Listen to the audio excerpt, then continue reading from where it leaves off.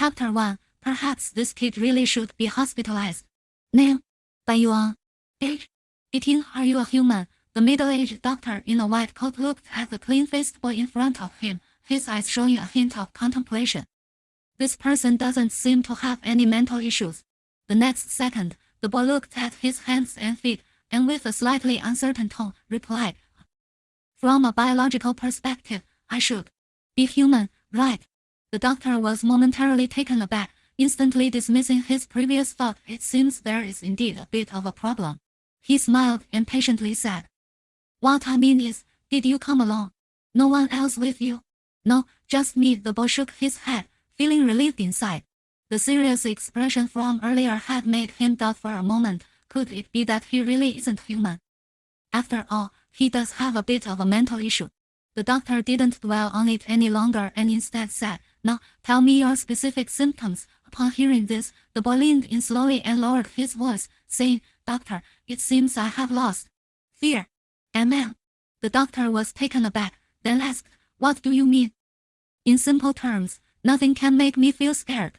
"Then go run around on the street." Bai Yuan's expression froze. "Is this the treatment method in psychiatry? Is that cured now?" The doctor shrugged and said, "Next." "Doctor, wait." Bai Yuan quickly said, "I might have described it wrong. I mainly have lost fear of certain things." Specifically referring to, for example, at midnight, squatting in a public restroom watching horror suspense movies, while others might be scared. "I feel nothing, even a bit excited, without waiting for a response," Bai Yuan continued. "Another example is eating snail noodles in a cemetery at night. I also wouldn't feel scared at all. In fact, my appetite would get better." Public restroom. Snail noodles. The doctor was momentarily stunned. Even as a seasoned physician, he couldn't react immediately. Compared to the symptom of losing fear, he felt this guy's thinking was even more abnormal. After a while, he took a deep breath and said, "So, your symptoms are actually related to things that are horror, bloody, or shocking?" "That seems to be the case." Bai Yuan nodded and said, "To verify my condition, I have watched too many horror movies recently, and felt nothing. And then, I have a general understanding of your condition." "Doctor, can I still be saved?" Bai Yuan asked again. "To be honest, I've already asked various doctors, and they all told me to come to psychiatry. Don't be too nervous. I'll prescribe you some calming and sleep-aiding medication." The doctor smiled and said, "You are a senior high school student, right? It's normal to have some pressure. Is it just taking medication?" Bai Yuan's eyes showed a bit of disappointment as he said, "Given my level, can't I be transferred to a psychiatric hospital?" The doctor listened to the regretful tone and felt a bit of a brain short circuit. "Bro, that's a hospital, not a hall of glory." Pretty much." Seeing the doctor's strange expression, Bai Yuan said seriously, "But I heard there are talented people inside. Maybe I can learn a lot. You are still young and in the early stages of your condition. Just take the medication, okay?" The doctor patiently explained. "And you are still in school. Why would you want to be hospitalized?" He increasingly felt that this guy's biggest problem wasn't the loss of fear. Bai Yuan let out a regretful sigh and turned to leave. The doctor watched him leave, muttering to himself, "Perhaps this kid really should be hospitalized. Is taking medication useful?" He held a bag of medicine and mumbled as he left the pharmacy. At that moment, a calm voice rang out, "Kid, your illness probably won't be cured by medication." And then, Bai Yuan was slightly startled. Looking towards the chairs in the hospital corridor, he saw an old man in a tallest robe smiling at him and said, "I can see your forehead darkening, and your body surrounded by negative energy. You must be targeted by something unclean. Taking medicine won't help." "Wait, old man." Bai Yuan's expression was strange as he said, "This is a hospital. Are you here for that?" "What do you mean? Are you trying to challenge me?" "I just happened to pass by and didn't want to see a young person harmed by evil spirits." The old Taoist smiled slightly and asked, "Have you recently been to any places with heavy negative energy?"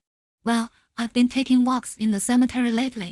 Bai Yuan ignored the old man's expression and continued smiling. "Master, what do you suggest I do to cure it?" "This is an ever-repelling talisman I drew myself." "Just 998, right?" Bai Yuan interrupted him directly, saying, "Old man, do you know what era it is now? It's free."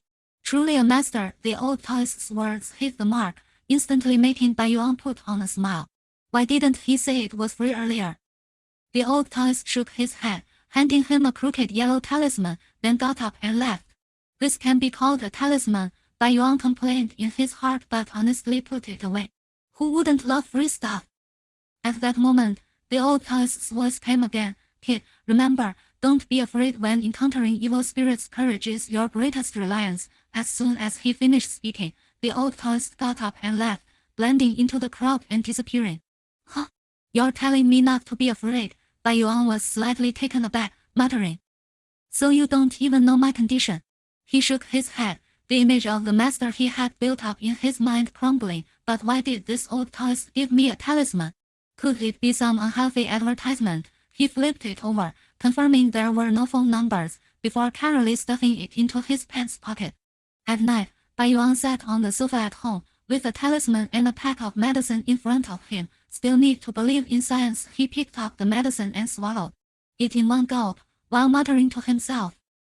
Hope it works. Immediately after, his gaze turned to the talisman in front of him, and with a roll of his eyes, he found himself in the bathroom. The bathroom has a heavy energy, so you help ward off evil. After speaking, he directly stuck the talisman onto the toilet's flush handle. Not bad, it can serve as a decoration. He smiled faintly, turned around, and approached the sink to wash up. At that moment, Bai Yuan looked at himself in the mirror and said with a smile, who would believe in ghosts these days? Just as Bai Yuan finished speaking, the reflection in the mirror actually nodded seriously, expressing heartfelt agreement. See, even you don't believe. Huh? Chapter 2, Bro, we're not the same species. Bai Yuan's expression froze, instantly filled with disbelief as he stared fixedly at the mirror. What the hell? In the mirror, he had a quirky smile on his face, quietly watching Bai Yuan. Bai Yuan widened his eyes, staring at the figure. For a moment, it felt as if the scene had frozen. Hold on a second. Bai Yuan was the first to break the deadlock, then picked up a towel nearby to cover the mirror, muttering. Maybe the approach is wrong. Open, he pulled away the towel, but saw that his reflection still wore a smile, completely out of sync with his actions. Bai Yuan's expression was once again stunned. Could it be some high-tech trick? He wasn't afraid of such terrifying things and remained calm, and his long-standing scientific mindset made him naturally disbelieve in supernatural claims. Is someone playing a prank? Bai Yuan stroked his chin, deep in thought as he locked eyes with his reflection. At this moment, the figure in the mirror still wore its serious smile, but within, there was a rare flicker of surprise. The other party was actually not afraid, and what surprised him even more happened next. Bai Yuan's face seemed to become possessed, also breaking into a strange smile, and his movements synchronized perfectly with his. Now that's more like it. Bai Yuan thought to himself, could it be that he's really a genius? Since the reflection didn't match his movements, he could just sync up himself. If the mountain won't come to me, you'll go to the mountain. What was originally a bizarre and creepy scene seemed to have become somewhat normal. The figure in the mirror was confused, unable to comprehend this guy's thought process. But to instill fear into Bai Yuan, his smile became even more exaggerated. However, Bai Yuan immediately mirrored his actions. At that moment, the figure in the mirror finally understood the other's outrageous idea. Is this guy out of his mind? So this is how it's normal. Huh? Are you trying to fool a ghost? Before long, the figure in the mirror lost patience. Its face appeared as if sliced by steel wires, with cracks appearing all over, resembling a shattered porcelain object. Then, streams of bright red blood oozed out, instantly turning his face blood red. Let's see if you can still imitate. Alright, so this is how we're playing it. Bai Yuan's lips twitched. Who the hell can imitate that? He had no ready props. Just as he was thinking this, he glanced over and suddenly got an idea. Seal! In an instant, Bai Yuan turned around, grabbed a nearby weapon, and slapped it onto the mirror. The figure in the mirror was once again left dumbfounded. He could no longer see Bai Yuan, as his entire face was blocked by a large toilet plunger. And it was pink. Then, Bai Yuan grinned, turned to leave the bathroom. At the same time, he thought about investigating who was playing the prank, but just as he reached for the bathroom door, the doorknob wouldn't budge, as if something was firmly jammed in place. At that moment, blood began to flow continuously from the door lock. Bai Yuan raised an eyebrow. More. Just then, he seemed to sense something. Suddenly turning around, he saw the figure in the mirror had ignored the plunger's seal, slowly emerging from the mirror like a fish. Breaching the water, huh? Bai Yuan's heart jolted, and his previously calm demeanor was slightly shaken. Just as he was about to take action, his body felt as if it was bound. He looked down and saw the blood from the door lock seemed to come to life, transforming into strands that bound him all over. What the hell? What kind of ghostly thing is this? At that moment, Bai Yuan was shocked. This was no prank. Is there really something dirty? Thoughts of the old toys from the hospital flashed through his mind, his long-held scientific beliefs crumbling. At this moment, the figure in the mirror had already left the mirror, but it had no body, only a terrifying face covered in blood. This ghostly face floated right in front of Bai Yuan, quietly staring at him, seemingly wanting to draw out his deepest fears. Bai Yuan, who always prided himself as a tough guy, remained unflustered, speaking firmly. Big brother, please spare me, I beg you, I really beg you, you'll burn paper for you. Every day, okay, if you're not satisfied, you'll burn 2 paper figurines of beautiful women, alright. The ghostly face still showed no emotion, but it sensed a hint of fear of death from the other party. But that was just a biological instinct. The level of fear was far from enough. This guy wasn't afraid because of him right now. Even if a 3-year-old pointed a gun at Bai Yuan, he would still be scared. Big brother, I'm really a good person. Seeing the other party unmoved, Bai Yuan continued to use his silver tongue. I often go to orphanages and nursing homes to do good deeds when I have nothing to do. My name is. Even on their honor roll. On weekends, I often organize volunteer activities in the community and only take a tiny commission. Just last week, I helped an old lady cross the street against the red light. The ghostly face once again showed a rare expression of surprise. Are you telling me you're a good person? Just as he was distracted, Bai Yuan suddenly broke free from his bindings and grabbed the yellow talisman from the toilet flush handle. Master, I'm counting on you.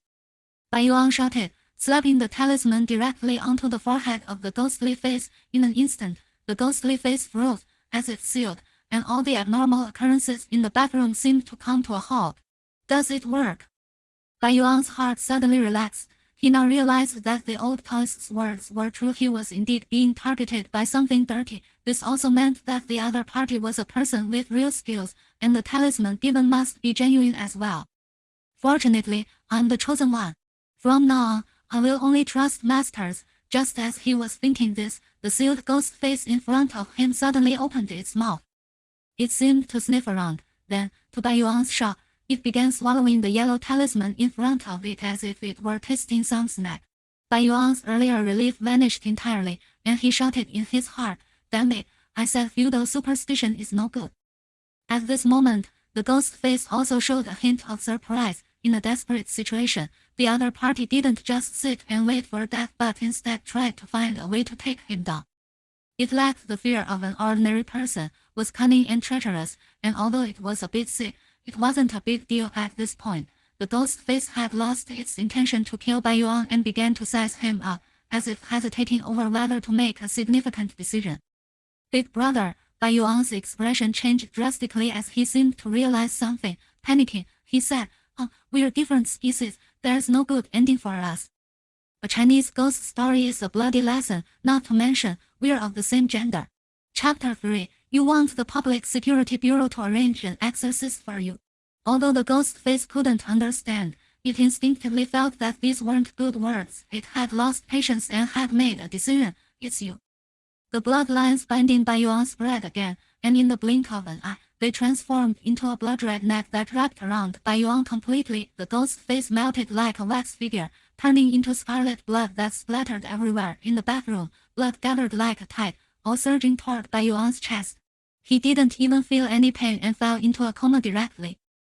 In the center of his chest, ghost face resembling a blood-colored tattoo quietly formed, terrifying, crazy, spine-chilling, filled with an ominous feeling. In an instant, the ghost face disappeared, seemingly merging into his flesh. The beach turned black, crabs flew to the treetops, and they will all say. A familiar alarm clock rang. Bai Yuan, who had been in a daze, frowned slightly and then groggily opened his eyes.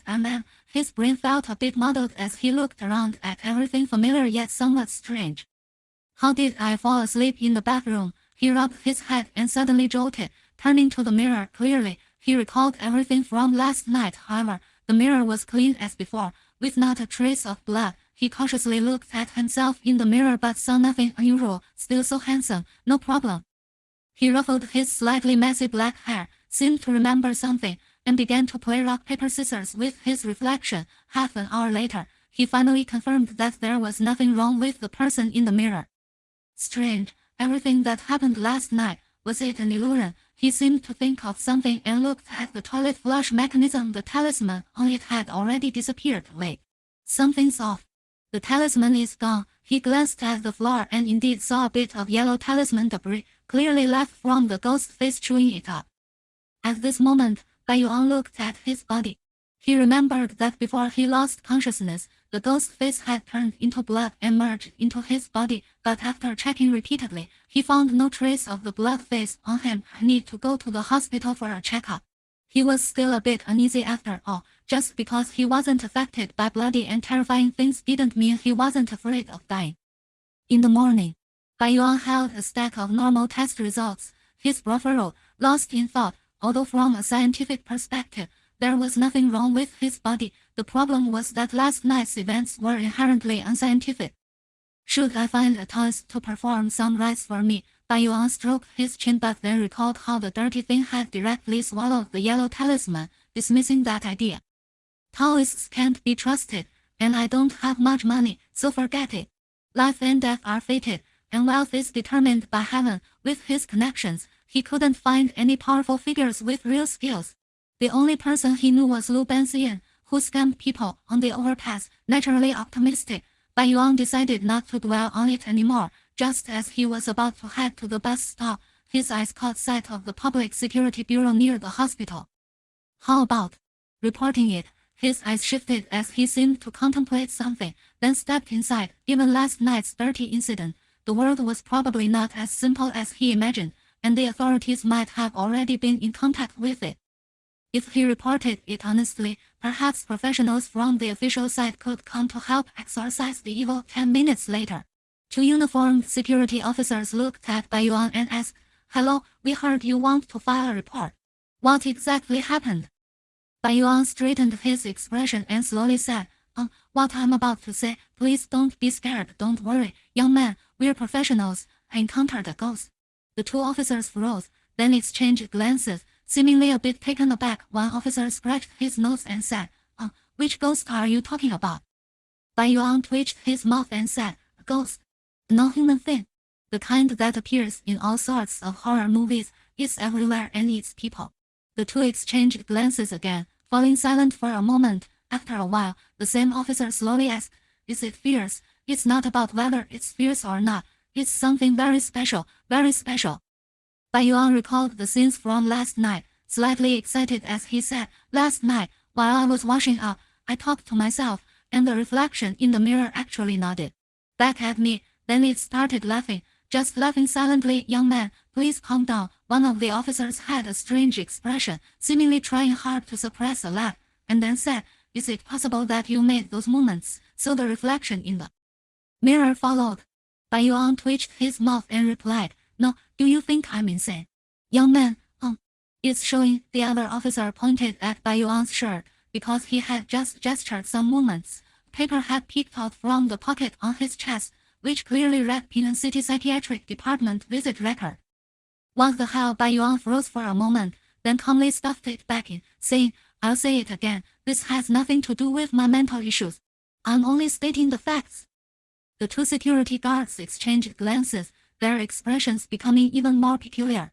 At that moment, a steady voice came through, don't rush, continue speaking, Captain Jiang. The 2 security guards instantly stood up, their eyes filled with respect. You 2, step outside first. The middle-aged man in uniform nodded, then turned his gaze toward Bai Yuan. Before long, the room was left with just him and Bai Yuan. I am Jiang Chen, captain of the Pinnan City Public Security Bureau. You can take your time. Jiang Chen's demeanor was different from the 2 guards. He was listening attentively, showing no concern about the other person's identity as someone with mental health issues. Bai Yuan nodded and continued. At that time, I was full of bravado, and I slammed a toilet plunger onto the guy's face. Upon hearing this, Jiang Chen's previously serious expression changed slightly. Is this something a normal person would do? Bai Yuan, however, ignored the change in Jiang Chen's expression and continued talking, but that guy wasn't satisfied. He actually came out from the mirror. Go on. Jiang Chen's expression shifted, and he silently noted down what the other person was saying soon. Bai Yuan recounted everything that happened last night, and Jiang Chen did not express any doubts but recorded everything. Officer, do you believe me? Bai Yuan felt a bit surprised. After all, this was rather absurd. Jiang Chen smiled, neither nodding nor shaking his head, and said, I have recorded everything here. If similar situations arise again, you can call me directly. Okay, Bai Yuan nodded, then rubbed his hands and said, Captain Jiang, could you arrange for an exorcist or something for me? Jiang Chen was momentarily taken aback. You want the Public Security Bureau to arrange an exorcist for you? Chapter 4. This little money can't even buy a chicken feather. After a while, Jiang Chen finally reacted and said, Currently, we don't have this service available. If we do in the future, I will definitely arrange it for you. All right. Bai Yuan nodded, grabbed his bag, and left the police station. Captain, do you really believe him? At this moment, the two security guards approached Jiang Chen. Whether I believe it or not, he's here to report a case. You two need to be more serious. Jiang Chen shot them a glance. The two quickly lowered their heads, but couldn't help thinking, the problem is, this is just too ridiculous. All right, if he comes again, just let him find me directly. Jiang Chen did not say anything more and turned back to his office. Is that person a believer or not? Bai Yuan returned home, lying on the sofa, and couldn't help but think about Jiang Chen's attitude. His expression seemed to indicate belief, but perhaps it was just due to professional integrity, which made Bai Yuan uncertain. Forget it, I won't think about it. He shook his head and murmured, The real issue is, I can be sure I'm not crazy. There really are ghosts and monsters in this world. Is it just that the world has always been like this, and I never noticed, or has there been a recent dramatic change? His eyes were filled with contemplation. If the world has really undergone a drastic change, then he needs to consider doing something. According to the usual routine, shouldn't I stock up on supplies, build a safe house? Bai Yuan opened an old drawer with a lock beside him, filled with a pile of coins, some red, 50 cents, and some green, 1 yuan. He carefully picked them up and began counting them meticulously. A total of 1,332.5 yuan. His gaze turned to another drawer, which also contained a stack of cash, and the amount was not small. Adding this 5,000, I have over 6,000 yuan. He looked out the window with a melancholic expression and murmured, Forget it, let's just get through this for now. This little money can't even buy a chicken feather, and this was all his savings. Bai Yuan's parents passed away in an accident when he was young, leaving behind a house and a considerable sum of money. However, over the years, his parents' money had long been exhausted. Now, Bai Yuan could only rely on himself to study and earn money by setting up a stall. He was now in his senior year, with the college entrance examination approaching, and soon he would see the light. As for college expenses, he could try to get a scholarship, and with part-time work during his spare time, he could likely manage until he graduated from college. By then, he would be like most people, working to earn money, getting married, and starting a family. This was the future path Bai Yuan envisioned. I still need to go to college. As for the world's changes, I believe the authorities will handle it. It probably doesn't concern me much, although Bai Yuan was aware of the changes in the world.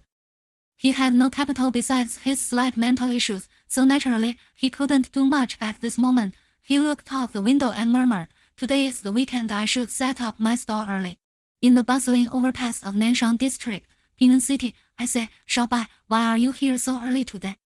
Lu Banxian, wearing small sunglasses, was busy setting up his stall, placing a sign that read Botsy Fortune Telling, Aiqing Divination, Geomancy, Dream Interpretation. It's the weekend and I have nothing to do, so I came early. Bai Yuan replied, arranging his own stall filled with small trinkets. I remember you're in your senior year now, right? Banxian raised an eyebrow and said, Aren't you studying? No choice, I need to make money.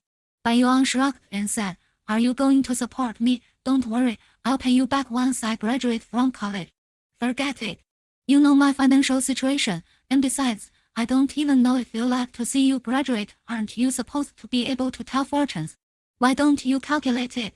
If I were that good, would I be here on the overpass? Lu Banxian shot him a glare and said, Besides, I always feel like you've been leeching off me all these years. Bai Yuan retorted, "What do you mean leeching? I have a business mind, thank you very much." After saying this, he looked at his stall filled with various peace charms and ever-repelling talismans. As long as Lu Benzian finished his fortune-telling, he could sell quite a few. Besides, old Lu, this is called peripheral products, understand? Bai Yuan pouted and continued, "Moreover, we are mutually beneficial, you see. Some people buy peace charms and then think of coming to you for a fortune-telling. We're a perfect match."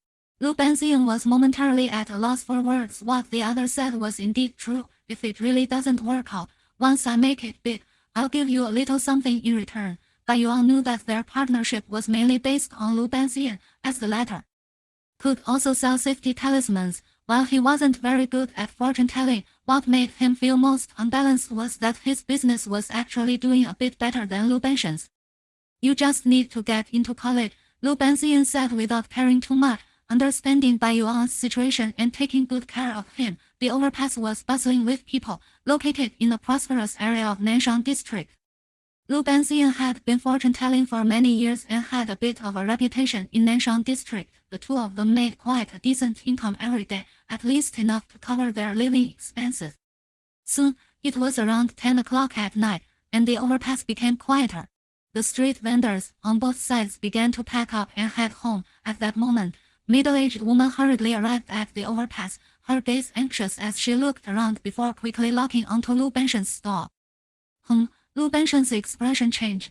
Instantly realizing that a customer had arrived, his stall usually had average business, but as long as there were customers, it would be pure profit with no costs involved. "Are you the Lu Benzian from the overpass?" "That's me." "Are you here for fortune-telling or to check your buzzy?" "It's like this." The woman glanced around to confirm there was no one else before whispering, "It seems my child has been possessed." Lu Benzian was taken aback, momentarily at a loss for words. "I want to ask the fortune-teller for help." Possessed. Although Lu Benzian had been fortune-telling for many years, he had never dealt with this kind of business. He usually just looked at palm readings and checked fortunes, which was mostly theoretical. As for exorcising spirits, that was a completely different practical matter. "I hope you can help," the woman said, seeing his expression. She continued, "If you can solve it, I'm willing to pay 5,000 yuan. Upon hearing this, Lu Benzian was still processing it, but Bai Yuan's expression instantly changed, hint of greed appearing in his eyes. In such a small city where the average salary was only 3,000 yuan, 5,000 was no small amount. Moreover, truly wealthy people wouldn't come to the overpass to seek help from a street fortune-teller. Chapter 5, Someone in the Corner, 5,000. Lu Benzian felt a stir in his heart. If he could get that money, he wouldn't have to worry for at least a month. "I can give it a try, but I can't guarantee success." Although his skills weren't very reliable, he was quite cautious and didn't make promises lightly. However, before that, I'd like to ask a few questions. "Master, please go ahead. Have you taken the child to the hospital?" The middle-aged woman nodded and said, "All kinds of tests have been done, and there's no problem at all. The doctor only said the child is under too much psychological pressure and advised us to help him relieve it." "How long has this situation been going on?" "Almost a week." "What specific symptoms does he have? Has he been harmed or shown any violent behavior?" Lu Benzian was very cautious and made sure to understand all aspects. 10 minutes later. "All right, give me your home address. I need to go back and prepare a bit. I'll come to your place tomorrow." "Thank you, master, thank you." The woman repeatedly expressed her gratitude before leaving the overpass. At this moment, Lu Benzian's expression changed as he looked at Bai Yuan, who also looked back. The two exchanged glances, and neither spoke, silently waiting. Finally, Lu Benzian couldn't hold back and said directly, "Kid, you're bold. Are you interested in joining me? I have to set up my stall tomorrow, so I might not be able to go. If it's successful, I can give you a share of the reward. 80-20, that high?" Bai Yuan was a bit surprised and then said, "No need, 60-40 is fine since you're the main one." Lu Benzian was slightly taken aback but quickly reacted and said, "So you think I'm the second player?" "Sort of, get lost," Lu Benzian replied. "I'm the main player here. You're just here to give me some courage. At most 70-30, with 30 as your base pay. If you contribute more later, you can get more." "Fine," Bai Yuan nodded and said, "But master, can you really solve the possession issue? What era is this? There's no such thing as evil spirits. We must believe in science." Bai Yuan glanced at the sign next to Lu Benxian and felt a strong sense of incongruity. But Lu Benxian was completely unconcerned and said, that child might just have psychological problems. I can help with that, or it could be a feng shui issue. I can try to solve that too. What if there really is something dirty? Bai Yuan's gaze became serious, as if there was a deeper meaning behind it. He hadn't forgotten the bizarre incident from last night. Lu Benxian's expression changed, but instead of questioning, he said seriously, then you go back and look through the manuals left by my master to see if there are any methods for exorcising spirits. So you're also a novice, Bai Yuan said helplessly, his eyes filled with doubt. At the same time, he remembered the old Taoist he met at the hospital yesterday, who acted mysteriously but gave him a fake talisman. I only do fortune-telling. I've never done any exorcism. Then why agree? Just to give it a try. What if it really gets solved? That's true. Then let's go. Bai Yuan nodded. After all, there was no loss in failure. Moreover, aside from the reward, he actually wanted to learn more about related events. If the woman's child was really possessed, it was highly likely to be a supernatural event, and he might learn more about the world's anomalies. As for danger, he didn't need to worry. The cautious Lu Benxian had already confirmed that the child wasn't harmed, and neither were his family members, indicating it didn't seem like a vengeful spirit. Then let's meet here at 6 tomorrow. Sounds good. Bai Yuan rode off on a dilapidated tricycle, leisurely heading home. I hope the problem isn't too serious. Lu Benxian began packing up, planning to return early to prepare the next day. After a full day of classes, Bai Yuan couldn't wait to head to the overpass for their meeting. At the bridgehead, a person was already wearing a Taoist robe and holding a peachwood sword, waiting early on the overpass. Many people passing by stopped to watch, but the old man didn't pay them any attention, instead searching for something in the distance. Just then, his eyes lit up, and he quickly called out, "Kid, over here." Ha! Bai Yuan was startled, then took a tactical step back and exclaimed, "Oh, I can't believe it. Old Lu, you're really doing this? I told you long ago, your grandpa is a professional." Lu Benxian smiled slightly and said, "Is this equipment good enough? Where did you get this? It looks pretty professional. I went online to check." Flipped through some guides. Bai Yuan's eyes widened in disbelief, thinking, what kind of guide is that? Ahem, Lu Benxian said a bit awkwardly. It said that peachwood swords are useful, so I specially got a second-hand one online, along with a full set of gear. Pretty cool, right? Bai Yuan felt a bit stunned, his head filled with black lines. A peachwood sword from the internet. And it's second-hand. As long as it works, don't overthink it. Lu Benxian rubbed his nose and said, "We can set off now." "All right." Bai Yuan thought for a moment and said, "Anyway, you're the one going in, it's not my business. If you get any gear, I can just pick it up." The unreliable duo luxuriously took a taxi straight to the employer's home. 20 minutes later, "Master, you're here." The woman from yesterday saw Lu Benxian dressed like this and instantly became much more enthusiastic, thinking she had encountered a professional. Lu Benxian's expression was calm, looking like a hermit, while glancing at Bai Yuan, the meaning clear. "See, this is the effect of the second-hand gear. Master, my child is in the bedroom. Lead the way." With a wave of Lu Benxian's peachwood sword, an aura instantly surrounded him. To be fair, if it were a stranger, they might really think this guy had some skills. The three quickly entered the child's bedroom, and they saw a 7 or 8-year-old boy sitting on the bed, looking a bit dazed, mumbling something under his breath. "Is he always like this?"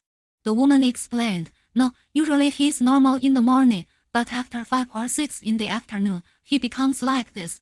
"Master, let's start." Lu Benxian looked a bit at a loss, not knowing where to begin. Yesterday he was too busy buying gear, and he only skimmed the beginning of the guide online, so he was naturally unclear about the process. At this moment, Bai Yuan raised an eyebrow and said from the side, "Benxian, stop hiding your strength. Just act." Lu Benxian's mouth twitched, giving Bai Yuan a glare, then cautiously approached the boy with the peachwood sword. But the boy showed no signs of aggression, not even acknowledging him, still mumbling to himself, until Lu Benxian was right in front of him, and he could barely hear the child's words. Someone. What?"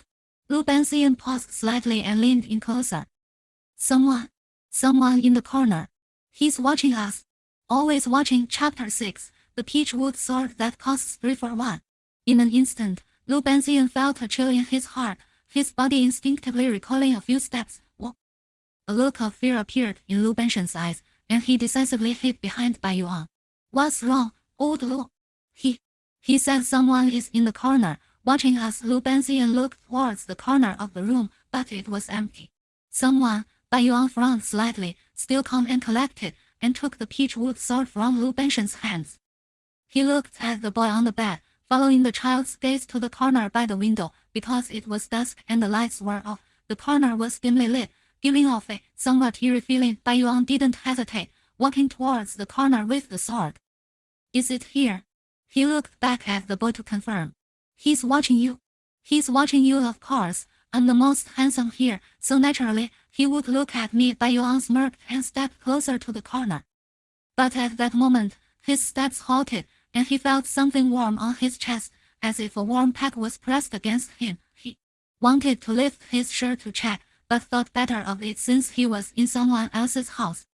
He was sick, but not a pervert. What Bai Yuan didn't know was that on his chest, a blood-red ghostly face was flickering in and out of view, looking extremely eerie. Bai Yuan ignored it and continued towards the corner. Just less than a meter away, he suddenly sensed a cold, eerie presence. His expression changed, but he didn't retreat, continuing forward. He had often gone to graveyards to verify his condition, so he wouldn't be scared by this atmosphere.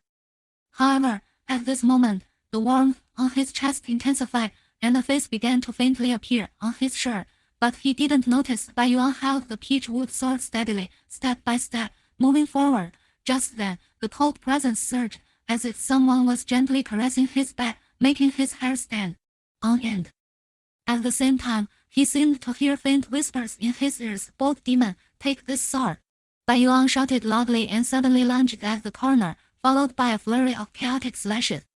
Although he couldn't see it, he figured it was better to strike first and ask questions later. However, Bai Yuan felt that the cold presence still lingered, even becoming stronger, and he was starting to feel a bit out of breath. Is it useless? He frowned, a hint of confusion in his eyes. Just then, the boy on the bed spoke again in a dazed tone. He's on your back. Watching you. Huh? Bai Yuan's expression jolted, and he suddenly turned his head, instantly locking eyes with a barely visible transparent face. What the hell? His movements were quick, and the peach-wood sword stepped towards the head of the ghostly face. No wonder it was a good item bought online. It had no effect whatsoever. Old Lu, are you sure this is a peach-wood sword? At this moment, Lu Benxian was already scared stiff. He thought it was just a simple case, but didn't expect there to really be a malevolent spirit. Hearing Bai Yuan's shout, he finally snapped back to reality and said, Bai Ge, hold on. I have more. At this moment, Lu Benxian threw out 3 more peach-wood swords. Bai Yuan felt a heaviness on his back, and the cold presence had invaded his body, but he remained calm, picking up the peach-wood sword and stabbing at the entity one by one. But unfortunately, it was still useless. These are all fake. That can't be. Lu Benxian was also getting anxious, saying, the shopkeeper said that if it's fake, they would compensate 3 times. It can't be fake. Bai Yuan turned around instantly, shouting, did you only buy 1 peach-wood sword? The other 3 were just extras. Hey, how did you know? Maybe because I'm a regular customer, the shopkeeper gave me some perks. Your perks are nonsense. Bai Yuan's mouth twitched. This was just pure fraud. At this moment, he felt an even colder breath, and the ghostly entity on his shoulder let out a terrifying low moan. Do you have anything else? If not, Bai Yuan was already ready to run away. Yes. Black dog blood. Did you buy it online again? No, this is the real deal. I brought it from my hometown. Give it to me first. Okay. Lu Benjian fumbled around again and took out a small jar, but because he didn't dare to get close, and fear made his head a bit dizzy, he simply threw it over. Smash! In an instant, the small jar shattered, spilling blood all over the ground. Lu Benjian was also stunned, not expecting such a ridiculous operation to occur. You damn!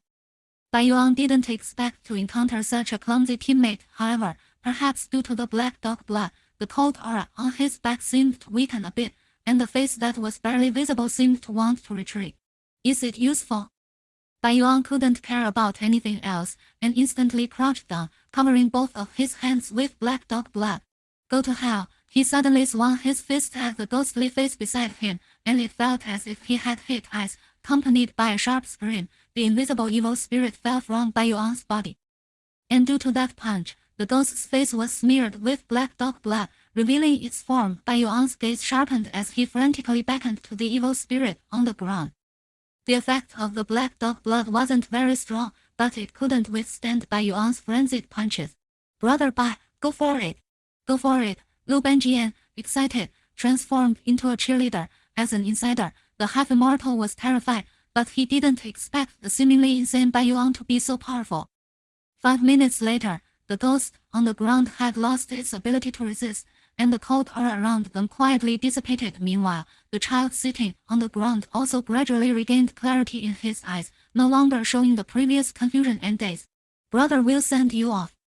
Bai Yuan looked at the collapsed ghost on the ground, turned around again, and covered his fists with black dog blood, ready to deliver another 10,000 punches. Just as he approached again, he suddenly felt a burning sensation in his chest, and the next second, a blood-covered face identical to his own suddenly burst out from his clothing. It's you. Bai Yuan's gaze shook violently, instantly recalling the face in the mirror from last night. It's really inside me. At that moment, the severely injured ghost on the ground looked at the blood-colored ghost face and couldn't help but let out a mournful wail, seemingly filled with fear. However, the blood-colored ghost face ignored it and bit down on the ghost's head. In the next second, the ghost face forcefully dragged it back to Bai Yuan's chest area. Self-cannibalism. Bai Yuan was slightly stunned, also not expecting this scene. Since the blood-colored ghost face was devouring the ghost on his chest, it looked as if Bai Yuan was the one devouring. But fortunately, he was facing away from everyone, so Lu Benjian and the others couldn't see this horrifying scene. Hey, don't die on me. That's impolite. Content summary. Why does the headless ghost in the Midnight Hospital pray repeatedly? Why does the skin-wearing ghost in the desolate mountain village continue to wail? Why does the long-haired female ghost in the single apartment scream tragically in the middle of the night? All of this is not a distortion of human nature, nor a degradation of morality, but rather, someone has gone mad. In an era of horror revival and rampant malevolent spirits, Bai Yuan, dressed in a patient gown, smiles calmly and mutters, "It's time to give these malevolent spirits a little." Shock Therapy, Chapter 1. Perhaps this kid really should be hospitalized. Name: Bai Yuan. Age: 18. Are you a human? The middle-aged doctor in a white coat looked at the fair-skinned boy in front of him, pondering. This person doesn't seem to have any mental issues. The next second, the boy examined his hands and feet, responding with a hint of uncertainty. Well, from a biological perspective, I should be human, right? The doctor was momentarily stunned, instantly dismissing his previous thoughts. It seems there is indeed something wrong. He smiled and patiently said, "What I mean is, did you come here alone? No one accompanied you?" "No, just me." The boy shook his head, feeling relieved inside. The serious expression on the doctor's face had made him doubt for a moment whether he really was human. After all, he did have a slight mental issue. The doctor did not dwell on this and instead said, "Tell me about your specific symptoms." Upon hearing this, the boy leaned in slowly and lowered his voice, saying, "Doctor, it seems I have lost fear." The doctor was taken aback, then replied, "What do you mean? In simple terms, nothing can make me feel afraid." "Then go run around naked on the street." Bai Yuan's expression froze. Is this really the treatment method of the psychiatry department? Isn't that cured? The doctor smirked and said, "Next." "Doctor, wait," Bai Yuan hurriedly said, "I might have described it incorrectly. I actually mainly have lost fear towards certain things. Specifically referring to, for example, late at night, squatting in a public toilet watching horror suspense movies, while others might be scared. I feel nothing, I'm even a bit excited." Without waiting for the doctor to respond, Bai Yuan continued, "Another example is eating snail noodles in the cemetery at night. I still wouldn't feel any fear, and my appetite would actually get better. Public toilet. Snail noodles." The doctor's mind was momentarily blank. Even as an experienced physician, he was taken aback. Compared to the loss of fear symptom, he felt this person's thinking was more abnormal. After a while, he took a deep breath and said, "So you mean your symptoms are actually related to horror, blood, and frightful things?" "From what I can tell, yes." Bai Yuan nodded and said, "To verify my condition, I've watched too many horror movies recently and felt nothing." I've roughly understood your condition, doctor. Can I still be saved? Bai Yuan asked again. To be honest, I've already consulted various doctors, and they all told me to see a psychiatrist. Don't be too nervous, they'll prescribe you some calming and sleep aid medication. The doctor smiled and said, You're a senior in high school, right? It's normal to have some pressure. Just medication. Bai Yuan's eyes showed a bit of disappointment as he said, Based on my level, can't I be transferred to a psychiatric hospital? The doctor was somewhat short-circuited by the boy's regretful tone. Dude, that's a hospital, not a hall of glory. Something like that.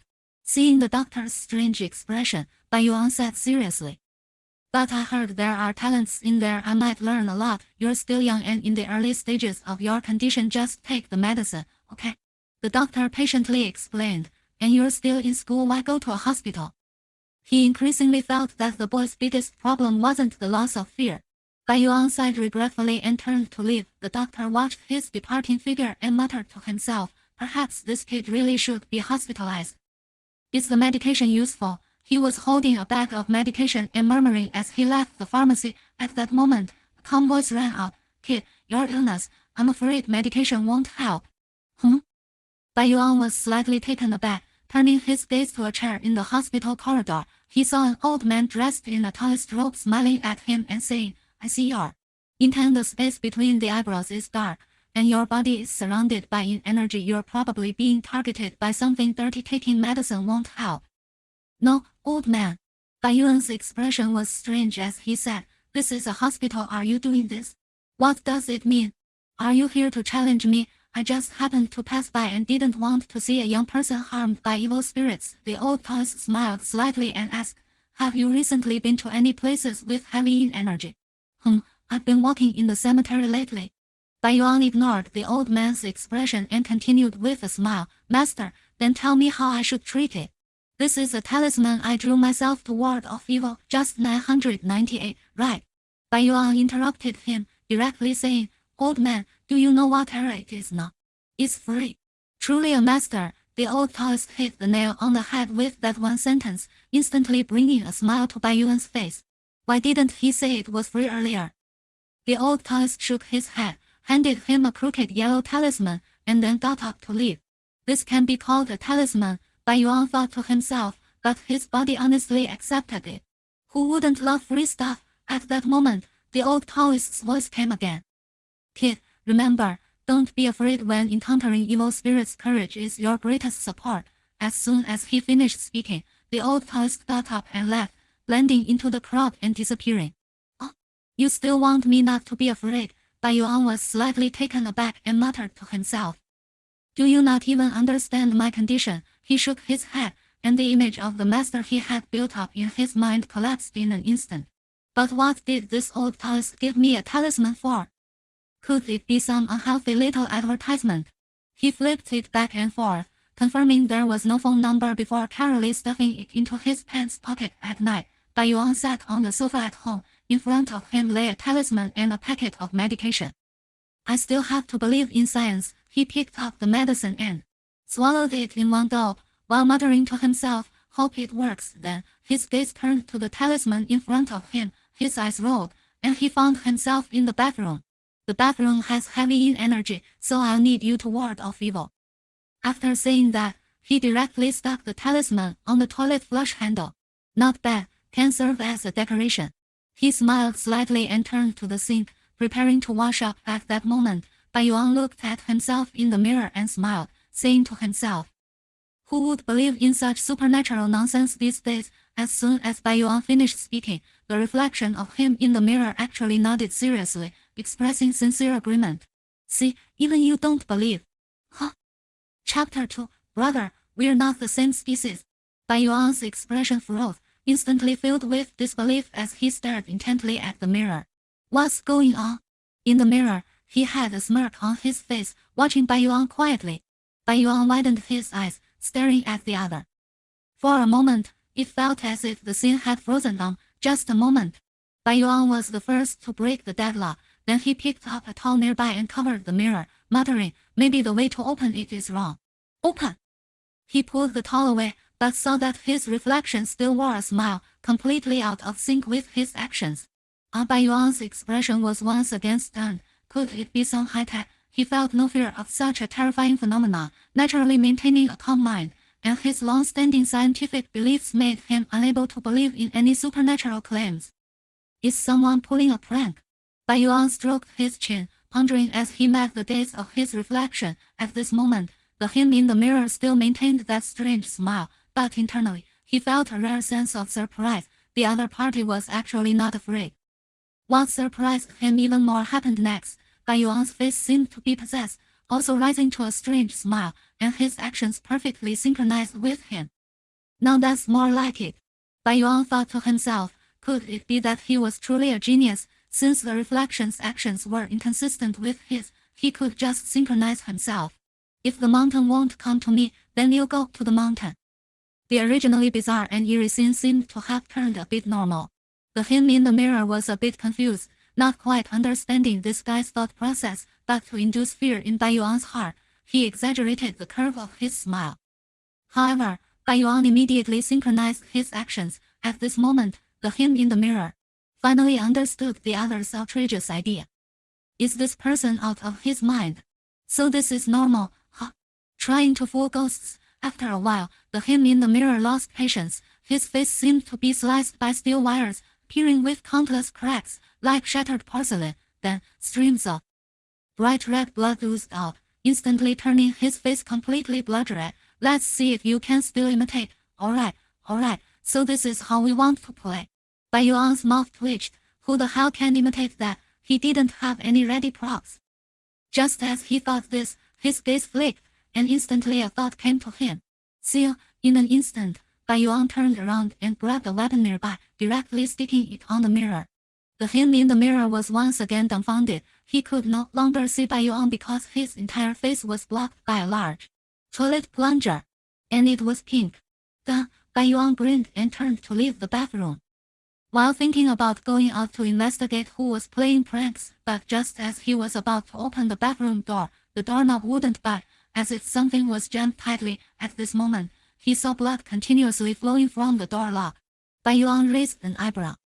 Here we go again. At that moment, he seemed to sense something, suddenly turning around, only to see the him in the mirror had ignored the seal of the toilet plunger and was slowly emerging from the mirror like a fish breaking the surface of the water. Huh? Bai Yuan's heart shook. His previously calm mood shifted slightly. Just as he was about to take action, his body seemed to be frozen. He looked down and saw that the blood from the door lock had seemingly come to life, transforming into strands of bloodlines that bound him completely. What the hell? What kind of ghostly thing is this? At this moment, Bai Yuan was shocked. This was definitely not something a prank could achieve. Is there really something dirty? His mind involuntarily recalled the words of the old Taoist priest from the hospital. His long-held scientific beliefs began to crumble. At this moment, the him in the mirror had already left the mirror. But he had no body, only a terrifying face covered in blood. This ghostly face floated before Bai Yuan, silently gazing at him, seemingly wanting to draw out his deepest fears. Bai Yuan, who always prided himself on being tough, remained unflinching, speaking in a firm tone. Big brother, please let me go. I beg you, I really beg you. You burn paper for you every day. Alright, if you're really not satisfied, you burn 2 beautiful paper figures for you. Alright. The ghostly face remained unmoved, but sensed a hint of fear of death from the other.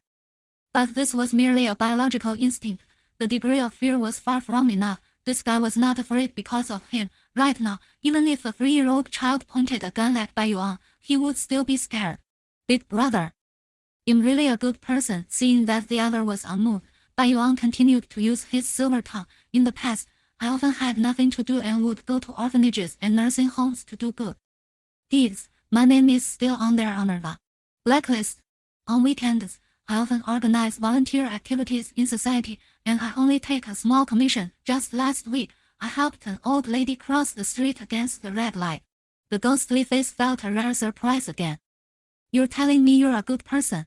And just at that moment of distraction, Bai Yuan forcibly broke free from the bindings, and at the same time grabbed the yellow talisman from the toilet flush handle.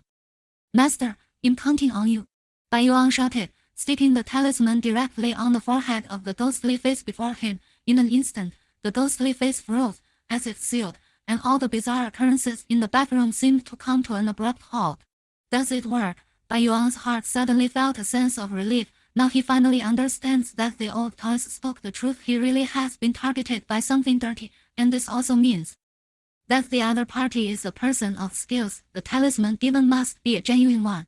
Fortunately, I'm the chosen one from now on. I will only trust masters. Just as he was thinking this, he saw the sealed ghost face before him suddenly open its mouth. It seemed to sniff for a moment, and then, in Bai Yuan's shocked gaze, it swallowed the yellow talisman in front of it piece by piece, as if tasting some kind of snack. Bai Yuan's sense of relief vanished completely, and he shouted in his heart, "Damn it, I said feudal superstitions are not to be trusted." At this moment, the ghost face also showed a hint of surprise. In a desperate situation, the other party didn't just sit and wait for death but instead tried to turn the tables on him, without the fear of an ordinary person and with a treacherous cunning. Although it seemed a bit sick, it wasn't a big problem. At this moment, the ghost face no longer had the intention to kill the other party but began to size up Bai Yuan, as if hesitating whether to make a significant decision. "Big brother." Bai Yuan's expression changed drastically, as if he realized something, and hurriedly said, "We are different species, and there's no good outcome for us. A Chinese ghost story is a bloody lesson. Moreover, we have the same gender." Chapter 3. You want the Public Security Bureau to arrange an exorcism for you. Although the ghost face didn't understand, it instinctively felt that it wasn't something good. It lost patience and had already made a decision. "It's you." The bloodlines binding Bai Yuan spread again, instantly transforming into a bloody net that wrapped around Bai Yuan's entire body, and the ghost face melted like a wax figure, turning into scarlet blood that splattered everywhere. In the bathroom, blood gathered like a tide, all rushing toward Bai Yuan's chest. Bai Yuan didn't even feel any pain and directly fell into a coma, and in the center of his chest, a ghost face, resembling a blood-red tattoo, quietly formed. Terrifying, frenzied, spine-chilling, filled with an ominous feeling. In an instant, the ghost face disappeared, seemingly merging into his flesh and blood. The beach turned black, and the crabs flew to the treetops. By then, they will all say. A familiar alarm clock rang. Bai Yuan, who had been in a daze, slightly frowned and then groggily opened his eyes.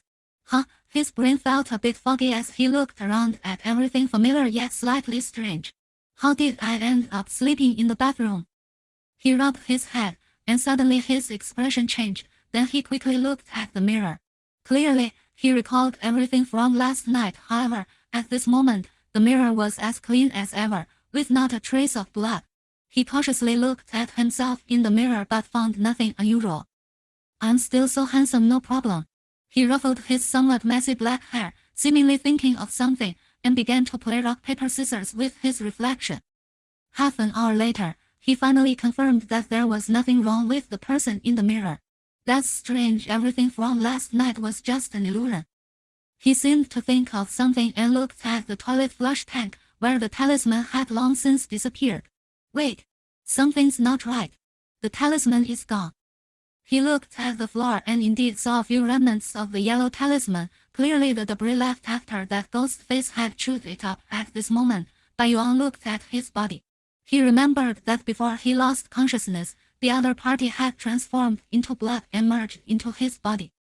But after checking repeatedly, he found no sign of a blood face on him. No way, I need to go to the hospital for a checkup. He was still a bit uneasy after all. Just because he wasn't sensitive to bloody and horrifying things didn't mean he wasn't afraid of dying in the morning.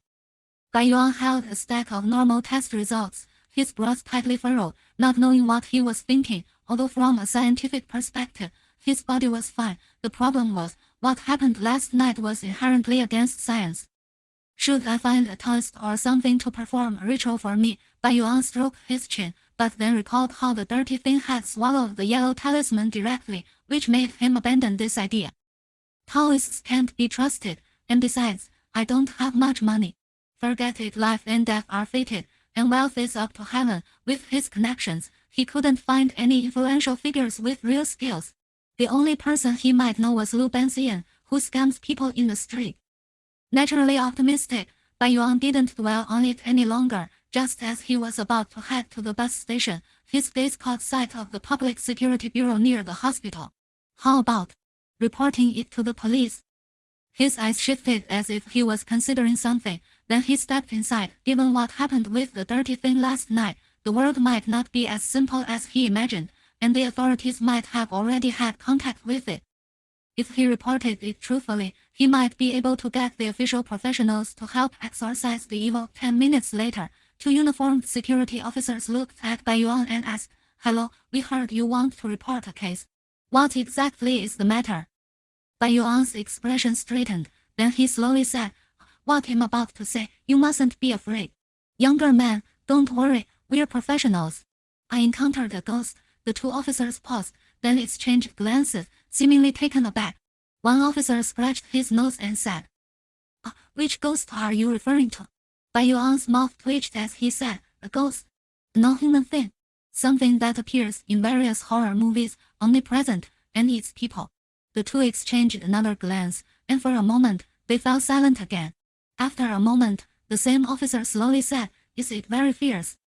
"It's not about whether it's fierce or not, it's something very special, very special." Bai Yuan recalled the scene from last night, speaking a bit excitedly. "Last night while I was washing up, I talked to myself, and the me in the mirror actually nodded in response. Then it started to laugh, just silently laughing like that." Younger man, calm down for a second. One officer had a strange expression, seemingly trying hard to suppress his laughter, then said, "Is it possible that you made those movements, so the you in the mirror followed suit?" Bai Yuan's mouth twitched as he said, "No, do you think I'm mentally ill?" Younger man, It's showing." The other officer pointed to Bai Yuan's shirt, because he had just gestured some movements, causing a piece of paper to stick out from the pocket on his chest, which prominently said Ping'an City Mental Health Clinic medical record, FK. Bai Yuan's expression froze, then he calmly stuffed it back in and said, "I'll say it again, this has nothing to do with my mental issues. I'm only stating facts." The two security officers exchanged glances, their expressions becoming even stranger. At that moment, a calm voice came through, "Don't rush, go on." "Captain Jiang." The two security officers immediately stood up, their eyes showing a hint of respect. "You two step outside first." The middle-aged man in uniform nodded and then turned his gaze towards Bai Yuan. Before long, the room was left with just him and Bai Yuan. "I am Jiang Cheng, the captain of the Ping'an City Public Security Bureau. You can take your time to speak." Unlike the strange expressions of the two officers, Jiang Cheng appeared to be seriously listening, showing no concern for the other person's identity as a mental patient. Bai Yuan nodded and continued, "At that time, I was quite powerful, and I pressed a toilet plunger against the person's face." Upon hearing this, Jiang Chen's initially serious expression changed slightly. "Is this something a normal person would do?" However, Bai Yuan ignored the change in Jiang Chen's demeanor and continued speaking, but that guy wasn't satisfied. He actually came out of the mirror. "Keep going." Jiang Chen's expression shifted, and he silently noted down what the other person said. Soon, Bai Yuan relayed everything that happened last night. And Jiang Chen had no doubts from beginning to end, writing everything down. "Officer, do you believe what I'm saying?" Bai Yuan felt a bit surprised. After all, this was quite absurd. Jiang Chen smiled, neither nodding nor shaking his head, and said, "I've recorded everything here. If anything similar happens again, you can call me directly." "Okay." Bai Yuan nodded, then rubbed his hands and said, "Well, Captain Jiang, could you arrange for an exorcist or something for me?" Jiang Cheng was momentarily taken aback. "You want the Public Security Bureau to arrange an exorcist for you?" Chapter 4. This little money can't even buy a feather. After a while, Jiang Cheng finally reacted and said, "Currently, we don't offer that service. If we do in the future, I'll make sure to arrange it for you." "All right." Bai Yuan nodded, grabbed his bag, and left the police station. "Captain, do you really believe him?" At this moment, the two security officers approached Jiang Cheng. "Whether I believe it or not, he came to report a case. You two need to take this seriously." Jiang Cheng glanced at the two. The two hurriedly lowered their heads, but couldn't help thinking, "The problem is, this is just too absurd." "All right, if he comes again, just let him come find me." Jiang Cheng said no more and turned back to his office. "Is that person to be believed or not?" Bai Yuan returned home, lying on the sofa, and couldn't help but think about Jiang Chen's attitude. The other person's expression seemed to indicate belief, but maybe it was just out of professional duty, which left Bai Yuan feeling uncertain. "Forget it, I won't think about it." He shook his head and muttered to himself, "The real issue is, I can be sure that I'm not crazy. There really are ghosts and monsters in this world. Is it that the world has always been like this, but I just never noticed? Or has there been a recent drastic change? His eyes were filled with contemplation. If the world has indeed undergone a drastic change, then he needs to consider doing something about it according to the routine. Shouldn't I stock up on some supplies? Build a safe house. Bai Yuan opened a nearby old drawer with a lock, which contained a large pile of coins, some red, 50 cents, and some green. 1 yuan. He carefully picked them up and began to count them meticulously, total of 1,332.5 yuan. His gaze then shifted to another drawer, which also held a stack of money, and the amount was not small. Plus the 5,000 here, I have more than 6,000 yuan in total. He looked out the window with a gloomy expression and murmured, "Forget it, let's just get through the days for now. This little money can't even buy a feather," and this was all he had said. Bai Yuan's parents passed away in an accident when he was young, leaving him a house and a considerable amount of money. However, over the years, the money his parents left behind had long been exhausted, and now Bai Yuan could only rely on himself to study while selling goods to earn money. And he was already in his senior year of high school, with the college entrance examination approaching, seeing the light at the end of the tunnel. As for the university expenses, he could strive for some scholarships and, with part-time work in his spare time, he believed he could make it through university graduation. By then, he would also be like most people, working to earn money, getting married, and having children. And this was the future path Bai Yuan envisioned. I still need to get into university. As for the world's changes, I'm sure the authorities will handle it. It probably doesn't concern me much, although Bai Yuan had learned about the world's changes in advance. Other than having some mental issues, he had no other resources, so naturally, he couldn't do much at this moment. His gaze turned to the window as he muttered, "Today is the weekend, I should set up my stall early." In the bustling overpass of the Nanshan district in Ping'an City, I say, "Xiaobai, why are you here so early today?" Lu Banxian, wearing sunglasses, was busy setting up his stall, placing a sign in front that read Bazi fortune telling, I Ching divination, geographical feng shui, dream interpretation. It's the weekend, and I have nothing to do, so I came early. Bai Yuan replied, ranging his own stall in front, filled with small trinkets. I remember you were in your senior year, right? Banxian raised an eyebrow and said, "Aren't you studying?" "I have no choice, I need to earn money." Bai Yuan shrugged and said, "Are you going to support me?" "Don't worry, I'll pay you back after I graduate from university." "Forget it. You know my financial situation, and besides, I don't even know if I can live to see you graduate. Don't you predict fortunes? Why don't you give it a try? If I were that good, would I be stuck here on the overpass?" Lu Banxian glared at him and said, "Besides, for all these years, I feel like you've been draining my resources." Bai Yuan retorted, "What do you mean draining? I have a business mind, okay?"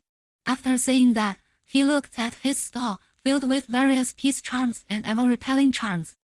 As long as Lu Banxian finished his fortune-telling, he could sell quite a few. "Also, old Lu, this is called peripheral products, understand?" Bai Yuan pouted and continued, "Moreover, we are mutually beneficial, you see. Some people buy peace charms and then want to come to you for divination. We're a perfect match." Lu Banxian was momentarily at a loss for words. What the other said was indeed true. If things don't work out, once I get rich, I'll give you a good return. Bai Yuan also knew that their partnership was mainly based on Lu Banxian. After all, the other party could also sell talismans. While he wasn't very good at fortune-telling, what made him feel most unbalanced was that his business was actually slightly better than Lu Banxian's. "You just need to get into college." Lu Banxian didn't hold a grudge, understanding Bai Yuan's situation and taking care of him quite a bit. The overpass was bustling with people, located in a prosperous area of Nanshan district. After many years of fortune-telling, Lu Banxian had gained some reputation in Nanshan district, and their daily earnings were not small. At least earning a living was not a problem soon. It was around 10 o'clock at night, and the overpass became quieter. The vendors on both sides began to pack up and head home. At this moment, middle-aged woman hurriedly arrived at the overpass, her gaze eager as she looked around, quickly locking onto Lu Banxian's stall. Lu Banxian's expression changed. Instantly realizing a customer had arrived, his stall's business was average, but as long as there were customers, it was pure profit with no cost involved. "Are you Lu Banxian from the overpass?" That's me. I wonder if you want to check your fortune or calculate your birth chart. Well, the woman glanced around to confirm that no one was listening before she quietly said, "It seems my child has been possessed." Lu Benxian was taken aback, momentarily unable to react. "I would like to ask the master for help." Possessed. Although Lu Benxian had been fortune-telling for many years, he had never encountered such a business. He usually just read palms and assessed fortunes, which was mostly theoretical. As for exorcism, that involved practical operation, which was a whole different ballgame. "I hope the master can help."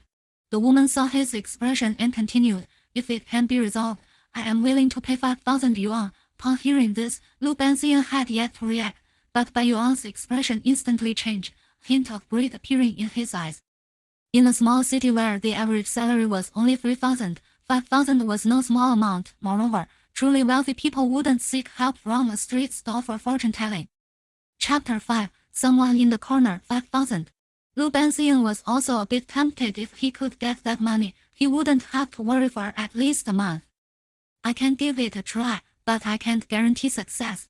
Although his level wasn't very reliable, he was quite cautious and didn't boast recklessly. "However, before that, I want to ask a few questions." "Master, please go ahead. Have you taken the child to the hospital?" The middle-aged woman nodded and said, "All sorts of tests have been done, and there are no issues. The doctor just said the child has too much psychological pressure and advised us to help them relieve it." "How long has this situation been going on?" "Almost a week." "What specific symptoms? Has he been harmed or shown violent behavior?" Lu Benxian was quite cautious and made sure to gather information from all aspects. 10 minutes later. "All right, give me your home address. I need to go back and prepare a bit, and I will personally come to help tomorrow." "Thank you, master, thank you." After repeatedly expressing her gratitude, the woman left the overpass. At this moment, Lu Benxian's expression changed as he looked at Bai Yuan, who was also looking back at him. The two exchanged a silent glance, both waiting silently. Eventually, Lu Benxian couldn't hold back and said directly, "Kid, you're bold. Are you interested in joining me? I'm going to set up my stall tomorrow. I might not be able to go. If it works out, I can give you a share of the reward. 80-20, that high?" Bai Yuan's eyes widened in surprise. Then he said, "No need, 60-40 is fine. After all, you are the main force." Lu Benxian was slightly taken aback, then realized, "So you think I'm the second fiddle, kind of, get lost." Lu Benxian said, "I'm the main force here. You're just here to give me some courage. At most 70-30. The 30 is your basic reward. If you contribute more later, you can take more." "All right."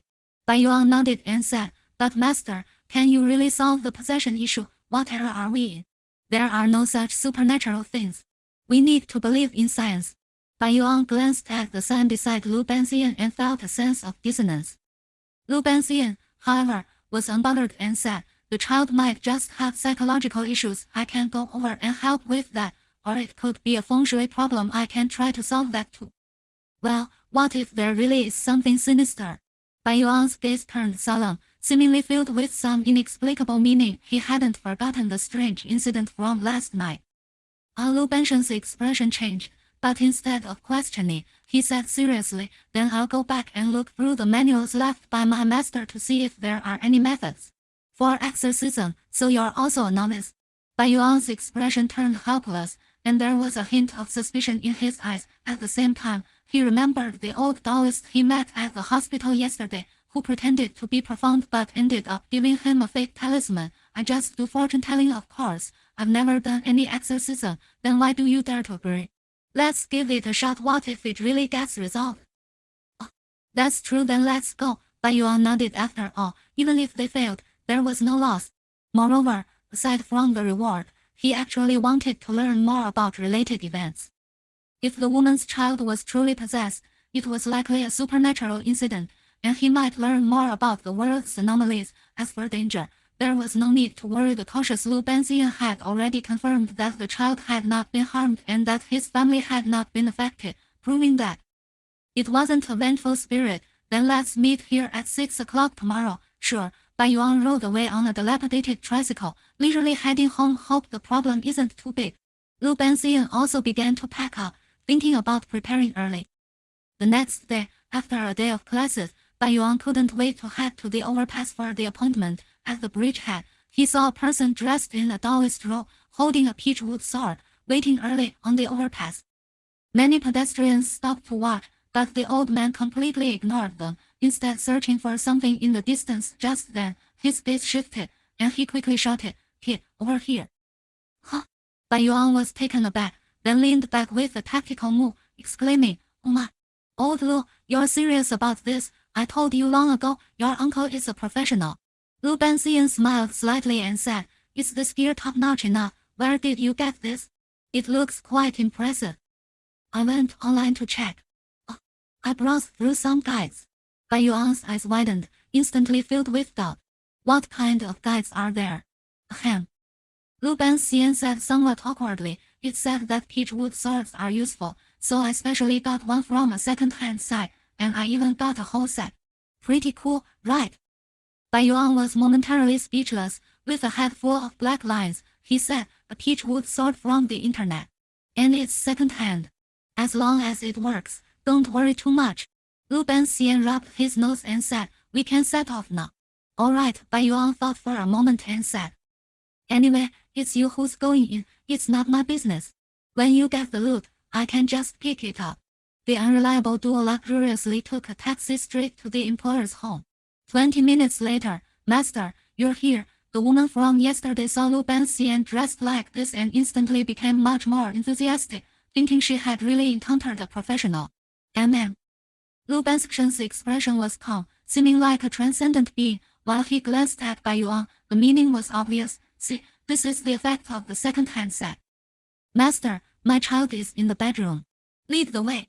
With a wave of Lu Banxian's peachwood sword, an aura instantly surged. To be honest, if he were a stranger, one might really think this guy had some skills. The three quickly entered the child's bedroom. They saw a 7 or 8-year-old boy sitting on the bed, looking a bit dazed, quietly muttering something. "Is he always in this state?" The woman explained, "No, usually in the morning he's normal, but after 5 or 6 in the afternoon, he becomes like this." "Master, let's begin." Lu Banxian was a bit at a loss, not knowing where to start. He had been too focused on getting the gear yesterday, and had only read the introduction of the guide online, so he was naturally unclear about the process at this moment. Yuan raised an eyebrow and said from the side, "Banxian, stop hiding your abilities, make a move." Lu Banxian's mouth twitched, glaring at Bai Yuan. Then he cautiously approached the child, holding the peachwood sword. But the child showed no signs of aggression, not even acknowledging them, still lost in his own muttering. It wasn't until he was right in front of the child that Lu Banxian barely heard the boy's words. Someone what?" Lu Banxian was slightly taken aback and moved a bit closer. There's someone in the corner watching us, always watching." Chapter 6. The peachwood sword that guarantees 3 times compensation. In an instant, Lu Banxian felt a chill run down his spine, and he instinctively took several steps back. "What the hell?" A hint of fear appeared in Lu Banxian's eyes, and he decisively hid behind Bai Yuan. "What's wrong, Lao Lu?"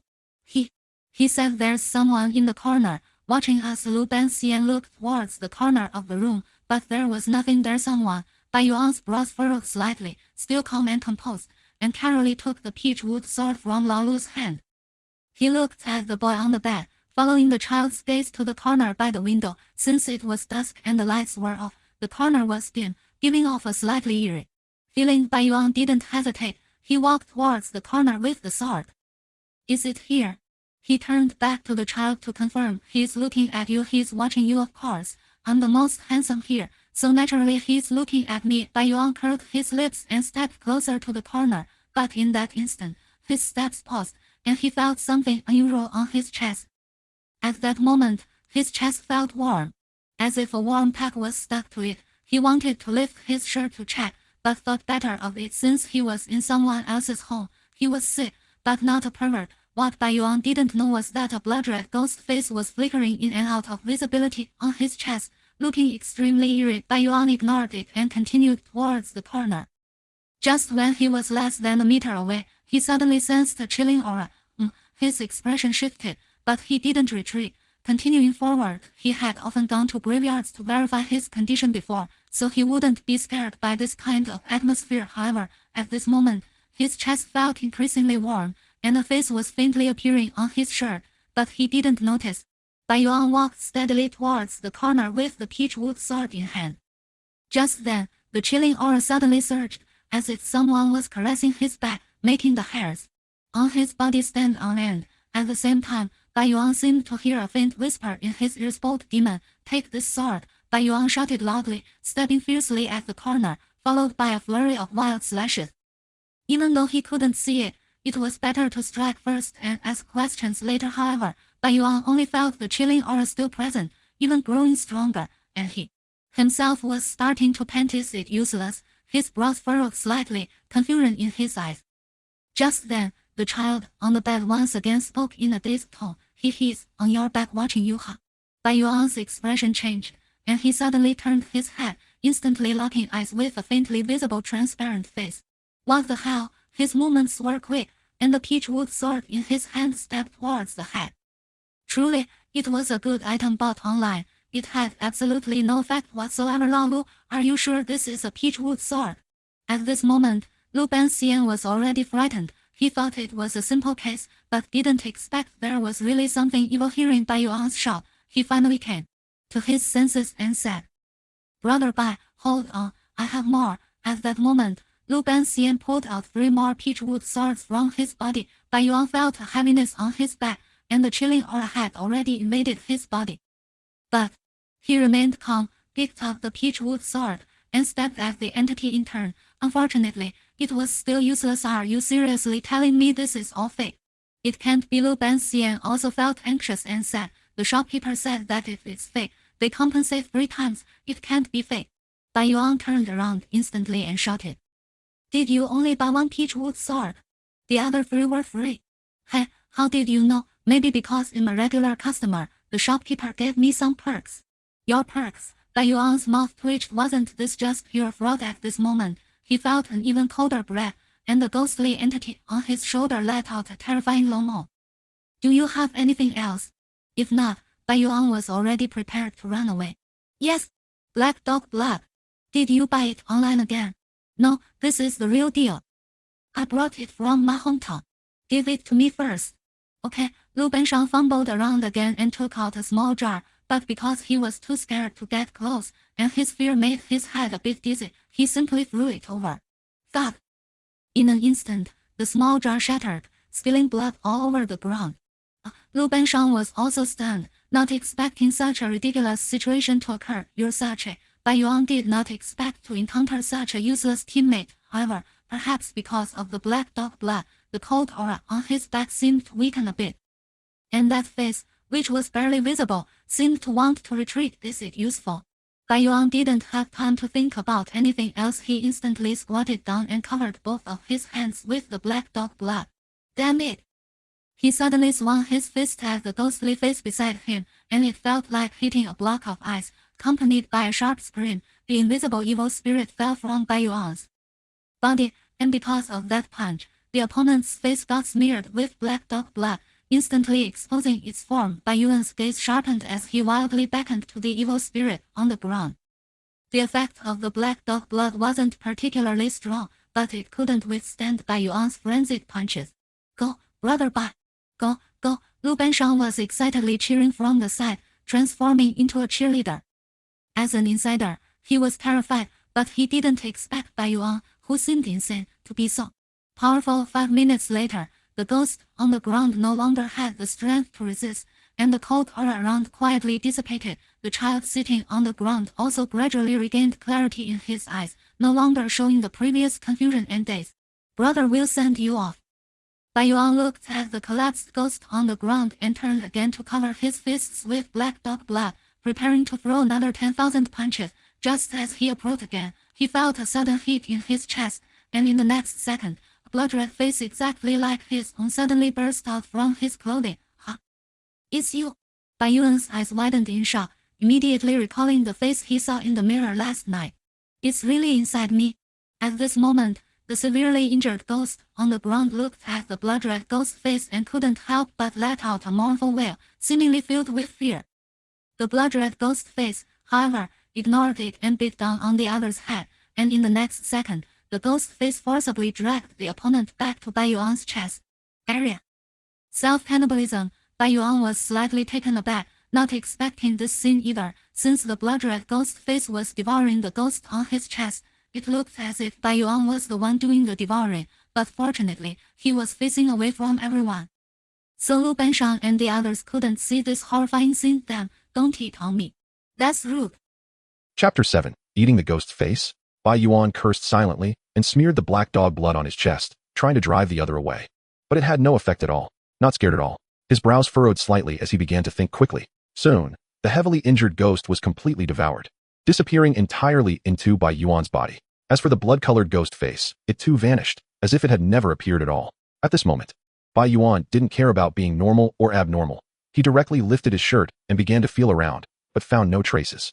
Lu Banxian looked at Bai Yuan's bizarre behavior and couldn't help but take a few steps back, lifting his own shirt and touching with his hands covered in dog blood.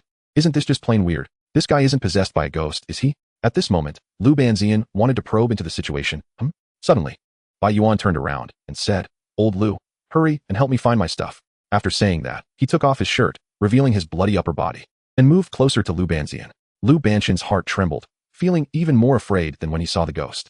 Find what? Find that ghost face from earlier. Lu Banxian's legs trembled, and he was already thinking about retreating. Hurry up, I'm not joking. You guys can keep busy, we won't disturb you. At this moment, a middle-aged woman holding a child left the room, equally frightened. This guy is even scarier than a ghost. 10 minutes later, the two searched carefully but still found nothing. As if the ghost face had never existed. Has it entered my body? Bai Yuan scratched his head, feeling a bit helpless. Forget it. He sighed and put his clothes back on. As long as there was no danger to his life, he didn't care. Plus, thinking about the generous reward to come made his eyes light up with excitement. Old Lu, about the reward.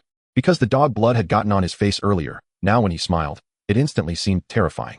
Lu Banxian couldn't help but take a step back and said, "What reward? Didn't I come to accompany you?" So emotionally intelligent. Bai Yuan patted his shoulder and said, "But to be fair, your black dog blood did a good job. Let's split it 80 to 20, alright?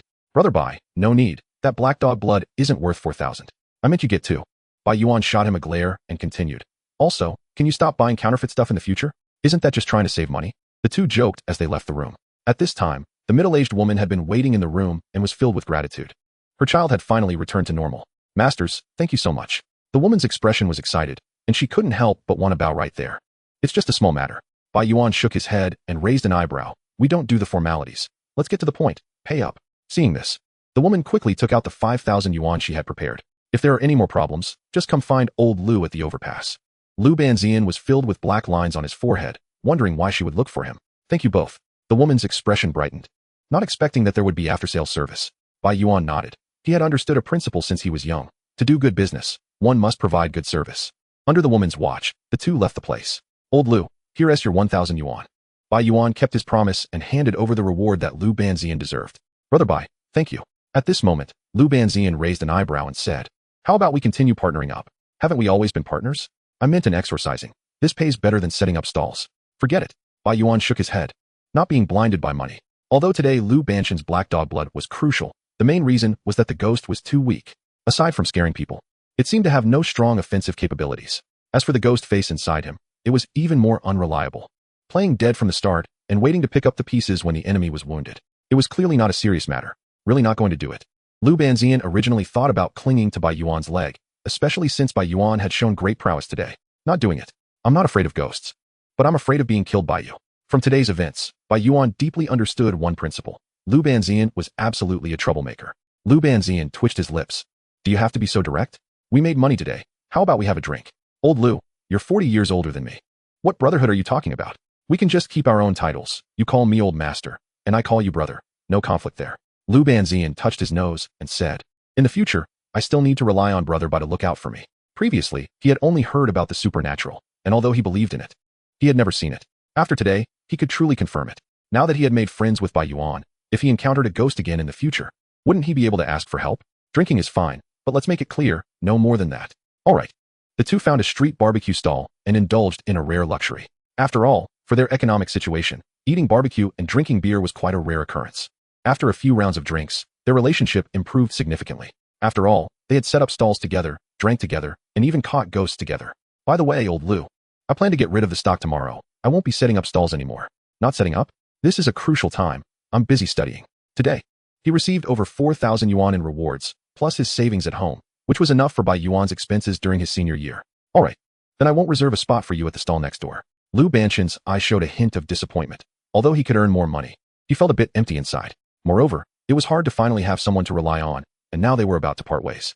Seeing the change in Lu Banshan's expression, Bai Yuan smiled and said, I'll leave you a phone number. If anything comes up, just call me. I can't answer during the day, but I can at night and on weekends. Okay. Hearing this, Lu Banshan's expression changed, and his disappointment faded a lot. Old Lu, didn't you always believe in meeting again by fate? Why are you so eager to leave your number today? Lu Banzian cleared his throat and said, aren't I just keeping up with the times? Fate is unreliable. Having a phone number is reliable. Chapter 8. Are you really treating me like a patient? Until 11 o'clock at night, the two finished eating and drinking and went their separate ways. Bai Yuan got into a taxi home and began to think. Ghosts really appeared in the world. Is the era about to undergo a drastic change? If it weren't for the black dog blood, he wouldn't have been able to deal with that ghost at all. He originally thought the authorities could handle it, but after experiencing today's events, he didn't believe that this could be resolved with firearms. Now that he was also a man with a wealth of 10,000. Should he stock up on some black dog blood at home? Today's black dog blood, although its effectiveness is average, is at least useful. Besides, he couldn't find anything else to deal with supernatural events. Soon, Bai Yuan returned to his residential community. Finally home, Bai Yuan yawned, washed up briefly, and lay down on his bed. Although the house was quiet, he was already used to it.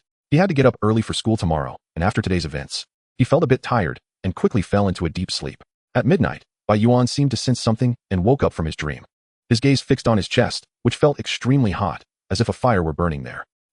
Bai Yuan's expression changed, and he quickly lifted his shirt. There, on his chest, a blood-red ghostly face was clearly visible, filled with a sense of terror. The ghostly face, though identical to Bai Yuan's, was full of madness and horror. Completely devoid of any human aura. One body, two faces with completely different qualities. At this moment, Bai Yuan was already a different being. Faced with such a scene, Bai Yuan was not afraid. Instead, he sighed, his eyes showing a hint of helplessness. Come on, what do you want to do in the middle of the night? Can you let me sleep? The only exorcism item he knew was black dog blood, but today it had no effect. The hospital couldn't find anything. And reporting to the security bureau was useless. He had no way to deal with the other party. The ghostly face gave no response. As if it were an inanimate object. In an instant, its eyes erupted with a brilliant blood light. The next second, Bai Yuan's consciousness shifted, and he found himself in a dark space. What the hell? Bai Yuan's expression changed, muttering to himself, am I being sold? He looked around, using the faint red light in the space to barely see 2 or 3 meters around him. However, the surroundings were empty, and he couldn't penetrate the deeper darkness with his gaze. Bai Yuan's expression shifted as he looked at his chest, wanting to see what the ghostly face was doing. However, he couldn't see his own body. Is it just my consciousness that came here? Bored, Bai Yuan could only direct his gaze upwards towards the light source. He saw a blood-red orb hanging high above, emitting a faint blood glow. Just as he was observing, a white object suddenly fell from above and landed right in front of him. Bai Yuan's mouth slightly opened, looking back and forth at the white object, his expression becoming extremely strange. What the hell? This thing looks like a pill. This pill was about a decimeter in size, far from ordinary pills, almost like a cake. Is this ghost giving out medicine? What does it mean? Does it really think I'm a patient? He scratched his head, muttering to himself. This world is really too crazy. Even with his way of thinking, he felt it was a bit ridiculous. Bai Yuan cautiously reached out to touch the pill. Just as he made contact, his consciousness shifted again, and he found himself back in his room, and the pill was also back in his room. At the same time, a strange message appeared in his mind. This pill can enhance physical abilities? He was slightly stunned, looking at the large pill in front of him. His eyes filled with surprise. The previously burning blood-red, ghostly face had quietly disappeared into his body, as if it had never appeared. At this moment, Bai Yuan looked at the pill, not immediately swallowing it, but showing a thoughtful expression. Is this a reward for me? Or is it a trap? His eyes moved, contemplating the various possibilities after swallowing it. This thing seems to be parasitizing in my body now, so it shouldn't harm me, especially not in such a stupid way. When he was in the bathroom, the ghostly face forcibly restrained him, and it hadn't attacked him then, so it wouldn't make sense for it to kill him now. In the end, Bai Yuan couldn't resist, stuck out his tongue, and lightly licked the pill in front of him. Wow, it actually tastes pretty good. He licked his lips, not hesitating any longer, and quickly swallowed the large pill. Comfortable. At that moment, Bai Yuan felt sleepiness wash over him, and he could no longer resist, falling into a deep sleep. The next day, a loud alarm clock rang, and Bai Yuan slowly opened his eyes, stretching lazily while muttering to himself. What a refreshing sleep. As he stretched, his body made a series of crisp sounds, and he felt extremely comfortable. Bai Yuan was slightly taken aback, noticing a change. He applied force to his legs, performed a fish jump, and stood up directly. Wow, I feel so light. At that moment, he felt as if he was as light as a swallow, full of energy, as if he had endless strength. Without hesitation, he rushed out of the bedroom and began running back and forth in the living room, feeling as if his body had reached a new peak. 10 minutes later, Bai Yuan sat on the sofa, beginning to ponder. Was yesterday's pill really effective? He looked at his bare chest, where the ghostly face had vanished.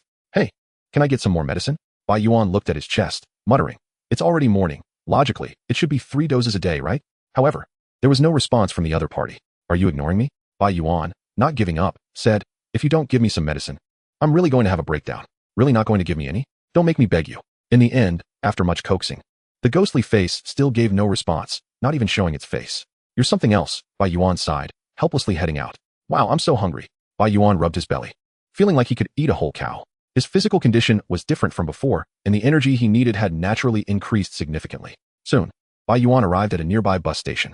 Various small stalls filled the surroundings, offering soy milk, fried dough sticks, steamed buns, and more, brimming with the vibe of urban life. Chapter 9. A Coffin in the Dream? How much for the egg pancake? It depends on what ingredients you add. The prices are all listed. Can I skip the potatoes? Of course. Can I skip the egg? The uncle making the pancakes was stunned for a moment. An egg pancake without an egg? But adhering to the principle that the customer is king, he continued to smile and said, sure. Can I skip the pancake? The uncle was stunned again, then looked at Bai Yuan. Are you here to pick a fight? He took a deep breath, forced a smile, and said, sure. Can I skip the money? Get lost. Hurry up. Bai Yuan's lips twitched, quickly explaining. What I mean is, can you make it a bit cheaper? It's a small business. We don't bargain. I'm buying a lot. It's like wholesale. Can you give me a discount? Wholesale egg pancakes. The uncle was a bit confused. Why was this guy talking nonsense? Finally, under Bai Yuan's persistent persuasion, the uncle couldn't take it anymore. Since he was the first customer of the day, he decided to give a little discount. It's absurd that you can wholesale this stuff. Looking at Bai Yuan's departing figure, the uncle couldn't help but shake his head, not expecting to encounter such a ridiculous situation so early in the morning. However, the fact that the other party bought 10 servings at once meant he wouldn't be at a loss. It felt great. Bai Yuan devoured the 10 pancakes, barely feeling a bit full. Still not enough, though. Bai Yuan rubbed his belly, but thinking about his even emptier wallet, he could only give up for now. Soon, Bai Yuan arrived at the entrance of Pingan City No. 5 Middle School. The early sun shone down, and the students were still chatting and laughing. Everything peaceful and calm as usual. But only Bai Yuan knew that a strange change was happening in the world. The physical food was gone, but now there was a spiritual nourishment. He stepped into the school and muttered to himself, maybe reading more books will help me forget my hunger. Come on, Bai Gu. Pretending as soon as you enter school. Huh? At that moment, a hand landed on Bai Yuan's shoulder. He turned to see a boy wearing glasses looking at him with a smile. The boy was Zhou Han, Bai Yuan's best friend. What do you mean pretending? I'm just revealing my true nature. Bai Yuan nudged him with his shoulder and said, Xiao Han, you've been coming to school pretty early lately, studying so hard. Are you trying to steal my position as the top of the class? Bro, you're at the bottom of the class. Zhou Han shot him a glance and said, I really don't think anyone is eyeing your position. You've been consistently second to last. You're the only one who's a threat, okay? The two joked as they entered class 1 of the senior year. At this time, the others had already sat in their respective seats, engaged in their morning reading, appearing quite diligent. Although they were at the bottom of the class, they were actually top students, and overall, they were quite good, at least promising candidates for good universities. Zhou Han took out his textbook and leaned closer, whispering, Bai Gu, there's something I want to ask you. What is it? Seeing his mysterious expression, Bai Yuan couldn't help but feel a bit curious. I've been having the same dream lately. Huh? Bai Yuan was slightly taken aback, recalling the dream he had last night. Then said, isn't that normal? I have them too. The problem is, I've been having the same nightmare for a whole week. Zhou Han's eyes showed a hint of anxiety and fear. If it were once or twice, or different nightmares, it would be fine. But having the same nightmare repeatedly was indeed a bit abnormal. Bai Yuan looked into his eyes and noticed quite a few red blood vessels. It seemed he hadn't been sleeping well lately. Didn't you learn dream interpretation from Lu Banzian at the bridge? Zhou Han said, help a brother out. First, tell me what kind of dream it is specifically. In the dream, there's nothing but a coffin. Zhou Han's face turned a bit pale as he spoke. A coffin? That's right. I always find myself in an old country house, with nothing around, just a coffin, a black coffin carved with various evil spirits. Zhou Han's voice trembled as he continued, and I can't leave the house. I can only guard that coffin all night long. Have you tried to open the coffin lid? I can't open it. I can't do anything. Zhou Han took a deep breath, looking uneasy, and said, do you think this means my death is approaching? What are you thinking? Bai Yuan shook his head and said, it's just a dream. Maybe you saw a similar coffin somewhere during the day? No, absolutely not. Zhou Han insisted. I've never seen a coffin with my own eyes since I was a child. Do you think I might be haunted by a ghost? He asked. What are you talking about? Bai Yuan waved his hand and said, we need to believe in science. His words suddenly stopped as he recalled his recent experiences. Zhou Han was merely dreaming, but he had experienced it firsthand. Bai Yuan changed his tone and said, I'll ask Lu Banzian after school today. You don't need to worry too much. A coffin can also symbolize promotion and wealth. Maybe it's a sign that you'll do well in the college entrance examination. That could be possible. Zhou Han stroked his chin, starting to believe Bai Yuan's words. After all, Despite the nightmares, he hadn't encountered any misfortunes in reality. All right, stop thinking about it. It's time for class. At that moment, the bespectacled middle-aged homeroom teacher walked in. She looked at the diligent students and nodded in satisfaction before slowly saying, "Class, the first lesson is about to start, so I'll say a few words. School has just started, and some of you may not have settled down yet, but I hope you all won't reminisce about the holiday and look forward." She continued, "There are less than a year until the college entrance examination, which will determine your fate. I hope you can give it your all, not for the school or the teachers, but for yourselves. After class, write down the universities you aspire to attend. I will compile a list and put it on the classroom bulletin board, so you can always keep yourselves in check." The homeroom teacher said slowly, "As long as you get into university, your future will be bright." The students nodded, filled with motivation. After so many years of hard work, no one wanted to falter at the last moment. "Bai Yuan, come out for a moment." At that moment, the homeroom teacher's gaze turned to Bai Yuan in the last row, and then she left the classroom. "Me?" Bai Yuan was slightly taken aback, then calmly left his seat. He wasn't afraid of ghosts, let alone the homeroom teacher. Chapter 10. If you dare to touch her, I'll cut you. Bai Yuan, the college entrance examination is coming up. The homeroom teacher looked at him and said, "I hope you can focus and put your mind on your studies.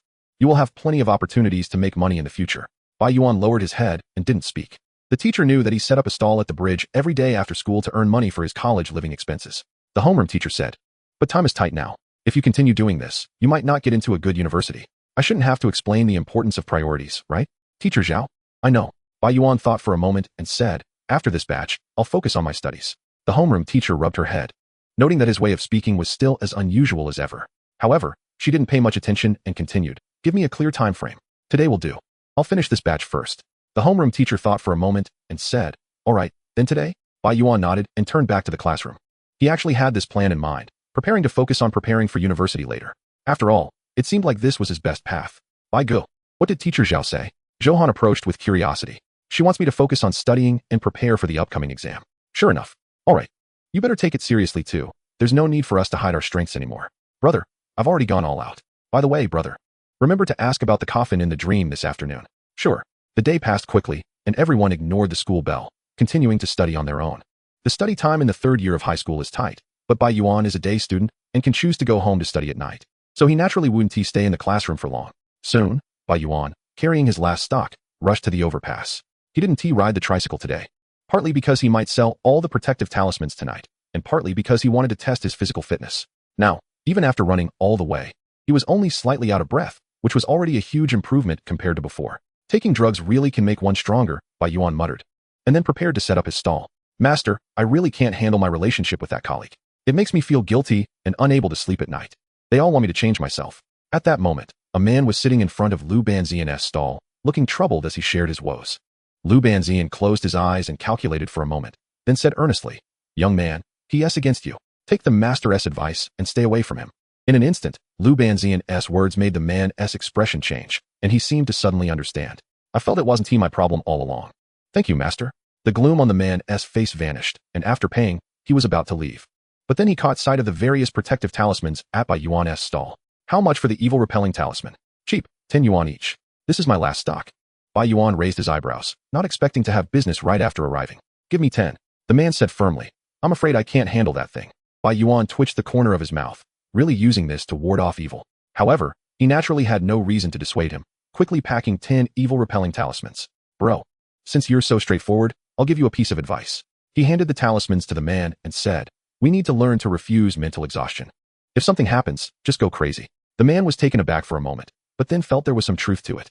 He thanked Bai Yuan and happily left with a large bag of talismans. "It seems tonight I can really sell everything out." Bai Yuan rubbed his hands, not expecting to encounter such a big customer. "Brother Bai, are you grateful to me?" Lu Banzian raised his eyebrows and leaned closer. "No, Lao Lu. Are you really calling me brother Bai now? Once a brother, always a brother."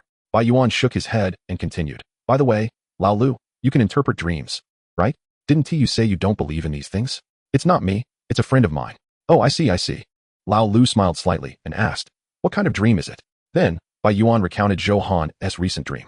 "A black coffin?" Lu Banzian frowned and slowly said, "Generally speaking, this dream suggests he might encounter some small troubles recently, but it's not a big deal. But dreaming of it for a whole week is a bit concerning." "How so?" "You're the professional. Why are you asking me?" Lu Banzian's expression became serious as he said, "It could be some dirty thing." Bai Yuan was slightly taken aback and then nodded. "Indeed.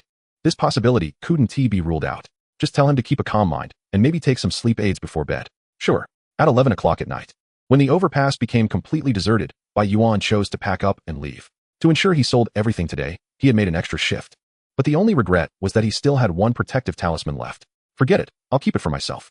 Bai Yuan put the talisman in his pocket, tidied up his stall briefly, and then left. Master, to Guangming Community. Bai Yuan left the overpass and hailed a taxi. Normally, with his physical fitness, he could run all the way back, but considering he had to get up early tomorrow, he gave up on that idea. Moreover, although his body had become stronger, he always preferred to lie down rather than sit, and to sit rather than stand. Finally sold out, Bai Yuan felt relaxed. His years of street vendor life could finally come to a close. Now that his body has become stronger, he still had to continue studying. He was now certain that a huge change was about to occur in the times, but he wasn't a prophet and didn't know exactly what would happen. For now, he would just maintain his previous lifestyle. While Bai Yuan was lost in thought, the driver in front spoke up. Brother, can I give the beauty up ahead a ride? It's not safe for a girl to be out alone at night. Huh. Bai Yuan was slightly taken aback and looked toward the side of the road, where under the dim streetlight, a girl in a bright red dress was waiting and waving her fair arm to hail a taxi. No way. In an instant, Bai Yuan shook his head and calmly said, I'm mentally ill. If you dare to pick her up, I'll cut you. After saying that, he took out his medical record from his pocket. The driver's expression froze instantly. No way, are mentally ill people this bold now? He glanced at Bai Yuan's expression in the rearview mirror, unsure if it was true or false, but he really didn't have the courage to verify it. After all, risking his life for one passenger didn't seem worth it. The taxi sped by without any intention of stopping, and even quietly accelerated. Bai Yuan caught a glimpse of the girl in the red dress by the roadside. At that moment, a gust of wind blew, causing her long hair to flutter, giving her an ethereal presence. But the only unfortunate thing was that her face had no features, like a blank sheet of paper, sending chills down one's spine. Chapter 11. You've already planned this out, haven't you? Just at that moment of eye contact, Bai Yuan felt a sense of impending doom in his heart. This ghost is definitely extremely dangerous. Is it really? Bai Yuan's heart jolted as he looked at his chest. In fact, he hadn't realized the other person was a ghost at first, but when the taxi got closer, he suddenly felt a warmth in his chest, which naturally made him alert. I didn't expect you to be quite useful. Although the ghost face wouldn't help in battles, at least we could have a warning. Brother, sometimes when we pick up passengers, it's not just about the money. At this moment, the driver explained again, mainly thinking about making it convenient for the passengers. Bai Yuan's expression was calm as he said, take my advice, it's not very peaceful lately. Be careful when picking up passengers at night. What's wrong? Upon hearing this, the driver's heart jolted, and he hurriedly asked, because sometimes, you don't know if the person you picked up is human, Bai Yuan said meaningfully. Indeed. The driver nodded, occasionally glancing at Bai Yuan through the rearview mirror. Bai Yuan was slightly taken aback and then understood, saying, I'm not talking about myself. Understood. Understood. The taxi driver chuckled awkwardly, as if to say you don't need to explain. Bai Yuan shook his head, didn't make any explanations, paid the fare, and left. Fortunately, that ghost didn't force its way into the car. Bai Yuan returned home, feeling a sense of relief. That faceless woman had even started wandering the streets. And her level of danger was not something that weak ghost from that day could compare to. Plus, he didn't bring any black dog blood.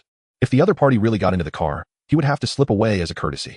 It seems he should carry black dog blood with him at all times from now on. He wasn't sure if it was because the times were changing faster or if he himself was particularly attractive to ghosts. But his frequency of encountering them had been a bit too high lately. The next day, Brother Bai, how did it go? Johan asked eagerly as soon as Bai Yuan arrived at school. Old Lu said not to worry. It might just be that you're under a lot of psychological pressure lately. He said the problem isn't serious. Is that so? Also, if you notice any new strange occurrences around you, remember to tell me in time. Huh. Johan felt a sinking feeling in his heart when he saw Bai Yuan's serious expression and whispered, Brother, don't scare me. What strange occurrences? For example, if someone is in the corner of a room, under the bed, or if something dirty knocks on the door. Johan's expression changed dramatically. Brother, it's early in the morning, don't joke around. That is creepy. Do you think I'm joking? Johan's eyes widened instantly, and then he fell silent. Although Bai Yuan's thought process was absurd and his actions unconventional, based on his expression, it didn't seem like he was faking. But you don't have to worry, Bai Yuan patted his shoulder and said, it's actually not a big problem. Not a big problem. Johan was slightly agitated, but then seemed to think of something, and his eyes became mournful. Brother, you're not saying that my problem is not a big deal, right?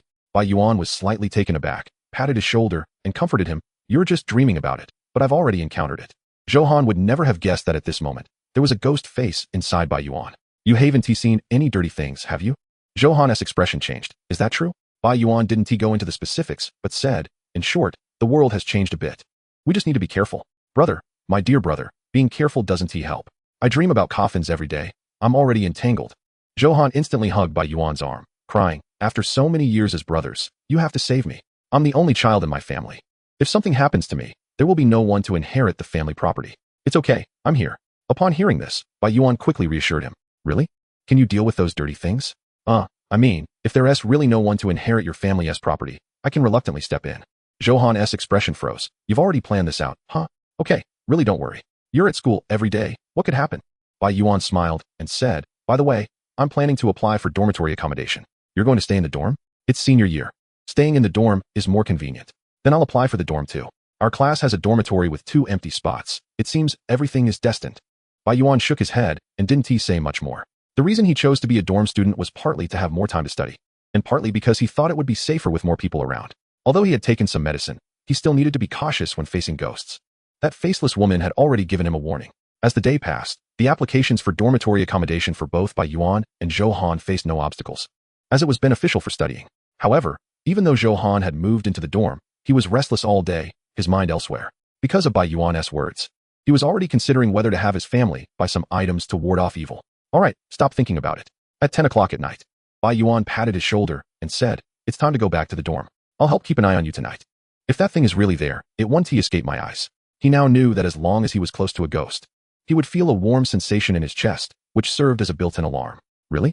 Johan immediately hugged Bai Yuan's arm and said, brother, tonight's late-night snack is on me.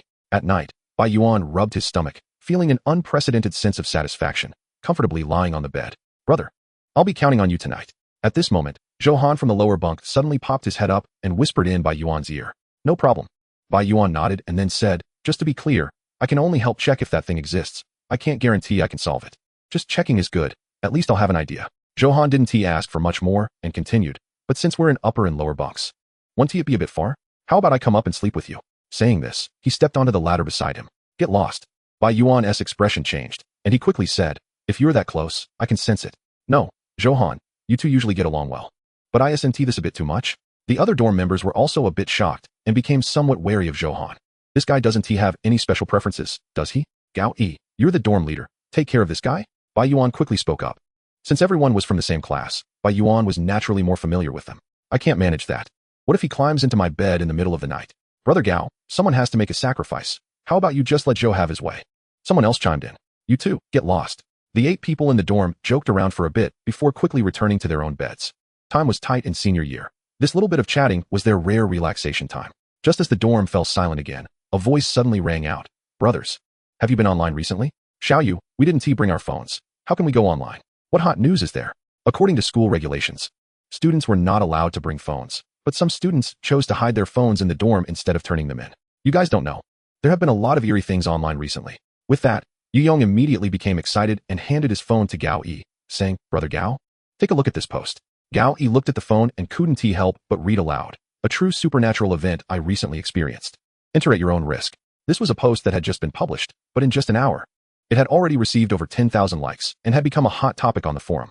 Hearing the title, everyone in the dorm became interested, and Bai Yuan, who was about to rest, also had a change in expression. He left his bed and went over to Gao Yi's side. Unlike the others who were just looking for fun, he knew this might not be fake. In no time, all 8 of them crowded onto Gao Yi's bed. Leaning in closer. Dear forum friends, let me clarify, I'm not a clickbaiter. What I'm about to say is something I am currently experiencing, and even now, it is still haunting me. The poster should say more. I'm feeling it. Hurry up and say it. I love ghost stories the most. The original poster, Opie, says, I am the 89th generation toilet exorcist. If you need anything, feel free to contact me. Are you being haunted by a female ghost? I'm truly envious.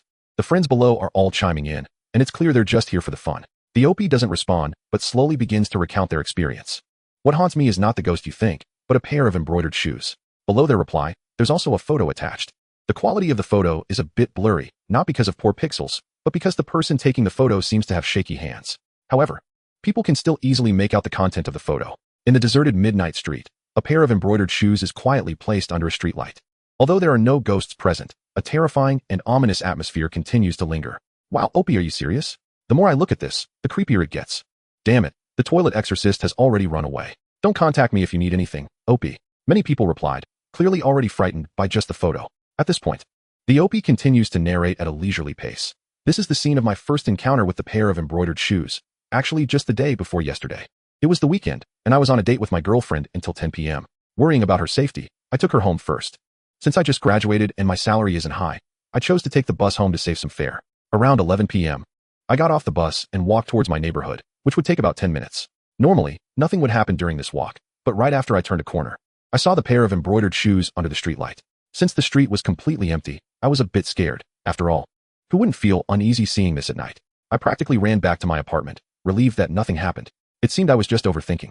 But just as I was about to enter the elevator, my body shivered, and I almost urinated myself. That pair of red embroidered shoes was eerily placed inside the elevator, with the toes facing outward, as if they were staring at me. I felt a jolt of electricity pass through my body. It was so shocking that my scalp tingled. I immediately abandoned the elevator and ran for the stairs, finally making it home. Upon reading this, Johan and others exchanged glances, feeling a chill. Guys, are we still reading? Johan looked at everyone, already wanting to return to bed. What's there to be afraid of? Gaoi, who had a bigger heart and was a straight-A student, said, a firm believer in scientific principles. Encouraged by his words, everyone steeled their nerves to continue reading. That night, I had a nightmare filled with visions of that pair of embroidered shoes. Fortunately, nothing happened that night, and I thought it was just a coincidence.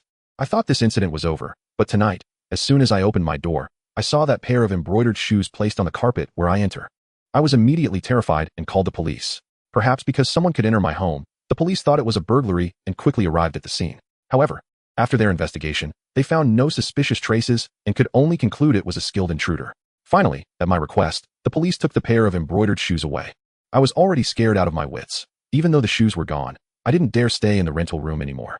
To be safe, I found a nearby hotel to stay for the night. Below was another photo of the hotel.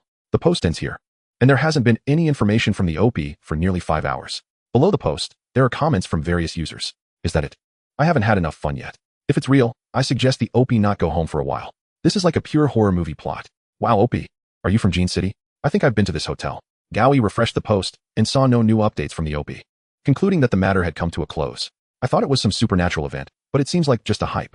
Gaoi shook his head and handed the phone to Yu Yong beside him. What do you think, Baigu? At this moment, Johan turned his gaze to Bai Yuan, as he was the only professional in the dorm. If what he said is true, Bai Yuan's expression was calm as he said, then he really encountered a ghost. This kind of supernatural phenomenon is unlikely to be man-made unless someone is playing a prank, and that person is skilled at lockpicking. Otherwise, this wouldn't happen. Baigu, you believe in this too? Gaoi was slightly taken aback. What kind of spirits and monsters? It's all just a trick. Bai Yuan shrugged, not arguing further. After all, he wouldn't believe it either if he hadn't experienced it himself. Updated. He updated. Quick, quick. At this moment, Yu Yong, holding the phone, looked excited and quickly passed it to everyone. Sure enough, below the post, the OP had spoken again. It's still here. It's still haunting me. I'm really going crazy. Just now, I wanted to get up to go to the bathroom. But as soon as I put on my shoes, I realized they didn't fit. I immediately turned on the light beside me and saw that pair of embroidered shoes was on my feet. I have already called the police, and they will be here soon, very soon. After this line, there were no more messages from the OP. At this moment, Johan and others exchanged terrified glances. Feeling the temperature in the dorm dropped several degrees. Damn it, it can't be real, right? Someone swallowed hard, feeling that the incident didn't seem fabricated. You don't need to think, it's obviously fake. Gaoi shook his head and said, what era is it now? I can't believe you educated people still believe in this. Gao Ge, aren't you afraid? What is there to be afraid of? Gaoi scoffed. Besides, if you don't do anything wrong, you have nothing to fear from ghosts knocking at your door. By the way, Baigu, it's a bit cold today, and I see your duvet is a bit thin. Let us squeeze together tonight. After saying that, he directly wrapped his arms around Bai Yuan. Chapter 13. Ghosts won't attack people in their beds. Everyone looked at Gao Yi's antics, instantly stunned. You still dare to say you aren't afraid? Baigu, come to my bed. It's warm in there. Bro, come to my place. You can do whatever you want tonight. In an instant, everyone was either hugging Bai Yuan's legs or arms, and some even wrapped around his neck. Now, all the people in the dorm were filled with panic and unease. You all can just get lost. Bai Yuan used both hands to push everyone away, then returned to his bed. If it were in the past, he might have struggled a bit, but with his improved physical fitness, it was easy for him to do so. Baigu, you're so strong. Don't go. Whoever dares to get on my bed, I'll kick them out. Bai Yuan looked at everyone and said, with a dormitory so close together, if there really were ghosts, who could escape? Upon hearing this, everyone felt a bit more relaxed, albeit reluctantly. Bai Yuan then asked, Yu Yong, has the post received a reply from the original poster? Yu Yong opened his phone again, and after a while, he shrugged his hands and said, the post is gone. It's 404 foot D. Bai Yuan wasn't surprised. After all, the post had gone viral. Then let's sleep. He stretched and immediately lay down to sleep. Johan poked his head up and whispered, bro, don't forget about my situation. Relax, just sleep. Soon, the dormitory became quiet again, but except for Bai Yuan, everyone was restless, closing their eyes only to see that pair of embroidered shoes. Thus, they spent the night in fear. The next day, Bai Yuan woke up on time, feeling energetic and in great physical condition. truly comfortable. Since he was sleeping on the upper bunk, he could see everyone's situation with a glance. The others showed no signs of getting up. All covered with their blankets over their heads. One would think they were in a morgue. Bai Yuan shook his head, realizing everyone firmly believed in one truth. Ghosts wouldn't attack people in their beds. He looked down at Zhou Han and touched his chest. Although he had slept well, his sleep wasn't very deep, and he would notice the warmth in his chest immediately. It seemed that Zhou Han wasn't haunted by any ghosts. Soon, the dorm lights turned on. Despite their reluctance, everyone got up with sleepy eyes. Their state showed that they hadn't slept well. Brother Bai, how's my situation? I dreamed about it again last night. Zhou Han couldn't wait to look at Bai Yuan as soon as he woke up. No issues at all. Bai Yuan patted his shoulder and said, you can be a bit more at ease. However, Zhou Han still looked serious and whispered, but last night, the coffin lid in my dream opened a little. Any changes? Bai Yuan's expression stiffened, and he quickly asked, what was inside? I couldn't see.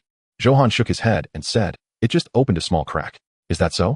Bai Yuan didn't know the specifics and could only say, if you're still worried, you can go to a temple with your parents to get a talisman for peace or something like that. Weren't you selling those before? That was wholesale. It was just for psychological comfort. All right. Zhou Han nodded helplessly, trying to adjust his mindset. At least for now, it seemed that thing posed no actual threat to him. Everyone quickly finished washing up and hurriedly left the dormitory, diving into their new study life. Although last night's events were a bit frightening, they were just a small episode, and their main focus remained on the upcoming college entrance examination. A week passed quickly, and the matter of the embroidered shoes was gradually forgotten. Although the experience seemed vivid, it was ultimately just an online incident, too far from their real lives. Bai Yuan had never taken it to heart and gradually immersed himself in studying. Although he knew the world was quietly changing, he still needed to balance his studies and focus on getting into college first. On the way home from school, Brother Bai, what are we doing this weekend? Zhou Han seemed to be in good spirits, definitely better than before. Clearly, Bai Yuan had given him a lot of reassurance. Since you're not busy selling anymore, we can finally play some games. How about we kick things off this weekend? Although studying in senior year was busy, they still had one day off each week, making it somewhat balanced. Not in a hurry to play. I have something to do. Bai Yuan shook his head and said, Xiao Han, your family is in business. Do you have any way to get rooster blood? While black dog blood is effective, it's not easy to obtain. Lu Banshan only had a small jar from last time, which supposedly came from a dog that had died at home. Since the folk rumors about black dog blood are effective, rooster blood should also work, right? Rooster blood? ISNT that available at the market? I want that kind of big red rooster, preferably one raised in the countryside, a bit fierce, like a fighting chicken, you know? Zhou Han was slightly taken aback, but then nodded and cautiously said, is that thing effective against ghosts? A little, I think. Then I'll ask my parents when I get home. With this matter at hand, Zhou Han lost interest in playing and quickly parted ways with Bai Yuan. Bai Yuan hoped Xiao Han could find out. He murmured to himself, if rooster blood could also restrain the supernatural, it was naturally wise to prepare in advance. The market might be a bit unreliable, and as for buying online, he didn't even think about it. Considering the previous incident with the peachwood sword that had a fake one, refund 3 policy. Soon, Bai Yuan returned to his neighborhood, carrying a big bag of marinated food that smelled delicious. Although the school cafeteria was filling, the taste was quite subpar, and the nutrition was lacking. After finally reaching the weekend, he naturally wanted to treat himself well. Uncle Wang, off work? Aunt Li, just back from grocery shopping? Xiao Dong, just returned from tutoring? Bai Yuan greeted the neighbors in the street, and everyone responded warmly, creating a harmonious and peaceful scene.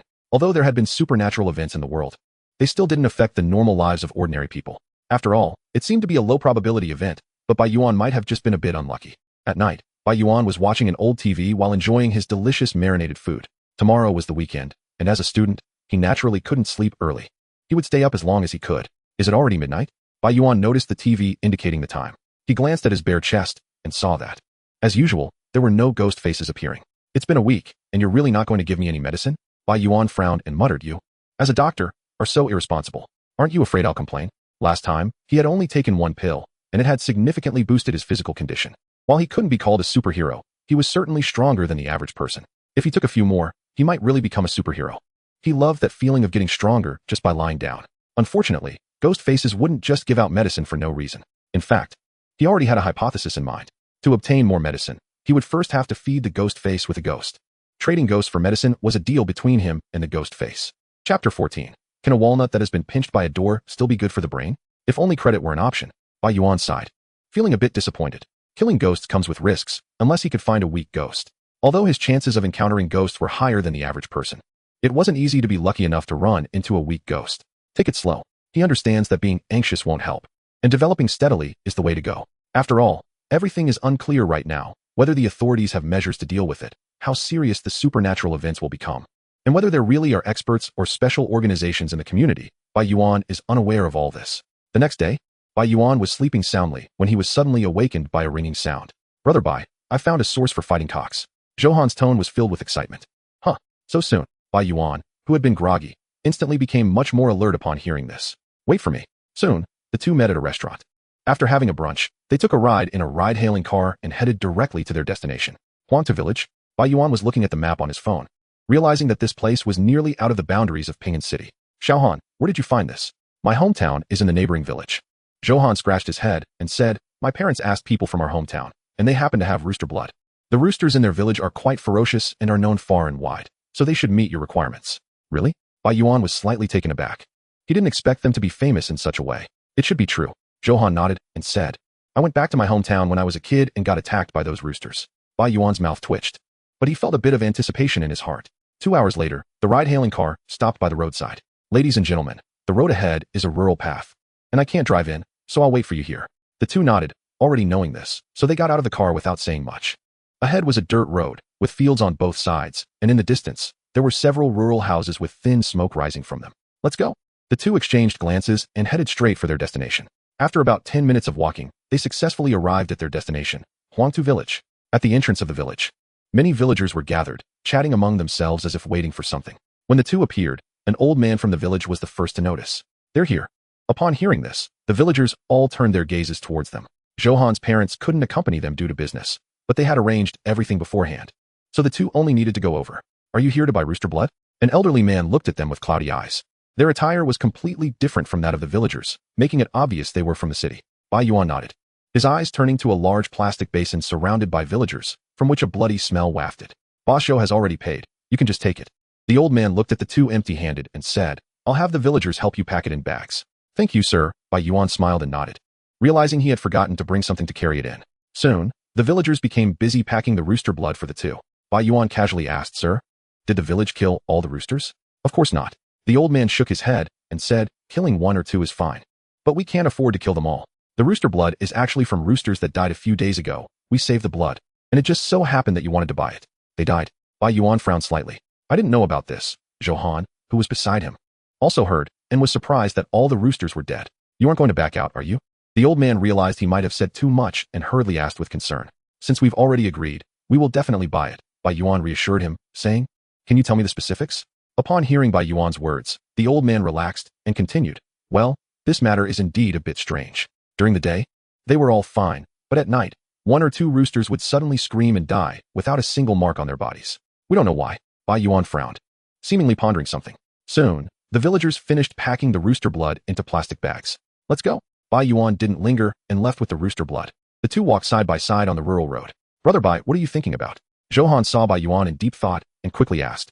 I was thinking. Bai Yuan paused and said, Can walnuts that have been pinched by a door still help the brain? Huh. Zhou was taken aback, momentarily not understanding. What do you mean? Bai Yuan slowly explained. The deaths of these roosters might be related to ghosts. Are you saying Huangtu Village is haunted? Zhou exclaimed, unable to dismiss the possibility. The roosters all die at midnight, and they have no injuries on their bodies. More importantly, their corpses remain intact in place. If it were humans or wild animals, they wouldn't leave the roosters behind. So they're trying to trick us? Zhou said indignantly. I'm going back to confront them. They bought rooster blood to ward off ghosts, but these roosters were killed by ghosts. Is this blood even useful? He now understood why Bai Yuan had asked about the walnuts. No need. It might be from a malicious ghost. We bought it to deal with weak ghost chickens anyway. Bai Yuan waved his hand and said, I estimate it will still be useful. Hearing this, Zhou nodded and didn't dwell on it any further. Just then, a motorcycle roared from behind them. Stop. A man wearing a helmet sped past them, then executed a stylish skid, successfully throwing himself into a nearby field. Bai Yuan and Zhou were both stunned. What was going on? Chapter 15. What the hell did I do to provoke a lunatic? Damn it. The man cursed as he pushed his motorcycle away and stood up. He took off his helmet, revealing a head of yellow hair. Then looked directly at the two and said, You can't take your rooster blood. Why not? Zhou immediately retorted, We've already paid. That was just a deposit. Lu Gang brushed the dirt off his clothes and said flatly. He was known in the village as a good-for-nothing. And when he heard that city folks were coming to buy rooster blood, he naturally set his sights on them, especially after seeing that the two looked like students. He was determined to extort some money. Deposit my ass. Zhou was unafraid, saying, My dad paid in full. If you keep blocking us, we'll call the police. Go ahead and report it. Lu Gang shrugged nonchalantly. Anyway, you won't be able to take those bags of rooster blood. Saying this, he picked up a small branch nearby with a mocking expression and threw it towards the two. seemingly intending to puncture the bags containing the rooster blood. Johan stepped back to dodge it, angered that someone could be so brazen. He was about to speak when he was stopped by Yuan. Bro, how much is the remaining balance? Yuan placed the rooster's blood on the ground and smiled at the other party. 20,000. Lu Gang, seeing the other person's friendly demeanor, immediately opened his mouth wide. All right, no problem. Yuan smiled upon hearing this and walked slowly towards him. Lu Gang felt a bit of vigilance in his heart, but he had no fear, although he was often idle. He was quite strong and not someone the student in front of him could compare to. Soon, Yuan arrived close to him and said slowly, "Can I pay with this?" After finishing, he took out a small object from his pocket and handed it over. Huh, what? Lu Gang was slightly taken aback, looking at the peace talisman in his hand, feeling a bit confused. This thing can keep you safe. Hold on to it well. As soon as Yuan finished speaking, his right fist struck towards Lu Gang's abdomen. Lu Gang was shocked, but it was too late to react, and he could only endure the punch. Ugh, in an instant. His body instinctively curled up, feeling as if his lunch was punched out of him. So you're trying to extort from me, huh? Yuan still wore a friendly smile, looking like a neighborly brother, but his strikes were quite ruthless, creating a stark contrast. Bang, bang, bang. Just 4 or 5 punches. And Lu Gang was already lying on the ground, howling, repeatedly saying he was wrong. He would never have thought that the student in front of him would be so vicious. Did you take drugs or something? Don't worry. The remaining balance hasn't been paid yet. Yuan continued without stopping, throwing one punch after another. Lu Gang, with his dyed yellow hair, could only endure while howling. He had thought about resisting, but their strengths were not on the same level at all. Minutes later, Yuan squatted down, took the peace talisman from Lu Gang's hand, and sighed, "I'm hitting you and still giving you a peace talisman. I'm really kind." Lu Gang twitched at the corner of his mouth. Is this something a person can say? Is the remaining balance settled now? It's settled, bro, definitely settled. That's good. Although Lu Gang had softened, he couldn't help but glance at a nearby stone when Yuan stood up, a hint of ruthlessness in his heart. But at that moment, a piece of paper fluttered down from Yuan, causing Lu Gang's expression to freeze, and the ruthlessness in his heart vanished. He saw that it was written Ping'an City Mental Health Department. Sorry, I dropped something. Yuan bent down again, calmly picking it up. Xiaohan, let's go. Yuan took the rooster's blood and left the country road calmly. At this moment, Lu Gang had no thought of revenge left, even wanting to slap himself. Why did I provoke a mental patient? Xiaohan, how much is the rooster's blood in total? I'll cover my share. No need, brother Bai. Johan shook his head, even showing a hint of admiration in his eyes.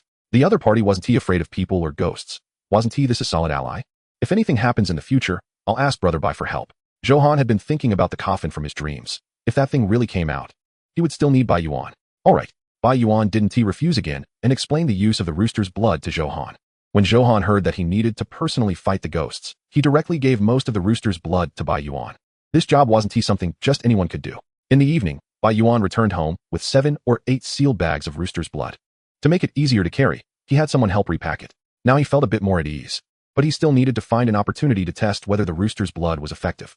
Yuan packed 2 bags of rooster's blood into his backpack and then fell asleep peacefully. The next day, Yuan yawned and forced himself to open his eyes. He had already gotten used to his stronger body, no longer feeling the freshness of abundant energy, and naturally returned to his previous lazy state. Moreover, for working and studying people, Monday was definitely a nightmare. I love getting up early. It feels so comfortable it's like my soul is flying away. He washed up briefly and sleepily stepped out the door. When Yuan arrived in the classroom, Gao Yi and others immediately surrounded him. Brother Bai, have you seen the news online? I was busy over the weekend. Yuan shook his head and asked what happened.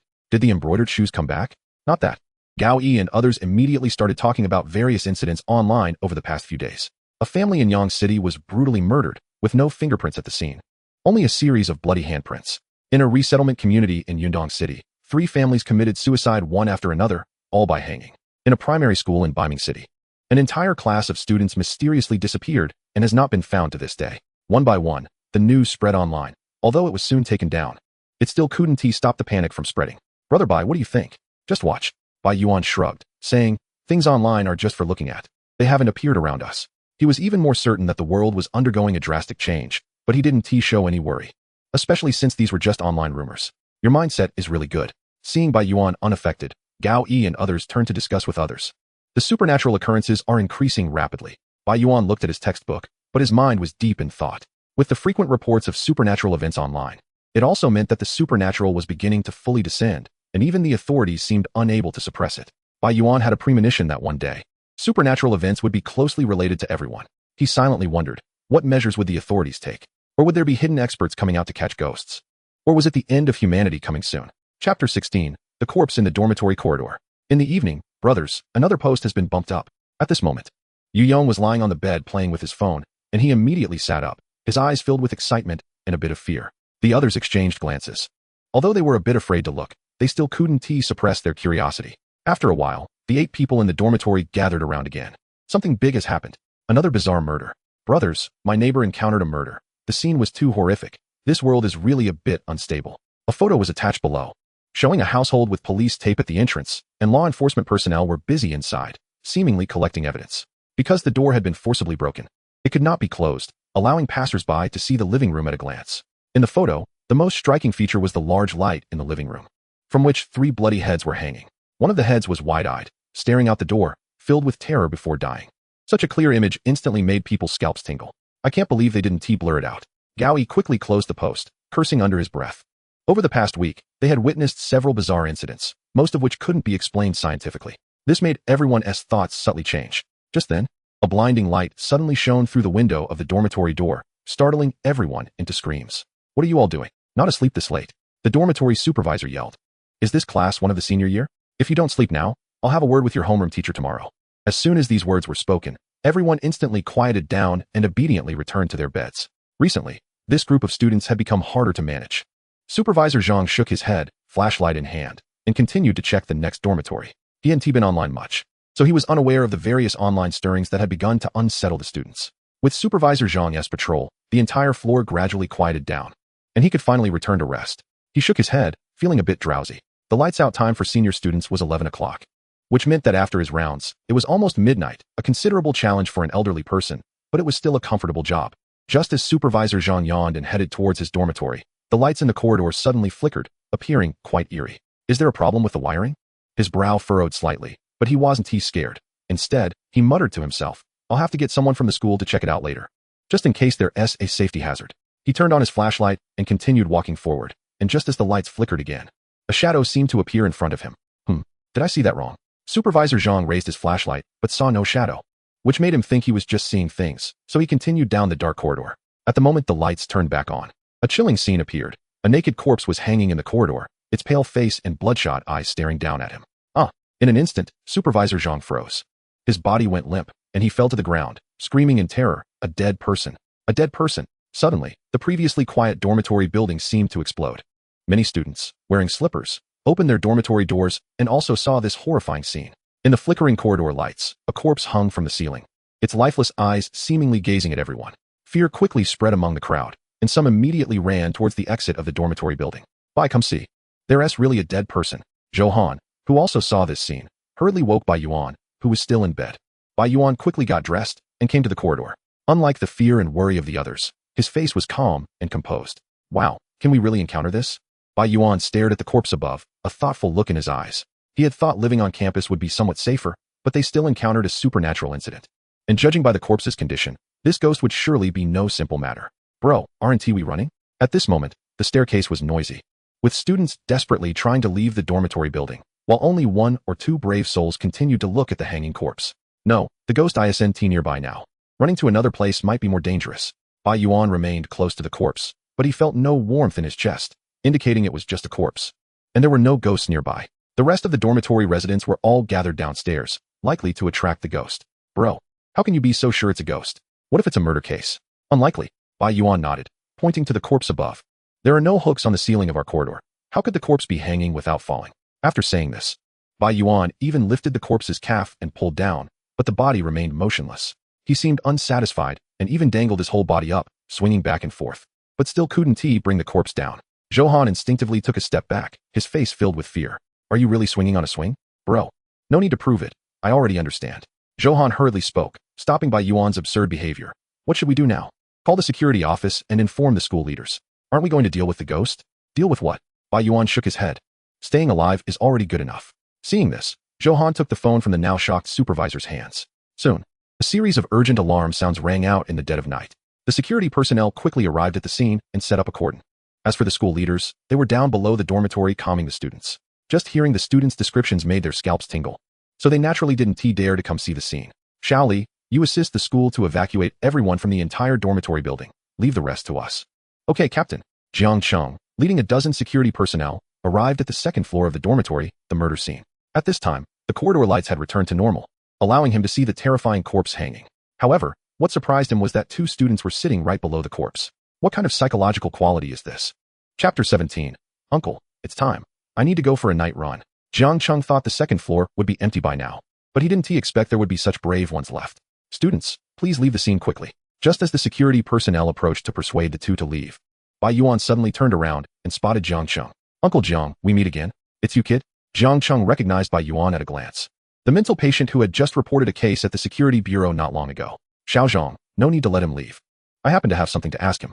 Jiang Cheng's gaze turned to Zhou Han and then said, Student, why don't you leave first? Where Bai Gu is? I'll be. Zhou Han remained steadfast, having decided to cling to Bai Yuan. Jiang Cheng didn't say anything more and looked at his team. Xiao Zhang, investigate the scene. Don't touch the corpse, and notify the forensic doctor to come over. Let us chat over here. After saying this, he turned his gaze to Bai Yuan, hoping to gain some information. The students were already terrified, likely not suitable for questioning, but Bai Yuan was different. He remained calm throughout, even making one suspect he might be the murderer. Sure. Bai Yuan led Zhou Han to the staircase. Can you tell me what happened in detail? Jiang Cheng's eyes fixed on Bai Yuan, unable to hide his curiosity. How could a senior student have such strong psychological resilience? Is this the confidence given by mental illness? Actually, I'm not the first person to see a corpse. Bai Yuan's expression was calm as he said, I only know that at that time, the dormitory manager called out, and the other students were startled and left the dormitory.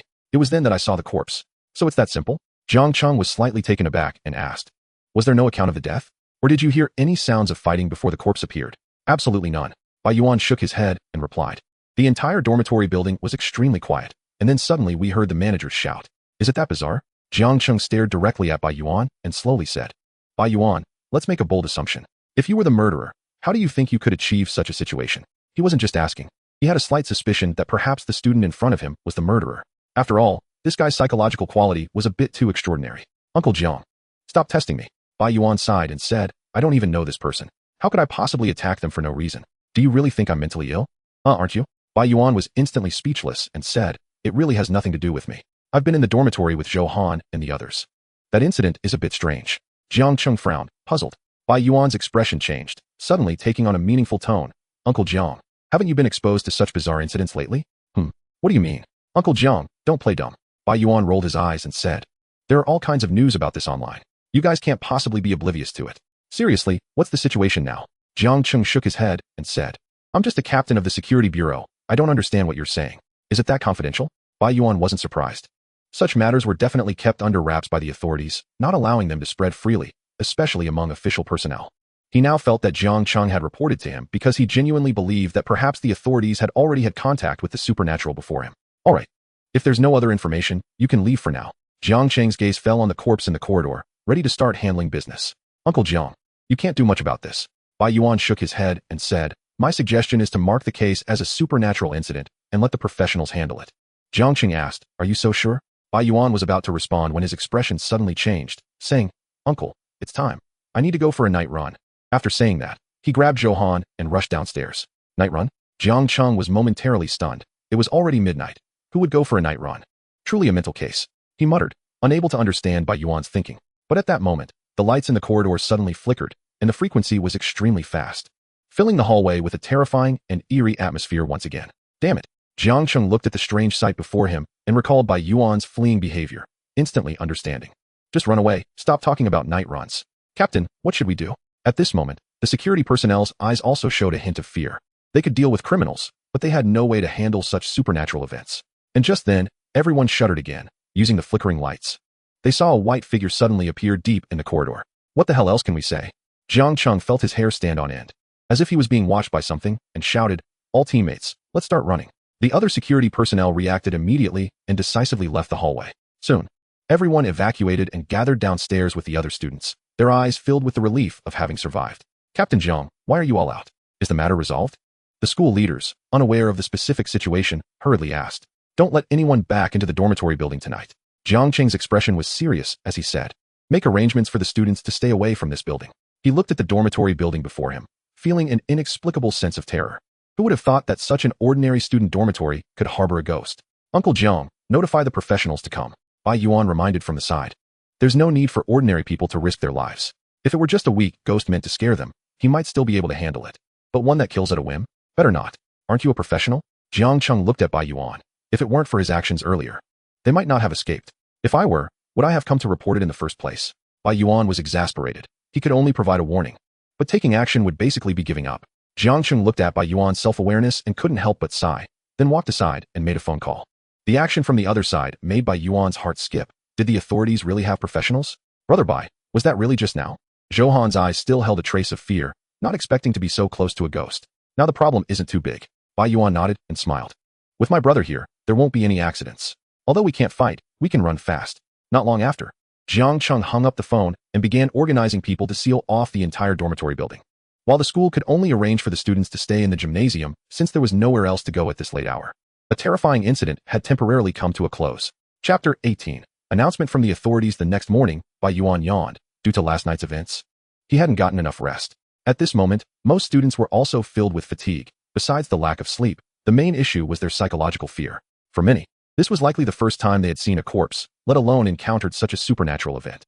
Those who managed to sleep last night were basically the ones with the strongest mental resilience. Brother Bai, do you think this incident will also go viral online? At this time, Gaoi leaned over. After seeing so many bizarre events online, who would have thought they would also become the protagonists of such an event last night? That depends on whether anyone uploads it online. Bai Yuan shrugged and said, but with so many supernatural events online now, our incident probably won't stir up much of a wave. Yu Yong also casually said, who cares, as long as we can survive. Are you sure we can survive? Gao Yi's eyes still held a trace of fear. As soon as he said this, everyone shivered in unison. They didn't think staying away from that dormitory meant they were safe. After all, the embroidered shoe incident was the best example. You think it left? Maybe it's right beside you. Be a bit more optimistic. Bai Yuan shrugged and said, besides, with so many people in the entire dormitory building, it won't necessarily target you. The dead Taoist friends 1T affect the living Taoist, right? That's true. Yu Yong nodded, feeling a temporary sense of relief in his heart. Do you know the identity of the deceased? At that moment, another roommate arrived nearby. Everyone shook their heads. The students at that time were so scared that they didn't have the courage to look at the corpse's face. However, Bai Yuan was bold enough to take a look, even examining it for a while, almost taking a photo, but unfortunately, he didn't recognize the person. I found out that it was Peng Chun from class 3. Gaoi looked around and whispered. At that time, his roommates had no idea he had left the dormitory, and the dormitory door had not been opened at all. This statement made them believe even more that it was a supernatural event. I'm planning to go home to study for now. At this moment, Yu Yong said with fear. Staying in the dormitory, who knows when one might die. What about you guys? Same here. I talked to my parents last night, and they'll come to pick me up in the morning. Brother Bai, are you going home or staying on campus? Zhou looked at Bai Yuan. Me? I'll go home first. Bai Yuan also didn't want to stay in the dormitory any longer. If he really got targeted, he wasn't confident he would survive. All right, then let's go home together. Bai Yuan twitched his mouth and said, no, aren't you going back to your home? I'm not going back. Zhou eyes were firm, already determined to cling to Bai Yuan's leg. No, it's not good for two guys to live together. Bai Yuan sighed and said, it affects my reputation. My parents give me 3,000 yuan for living expenses every month. I really can't spend it all. Don't say anything, come back with me. Zhou mouth opened slightly and said, brother, didn't you say you don't like others supporting you? Is this support? I'm protecting you. Bai Yuan said with righteous indignation. Is it too much to collect a little protection fee? Zhou quickly shook his head. It's not too much, not at all. At this moment, the students began to leave the gymnasium, heading towards the classroom. Of course, they weren't going to study. It would be a bit outrageous to be busy studying after experiencing something like this. Everyone was preparing to confront the teacher to apply to go home. They really couldn't stay in this school any longer. Perhaps due to the special situation, the school didn't stop them. After all, if something happened again, no one could bear the responsibility. At noon, Bai Yuan and Zhou returned to Bai Yuan's home, carrying large and small bags. Brother, I've already told my parents that I'll be studying with you during this time. Zhou comfortably lay on the sofa and said, just in time. I can help you with your studies. Forget it. Soon, the two began their home life at Bai Yuan's house. Although they didn't know the rules of supernatural events now, according to common sense, as long as they didn't run around, the probability of encountering them was still low, unless they were really unlucky. A week passed in a flash. And fortunately, none of those who had experienced the dormitory corpse incident encountered any more problems, which also meant that no one had been targeted by ghosts. However, online, reports of supernatural events were emerging one after another, and the authorities were even starting to feel overwhelmed. With the fermentation of various horror incidents, panic spread across the country. Some even speculated that the authorities had been controlled by vengeful spirits, which was why they had never taken a clear stance. But at 12 noon today, a message from the authorities spread across the country, causing a huge uproar. Brother Bai, come quick. The authorities have released a message. At this moment, Zhou was sitting in front of his laptop, looking excited, and quickly called out to Bai Yuan. Upon hearing this, Bai Yuan also leaned over, curiosity in his eyes. The two focused on browsing, and after a while, they exchanged a glance and fell silent. The authorities had acknowledged that there were some anomalies in the world, urging everyone to work and study from home as much as possible and not to go out at night. Secondly, they urged the public not to panic, stating that they were doing their utmost to handle various special incidents. As for the third point, a special phone number had been set up.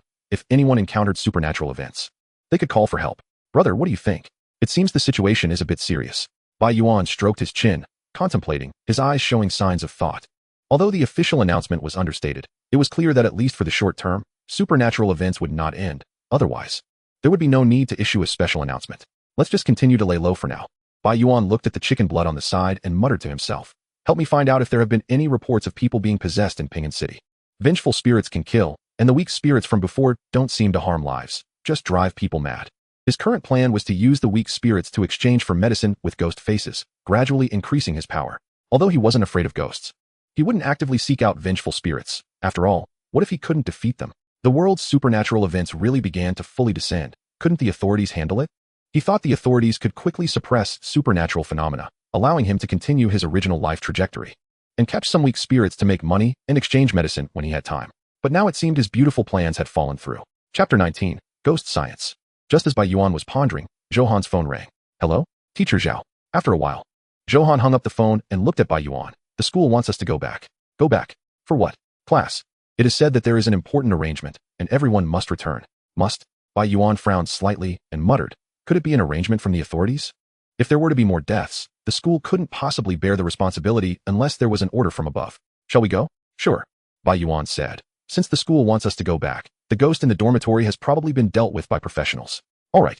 Johan listened to Bai Yuan's words without hesitation. In the afternoon, the two left home and headed straight to Ping'an City's 5th middle school.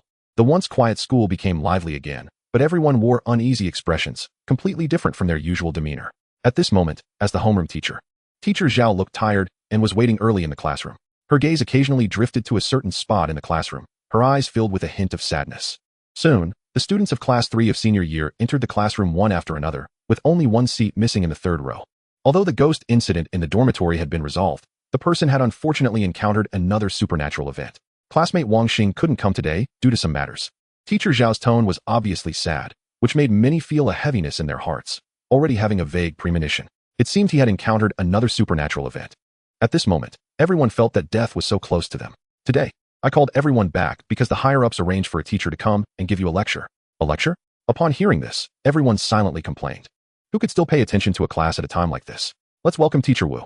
Although everyone felt it was boring, they still cooperatively gave a little applause. At this moment, outside the classroom, a strong man in a suit walked in slowly. His gaze was electrifying, and everyone he looked at felt a jolt. Instinctively standing up straight. Hello everyone, my name is Wu Yuan, from the Ministry of Education. Today, I am responsible for giving you a lesson. A lesson about the recent changes in the world. In an instant, the crowd's bodies trembled, transforming their previous boredom into anticipation and eagerness. This was something closely related to everyone's lives. Very good. Wu Yuan looked at the expressions of the crowd, a hint of satisfaction in his eyes. Let's first talk about the various recent murder cases. As you might have guessed, the culprits are indeed ghosts. The pupils of the crowd contracted, fear evident on their faces. Just the word ghost was enough to instill fear. It was indeed ghosts. At this moment, Johan instantly sat up straight and said, Brother Bai, come back to my hometown with me later. My family has many ancestral graves. Our ancestors can protect you. Bai Yuan suddenly turned his head, unable to help but twitch his mouth. Why does it sound so proud when you say that? At this moment, one sentence from Wu Yuan shattered Johan's fantasy. Of course, they are not the transformed spirits of the deceased. Wu Yuan's expression was calm as he said, dead is dead. Don't think that you will also become a ghost. Then how did they come to be? At this moment, someone asked, if they're not the ghosts of the dead, could they have appeared out of nowhere? No one knows. Wu Yuan shook his head and said, you can understand them as a type of monster that has suddenly appeared. But their horror and unpredictability are similar to what we use to imagine about ghosts. They are not afraid of bullets or modern firearms. They are not like ordinary monsters. What about nuclear bombs? At this moment, Bai Yuan raised his hand to ask. Wu Yuan paused. Are you suggesting we drop a nuclear bomb to deal with a ghost? I don't know if the ghost would die, but the whole city would be ruined. Bai Yuan realized that his question was a bit absurd. He was mainly just curious. Teacher, if that's the case, aren't ghosts invincible? Despair appeared in some people's eyes. In their minds, firearms were the key to humanity's dominance over the world. Now they seem to have no effect at all. Of course not. Wu Yuan shook his head and said, since they are special entities, there are naturally special ways to deal with them. We have many professionals in the official capacity who are addressing supernatural events across the country. But their numbers are too few, which has prevented complete resolution. The reason I am here today is to ask you all, Do you want to become such professionals? As soon as this was said, the previously quiet classroom erupted in commotion. Are you saying we can also deal with ghosts? Of course. Wu Yuan nodded and said. According to the official plan, high schools across the country will gradually introduce a new subject. We have named it Ghost Studies. Those who meet the criteria can enter this program to learn. As for how to meet the criteria, it depends on whether you have a companion ghost object. Companion ghost object? That's right. Wu Yuan looked at everyone and said, if you can enter the Ghost Studies class, you will naturally understand it. I won't say too much about it, as I don't really understand it myself. Clearly, he was just an ordinary person and not a professional. As for how to check if one has a companion ghost object, some assistance was needed. Just at that moment, Wu Yuan's gaze shifted, and he saw another strong man enter the classroom. In his hand, he held a squirming mass of flesh, covered in slime, looking extremely disgusting. Instantly, the class was taken aback, and even some girls screamed. Silence! Wu Yuan shouted, then said, you will come up one by one and hold it in your hands to see if you have a companion ghost object. The crowd remained silent, with no one stepping forward. They were just students and had never encountered such a squirming mass of flesh, so they couldn't overcome their psychological barrier. Does no one dare? A hint of disdain appeared in Wu Yuan's eyes. With this kind of courage, how do you expect to fight ghosts? The crowd, being young and spirited students, couldn't tolerate this provocation, and immediately a boy stood up. He strode to the podium, but when he looked at the mass of flesh, his courage faltered. However, everyone's gaze was on him, and there was no turning back. I'll go for it. He steeled himself and reached out to grab the mass of flesh in front of him. However, there was no change in the mass. No companion ghost object. Next. Upon hearing this, the boy quickly released his grip, feeling a hint of disappointment. Was it really impossible for him to become a professional? With the boy's example, the crowd's fear diminished significantly, and now they were more concerned about whether they had any talent. Now that even the official statement had been released, and a nationwide ghost studies program was being established, it was evident how much importance was placed on it. This brand new field was filled with opportunities to stand out. The youthful enthusiasm surged up as everyone longed to be unique in the world, perhaps even a savior. However, reality dealt a harsh blow. After a dozen people, all were ordinary, without any companion ghost objects. Chapter 20. This is purely for an extra meal. Sigh. Wu Yuan sighed inwardly, knowing this was expected.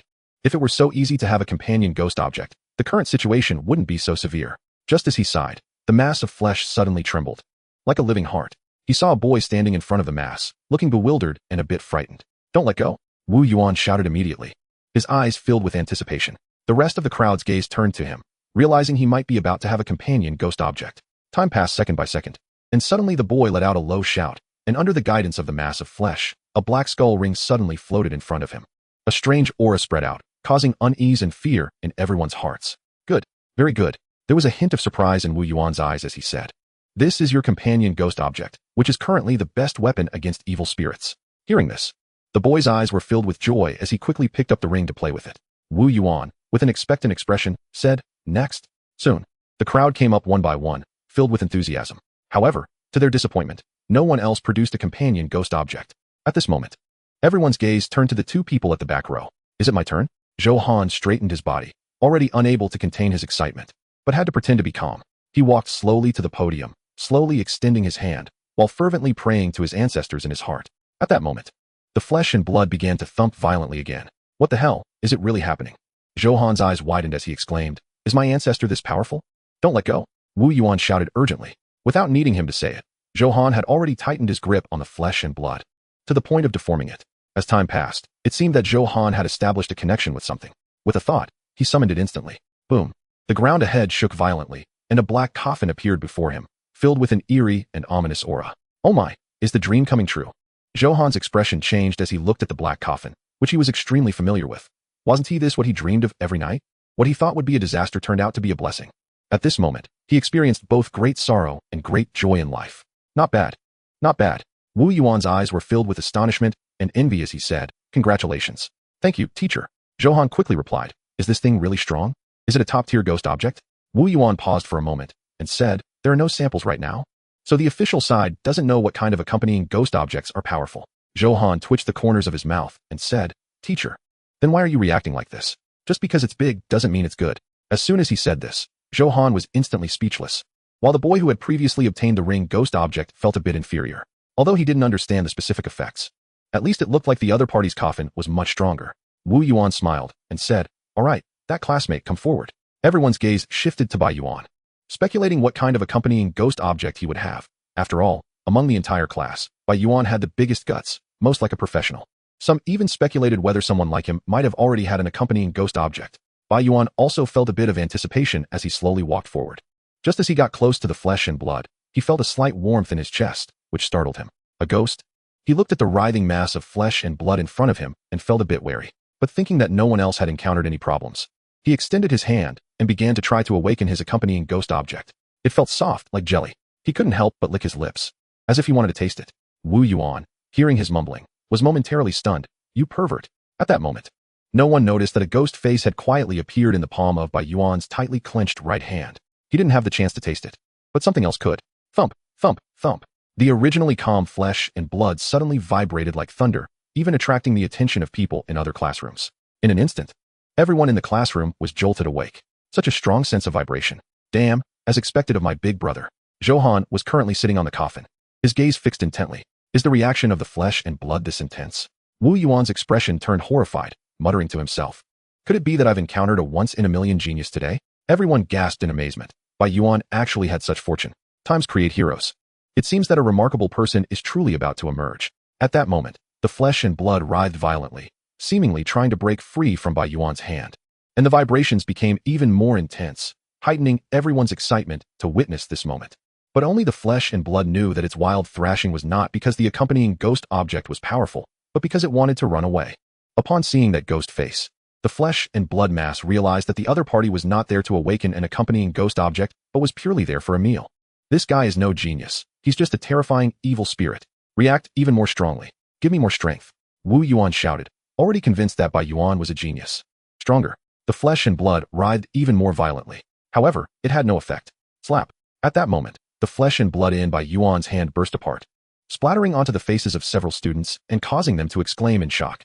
As for the essence within the flesh, that ghost had been completely devoured by the ghost face in Bai Yuan's hand. Huh. Wu Yuan's expression of excitement froze instantly.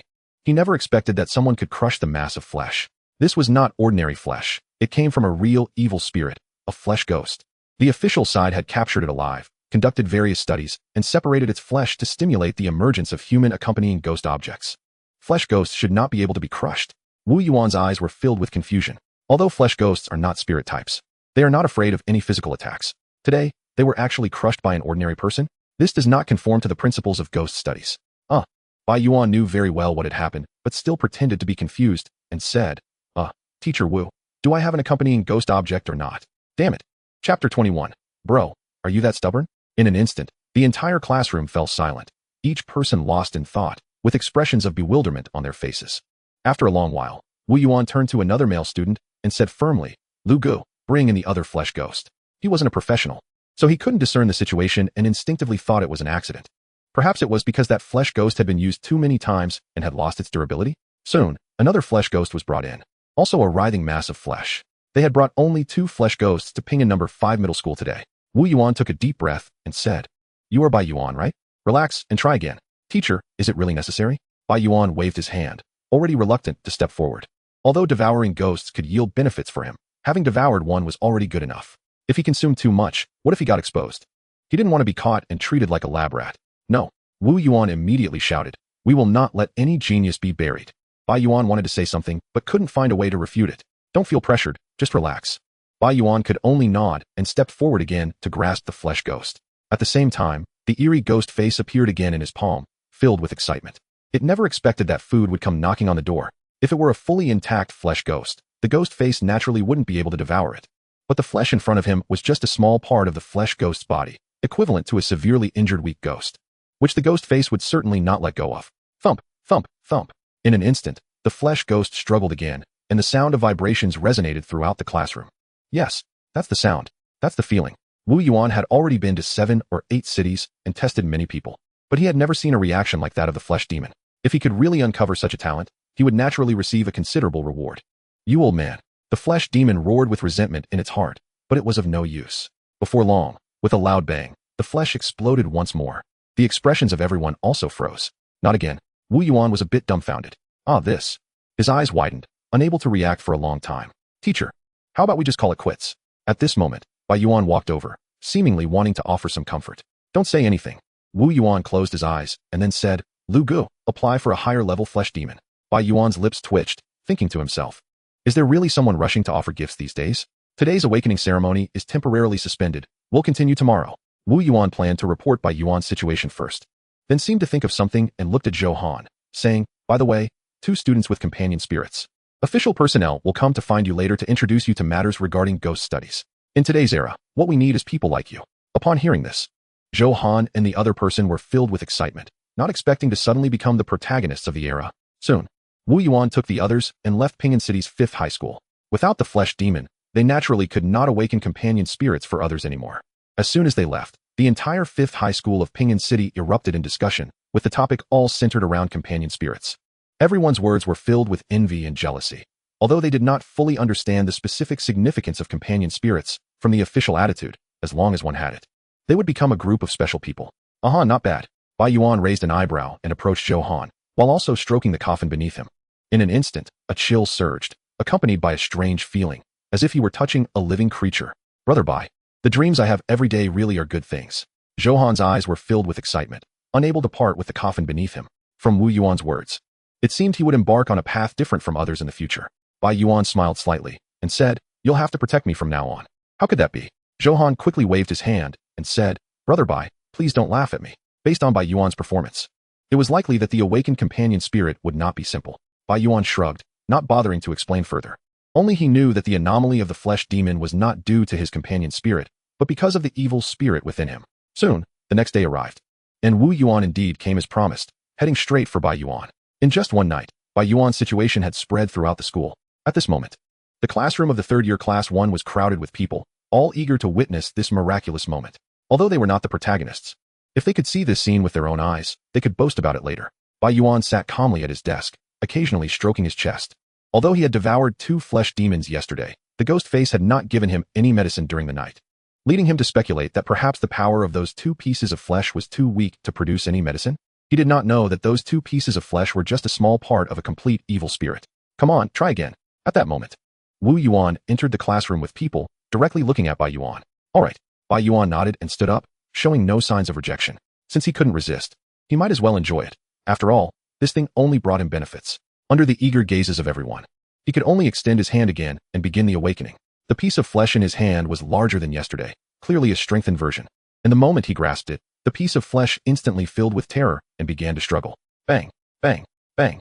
Again, a thunderous shaking ensued, exciting everyone. It must succeed. Wu Yuan clenched his fists, staring intently at Bai Yuan, not even daring to blink. Meanwhile, the ghost face in Bai Yuan's palm wore a strange smile, its mouth opening as it began to chew contentedly. When the flesh demon was completely devoured, the piece of flesh in Bai Yuan's hand instantly exploded, just like yesterday. In an instant, everyone was left dumbfounded. Wu Yuan frowned and said, Isn't your companion spirit this difficult to awaken? Bai Yuan's mouth twitched, finding it hard to explain. Something that didn't exist naturally could not be awakened. Hey, don't speak, I have my own thoughts. Wu Yuan's eyes shone with wisdom as his brain began to race. After a while, he took a deep breath and slowly said, I brought another flesh demon, try again. Bai Yuan's mouth opened slightly. Is this your thought? Also, buddy, are you this stubborn? Chapter 22. When I get home, I'm going to take medicine, a lot of it. Soon, another flesh demon was brought up. Perhaps because it had seen the entire process, Bai Yuan did not even approach it, and it began to struggle wildly. Is this the talent of the heavens? Wu Yuan was shocked, unable to believe that such a strong reaction occurred without getting close to the flesh demon. Hearing Wu Yuan's words, the flesh demon squirmed even more furiously, cursing in its heart. Is this something a human can say? Soon, this piece of flesh demon exploded once more, with no unexpected occurrences. Continue. Boom. Continue. Boom. In just half an hour, 7 flesh demons exploded on the spot, which could be described as extremely tragic. Incredible. Wu Yuan stared at this scene, momentarily at a loss. After a while, he looked at Bai Yuan and said blankly, Do you have anything to say? Clearly, at this moment, he had lost his ability to think. Do I need to pay for this? Wu Yuan's eyes twitched, then he sighed and said, Let's call it a day for now. I can't keep going like this. Are we continuing tomorrow? I think I can still do it. Wu Yuan was already reluctant to speak. You can, but I can't. We'll talk about it tomorrow. I need to go back and consult. He sighed and turned to lead everyone away. This guy's situation was beyond his judgment. Just as everyone was preparing to leave the school, a man in his 30s happened to get out of a taxi.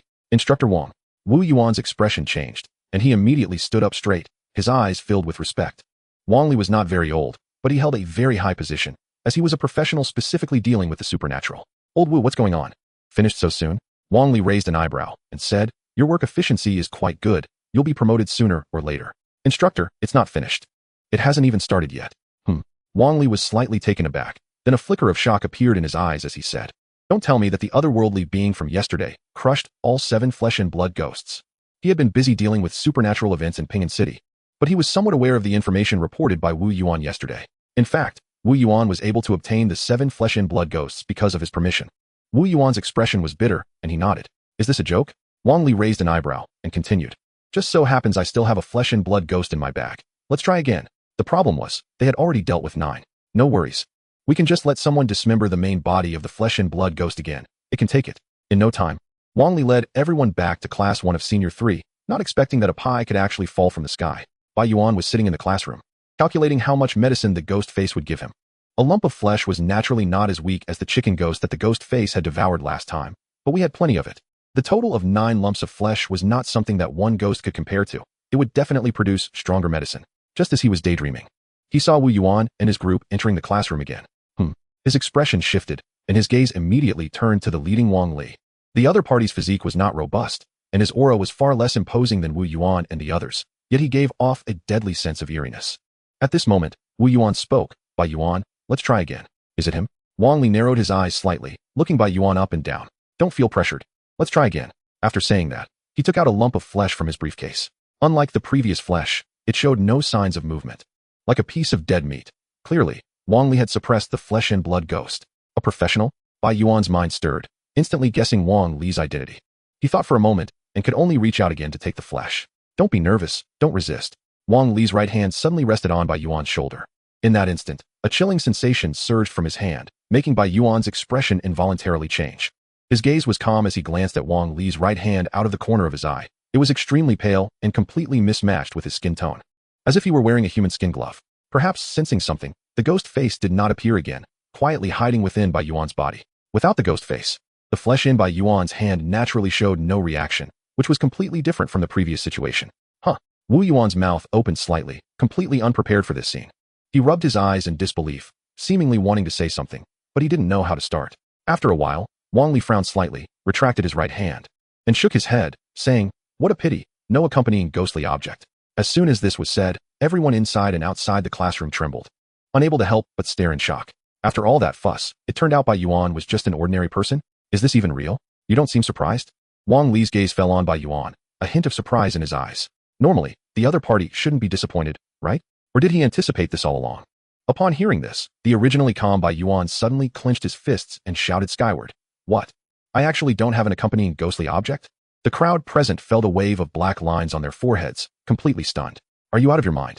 The next second, Bai Yuan returned to normal, his expression changing dramatically as he calmly said, "Actually, life is just destined to have its ups and downs. All we can do is accept it calmly." Wang Li's mouth twitched, and after a long while, he managed to squeeze out, "Your mindset is quite good. Then can you reward me with some more flesh? My hands are itching to squeeze it." "No." Wang Li immediately rejected him, as if he were dreaming. Although flesh and blood ghosts could be continuously cut, there would always be a day when they ran out, so it was impossible to just give them away. At this moment, Wang Li's gaze became sharp again as he said, "But I'm a bit curious. How did you manage to do it? This thing can't even be crushed by me. Maybe I just have strong hands." Wang Li shook his head, not pursuing the matter further. In today's bizarre era, the emergence of some otherworldly beings was reasonable, but not having an accompanying ghostly object was always subpar. "Let's go." He glanced at Wu Yuan and then said, "It's time to awaken the accompanying ghostly objects for others." Soon, the group left Class 1 of Senior 3, no longer paying attention to Bai Yuan. The remaining onlookers had various expressions as they dispersed, realizing that after all this effort, it had just been a misunderstanding. Brother Bai, Johan wanted to comfort him, worried that he might not be able to cope with such a drop in expectations. "I'm fine." Bai Yuan shook his head, his expression extremely calm. Although he did not have an accompanying ghostly object, he did have a real malevolent ghost. As expected of Brother Bai, Johan gave him a thumbs up and then said, "Not having an accompanying ghostly object is fine. We can work hard through other means." "You're right." Bai Yuan nodded seriously and said, "I'll go home and take some medicine. Really take it." After saying that, he stood up and left the classroom, preparing to go home and wait for the ghost face to spit out medicine. Johan was momentarily stunned, a hint of worry appearing in his eyes. He can't really be going crazy, can he? Chapter 23. I see you like this, so I gifted it to you at night. Bai Yuan sat alone at home, seemingly waiting for something. Johan, having awakened his accompanying ghostly object, was naturally taken seriously and was called away by the officials. "Doctor, haven't you opened the medicine yet?" Bai Yuan, unable to sleep, quietly waited. Time passed second by second, and soon it was midnight. Bai Yuan, who had been dozing off, suddenly opened his eyes. It's here. He touched his chest, feeling extremely hot, and quickly took off his shirt. A strange, eerie ghost face quietly emerged on his chest. At this moment, Bai Yuan was excited but also involuntarily recalled the time he went to see a psychiatrist when the doctor asked him, "Are you a person?" Now, Bai Yuan probably really needed to ponder this question carefully. However, whether or not he was human didn't matter. Being alive and getting stronger was enough. Besides, he couldn't drive away the ghost face, and since he couldn't resist, he might as well enjoy it. At this moment, Bai Yuan was in a good mood, even twisting his body and began humming. Medicine, medicine, medicine. Check it out. The ghost face seemed to pause for a moment, not expecting this guy's condition to be so serious. But soon, his consciousness indeed turned and arrived at the familiar dark space. Bai Yuan was slightly taken aback. He saw that there was no change around, but the blood-red sphere above had turned into 3. What does this mean? He pondered in his heart, muttering to himself. Could it be that the devoured malevolent ghosts are inside? At that moment, a supersized white pill fell right in front of Bai Yuan. Sure enough, there was medicine. Without thinking any further, Bai Yuan immediately grabbed the pill, looking as if he couldn't bear to part with it. Others had accompanying ghostly entities, but he had medicine. Soon, he returned to the real world with the pill, and the ghostly face quietly vanished, as if it had never appeared. He could enhance his physical fitness again. Bai Yuan licked his lips, his eyes filled with anticipation. The pill before him was about 4 decimeters in size, 4 times larger than the previous one, and its effects were surely going to be much stronger. Without hesitation, Bai Yuan buried his head in eating it, his face full of enjoyment. With such a look, one could say that not only humans, but even ghosts would be a bit afraid. In no time, he swallowed the entire pill, which was as big as a pancake. So sleepy, Bai Yuan felt drowsy and fell into a deep sleep again. The next day, Bai Yuan woke up on time, and there was a faint glimmer in his eyes. He twisted his body slightly, and instantly a series of crackling sounds echoed. So refreshing. Bai Yuan clenched his fists, feeling an endless surge of strength, his physical strength far surpassing that of yesterday. However, without any exercise equipment, he had no way to test it. If I keep strengthening like this, I might become a superhuman sooner or later, Bai Yuan thought, rubbing his chin and muttering to himself. When the time comes, will I save the world, or will I skip eating beef? Just as he was daydreaming, his stomach growled. Feeling extremely hungry, his current physical fitness was too strong, and the energy he needed was far beyond what he had before. Bai Yuan quickly washed up, turned around, and left his home to start his morning food hunt. Uncle, give me 30 egg pancakes. What? Before long, Bai Yuan received a huge stack of egg pancakes and also packed a lot of soy milk, fried dough sticks, and various other breakfasts, practically sweeping the entire breakfast street clean. Amidst the astonished gazes of others, Bai Yuan excitedly left. This kid really came to wholesale. The crowd stared at each other, momentarily dumbfounded. Bai Yuan quickly returned home and began to eat voraciously. If he ate like this on the street, he would be afraid of being seen as a monster. But at home, there were no worries. In just half an hour, the various foods piled before him were completely devoured, leaving people unable to imagine how he managed to consume so much. This was already a bit inhuman. Barely full, Bai Yuan licked his lips, still feeling a bit unsatisfied, as if he wanted to go out and buy more. However, considering the thickness of his wallet, he ultimately dismissed the thought. At this rate, the several $1,000s I saved won't last long, Bai Yuan pondered as he left his house, heading towards school. Nowadays, schools across the country have begun to allow students to return to school for classes. Students were initially reluctant, as encountering supernatural events again was no joke. However, with the establishment of ghostly studies in schools, there would be professional personnel coming to teach, making what was originally a dangerous place suddenly the safest. In fact, many students moved back to school overnight, making it the first time they were so passionate about attending classes. Before long, Bai Yuan arrived at school, only to see the first floor of the teaching building crowded with students, chattering about something. He raised an eyebrow, also curious about the commotion, and walked straight over. However, due to the crowd, he couldn't see what was happening inside. Classmate, what's going on? It's nothing. Just that the school has opened 6 ghost classes specifically for those with accompanying ghostly entities. 6. So many people, Bai Yuan murmured. The establishment of ghost classes was not surprising to him, but he was a bit shocked that there were so many talented individuals in their school. Just as he was pondering, a commanding voice rang out. You all step back. Is this a place for you to linger? Instantly, many people turned around, and they saw a tall man with his hands in his pockets, exuding an air of invincibility, calmly scanning the crowd. The most eye-catching thing was the severed finger floating in front of him. Obviously, this was his accompanying ghostly entity. Is he a student of our school? Why does he look so big? Of course not. He should be a member of society in this area. After hearing the comments from others, Bai Yuan realized that, in fact, the authorities had not only conducted the awakening ceremony for middle school students. In Pingan City, individuals aged 15 to 30 had undergone attempts to awaken their accompanying ghostly entities. According to official analysis, the probability of people in this age range having accompanying ghostly entities was relatively high, and their learning abilities were strong, making them suitable for teaching. However, due to the lack of professionals, it was impossible to teach them separately, so the authorities could only gather everyone in the ghost classes of major middle schools for learning. Pinyin City had gathered talented individuals at 6 major middle schools for this purpose. Step back. Lu Wang's expression was calm, and the severed finger in front of him moved slightly, emitting a cold aura. The crowd trembled, instinctively feeling a surge of fear, and quickly made way. Ordinary people should take the ordinary path. They must not cross the line. He casually glanced at the crowd, a proud smile forming at the corner of his mouth. In just one night, his mindset had undergone a tremendous change. As he passed by the crowd, a hint of mockery appeared in his eyes. Suddenly, with a thought, the severed finger moved as if it were alive, flying towards the crowd. The crowd instinctively retreated, panic on their faces, afraid to touch the severed finger. Who knows if there's a curse on it? Seeing the chaos in the crowd, Lu Wang couldn't help but grin, extremely pleased with this scene. At that moment, his gaze landed on Bai Yuan in the crowd. He saw Bai Yuan's calm expression, showing no fear of the flying severed finger, only curiosity. Kid, you seem to like it. I'll give it to you. At that moment, Lu Wang raised an eyebrow, and the severed finger suddenly changed direction, speeding towards Bai Yuan. Let's see if you're scared. He had already imagined the panic-stricken look on Bai Yuan's face in his mind. However, the next second, Lu Wang's expression froze. He saw Bai Yuan remain unfazed, suddenly extending his right hand, firmly grabbing the severed finger as if catching prey. Thanks, buddy. After saying that, Bai Yuan didn't give Lu Wang a chance to react and turned around to run upstairs. Lu Wang was momentarily stunned, completely unable to process what had just happened. After a while, his expression changed dramatically as he shouted, "Stop right there," while he was busy showing off. No one told him that accompanying ghostly entities could be taken away. Besides, was this person sick? How could he be completely unafraid? Extra meal. I want an extra meal. Bai Yuan tightly gripped the severed finger and rushed straight to the restroom. The students in the hallway were taken aback and quickly made way for him. He was running to the restroom for a snack? At that moment, Lu Wang also chased after him, shouting angrily, "That's mine." Everyone was once again stunned. Was there really some delicacy in the restroom? Why was there a fight over it? Bai Yuan ignored the gazes of the crowd and directly dashed into the last stall of the restroom, stuffing the severed finger towards his chest. After all, it was given by the other party. If he didn't need it, it would be a waste.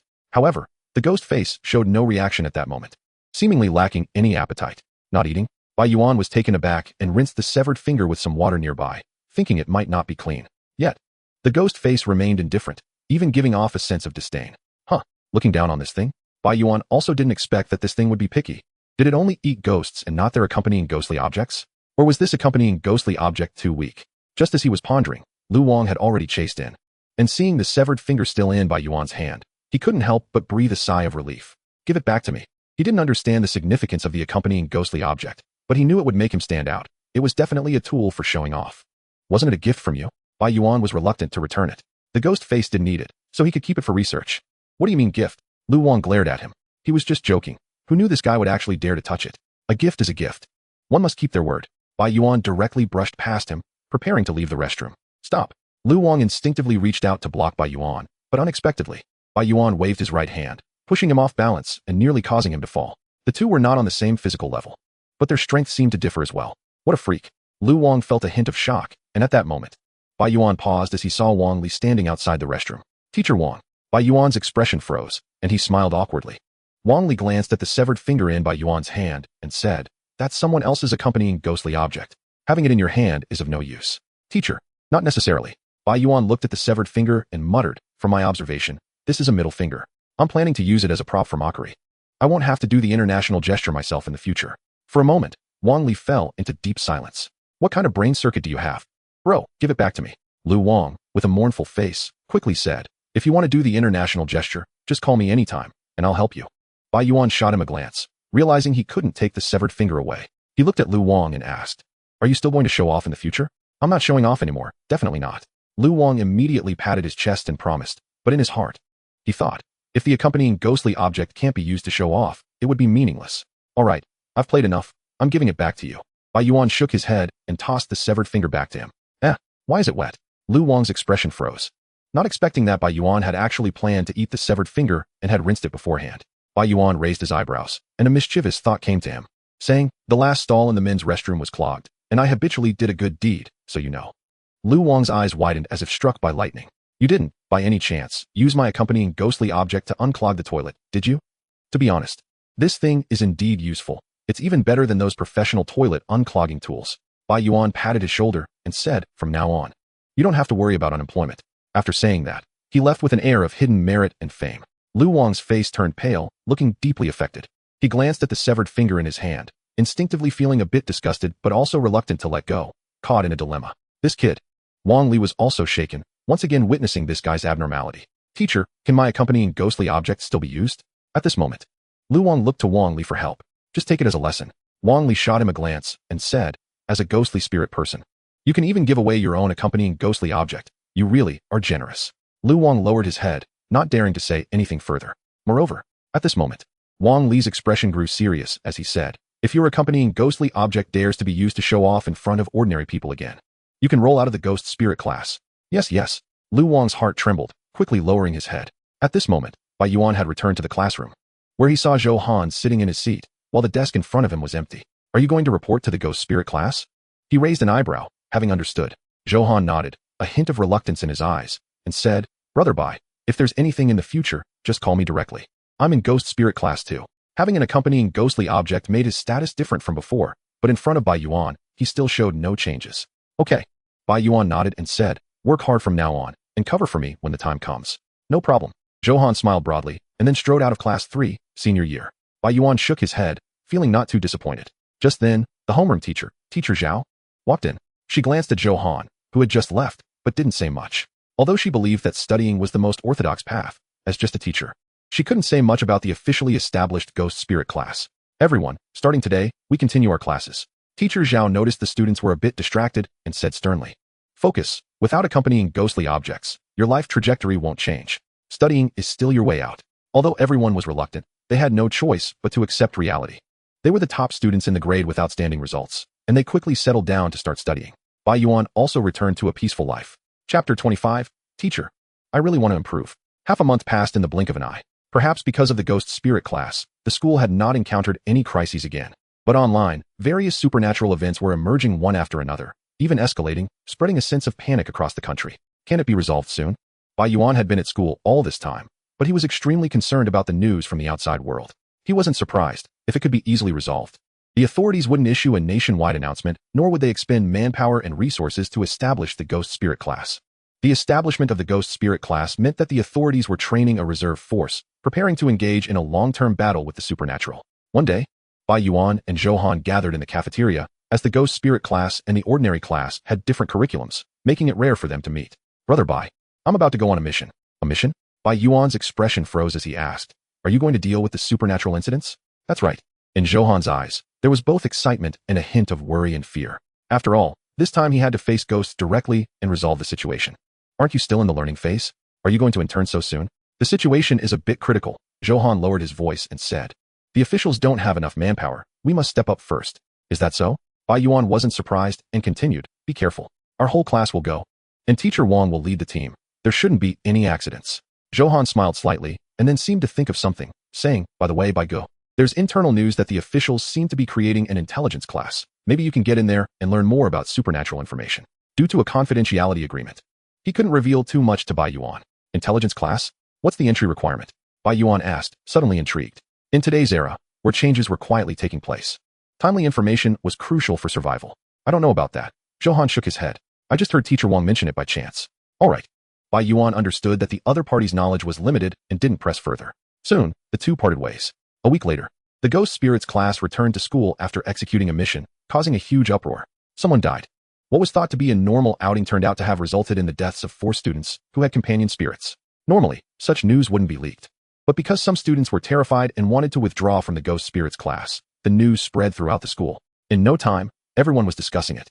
And some even felt a bit relieved. They had thought that having companion spirits would surely make them superior, but they hadn't expected the risks to be so high. It seemed that being a professional wasn't that easy.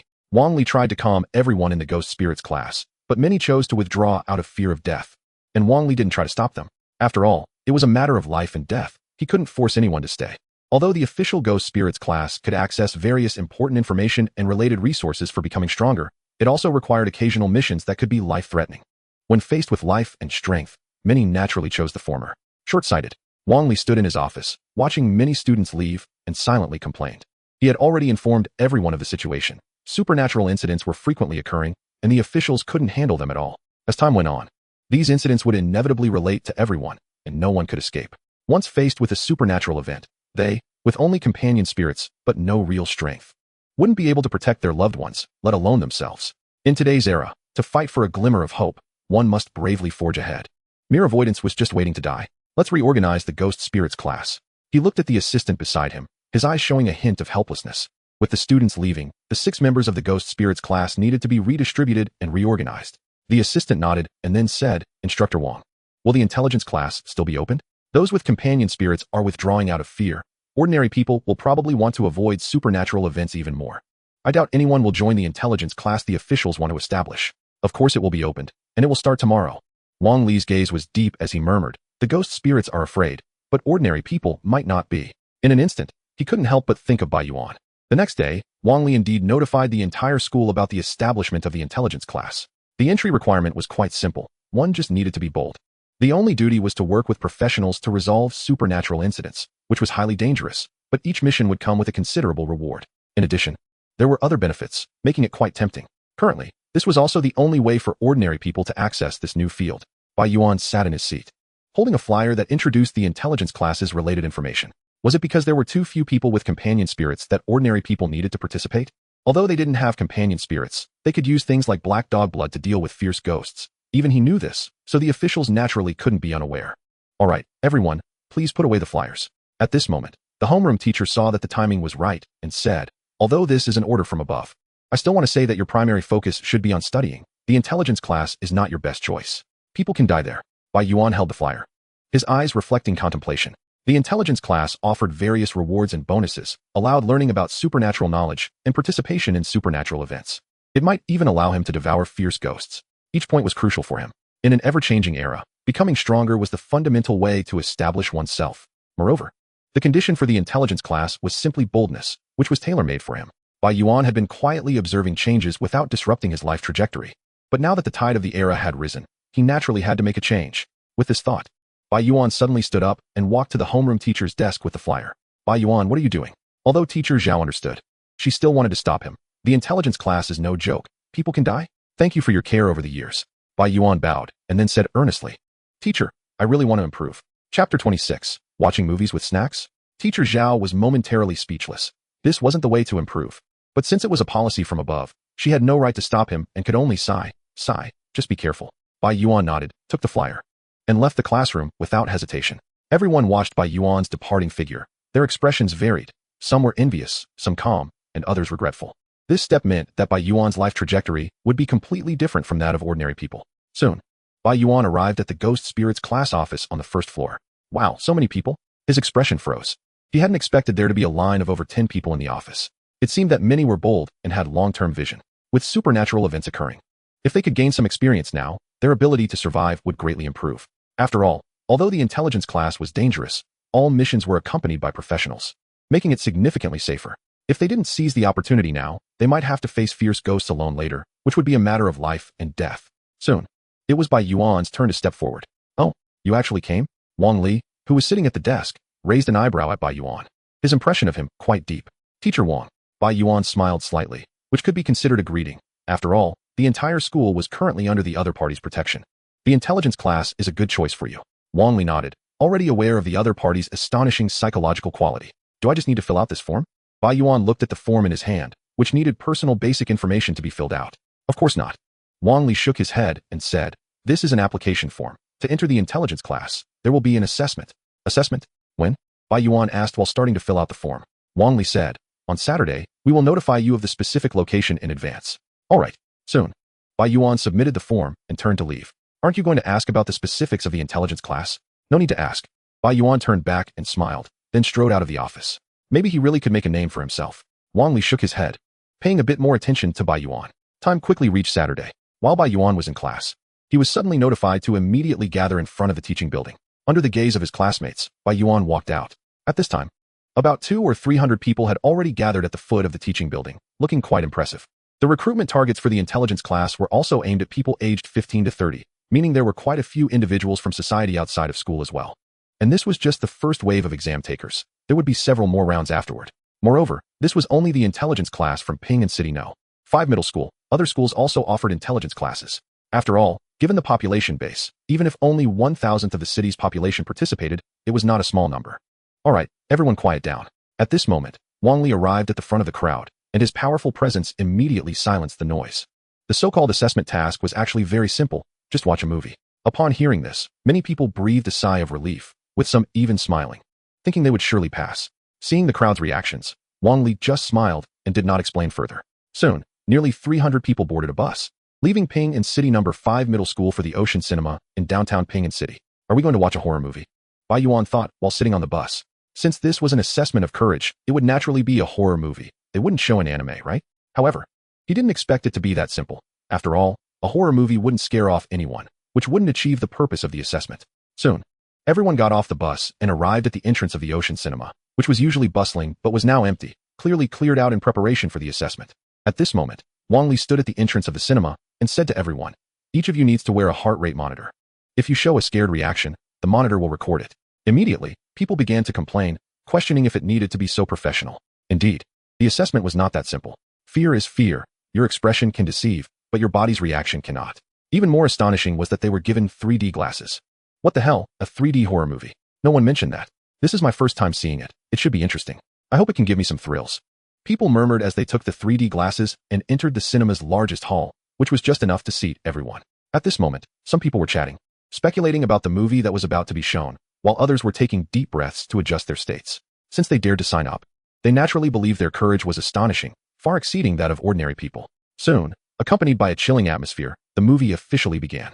The originally dark screen suddenly displayed a pale woman's face, staring intently at everyone. Because of the 3D glasses, everyone felt as if the woman's face was right in front of them, the vengeful expression striking at everyone's soul. In an instant, many people's monitors began to beep. According to the rules, if the monitor beeped 3 times, they would be eliminated. What the hell? So sudden. Who can withstand this? Someone couldn't help but curse under their breath. In this situation, anyone would have their heart rate accelerate, right? However, Bai Yuan, sitting in the back row, remained calm, watching the movie with great interest. He was completely immune to scares, horror, and bloodshed. This was the confidence his condition brought him. The plot of the movie was simple. A woman living in a remote mountain village was dismembered and then returned filled with resentment to take revenge, which is a common trope in horror films. However, the terrifying segments were cleverly set up, combined with eerie background music, easily evoking fear in people. A bit boring. Bai Yuan yawned, already feeling a bit sleepy. The horror movie that terrified others felt to him like watching an animated film. Just when he was feeling bored, Bai Yuan's expression suddenly shifted, and he involuntarily glanced around. He felt a warm sensation in his chest. This also meant that a ghost appeared in the cinema. At that moment, a cold feeling rushed over him, and Bai Yuan quickly deduced the type of ghost. It was indeed the weak ghost from that day. Watching a movie while getting snacks, how thoughtful. At this moment, Bai Yuan licked his lips, with no thought of leaving. Instead, he felt eager to try. As long as you're weaker than me, prepare to face my heavy punch. Meanwhile, outside, Wang Li remained calm, quietly waiting for the assessment to conclude. Instructor Wang, are we being a bit too harsh?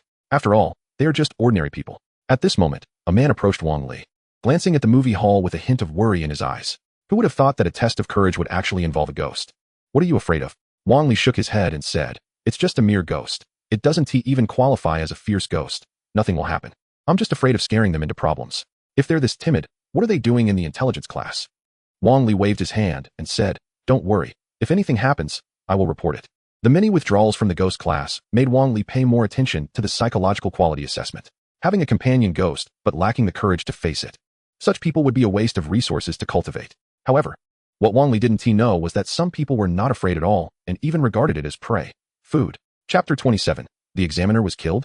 At this moment, Bai Yuan was still sitting quietly in his seat, searching for the position of the fierce ghost. Could it be specifically there to scare people? He vaguely guessed the origin of the ghost in his heart. After all, this was an official assessment point, and it couldn't have been left unchecked. There was only one possibility. The fierce ghost was also part of the assessment. Soon, he noticed that the cold aura was gradually dissipating, which also meant that the ghost was retreating. Bai Yuan did not rush. Since it was meant for assessment, it would undoubtedly appear again. Before long, Bai Yuan successfully captured the movement route of the ghost, which was moving around the 4 corners of the cinema, showing no harmful behavior, only releasing a cold aura. This confirmed that it was indeed meant to increase the difficulty of the assessment. He had to intercept it in advance. Bai Yuan's gaze focused on the position farthest to the right in the row, and he quietly walked over. "Classmate, can I exchange a seat with you? We're in the middle of the assessment." "Why change seats, brother Bai?" The boy was initially impatient, but when he saw it was Bai Yuan, he immediately stood up. "Do you know me? I had the fortune of seeing your great power that day when you directly took that severed finger." The boy's eyes were filled with admiration. This guy wasn't even afraid of the ghost. He, an ordinary person, couldn't provoke him. Bai Yuan nodded, then sat down, and began to wait silently. Not long after, a wave of cold aura enveloped him, indicating that the ghost was approaching. Bai Yuan calmly took out a bag of blood from his pocket, containing rooster blood. To avoid encountering a fierce ghost, he naturally carried rooster blood with him, and he didn't expect it would come in handy today. He calmly smeared the blood on his hands, waiting for the ghost to come closer. The smell of blood attracted the attention of nearby people, but due to the dim light, they couldn't see Bai Yuan's actions, which made everyone instinctively think that the smell was just part of the assessment. At this moment, the ghost was advancing along its route, preparing to move from one corner to another, and it had to pass through the aisle on the right. Just as the ghost was moving forward, a blood-soaked hand appeared and instantly grabbed its neck. Come here. Although Bai Yuan couldn't see, his hands grasped a cold entity, and he immediately realized he had caught the ghost. This also confirmed to him that rooster blood was indeed effective against ghosts. After all, without the rooster blood, no matter how strong he was, he wouldn't be able to touch the body of a fierce ghost. At this moment, the ghost had no time to react before a flurry of heavy punches came raining down. No one mentioned this part. The ghost was instantly filled with confusion, completely unaware of what was happening. Bai Yuan hunched over, pressing the ghost to the ground, continuously throwing punches, and he couldn't help but feel a rush of excitement. His physical condition was different from before, and since the ghost was captured by a human, its strength was naturally sealed. In just a minute, the ghost was severely injured and had no power to resist. A ghostly face appeared on Bai Yuan's chest, biting down on the ghost, continuously chewing with a strange smile, and quickly devoured it completely. At this moment, a talisman suddenly floated down to the ground and then disappeared. Controlled? No wonder it's weaker than I imagined. Bai Yuan sat up straight and wiped his hands with a tissue, a smile appearing at the corner of his mouth. Participating in an assessment and managing to devour a ghost was quite an unexpected joy. With the ghost's interference gone, the pass rate for the assessors increased significantly. Soon, the horror movie came to an end. Instructor, here are the names of those who passed. At this point, someone held a list that recorded the extent and frequency of everyone's fright. So many people? Wang Li was slightly taken aback, a hint of surprise in his eyes. By his estimate, it would be good if 1/10 of the participants passed. After all, with the ghost's interference, many people's fears would be more easily evoked. But now, the list showed that over 80 people had passed the assessment. This batch of people has good psychological quality. Wang Li nodded in satisfaction, saying, let them wait outside for a moment. We will announce the list later. Before long, the assessors, with various expressions, left the cinema hall, while Wang Li entered the cinema to retrieve the ghost, as it would still be needed for other assessments. However, after circling the cinema hall, he found no trace of the ghost. Wang Li looked a bit dazed, muttering to himself, could it have escaped? That shouldn't be the case. The ghost talisman should still be in control. He pondered continuously, and just as he approached a seat on the right, his nose twitched as if he caught a scent. Is that the smell of rooster blood? In an instant, Wang Li narrowed his eyes, a vague guess forming in his mind, while also feeling it was utterly absurd. The movie was essentially a test paper, and the ghost was like the examiner. After an exam, the examiner was directly killed by the examinee. Where would one go to reason about this? What kind of person was this outrageous? Now he understood why the pass rate was so high. It turned out there was a freak involved. He would have to ask about it later. Due to the ghost's supernatural influence, the cinema hall surveillance had temporarily failed. So Wang Li could only remember this one location and prepare to inquire about it with the participants. Meanwhile, outside the cinema, the staff responsible for the assessment were reading the list of accepted candidates, bringing forth cheers from the crowd. Soon, over 80 names were announced one by one. Some rejoicing while others sighed and left helplessly. Bai Yuan, as the best in the whole event, was naturally also accepted, successfully entering the intelligence class. You did very well. There was only one instance of heart rate change throughout. The staff looked at Bai Yuan, and his result could clearly be said to be the first place. However, what he didn't know was that one change in heart rate was not due to Bai Yuan being frightened, but because he was busy beating the ghost. Basic skills, basic skills. Bai Yuan smiled slightly, and didn't explain anything. Soon, everyone who passed returned to school, while those who were eliminated went off to wherever was cooler. Chapter 28. The supernatural incident upstairs? Take a break today. The school will arrange new dormitories for everyone. Wang Li came to the front and immediately spotted Bai Yuan, who indeed did not disappoint him and successfully entered the intelligence class. Classes for the intelligence class would officially start next Monday, and everyone could pack their luggage. Those who did not wish to stay in the dorms could also return home. But they must not be late every day. Upon hearing this, everyone nodded in agreement. Most people would choose to stay in the dorms, after all. This was the safest place in the city under Wang Li's protection. At this moment, the crowd dispersed in an orderly manner, chattering non-stop, their words filled with joy. Although they did not have accompanying ghost entities, they still managed to touch this level of things with their own courage. Bai Yuan was also in a good mood and headed straight for the cafeteria. With 2,000 yuan each month, he no longer had to worry about not having enough to eat. Bai Yuan whistled, feeling that the future was looking promising. According to the benefits of the intelligence class, there is a monthly basic reward of 2,000 yuan, and as long as one has completed a task once, they can receive a generous reward of 50,000 yuan. For ordinary people in small cities, this is already a significant amount of wealth. In the evening, Bai Yuan returned home. He chose not to stay at school. After all, while Wang Li was powerful, he might not be able to protect everyone well. The tragic defeat of the ghost spirit class was an example. Most importantly, he was worried that the ghost face within him would be exposed. What if Wang Li treated him as a ghost? That would be pure nonsense.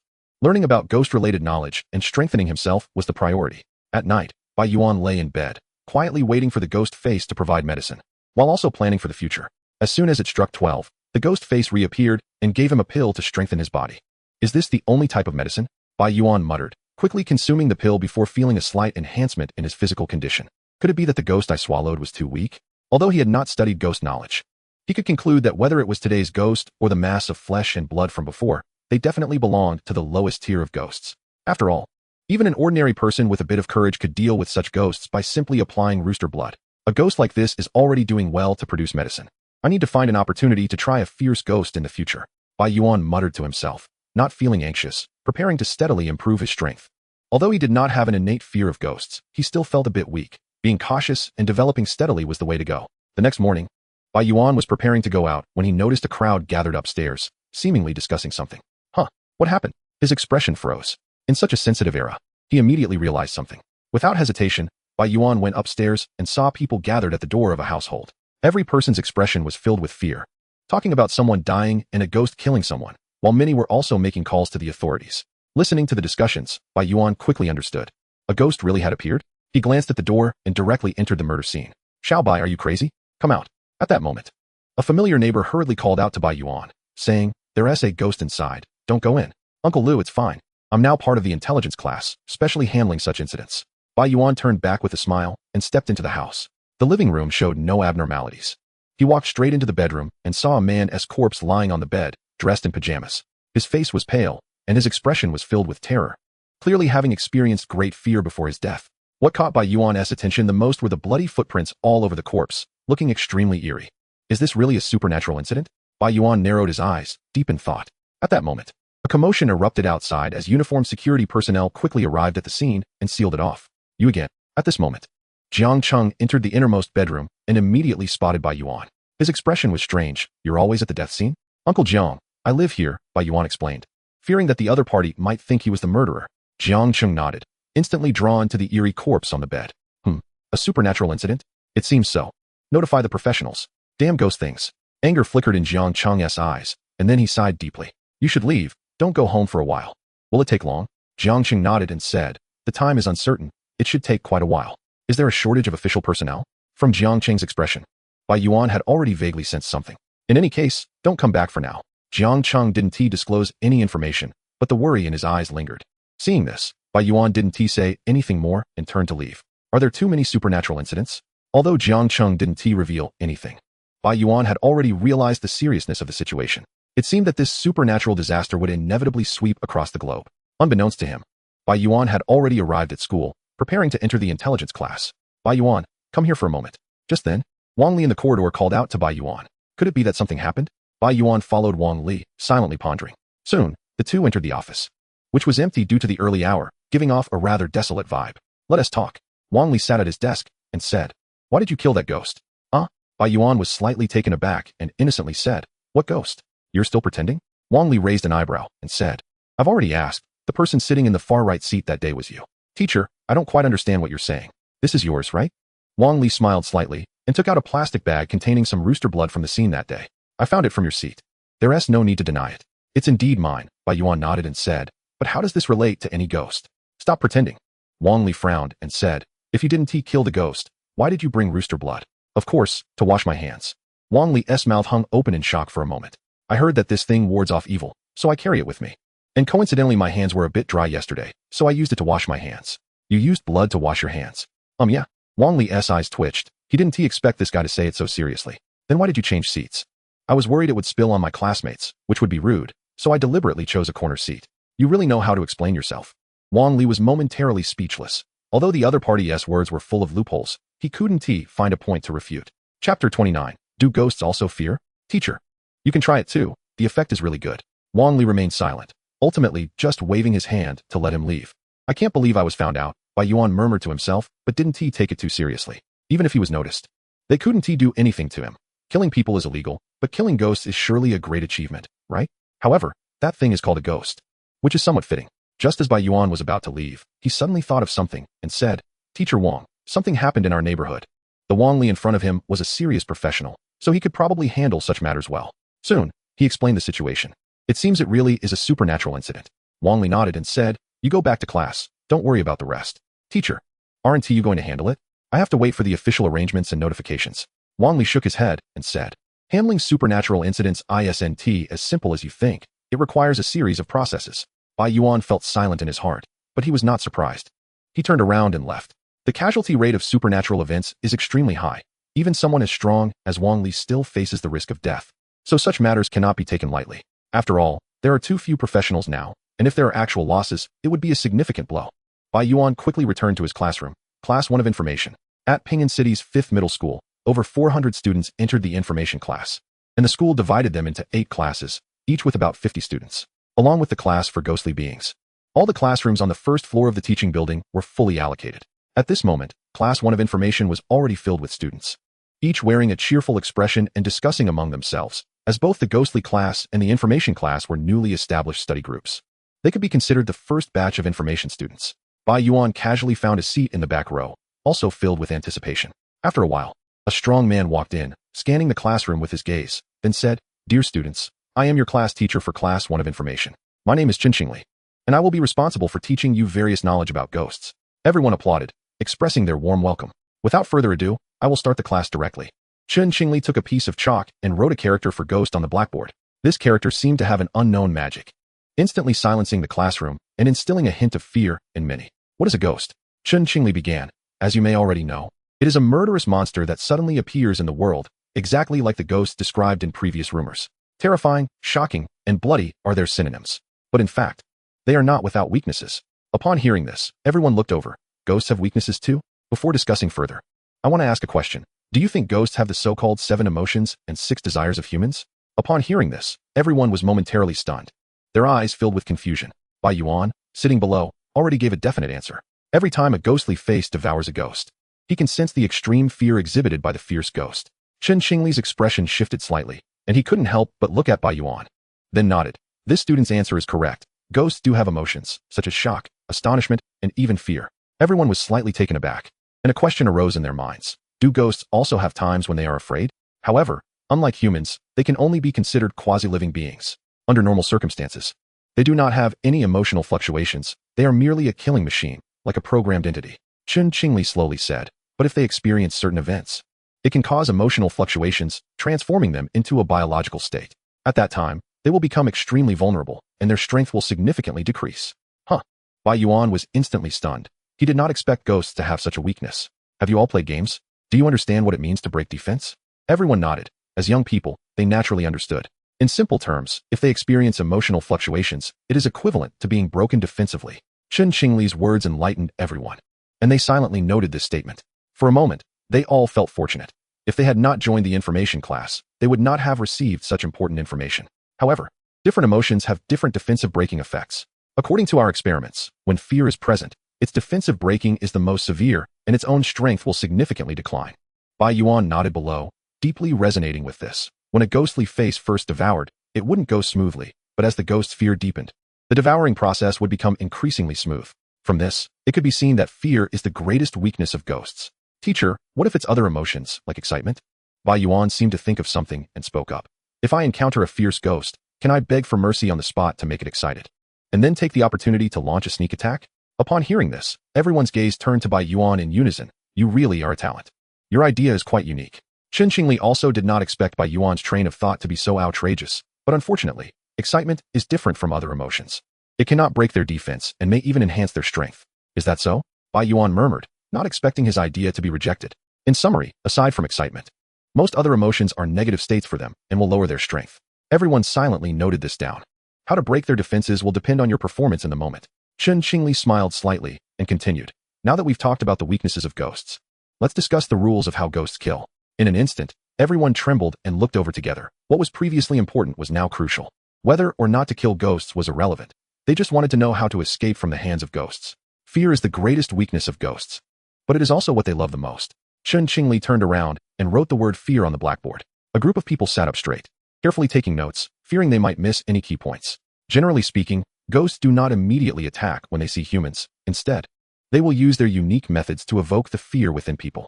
When fear reaches its peak, they will decisively strike and end your life. According to our research, the purpose of ghost killing is to devour our fear, which may aid in their evolution. Bai Yuan noted Chen Qingli's words while capturing another key point. Ghosts can also evolve? The current supernatural events have become somewhat uncontrollable. If fierce ghosts evolve further, the consequences are unimaginable. Isn't this purely a doomsday scenario? We'll discuss that later. Chen Qingli shook his head and said, in other words, if you want to survive, you must maintain a good mindset and cannot show fear. This way, your safety will naturally increase significantly. The expressions of everyone became serious. Saying it is easy, but achieving it is as difficult as climbing to the sky. Humans inherently have immense fear of ghosts, and if they experience a bit of fright, fear will involuntarily arise. Although many people consider themselves bold and claim they are unaffected by horror films, that is just a movie. When real supernatural events occur, people will inevitably feel fear. Even professionals with accompanying ghostly beings cannot avoid it. However, those who have experienced more will have a much lower degree of fear than ordinary people. At least they can maintain calm thinking and not collapse. Someone below spoke up. Teacher, but everyone is afraid of death. We can't suppress our instincts, right? That's an overthinking. Chen Qingli shook his head and said, what you fear is death, but what the ghosts want to devour is that fear of them. Upon hearing this, the person immediately sighed in relief and smiled, saying, then there's no need to worry. I'm just afraid of death. I'm not afraid of any terrifying scenes at all. You're overthinking it. Chen Qingli's expression turned strange as he smiled and said, some people think they are not afraid of ghosts, but they are just afraid of dying, which is actually a misconception. The fear of ghosts can be more accurately described as a shock value. Even the bravest person has a threshold for shock, a critical value. Your threshold may be higher than others, but it can still be reached. On the surface, you may appear calm, but your heart is likely racing already. Moreover, humans are imaginative beings. They can scare themselves. Just one phrase like there's a ghost in the bedroom can keep most people awake all night. The crowd fell silent. Indeed, Chen Qingli was right. This could be seen from the entrance examination of the intelligence class. Everyone experiences changes in heart rate, which means they have some level of shock value, just varying in degree. And this was just from watching a movie. When a ghost truly appears beside you, it's impossible to remain completely unflustered. Teacher, is it possible for someone to have no fear threshold at all? As it stands, no. Chen Qingli shook his head and said, unless they are not human or they have a disorder. Just as he was encouraging the students, he suddenly looked towards one person below and said, this student, what are you laughing about? Bai Yuan immediately restrained his smile and said seriously, I wasn't laughing. That smirk at the corner of your mouth is evident to anyone. Bai Yuan touched his nose and said, I just thought of something funny. Be serious during class. Chen Qingli naturally didn't understand the joy in the other's heart and could only continue with the lesson. At this moment, Bai Yuan was still overjoyed, even burying his head as his shoulders began to shake, clearly suppressing his laughter. He initially thought about quickly curing his mental illness, but now it seemed that this was not a sickness at all. It was simply a golden finger. From Chen Qingli's perspective, the pathological reason led him to genuinely have no shock value, making him an extremely rare anomaly, which also meant that the likelihood of encountering a malevolent ghost and facing life-threatening danger was low. Ghosts might not be interested in him, but he was not picky about ghosts at all. Any ghost could be devoured to exchange for strengthening pills. At this point, Bai Yuan had completely abandoned the idea of curing his illness and was only thinking about showcasing his abilities in this era. Ghosts, Big Brother is coming. Bai Yuan silently shouted in his heart, but he wouldn't be too reckless. Although the chance of life-threatening danger was low, if a fierce ghost with abnormal strength failed to provoke his fear, there was still the possibility that it might get angry and take him out. After all, when someone gets angry, even passing dogs might get scolded. To fully avoid this problem, he needed to become stronger. Bai Yuan understood very well in his heart that his golden finger was just like an extra layer of protection, but it was not invincibility. Just then, someone asked, Teacher, if that's the case, aren't ordinary people doomed to die in battles with ghosts? Those who had accompanying ghostly entities could still force a fight, but they couldn't escape. And they couldn't fight back, only slowly being drawn out by fear until they ultimately met their demise. Of course not.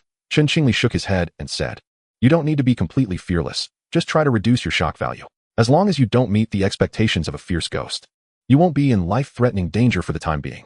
Moreover, ordinary people, as long as they are brave enough, can actually have the power to resist. If your psychological quality is strong enough, you can even turn the tables on the ghost and launch a counterattack. However, this still requires courage. If you're scared stiff on the ground, how can you talk about counterattacking? As for how ordinary people can kill ghosts, that will be our lesson for tomorrow. Chen Qingli checked the time and said, that's all for today's class. Also, I want to mention that all these theories are not absolute, as there are still too few records of fierce ghosts, and the authorities can't guarantee anything. They can only say that it applies to most situations. The crowd nodded, still jotting down the knowledge points Chen Qingli had shared. If they really encountered any special situations, they could only count themselves as unlucky. All right, everyone can leave class. Chen Qingli looked at the crowd and added, by the way, remember one thing. Courage is your greatest reliance. Upon hearing this, everyone nodded. However, Bai Yuan below was slightly taken aback, feeling as if he had heard this phrase before. The old Taoist from the hospital. His expression changed as he suddenly thought of the old Taoist from the city center hospital. That con artist really had something going on, didn't he? Bai Yuan stroked his chin and muttered to himself. But why didn't the yellow talisman work?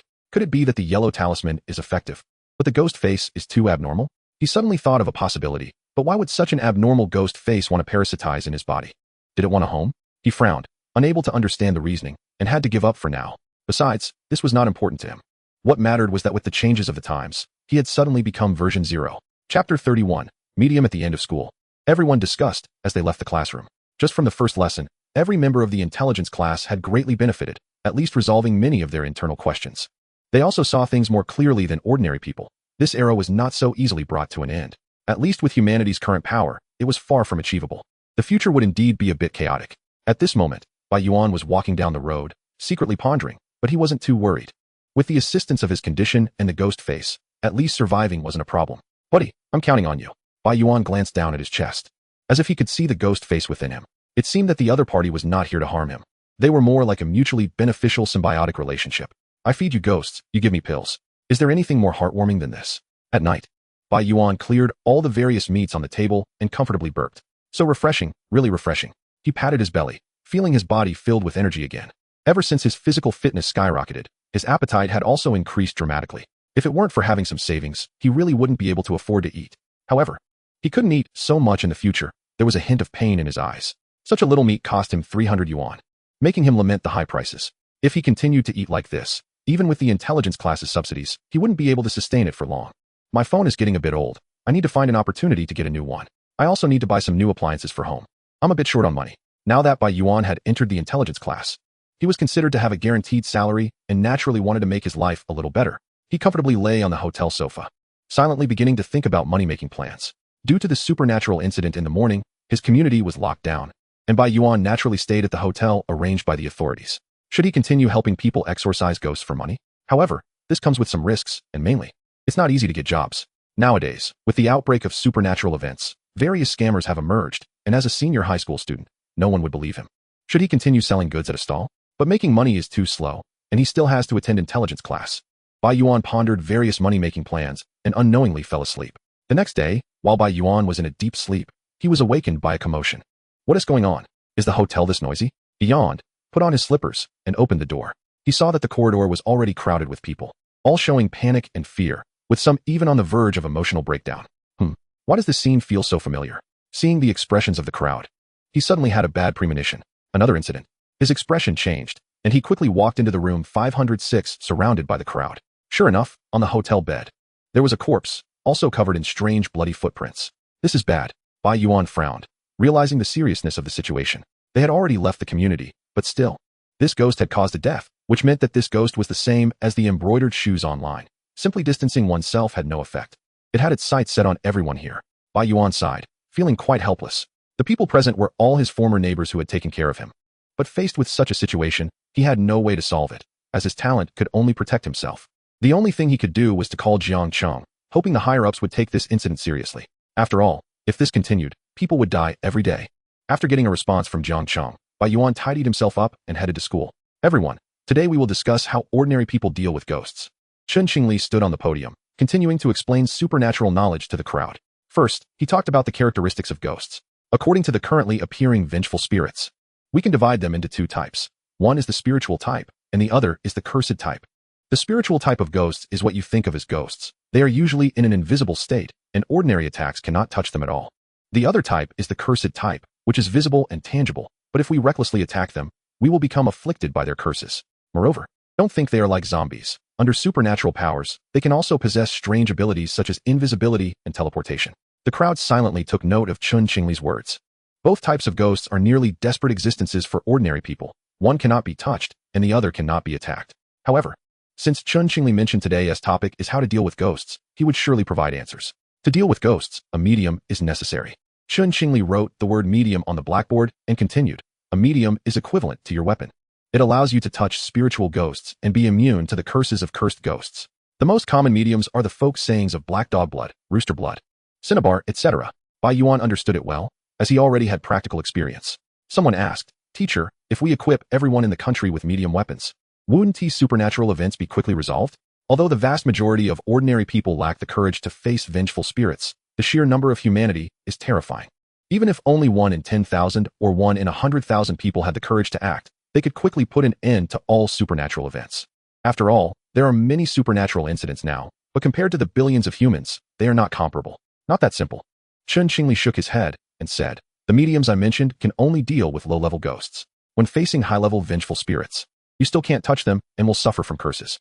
Upon hearing this, the crowd understood that to end the supernatural, the key is to eliminate the top-tier vengeful spirits. So, it requires those who possess accompanying ghostly objects to take action? Bai Yuan's expression shifted as he asked. Exactly. Chen Qingli nodded. Accompanying ghostly objects are actually the best medium weapons, and most importantly, they have growth potential. This is the only chance for humanity to deal with top-tier vengeful spirits. The crowd finally realized why those with accompanying ghostly objects received such attention. At the same time, they felt a bit disheartened. Even if they possessed fearless courage, even at the cost of their lives, they could only deal with low-level ghosts. Under this era's grand stage, they were destined to only be supporting characters. You all shouldn't be too discouraged. Seeing this, Chen Qingli smiled and comforted. The authorities have been working hard on research in recent years. Perhaps in the future, they will produce medium weapons to deal with high-level vengeful spirits. However, the crowd didn't feel particularly uplifted. Such grand plans were nice to hear, but not much else. Bai Yuan, however, was moved, catching the key point in Chen Qingli's words. In recent years, supernatural events had already appeared long ago. Bai Yuan thought, it seems the authorities have done a lot of work, wanting to completely suppress the supernatural before causing panic among the people, but unfortunately, the outbreak of supernatural incidents was too rapid. All right, you all should cheer up. Chen Qingli comforted. The strength distribution of vengeful spirits is also pyramid-shaped. High-level vengeful spirits are always in the minority. If you can deal with low-level ghosts, you already have the capital to survive and even protect your families. The crowd gathered their spirits, regaining their morale. In every era, the prominent figures are always just a few. As ordinary people, they only need to be able to survive. Now, mediums are your weapons, and courage is your armor. If you can find ways to break the defenses of vengeful spirits, you will have gained the upper hand in the battle against ghosts. Chen Qingli encouraged again. If you can truly solve a supernatural incident, you will gain a fortune, at least ensuring that your family does not go hungry. The crowd nodded, feeling a bit of excitement. Without participating in the intelligence class, with their wages, dreaming of becoming rich would be a bit unrealistic. Chen Qingli opened the projector again and said, "Now, I will briefly introduce some ghosts that the authorities have already understood. Mainly low-level ghosts that can be dealt with using medium weapons." Soon, a day passed, and everyone in the intelligence class felt they had gained a lot, and their fear of ghosts had diminished somewhat. It seems this situation cannot last. At this moment, Bai Yuan was walking back to the hotel while feeling the rooster blood in his bag. According to Chen Qingli's explanation, this medium weapon could only be used against low-level ghosts. Once faced with high-level vengeful spirits, the rooster blood would be rendered useless, and he still wouldn't be able to touch them and would suffer from curses. Are there any alternatives? Bai Yuan muttered, and his gaze unconsciously fell on the ghost face on his chest. Buddy, you can't be worse than those accompanying ghostly objects, right? Soon, Bai Yuan returned to the hotel, and to his surprise, he ran into an acquaintance. Xiaohan, what are you doing here? At that moment, Zhouhan was standing at the hotel entrance with 3 others. Their expressions varied, seemingly both excited and a bit fearful. Bai Gu, is it really you? Zhouhan turned around and quickly came to Bai Yuan's side. His eyes filled with surprise. What's going on? What are you doing here? I'm here on a mission. Zhouhan spread his hands and replied. A mission? Bai Yuan was slightly taken aback. Then his expression turned strange as he said, Don't tell me the officials sent you to handle the supernatural events here? Zhouhan nodded, and then said, Go, you have to look out for me a bit. He hadn't wanted to take it on. But when he saw that the supernatural events affected Bai Yuan's neighborhood, he couldn't help but guess that the other party was also involved, so he accepted the assignment. Bai Yuan's mouth twitched. How could he, an ordinary person, protect spirit beings? At that moment, Zhouhan pleaded again, if it really works out. You can also share in the ghost crystals as a reward for the mission. Although he was a spirit being and had gained quite a bit of confidence recently, just thinking about facing ghosts made him tremble inside. After all, 4 people had died in the second ghost team under Wang Li's protection that day. Ghost crystals? Bai Yuan was slightly taken aback, instantly catching the key point. Upon hearing this, a thin male student directly said, Zhouhan, what are you rambling about? Why should an ordinary person share our rewards? Li Zichen, shut up. Before Zhouhan could speak, another burly man scolded him. It's you? Bai Yuan was slightly surprised and recognized the burly man as Lu Wang, the one from whom he had previously snatched a companion spirit. Bai Gu, Lu Wang smiled awkwardly. clearly having inquired about Bai Yuan. Seeing Zhou Han and Lu Wang treating Bai Yuan so well, Li Zichen, although angry, could only force himself to hold back. Alright, let's talk about the ghost crystals. Bai Yuan's eyes glinted slightly, showing an extremely greedy expression. Ghost crystals are rewards issued by the officials. They can enhance our strength as spirit beings and are also a kind of universal currency in the spirit industry. Is that so? Bai Yuan's eyes showed a hint of disappointment. It seemed not very useful to him. Seeing this, Zhou Han quickly said, Bai Gu, if you don't need them, you can exchange them for daxia currency. One ghost crystal is worth 100,000 yuan. What? Upon hearing this, Bai Yuan instantly felt awake. He was quite short on money now, and with his current appetite, that little savings wouldn't last long. How many ghost crystals is your mission reward? 2. So that means I can get 200,000 yuan. Not bad, Bai Yuan muttered. Everyone looked over, realizing he really intended to take it all for himself. Except for Zhou Han, the other three's expressions changed. Bai Gu, then we'll be relying on you. Lu Wang quickly flattered. His mind was racing. He was worried about finding someone to gather information, not expecting to run into Bai Yuan so conveniently. As long as they could gather various information about the ghosts, their chances of success would greatly increase. And as for Bai Yuan, whether he lived or died was none of his concern. No problem, Bai Yuan smiled. Glancing at Lu Wang, instantly seeing through his thoughts, the group entered the hotel and gathered everyone. Everyone.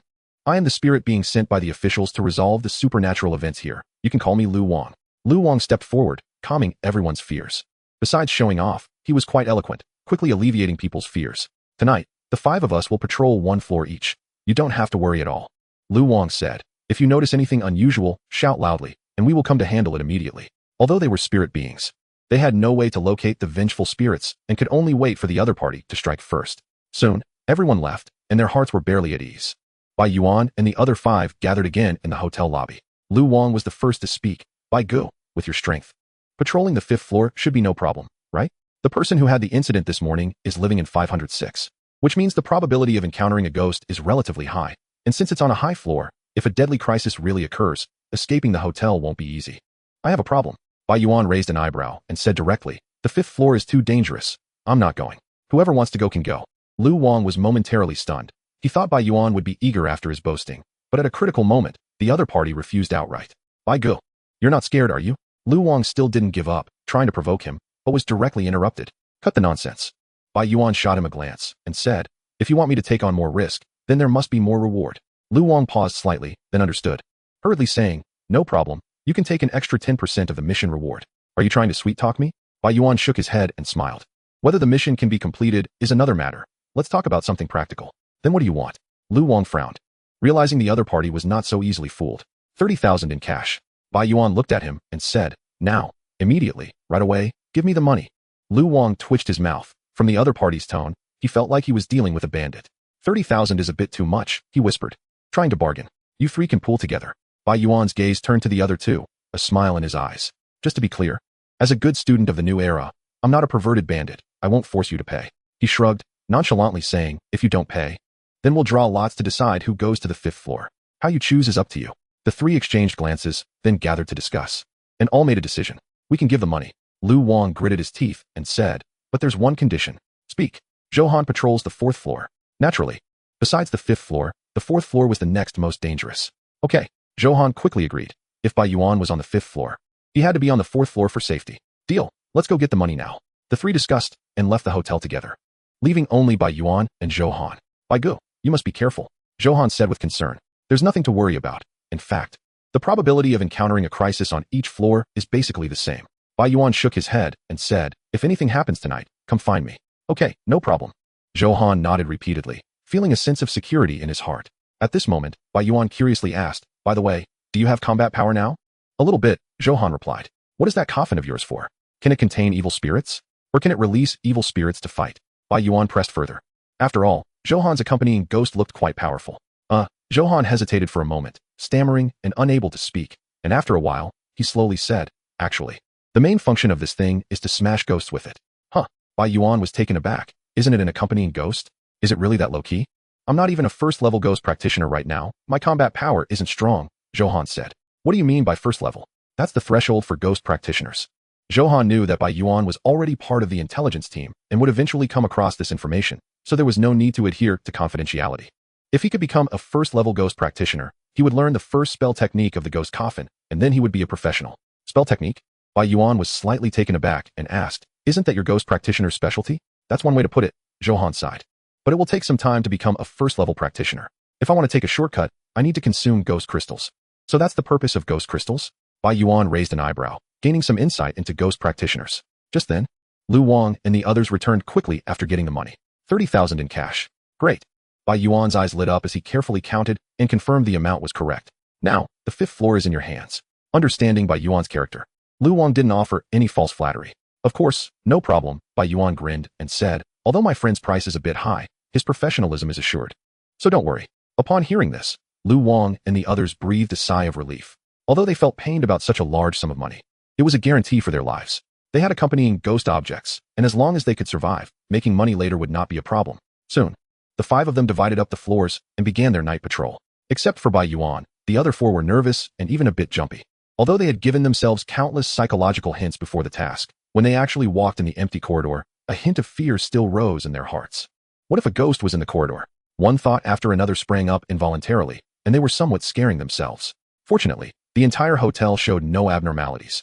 As if the evil spirits had already left. It's already 1 o'clock, there shouldn't be any occurrences tonight, right? Lu Wang, patrolling the 2nd floor, felt both disappointed and relieved. I'll just take a nap in my room.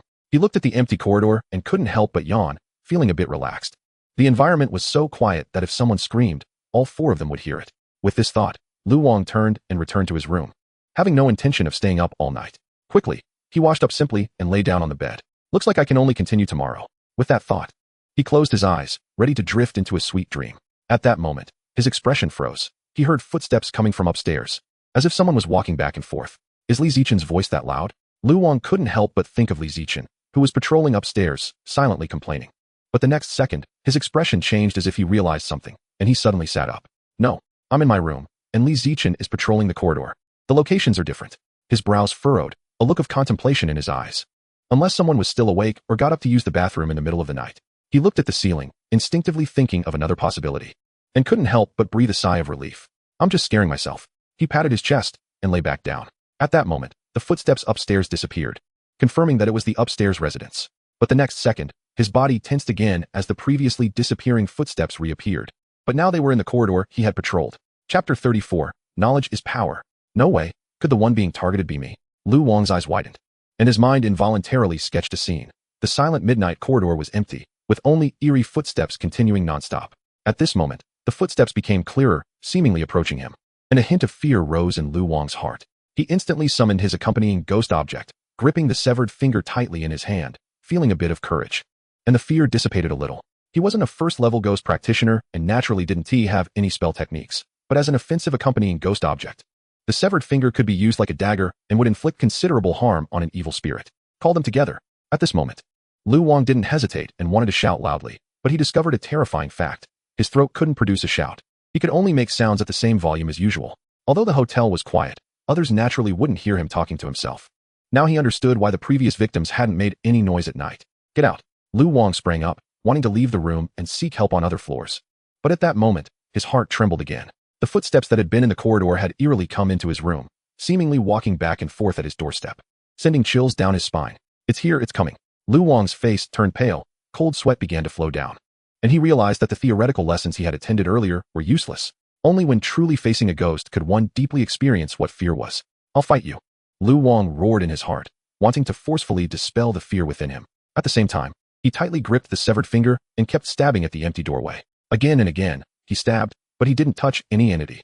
While the footsteps in his ears continued unabated, seemingly circling around him, quietly watching his foolish actions. With each futile stab, Lu Wang's physical strength continued to deplete, and the fear in his heart intensified. At this moment, he was truly scared, even feeling close to breaking down. I can't hit it. I can't hit it at all. In no time, he was gasping for breath, exhausted, and at the same time, the severed fingers in his hand had vanished. Without the accompanying ghostly entity, the fear in his heart surged like a tidal wave, nearly suffocating him. At that moment, a blood-red footprint suddenly appeared on his abdomen. The next day? Surely nothing had happened, right? Bai Yuan simply washed up. Even after staying up all night, he still appeared spirited. After a while, a frantic knocking on the door sounded. Bai Yuan was slightly taken aback and opened the door, only to see Zhou Han and others gathered together, their faces filled with fear. Brother Bai, something's happened. Lu Wang is dead. Dead? Bai Yuan's expression changed, equally shocked. He hadn't expected this. He thought they had safely passed through last night. But not only was there a death, it was actually a ghostly person? Let's go take a look. The group rushed to the scene, where Lu Wang's body lay on the bed, covered in blood footprints. His face was stiff, frozen in extreme terror, as if he had experienced something horrifying while alive. Bai Yuan looked at the scene and couldn't help but shake his head, feeling a bit emotional. With the onset of the supernatural era, human life had become cheap. Brother Bai, what should we do? Zhou eyes were filled with terror. If the ghost had targeted not Lu Wang, but him instead, he would probably meet the same fate. Let's go back. This mission can't be completed. Li Zichen, his face pale with fear, said, people will die? Staying here will get us killed. There's no use going back. Bai Yuan glanced at him and said, we've all been targeted. Unless we deal with this ghost. Sooner or later, it will be our turn. Upon hearing this, Li Zichen's face went white, filled with deep regret, secretly cursing himself for taking on this task. Bai Yuan ignored Li Zichen, deep in thought, slowly saying, to get rid of it, we can only actively lure it out. Another ghostly person asked, how do we lure it? It doesn't have any patterns in who it targets. Simple. Bai Yuan narrowed his eyes. The deaths of the three made him think of a solution. Gather everyone in the hotel in the lobby and hallway. No one sleeps tonight. Brother Bai, will this work? Zhou, though panicking, still managed to think. From the previous 3 deaths, the ghost targeted individuals. If everyone is gathered together, it might not appear. That's exactly the effect we want. Bai Yuan smiled slightly, noticing the confusion on their faces, and continued, tonight, I will stay alone on the 2nd floor. It will most likely focus on me. Bai Yuan felt no fear. The likelihood of the ghost targeting him was the lowest. However, if he deliberately created conditions, it could still seek him out. Upon hearing this, the 3 were stunned, immediately understanding his intention. He wanted to act as bait to lure the ghost out. Although it was a crude trap, the ghost, in its normal state, was just following its killing program and wouldn't see through it. Brother Bai, that's too dangerous. Zhou frowned and said, why don't we all stay together as bait? That might not be effective. Bai Yuan shook his head. Don't worry. I can hold out for a long time, enough for you to come. According to what Chen Qingli had said, before a ghost kills, it maximizes the fear in its target's heart. Lu Wang's expression before death showed that he likely couldn't call out for help. Bai Yuan continued, just in case. You 3 should come up to check on me every so often. But Brother Bai, that's decided. His tone left no room for doubt. Anyone who hesitates is out. The 3 exchanged glances, saying nothing more, their eyes filled with a hint of admiration. This was true bravery. All right, I'll go to school first. We'll act at night. Still going to school? The 3 twitched at the corners of their mouths, not expecting him to have such strong mental fortitude. In a life-and-death situation, he still didn't forget about studying? For a moment, they didn't know what to say. Bai Yuan smiled slightly and said, knowledge is power. Chapter 35. If you're not sick, can you walk a few more steps? Soon, night fell. At that time, people had gathered on the 1st floor of the hotel. Their faces panicked, with some even starting to write farewell letters. Follow the plan from during the day. Bai Yuan and the others had no time to reassure the crowd. They were ready to lure the ghost out. Okay, Zhou and the others nodded. Brother Bai, be careful. Bai Yuan said no more, turning and stepping up alone to the 2nd floor. At that moment, the 2nd floor corridor was empty, only illuminated by dim lights on either side, creating a somewhat eerie atmosphere. Let us see what kind of ghost you really are. Bai Yuan's backpack contained rooster blood, and with a calm expression, he entered the room, Lu Wang's room from last night. It must be said, his illness indeed gave him immense confidence. The Daytime Security Bureau had already come and taken Lu Wang's body away, cleaning the scene, leaving it even cleaner than other rooms. After all, despite his illness, Bai Yuan had no habit of living with a corpse. Now it was all about tonight. Bai Yuan lay on the bed, deep in thought. He wasn't stepping up as bait to be a hero. He was preparing to obtain those 2 ghost crystals. Though he wasn't a ghostly person. What if the ghost face could be devoured? Moreover, simply avoiding the issue was useless. As he had said during the day, they had all been targeted by this ghost. It was only a matter of time before it was his turn. Rather than cowering, it was better to take a gamble. I'm physically strong now. Plus with rooster blood as a medium. Bai Yuan thought, if I can break through this ghost's defenses, I might be able to kill it alone. As he pondered, time passed second by second, and soon it was midnight. Just as Bai Yuan was pretending to doze off, the previously quiet upstairs suddenly echoed with footsteps. He could assure himself that there was no one else upstairs. At this moment, the footsteps could only mean one thing. It's here, it's coming. Bai Yuan quietly opened his eyes, his mind calm, with no emotional fluctuations. Isn't it just about seeing who shows fear first? I'm a mental patient. Why should I be afraid of you? Just then, the footsteps upstairs gradually faded, as if it had left. But Bai Yuan didn't think it would be that simple. He continued to wait silently. Sure enough, the previously vanished footsteps became clear again, now appearing in the outer corridor. It was coming towards him. Bai Yuan's gaze was calm as he looked towards his door, like a hunter, waiting silently. Before the ghost revealed itself, any of his actions would be futile and might even induce fear in himself. After all, if he couldn't find the ghost's location for a long time, he would panic first. Once he was afraid, this game would directly fall into a disadvantage. He remained calm, lying on his bed, silently listening to the footsteps outside the door. Gradually, the footsteps became clearer, as if the ghost had swept past the door and quietly entered his room. It was here. A warm sensation suddenly appeared in Bai Yuan's chest, indicating that a ghost was approaching him. At this moment, the clear footsteps sounded in his ears, as if someone was walking back and forth by his bed. In the silent midnight, the dim moonlight projected in through the window, and there was no one moving on the floor, yet the steady footsteps continued to echo. In such a scene, an ordinary person would have probably already collapsed mentally, unable to suppress their fear. Once fear emerged, it was the moment when the ghost would strike. However, Bai Yuan was sick, so he naturally had no reaction, and even wanted to laugh. After a while, the footsteps became a bit hurried. Since Bai Yuan's fear was not seen for a long time, the ghost seemed to be getting a bit anxious. Dude, my suggestion is, don't rush. At this moment, the silent Bai Yuan finally spoke, causing the footsteps to pause, leaving the ghost confused. And at this time, Bai Yuan continued to speak to himself. Besides, the floor is so cold. Aren't you going to wear shoes? The ghost was once again dumbfounded. After all the build-up of a terrifying atmosphere, it received such a line? What the hell was going on? I have slippers. Why don't you put them on first? Bai Yuan slowly got up and picked up his slippers, but since there were no more footsteps, he didn't know the ghost's exact location. If you're not sick, could you take a couple more steps? I can't see you. The ghost was once again stunned. From the other words, it was clear that he knew it was a ghost, yet he was not the least bit panicked. No, this was not how the script was written. Is he really sick? Can't walk? Hearing this, the ghost instinctively took a step or two, seemingly wanting to prove that it wasn't sick. In the silent room, the footsteps sounded again. You're really walking. Bai Yuan's gaze sharpened, and in an instant, he locked onto the ghost's position. His right hand, already covered in rooster blood, struck out instantly. He already had a plan in mind. If he didn't touch the opponent, it would prove that the opponent was of a high level, and traditional medium weapons wouldn't work. He would then pretend to greet the opponent and leave calmly. If he touched the opponent, well, then it would be fun. With a loud bang, the ghost was instantly sent flying, having shown a look of shock that caused its defenses to break down, leading to its strength diminishing. Bai Yuan had injured it with a single punch. At the same time, the rooster blood attached to it revealed the ghost. Delicious midnight snack, brother is here. A smirk appeared on Bai Yuan's lips, and he had already marked it as a weak ghost, naturally choosing to strike hard. In an instant, he lunged forward like a hunting cheetah. Midnight snack.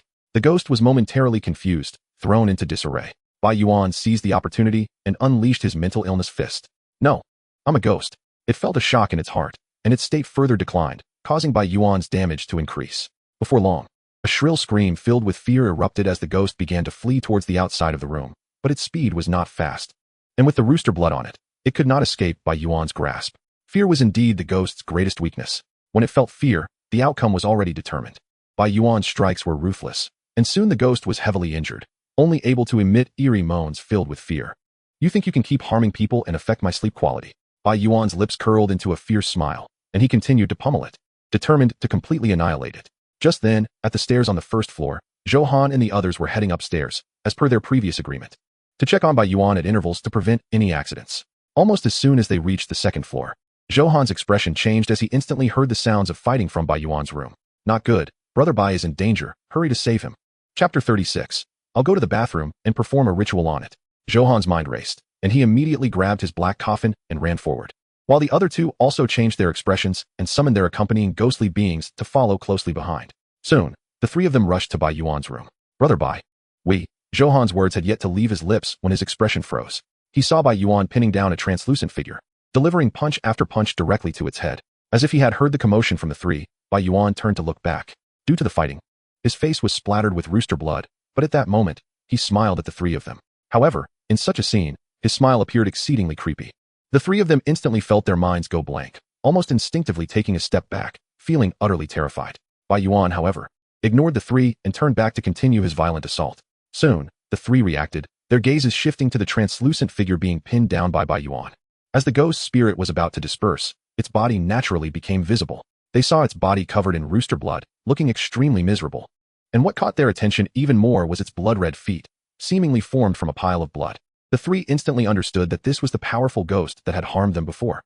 Perhaps seeing the three's appearance, the ghost actually reached out its hand towards them, almost as if begging for help. The three were once again dumbfounded, unable to help but exchange glances. Weren't they here to save Bai Yuan? But why was the ghost begging for their help? This situation was a bit too absurd. At this moment, Bai Yuan looked down and saw the ghost face on his chest had fully manifested, greedily gazing at the ghost, appearing as if it wanted to devour it entirely. Wait a minute. Bai Yuan naturally knew what would happen next. To avoid exposure, he chose not to eat it in front of everyone. This ghost has committed grave sins. I'll go to the bathroom and perform a ritual on it. With that, Bai Yuan stood up, grabbed the ghost by the neck as if it were a dead dog, and stepped towards the bathroom. Perform a ritual? The three swallowed in unison, thinking, you really have a high emotional intelligence. They certainly did not believe that this seemingly hellish Bai Yuan would genuinely perform a ritual for the ghost. Sure enough, not long after, the sounds of terrified wails echoed from the hotel bathroom, sending chills down their spines. Just from the sounds, they could imagine how terrified that ghost was. It turned out that what the teacher said was true. Johan looked confused and murmured, do ghosts really fear?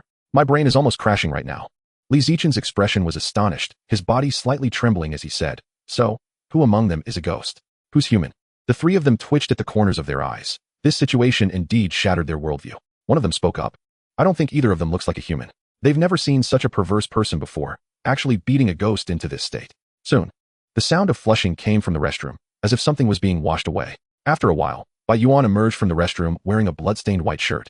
Smiling broadly, Bai Yuan had a tall and slender build, not particularly muscular, but at that moment, he exuded an overwhelming sense of pressure that affected the three of them. Brother Bai, Li Zichen managed to squeeze out a smile, already at a loss for words. Johan, being Bai Yuan's close friend, was shocked but not afraid. Instead, he felt an extreme excitement. With such a powerful backing, wouldn't he be able to walk sideways in the future? Bro, what happened to that ghost? It's taken care of. Bai Yuan smiled slightly and said, you can go back and report the task now. Just like that, it's dead? The three exchanged glances.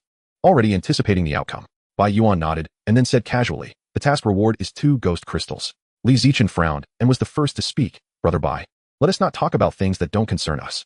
Johan and the other person looked at him in unison. Aren't you supposed to be more enlightened than this? Li Zichen maintained a calm demeanor, glancing at the two of them, thinking, of course. Who wouldn't be scared in this situation? Just thinking about Bai Yuan dragging the ghost into the restroom made his legs tremble. What if he was the one dragged in? Then I won't be polite. Bai Yuan smiled slightly and said, all right, let the people below disperse. Just say the evil ghost is dead, and they can go home. Li Zichen and the other person immediately got up and fled the room as if they were escaping for their lives. Bro, you are really awesome.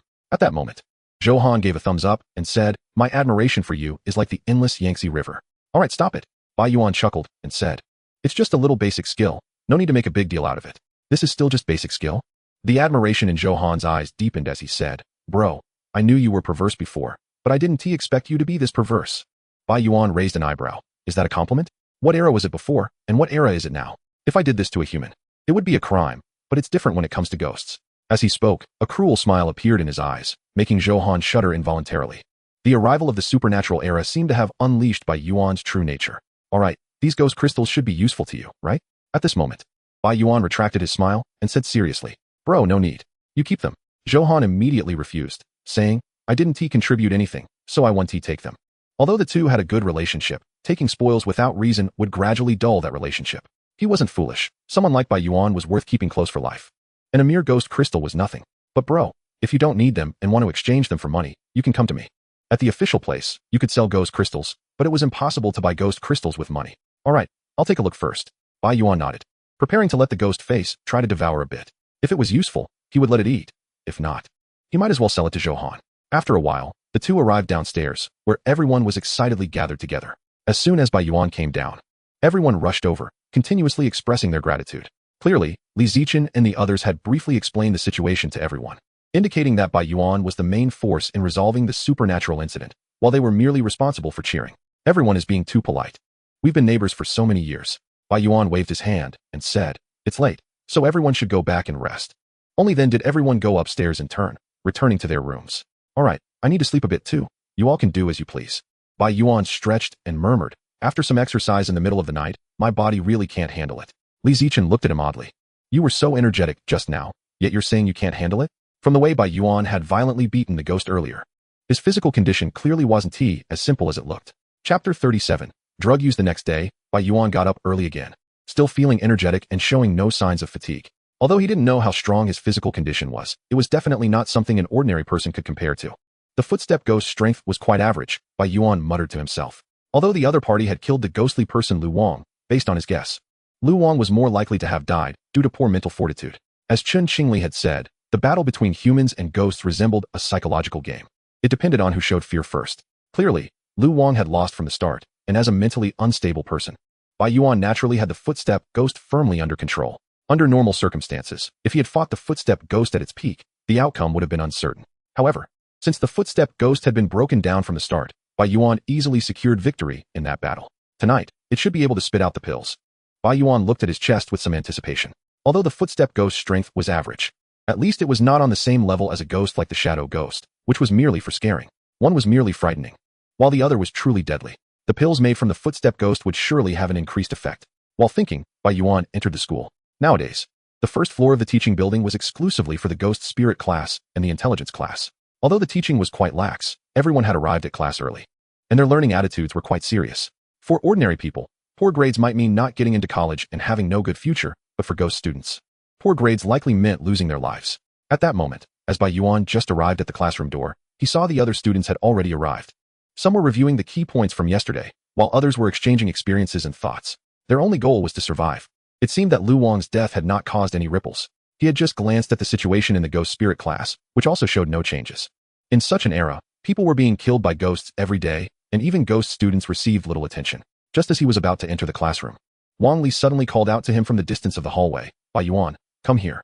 Bai Yuan remained expressionless, silently following Wang Li without asking any questions. Soon, the two arrived at the office. Besides them, Zhou Han and 3 others were also present. Upon seeing Bai Yuan, the 3 instantly broke into smiles. Their eyes filled with admiration, turning into little fans. Clearly, they had informed Wang Li about last night's events, which Bai Yuan had requested. Although the authorities could not suppress all supernatural incidents, they definitely possessed various information and resources regarding the supernatural. To obtain these, one had to showcase their talents and strength. Of course, the premise was not to expose the ghostly face inside oneself. Besides wanting to be valued, there was another main reason. It was tough for him to kill ghosts and not show off. Was that footstep ghost killed by you? Wang Li asked straightforwardly as soon as he sat down, his calm gaze fixed on Bai Yuan, who he actually found hard to believe. After all, the other party, although possessing strong psychological qualities, was just an ordinary person. Such a person, even across the country, was extremely rare. And it was quite a coincidence they appeared in Ping'an City's number 5 middle school. The teacher mentioned that ghost last night. Bai Yuan replied calmly. I was sleeping well last night, but it insisted on disturbing me, so I had no choice but to deal with it. Wang Li instantly felt a headache, thinking, so you really managed to act cool, huh? After a moment, he said, tell me the specific process. Upon hearing this, Bai Yuan's spirits lifted as he began to narrate the entire process. Zhou Han and the others were also interested, as they had only seen the result and knew nothing of the process. After a while, Wang Li and the others went from anticipation to blank expressions, then to an inner confusion. Stop. Wang Li finally couldn't hold back, saying, are you sure what you said is true? Absolutely. Bai Yuan patted his chest and said, I'm all about being real. Real? Wang Li frowned, slowly saying, you just said you shattered space with a punch and then erased the traces of that footstep ghost from the river of time. After Wang Li's recounting, Bai Yuan felt it was a bit excessive. He then added in a low voice, I used a bit of artistic processing. A bit? Wang Li rubbed his forehead, internally coming to understand more about this guy. Isn't this pure madness? Did you really kill that footstep ghost? Doubts began to creep into Wang Li's mind. Can a patient really kill ghosts? Bai Yuan shrugged, equally feeling a bit helpless. You must have used rooster blood, right? Wang Li's expression changed as he recalled the ghost that had gone missing in the cinema last time. Seeing this, Bai Yuan nodded in acknowledgement. You can kill ghosts with rooster blood? Wang Li squinted, looking Bai Yuan up and down, saying, your physical fitness is quite strong. Besides weapons as mediums, one's own strength could also increase damage to fierce ghosts, which made him ponder further. It's okay. Come on, punch me. Wang Li suddenly stood up, extending his right hand, signaling the other to throw a punch. Teacher, are you sure you want to do this? Don't hold back. Use all your strength. Wang Li's expression was calm as he said, I'm a ghost-spirited person, and with the amplification of supernatural power, my physical strength is beyond your imagination. All right. Bai Yuan nodded, his expression turning serious. He had never had a clear understanding of his physical fitness, and now he finally had the chance. Just how big was the gap between his ordinary body and that of a ghost-spirited person? Thinking of this, he took a deep breath, then gathered all his strength. Teacher Wang, here I come. In an instant, his right hand formed a fist and surged forward, even creating a faint whistling sound. Wang Li's pupils contracted, instinctively wanting to stop him, but it was already too late. Bang! With a loud thud, Wang Li stumbled back several steps and landed back in his chair. Teacher, are you all right? Bai Yuan quickly asked. A bit of power, Wang Li said calmly. It seems that the footstep ghost was indeed killed by you. Truly worthy of being a formal ghost-spirited person, so strong. Seeing that Wang Li remained unfazed, Bai Yuan couldn't help but feel a bit of respect. It seemed that aside from their accompanying ghostly beings, ghost-spirited people were not comparable to ordinary people in other aspects. Your physical fitness is quite good. Do you exercise regularly? No, just doing drugs. Chapter 38. To survive, one must rely on oneself. Wang Li was slightly taken aback, feeling that the other party was joking, and didn't pay much attention. Teacher, since I killed it, my reward 1 TB less, right? 2 ghost crystals, the official 1 T skimp on that. That. Bai Yuan raised his eyebrows, looking serious. Those 2 ghost crystals are just task rewards for Xiao Han and the others. I'm talking about the reward for killing the ghost. I dealt with such a huge menace. Isn't there any reward for that? Wang Li was slightly taken aback and didn't respond immediately. Instinctively, he said, you make a good point. I will apply for it to the higher-ups. Wait a minute. Those 2 ghost crystals are the reward for killing the footstep ghost, right? What kind of reward am I applying for you? Bai Yuan's smile froze. He actually failed to con the other party? You're quite cunning. Wang Li shot him a deep look, relieved that he realized it in time. If he really went back to apply, it would have been a pure joke. But what about my personal courage? Isn't there any reward for that? None.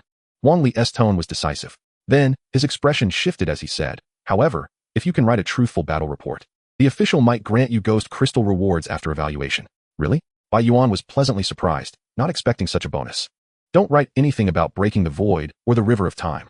Wang Li glared at him and said, be more realistic, got it? Also, don't write too much about your own part. Mainly focus on the footstep ghost, like its signs of appearance, killing methods, and so on. The world doesn't only have one footstep ghost. If people can learn relevant information in advance, it will greatly improve their survival rate when encountering them in the future. Got it. Bai Yuan couldn't help but feel a bit disappointed, realizing there was no chance to boast about his divine power. All right, you all go back first. Wang Li waved his hand and said, I have something urgent to deal with. The 4 nodded and didn't linger, turning to leave the office. Seeing this, Wang Li quickly took out his phone with his left hand and said, hello, old Wu, recommend a doctor for fractures. One of my friends is in a hurry. Brother Bai, as soon as the 2 ghost crystals arrive, I'll bring them to you. The task was taken by Zhou Han and the others, so the rewards would naturally reach them first. All right, Bai Yuan nodded, feeling extremely trusting of Zhou Han. As they spoke, everyone went their separate ways. And Bai Yuan returned to the information class. At this moment, the students in the classroom were watching a horror movie, and the atmosphere was extremely quiet. Bai Yuan just glanced at it and lost interest. He had already seen enough of these films recently. Moreover, having encountered a real ghost, he found such movies lacking excitement. He thought he should ask Teacher Wang if he could take on some supernatural tasks. Although Bai Yuan wasn't a ghost practitioner after last night's achievement, he probably qualified to touch on supernatural events, right? While he was pondering, the horror movie quietly ended. At that moment, the homeroom teacher, Chen Qingli, entered the classroom and said, students, today we will discuss the study plan for the intelligence class moving forward. We will mainly divide into film classes and training classes. Film? Training? What is that? The crowd was slightly taken aback, then became a bit confused, as their traditional studies were divided into various subjects. And they had never heard of such things. The film class is quite simple. We will mainly show you various horror movies, aimed at training your psychological resilience. Since these are just fictional movies, everyone won't be too scared. However, the officials currently have no better training methods. They can't just send people to real supernatural sites every day to train with their lives, right? As for the second training class, it's even simpler. Chen Qingli smiled slightly and said, that will be high-intensity physical training. Huh, physical training? The crowd exchanged glances, filled with confusion, in the face of current supernatural events. No matter how strong one's physical condition was, it wouldn't hold up against them. Perhaps seeing the confusion on their faces, Chen Qingli explained, I hope you don't underestimate your physical strength. Whether it's fighting with fierce ghosts or fleeing, physical fitness is crucial. In fact, even the ghost practitioners undergo high-intensity physical training. Otherwise, they might not even be able to summon their accompanying ghostly entities. The crowd nodded, beginning to pay more attention to their physical strength. Additionally, to encourage everyone, in half a month, Pingan City No. 5 Middle School will hold an exam. An exam? The crowd was momentarily stunned, but they didn't take it too seriously. After all, it was just an exam, and a slightly lower score wouldn't matter much. Seeing their reaction, Chen Qingli instantly understood their thoughts. He smiled slightly and said, the exam will not be at school, but at a supernatural site. In an instant, everyone straightened up, some even standing up involuntarily. Are you kidding? They had only just started school and were already going to experience a supernatural event firsthand? This could be life-threatening. No amount of training or theory could compare to a real supernatural event. Chen Qingli's expression remained calm as he continued. Let me clarify. There will be ghost practitioners accompanying you, but there is still a possibility of death. Some felt a tremor in their hearts and spoke up. Teacher, this is just an exam. It can't be that serious, right? Can't be. Chen Qingli smiled and said, in supernatural events, anyone could die. Even ghost practitioners are no exception. If anyone wants to withdraw, you can say so now. Suddenly, the entire classroom fell silent. The withdrawal Chen Qingli mentioned wasn't just from the exam. It referred to withdrawing from the intelligence class. After a while, someone raised their hand, looking ashamed. After all, they had learned quite a bit and even received some subsidies, yet hadn't contributed anything. But thinking about their own lives, they could only muster the courage to say, Teacher, I want to withdraw. Approved. Chen Qingli didn't try to persuade them and directly agreed. According to the officials' expectations, Whether in the ghost practitioner class or the intelligence class, there would continuously be people leaving since its inception. Ultimately, only those who could remain would be the true elites the officials needed to cultivate, as resources were limited, and they couldn't cater to everyone.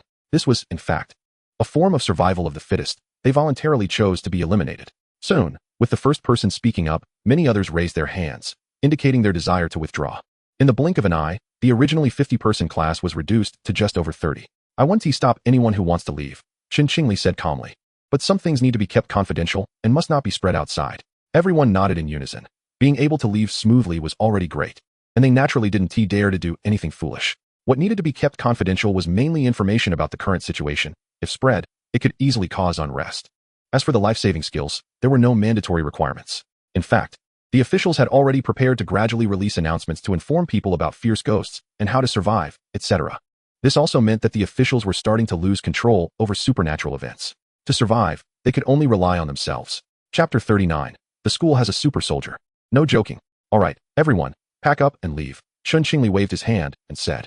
Soon, over 10 students who withdrew left class 1 of the intelligence department, and the once crowded classroom suddenly appeared a bit empty. In addition, many students from the other 7 intelligence classes also withdrew, leaving the school one after another.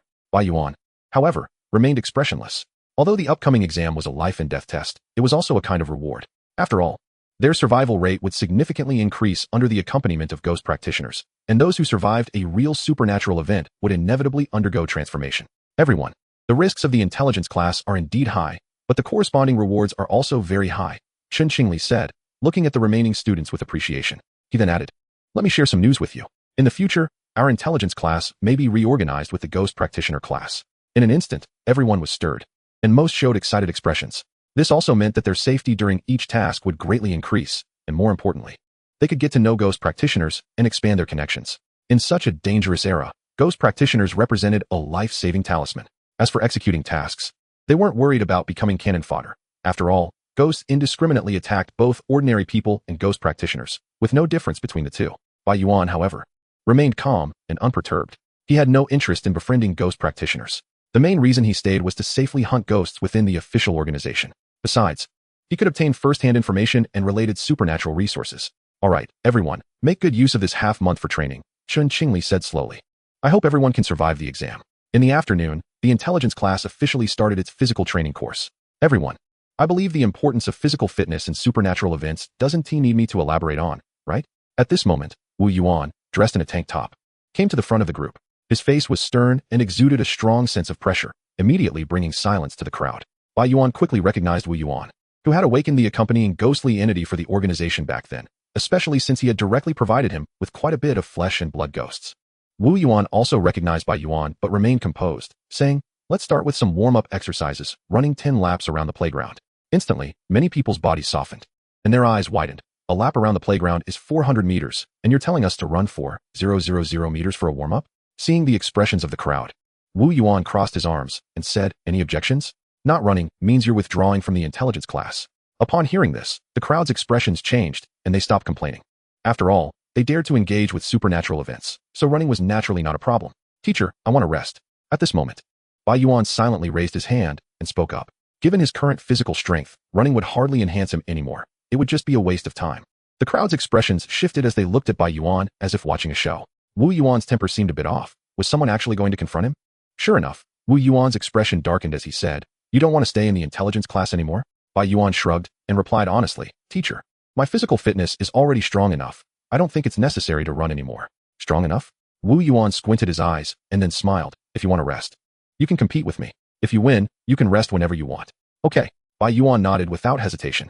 For him, the theoretical class in the morning might still be useful, but the training class in the afternoon was indeed not very beneficial. He might as well do something else, like refining some ghosts. If he didn't step up now, he would often ask for leave in the future. So it was better to resolve it all at once to avoid trouble. Come on. Wu Yuan's expression was calm as he assumed a fighting stance. Bai Yuan's right hand instantly formed a fist and violently struck forward. The movement was simple and unadorned, considering that the opponent was just an ordinary person. He didn't use all his strength, fearing he might hurt him. Wu Yuan's expression slightly changed as he sensed a hint of threat. This guy was definitely not simple. But he didn't back down, also forming a fist with his right hand and striking forward with full force. Bang! With a crisp collision, both of them staggered back a few steps. Wu Yuan's face turned pale for a moment, but quickly suppressed the unusual feeling. Just then, Bai Yuan's body suddenly lunged forward. Swinging his fist again. Stop. Wu Yuan's mind jolted, and he hurriedly called out to stop him. Teacher, what's the matter? We haven't determined a winner yet, Bai Yuan said, confused by Wu Yuan's calm demeanor, instinctively continuing his attack. Do you really want to kill me? Wu Yuan silently cursed, discreetly placing his trembling right hand behind his back, then said, Your strength is good enough. That's enough.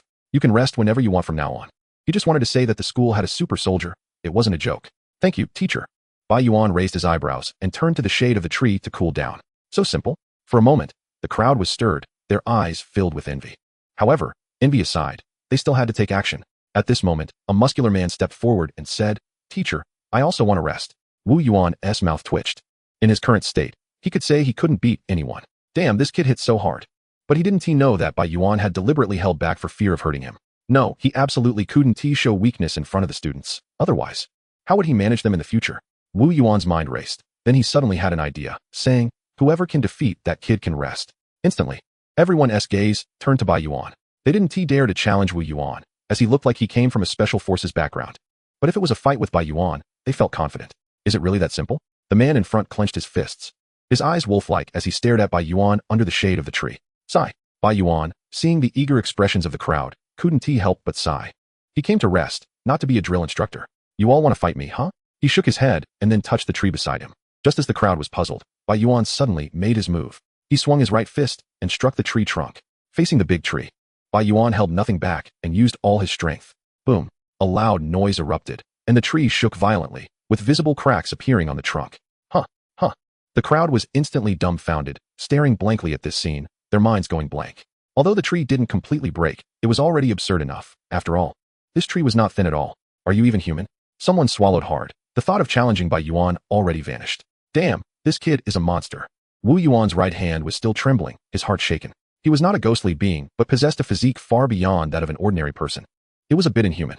At this moment, his gaze shifted to the man preparing to challenge Bai Yuan, and said, You can go. The man took a deep breath. Then with determination said, I'll go. With that, he charged ahead, heading for the running track, decisively choosing to run. The others saw this and were speechless.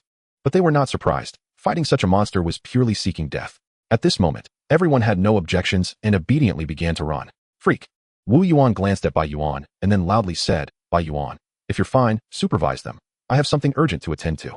Teacher, what urgent matter? You almost broke the tree. I need to find the school staff to handle it. It wouldn't be good if it fell on someone passing by. With that, Wu Yuan fled, dialing a phone number. Hello, Instructor Bai, you're at the hospital, right? Help me make an appointment for a fracture for my friend. Chapter 40, dude. Just take the drugs and be done with it. No one expected that on the same day, a ghostly being and a special forces soldier would both be injured by the same student. Meanwhile, the main culprit, Bai Yuan, was completely unconcerned. He comfortably lay under the shade of the tree, even enjoying some ice cream, completely different from the scene of others sweating under the sun. After his recent actions, Bai Yuan had a simple understanding of his strength. It seemed that ordinary people really were no match for him. No wonder the ghostly footsteps were screaming so miserably that day. If it were an average person, even with the help of rooster blood, it would be difficult to seriously injure the ghostly footsteps, let alone kill it. Taking drugs makes you strong. Bai Yuan licked his lips while looking at his chest, eagerly anticipating the medicine made from the ghostly footsteps. Brother Bai? At that moment, a voice came from a distance, and Zhou Han was seen jogging towards them, carefully holding something in his hand. Xiao Han. Bai Yuan raised an eyebrow, instantly breaking into a smile. Brother Bai, your ghost crystal. Zhou Han extended his hand, revealing two pure, transparent, round small crystals. Is this the ghost crystal worth 100,000 each? Bai Yuan carefully took them, immediately sensing a cold aura similar to that of a fierce ghost. However, the ghost face on his chest didn't feel warm, proving that these were not fierce ghosts. That's right. Zhou Han nodded and said, according to the official explanation, as long as you eat it, it will increase the ghostly power in your body. Okay. I'm going to the bathroom. Huh. Zhou Han was taken aback, and his expression became extremely strange. Is that a place for eating? Brother, to be honest, we're kind of insulting the ghost crystal. Bai Yuan fell silent and explained, there are some things I don't want you to see. With that, he turned around and headed straight for the bathroom. Such things are indeed not meant to be seen, Zhou Han murmured. Could it be that strong people have some unknown perverse hobbies? Bai Yuan, however, paid no attention to Zhou Han's thoughts and excitedly arrived at the bathroom. Bro, it's time for a snack.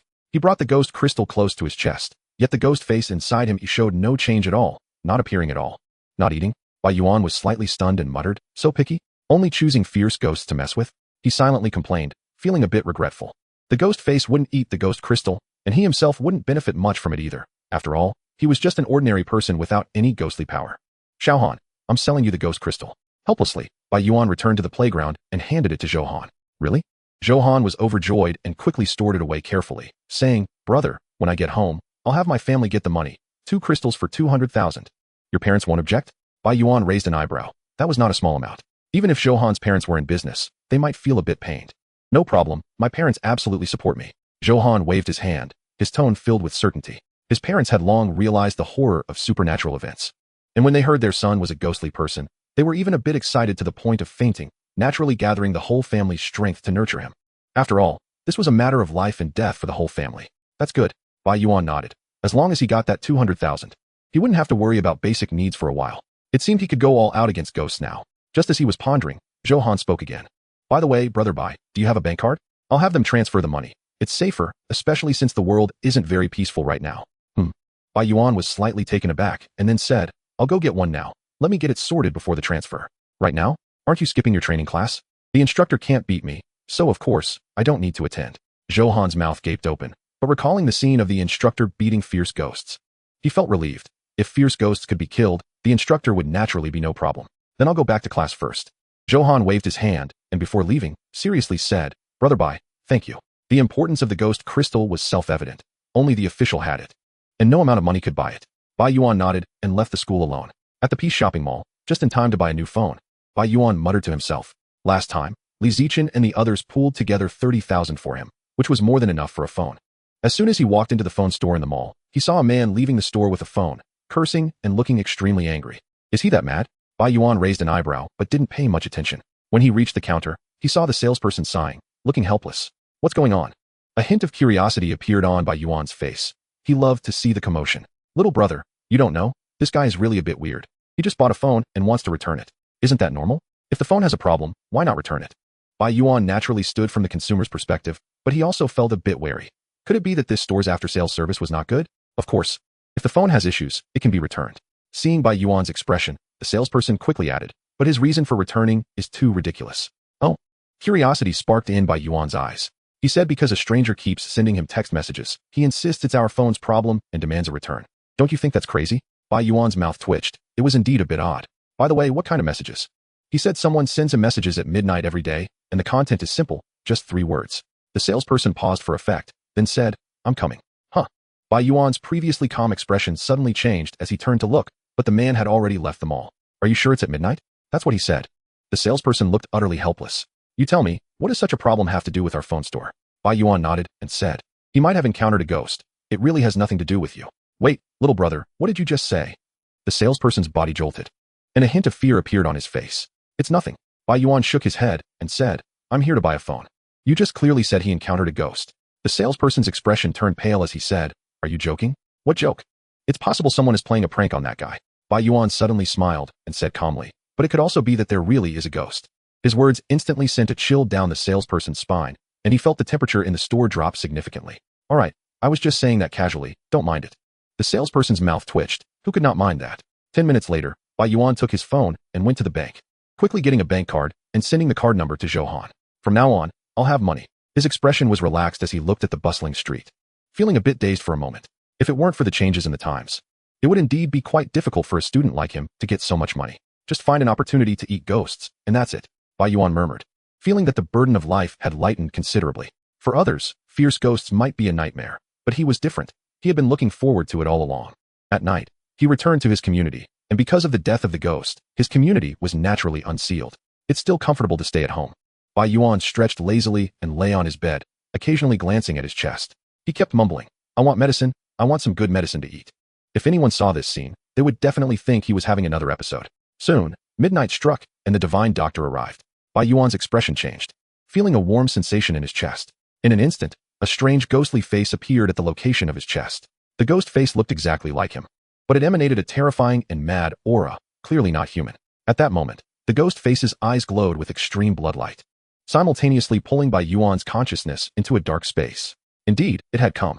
At this time, Bai Yuan remained calm and looked up, only to see 6 blood-red orbs appearing above him, further dispelling the darkness of the space. His intuition told him that the orbs above were useful, but it was still unknown how. Perhaps he would find out in the future. Just as he was pondering, a giant yellow pill fell from the sky. It was indeed a new medicine. Bai Yuan's heart trembled, and he instantly became excited. When he touched the pill, his consciousness smoothly returned, and he was holding the new medicine in his hand. At the same time, a piece of relevant information appeared in his mind. Enhance the body's spiritual degree? He was slightly taken aback and patiently digested all the information in his mind. After a moment, extreme excitement erupted in his eyes.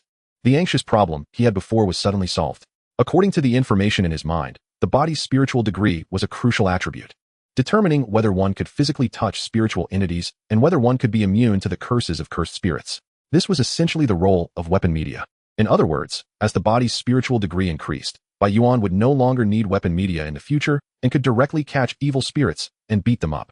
Theoretically, the more medicine he consumed, the more his physical body could become the top-level medium. I don't have a companion ghost, but my body can compare to, or even surpass, a companion ghost. Bai Yuan's eyes lit up with realization, and he couldn't help but feel hopeful about the future. Ordinary people have limits, and ghostly beings also need to slowly work to improve their limits, but he only needed to take medicine to get it done. Chapter 41. How can I be happy if you don't pay protection fees? There are definitely more than just these two types of medicine. Bai Yuan thought to himself. This is just a low-level evil spirit that has such a perverse effect. If he ate a bit of red-clothed evil spirit, wouldn't he just take off? Soon. Bai Yuan swallowed the yellow pill in his hand. Although the effect wasn't as obvious as the white pill, he could sense that his body had undergone some inexplicable changes. He still needed to continue beating evil spirits. At this moment, he was filled with excitement, wishing the ghost face could give him medicine every day. Half a month passed in the blink of an eye, and during this time, the World Alliance issued an announcement titled 10 Survival Tips for Encountering Evil Spirits, instantly creating a huge wave globally. Some were excited, some were fearful, and some were desperate. They knew that the era had truly changed. The official government of the Great Xia country also promoted this announcement while strengthening public security in various cities. Although supernatural events were frequent, looking at the whole country, it only involved a small number of people and wouldn't fundamentally affect social order. However, if someone wanted to take advantage of the situation to incite chaos, under internal and external troubles, the national situation could worsen. At the same time, the government invested more energy into researching the supernatural and training ghostly beings, as this was the main way to resolve the chaos. As for school life, it remained unchanged, with ordinary students diligently studying various subjects, preparing for the upcoming exams. While the students in the ghostly class and intelligence class were also working hard to prepare for the assessments from supernatural events. Everything appeared very calm and peaceful.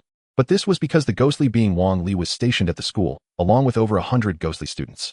Although their strength was not strong, the aura emitted by their companion ghosts was not to be underestimated, and ordinary ghosts truly did not dare to approach easily.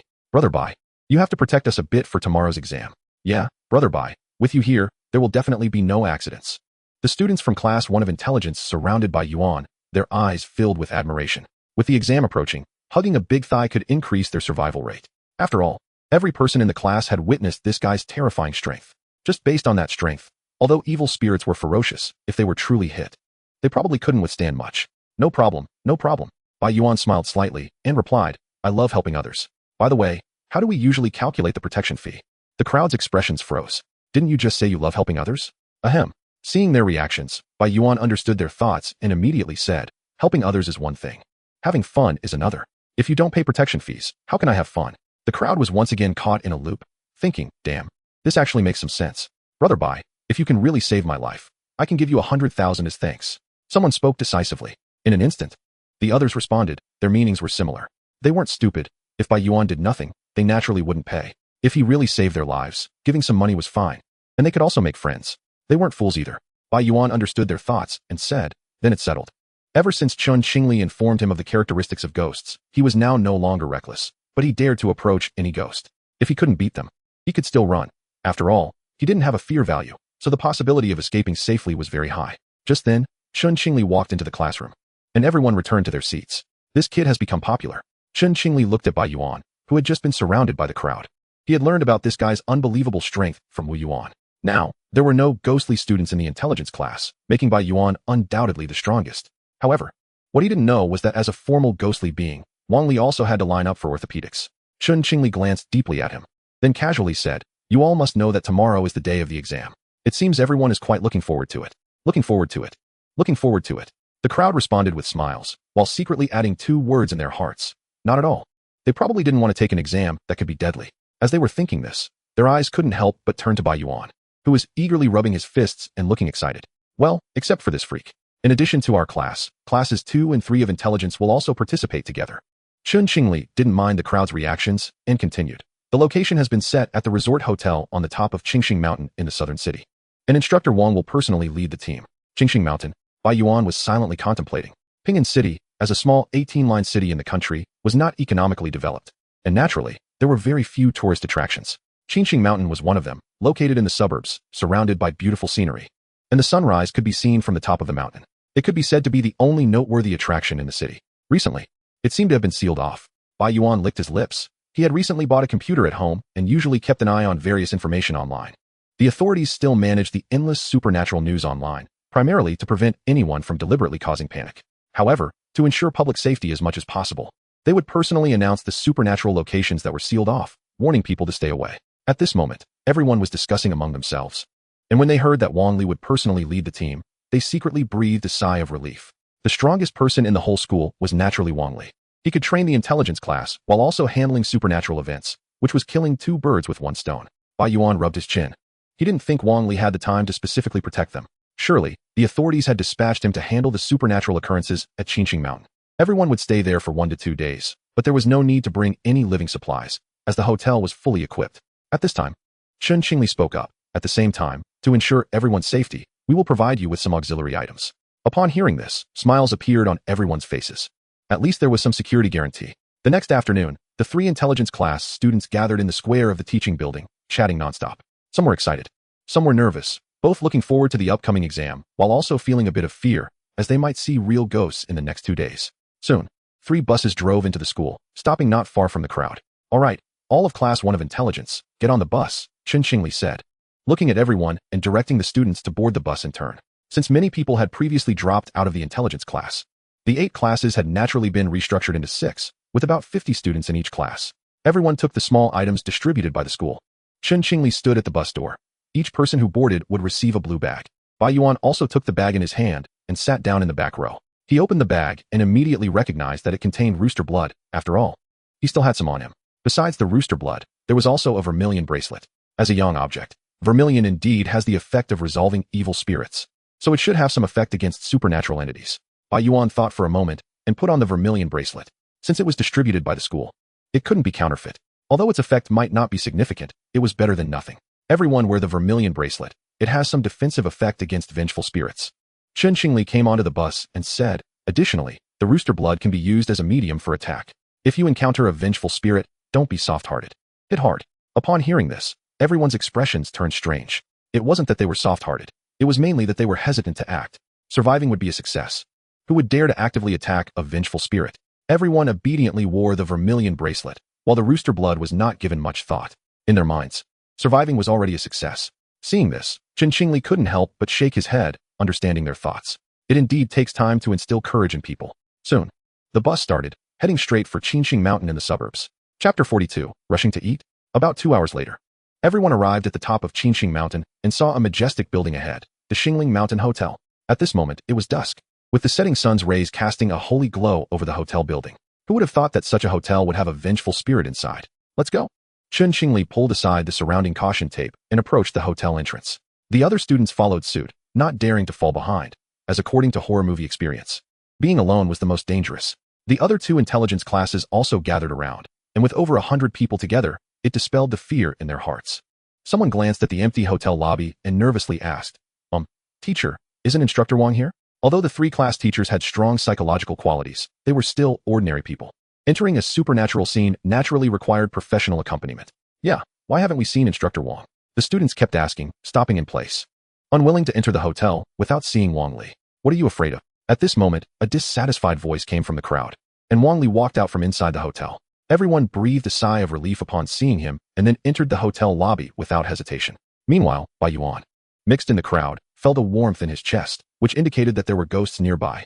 His calm gaze surveyed the surroundings, the oil paintings on the walls, the mirrors at the front desk, and the various wooden carvings on the tables. Encountering ghosts right at the entrance, how audacious! His brows furrowed, and he approached Wang Li's side, saying, Instructor, my intuition tells me there are ghosts. Wang Li's expression froze for a moment. Then he looked around with a vigilant gaze, but sensed nothing. Are you sure? It's just a feeling. Bai Yuan certainly couldn't mention that there was a ghost face within him. Relax a bit. Wang Li thought it was just nerves causing Bai Yuan's tension, and said, if a vengeful spirit appears, I will handle it. Bai Yuan nodded but said no more, only feeling a bit more vigilant in his heart. Old Chun, please assign the rooms. Wang Li looked towards the 3 class teachers of the intelligence class. The 3 nodded and went to the front desk to start assigning rooms to everyone. Perhaps for safety reasons, 2 people would share a room. And if there were any extras, 3 people would stay together. Soon, everyone received their room cards. All right, everyone is a bit tired today. You can rest early. Wang Li said, I will patrol the various floors tonight. If there is any situation, I will arrive as soon as possible. If you really encounter a vengeful spirit, how to hold on until I come depends on you. Everyone nodded and entered the hotel elevator in groups. Kid, if you encounter a special situation, don't drag me down. At this moment, a burly man came to Bai Yuan's side, his eyes holding a hint of warning. Bai Yuan looked at him and found his face unfamiliar. He must be from one of the other 2 classes. I'll do my best. He shrugged and said nothing more, then walked alone towards the stairs. He was assigned to the 2nd floor, and there was no need to wait for the elevator, especially since it was so crowded. Many people's eyes were on him. Filled with surprise, did he dare to be alone in a place like this? Even the members of his class looked strange, while they were strong. It was one thing to fight a person and another to face a ghost. For a moment, they all labeled Bai Yuan as arrogant, but he didn't take care. Instead, he went to the stairs, where he felt that his chest was no longer warm, proving that this place was safe. There must be a ghost in the lobby just now. Since I'm staying on the 2nd floor, the probability of encountering one is quite high. Bai Yuan muttered to himself, feeling no fear, but rather a hint of excitement. The ghost face inside him was waiting for a meal. Soon, the students returned to their rooms one by one, planning to rest for a while. Fortunately, it was a standard room with 2 beds. Bai Yuan lay on the bed, propping his leg up, casually looking at his phone. His roommate, the burly man from earlier, also walked in, looking tense as he began to check the entire room. In fact, most others were doing the same. After all, what if a fierce ghost was hiding in their room? Wasn't he that absurd? Not a single piece of information? Bai Yuan was checking the official released supernatural information, but unfortunately, it only briefly mentioned the block Qingxing Hotel, and there was no other useful information. Taking a look at other supernatural information, Bai Yuan raised an eyebrow, filtering by Ping'an City and its surroundings, and instantly dozens of blocked supernatural locations appeared. It seemed that the supernatural events in Ping'an City were not too bad. Bai Yuan murmured to himself. In such a large city, only dozens of places were blocked, which was indeed an acceptable level. If only he could swallow all these ghosts. He licked his lips, feeling a bit of desire, but it was just a thought. At every supernatural scene, the authorities had deployed armed forces to seal it off, firstly to prevent anyone from mistakenly entering, and secondly, as a defense line. If the ghosts inside left, the authorities would know immediately. Although Bai Yuan was powerful, he had no intention of confronting guns and artillery. To enter, one needed official permission. At least to become a professional. Bai Yuan thought to himself, which was also why he wanted Wang Li's attention. Just as he was lost in thought, a sudden commotion erupted from upstairs, mixed with fearful screams. So soon, Bai Yuan's expression changed, his eyes showing disbelief. The group had just moved in for less than half an hour. Wasn't it a bit too hasty for a fierce ghost? Without hesitation, he dashed out of his room towards the 3rd floor. Isn't he afraid of death? Qian Gang's mouth slightly opened, his eyes filled with shock. A fierce ghost appeared. But why did it feel like this guy was rushing to dinner? Chapter 43. So it turns out he's the one dragging us down. Soon, Bai Yuan arrived at the corridor on the 3rd floor, which was already filled with people, discussing among themselves, most of them looking panicked. Although they were from the intelligence class, seeing a fierce ghost kill so closely for the first time naturally filled them with fear. Damn it. In front of room 3024, Wang Li wore an angry expression, with a hint of helplessness in his eyes. Mr. Wang, what happened? Bai Yuan easily pushed through the crowd with his strength and reached the door. At that moment, his expression changed again, and he felt warmth in his chest once more. The ghost is still inside. I'm a step late, Wang Li sighed, pointing to the bathroom inside the room. There lay 2 men, slumped on the ground. Already lifeless, their faces filled with horror and fear, as if they had seen something unbelievable before dying. No wounds. Bai Yuan's expression turned alert as he approached the 2 corpses. They died of asphyxiation, Wang Li said. I heard a noise and rushed over immediately, but unfortunately, it escaped. It might still be here. Bai Yuan's words instantly threw the crowd into a panic. Still here. Wang Li's expression also changed, his cold gaze scanning the surroundings. It might be lurking in the shadows, watching us. Bai Yuan touched the wall, and then looked around the room, trying to find traces left by the supernatural. Unfortunately, he found nothing. Presumably, Wang Li had searched too. Even he, a formal ghost master, couldn't he find anything, so Bai Yuan had no effective means. In fact, unless a fierce ghost took the initiative to attack, it was really not easy to find it, unless one had auxiliary ghostly items like ghost eyes. Cunning thing. The warmth in Bai Yuan's chest remained, but he could only let that ghost spy on them. Let us call it a day. Wang Li shook his head and said, everyone return to your own rooms. The expressions of the crowd slightly changed. Under these circumstances, they were supposed to go back, but Wang Li was the overall examiner, and they had no choice but to obey, gradually returning to their rooms. What exactly did they see? Bai Yuan glanced at the corpses again, then followed the crowd out. After this incident, a layer of gloom settled in everyone's hearts, and the fear within them surfaced uncontrollably. Now, in the eyes of the fierce ghost, they were all delicious food. Of course, except for the sick Bai Yuan. Did something happen? As soon as Bai Yuan returned, Qian Gang hurriedly asked. 2 people are dead, Bai Yuan said calmly, then returned to his bed and began to contemplate with his eyes closed. So soon? 2 died. Qian Gang trembled, instantly feeling that this hotel was like a man-eating abyss. He swallowed hard, and then covered himself completely with the quilt. Bai Yuan was instantly speechless. He was worried about dragging him down. Soon, night fell, and a terrifying atmosphere seemed to descend as well. In the entire hotel, every occupied room had its lights on, clearly indicating that everyone was scared out of their wits. Although the light had no restraining effect on fierce ghosts, it at least dispelled some of the fear in their hearts. Can we turn off the lights? Bai Yuan yawned, feeling a bit tired. No. Qian Gang's voice came from under the quilt, pretending to be fierce as he said, I told you, you're not allowed to drag me down. Bai Yuan's eyes twitched. So he was the one dragging them down. He shook his head, closed his eyes, and didn't say much. Although the light somewhat affected his sleep, he had a premonition that something would happen tonight, and keeping the lights on would facilitate his actions. Time passed minute by minute, and the entire hotel was silent, which relieved everyone. However, around 2 in the morning, Bai Yuan, who had been resting with his eyes closed, suddenly opened them and stared at the ceiling. Just now, he heard a noise coming from upstairs, not footsteps, but more like someone falling to the ground. Although the noise was faint, his physical fitness far exceeded that of ordinary people, and his hearing was also exceptionally keen. In an instant, Bai Yuan, who had been still, suddenly sprang up like a whirlwind and rushed out of the room at high speed. Qian Gang, who was in a light sleep, trembled and didn't understand what was happening, so he could only whisper, Bai Yuan, are you still there? However, the entire room was quiet, with no response, which sent a chill down Qian Gang's spine, making him shrink back into his blanket, while he muttered to himself, according to your rules in the underworld, no crossing boundaries. No crossing boundaries. At this moment, Bai Yuan had already reached upstairs. The deep corridor was empty, everything seemed silent. Although there was light, there was an inexplicable sense of terror. Bai Yuan's expression was calm as he smeared his hands with rooster blood. Although his supernatural ability had improved, using rooster blood might allow him to trigger a higher-level evil spirit. At this moment, he calmly walked toward room 3028. Was the door open? Or was he too late? He looked into the empty room and noticed that the warmth in his chest was gone, which meant someone had died, and the ghost had fled. Bai Yuan walked straight into the bathroom, and indeed saw 2 bodies lying on the ground, twisted in fear. The same cause of death. He checked the bodies but did not hurry to leave. Instead, he turned off the lights in the room. At this moment, room 3028 became pitch black, with only the deep moonlight shining in from outside. Can it be drawn out? Logically speaking, he was alone and in a supernatural scene, so the ghost would be targeting him. In the cramped bathroom, the 2 bodies, filled with fear and unwillingness, lay quietly, with the pale moonlight illuminating their faces, looking ghostly white. Such a terrifying scene would likely scare ordinary people to death, but Bai Yuan remained calm, sitting beside the bodies and silently waiting for something. After a while, the warmth in his chest had not returned, proving that the evil spirit had not come back. Sigh. He sighed, realizing he couldn't draw out the evil spirit. Teacher Wang. Bai Yuan no longer waited in vain, but shouted loudly, instantly breaking the deep night's silence.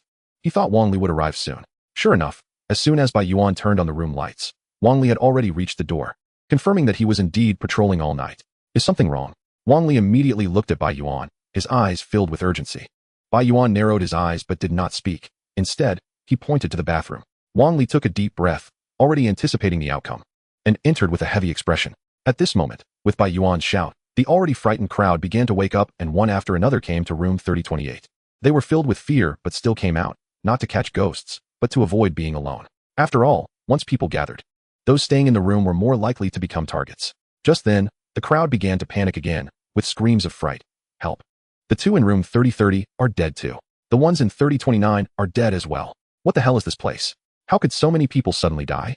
Chapter 44. Bai Yuan, who respects his teachers and the Tao. Shocking news erupted, igniting the fear in everyone's hearts. At this moment, no one was thinking about the exam. They only wanted to leave this man-eating hotel. Everyone be quiet. At that moment, Wang Li stepped out of the bathroom and shouted at the crowd. However, his authority as an instructor could not suppress the crowd. Instructor, I want to withdraw. Me too. Whoever wants to attend this intelligence class can go. They could accept dead people but could not accept so many dying for no reason, and it seemed that Wang Li, as a ghost master, had no ability to handle this supernatural event. If they stayed any longer, in less than 3 days, probably over 100 people would die.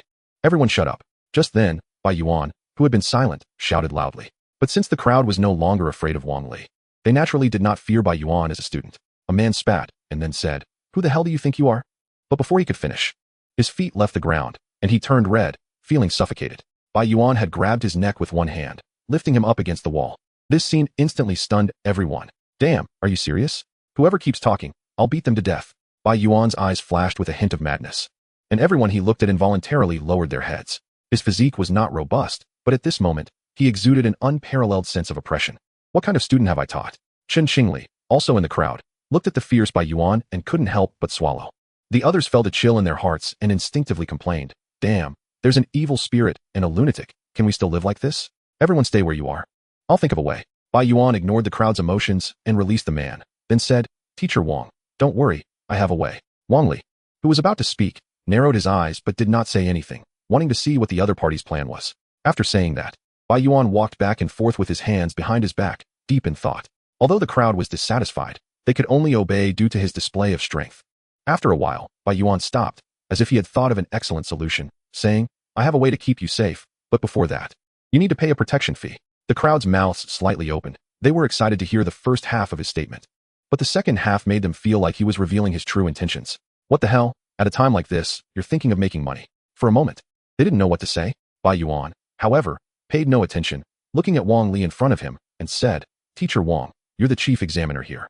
Why not set an example for everyone? Huh. Wang Li was momentarily stunned, pointing at himself and saying, You want me to pay a protection fee? Not only him, but the others also looked at him as if he were crazy. Are you out of your mind? How dare you charge the official ghost masters a protection fee? Bai Yuan raised an eyebrow and said, Is there a problem? Aye. Boom. Wang Li's words had not yet finished when he was instantly sent flying by Bai Yuan's punch, crashing heavily against the wall. At that moment, everyone's minds went blank. And they thought, damn, are you serious? This is what happens when you don't pay the protection fee. Bai Yuan's expression remained calm as he said, Teacher Wang, can you help me demonstrate now? Wang Li was about to agree, but Bai Yuan's body shot out, instantly appearing in front of him. How dare you hesitate? It seems you're still unwilling. Bai Yuan's fist struck out violently, all aimed at Wang Li's head, clearly intending to deal a fatal blow. I don't want to. At this moment, Wang Li was cursing inwardly, filled with frustration and resentment. Are you out of your mind? Throughout it all, he had no idea what he had done wrong. Are you secretly cursing me? Bai Yuan licked his lips and delivered even more violent strikes. Bai Yuan. At this time, Chen Qingli's expression turned horrified as he hurriedly shouted, Do you know what you're doing? Teacher, there's no choice. He didn't pay the protection fee, Bai Yuan replied helplessly, while his hands showed no signs of stopping. What a madman, a pure madman. Everyone thought to themselves, never imagining such a scene would unfold. Soon, Wang Li seemed to grow weaker and had lost all ability to resist. Boom. Bai Yuan threw a powerful punch, directly smashing Wang Li's head into the wall, causing the entire corridor to tremble. Such a violent scene left everyone shocked and terrified. What kind of humanoid monster is this? Why? Even after being beaten to such a state, Wang Li was still alive, muttering incessantly. This scene sent a jolt through everyone. Are ghost spirits really that formidable? Chen Qingli furrowed his brow slightly, as if deep in thought. Even after being beaten like this, Wang Li hadn't summoned his accompanying ghost. Either he truly loved his students, or he didn't have one. At this moment, Bai Yuan seemed to sense something, stepping back to create some distance and ceasing his attacks. Why? Wang Li's head was already sunken and distorted, blood and brain matter dripping out. Yet even so, he was still alive. Bai Yuan's expression remained calm as he replied lightly. I already said, you didn't pay the protection fee. Upon hearing this, Wang Li finally lost his sanity. His face twisted into a hideous and terrifying visage, instantly transforming into a decaying corpse, his resentful and frustrated gaze locking onto Bai Yuan. A chilling aura swept through the entire corridor. In that instant, everyone recoiled in fear. Their eyes filled with terror, and some even screamed. Seeing this scene, they finally understood that the protective Wang Li they had always believed in was actually a ghost. So it was true? Bai Yuan narrowed his eyes, but felt no surprise. Whether it was upon entering the hotel or during each murder incident, he always felt a warmth in his chest, and without exception, Wang Li was present each time.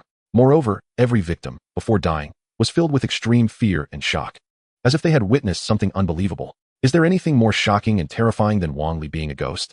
Of course, these 2 points were merely conjectures and could not definitively prove that Wang Li was a vengeful spirit. Just now, Bai Yuan was not thinking but verifying. Whenever he distanced himself from Wang Li, the ghost face within him showed no reaction. As long as he got close, he would feel warmth. How could this be mere coincidence? One side was the chief examiner, Teacher Wang, and the other was the ghost face administering him medicine. Bai Yuan, who always respected his teachers, decisively chose to believe the latter. Chapter 45. Retracted your moral coercion. At this moment, Wang Li was naturally unaware of Bai Yuan's thoughts, only glaring at him with resentful eyes. Just now, his emotional fluctuations were intense, and his strength had plummeted across the board, causing his true form to be revealed. Until now, He still believed that the other party was attacking him simply because he hadn't paid the protection fee. After all, in this day and age, even ghosts cannot comprehend the actions of the mentally ill. Now, looking at Bai Yuan's calm expression, he felt a bit confused. He had revealed his true form. Was the other party not afraid of him? After all, hundreds of students were filled with fear, and some had even fled on the spot. Even the 3 homeroom teachers showed signs of fear, and although they had smeared themselves with rooster blood, they hesitated to make a move. Bai Yuan, however, stood with his arms crossed, staring intently at the decaying corpse before him, saying, "What? Just because you transformed, you think you can avoid paying the protection fee? Since you have 2 identities, you owe double." The ghost's brain froze again. Can a human even say something like this? Still hesitating. Seeing that the other side's condition was poor, Bai Yuan launched another deliberate punch. Boom. The vengeful spirit was instantly sent flying into room 3028. At this point, it fully understood. The other party was not afraid of it at all.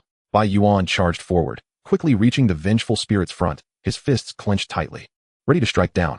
Just then, the vengeful spirit let out a piercing scream, and its supernatural power caused Bai Yuan's body to momentarily freeze, leaving him dumbfounded, unable to move. The vengeful spirit shot him a resentful glance before turning to flee into the bathroom. After a while, Bai Yuan regained his senses and immediately followed without hesitation. Bai Yuan looked around, his eyes filled with confusion. The vengeful spirit had vanished. He scanned the cramped bathroom, finally directing his gaze toward the hole in the toilet pit, the only exit he could think of. He bent down, peering into the dark hole, but it was pitch black inside, and he couldn't see anything. At that moment, the warmth in his chest was gradually dissipating. Did it escape? A hint of regret flashed in Bai Yuan's eyes. He had thought he would be able to feast tonight. "Bai Yuan, are you okay?" Just then, Chen Qingli and others walked in, their eyes filled with concern. "The ghost is the one in trouble. What could happen to me?" Bai Yuan shook his head, then sighed, saying, "It's a pity it got away. As long as the person is okay, it's fine. Ghosts aren't that easy to kill." Chen Qingli comforted him. "By the way, is your hand okay? That ghost clearly belonged to the cursed body type. If you attack recklessly, you could be afflicted by a curse. Its strength isn't enough. It couldn't curse me." This was also the reason why Bai Yuan had gone straight into assault mode. At present, his understanding of ghosts was not deep. His only criterion for judgment was whether he could touch a spiritual ghost or ignore the curse of a cursed body ghost. If his first punch had been tainted by a curse, it would mean that the other's strength was beyond what he could handle, and Bai Yuan would naturally choose to flee on the spot. At this time, the homeroom teacher of Class 2 asked, "But how did you see through its identity, student?" "I've long been unhappy with that Wang." Bai Yuan shrugged and said. The 3 of them twitched their lips. "Is this really your reason for taking direct action?"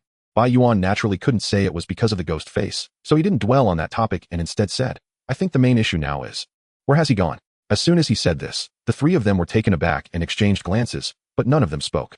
In their hearts, since the ghost dared to swagger around in Wang Li's appearance, it meant that Wang Li was still alive. He wouldn't die. Bai Yuan's tone was certain. This ghost's strength can't kill him.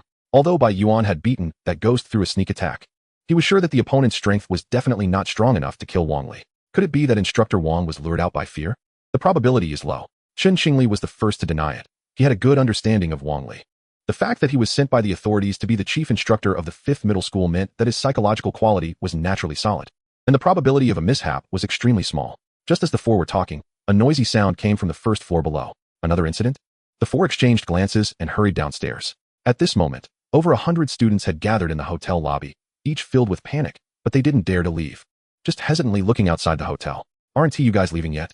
Bai Yuan thought that many people had already packed up and left. After all, with Wang Li gone, they had no reason to stay. "Brother, you're finally here. Everyone has been waiting for you." Upon seeing Bai Yuan come down, everyone surrounded him as if they had found a lifeline. "Wait for me." "Why? We don't dare to leave." It was already nighttime, naturally dark, and the mountain road was rugged. They couldn't tell directions. If the hotel ghost came out, it would basically be a total loss. "Just call directly." Bai Yuan glanced at the crowd and said, "No signal." Everyone shook their heads. The signal on the mountain was already poor, plus there was supernatural interference, making it impossible to reach the outside world. Someone spoke up. "Brother, why don't you take us away?" "I'm not going." Bai Yuan didn't think twice before leaving, instead comfortably lying on the sofa. Upon hearing this, the expressions of the crowd changed. Some fell silent, others were indignant. Just then, someone hiding in the crowd sarcastically said, "He is here to collect protection fees. Of course he won't take you down for free. Otherwise, who would pay him?" In an instant, the expressions of the crowd changed. They wanted to say something, but didn't dare. "Even if you give me money, I still won't take you down the mountain," Bai Yuan said. "There's only one ghost in the hotel, but there might be several ghosts on the mountain. Right now, the hotel ghost has already been injured by him. Why would he leave a weak ghost and risk going up the mountain?" At this moment, that sarcastic voice rang out again. "But if we stay in the hotel, there might still be deaths. Life is at stake. Haven't you considered this problem?" Bai Bai Yuan narrowed his eyes and patiently explained. Leaving the hotel, I would also be in danger. This is the lives of over 100 people. Isn't it worth the risk for you? As soon as that person finished speaking, Bai Yuan suddenly lunged forward and directly slapped a boy in the crowd, sending him flying. The boy fell to the ground, fear evident in his eyes, not expecting that the other party could really find him. What do you want to do? At this point, he covered his face and pretended to be confused. Bai Yuan crossed his arms and said, Bai has withdrawn your moral coercion and given you a big beep. Any problem with that? Chapter 46. I'm still so handsome. I can't take it. The boy fell silent instantly. As long as the other party had no morals, he naturally wouldn't be coerced. You have the strength. Why can't you help everyone? No, I find your condition even worse than mine. Bai Yuan narrowed his eyes and said, how about this? Since we're going down the mountain, the team naturally needs someone to lead the way and someone to bring up the rear. I'll lead the way, and you'll bring up the rear. How about that? The boy fell silent again, and after a while, he muttered, I don't have any strength. But this is the lives of over 100 people. Isn't it worth the risk for you? Bai Yuan's tone was calm, directly using their own argument against them. This move truly left him speechless. Seeing the other party had nothing more to say, Bai Yuan said, I'll say it again. Whether you stay or leave is up to you to decide. It has nothing to do with me. After saying this, he lay back down on the sofa and began to rest with his eyes closed. At this moment, someone had their sights set on the 3 class teachers. After all, with Wang Li absent, they were responsible for this assessment. If they spoke up, Bai Yuan would likely listen to them. Shut up. Chen Qingli's expression turned cold, glaring at that person, and said, everyone stays in the hotel lobby. We'll talk again when it gets light tomorrow. Even without the presence of ghosts, heading down the mountain at midnight can easily lead to crises. In an instant, everyone abandoned the idea of leaving and quietly gathered in the hotel lobby. Bai Yuan didn't choose to return to his room. He had a feeling that the ghost would act again, and once it appeared, he would be able to catch it immediately while staying in the lobby. Soon, time passed. The lobby was brightly lit, but everyone felt no sense of safety. Half an hour later, I want to go to the bathroom. A boy spoke softly, looking as if he was in urgent need. There were no plastic bags beside him, and there were girls around, so it was naturally inappropriate to solve it in public. However, he wasn't foolish enough to go alone. He called a friend along. The two of them, looking vigilant, went to the bathroom beside the lobby, and the eyes of the others all turned toward them, even feeling a bit like sending off a hero. However, after 2 minutes, the two returned safely, which made the others breathe a sigh of relief. It seemed that the ghost should not dare to appear now. Soon, one after another, people started to pair up and head to the bathroom. To avoid disturbing the others' rest, everyone tacitly remained quiet, while also worrying that if something happened, their cries wouldn't be heard by those outside. At a certain moment, Bai Yuan, who was resting with his eyes closed, suddenly opened his eyes. He instantly got up and rushed out, causing everyone's hearts to rise as they all turned to look at him. But when they saw Bai Yuan heading to the bathroom, their hearts felt a bit strange.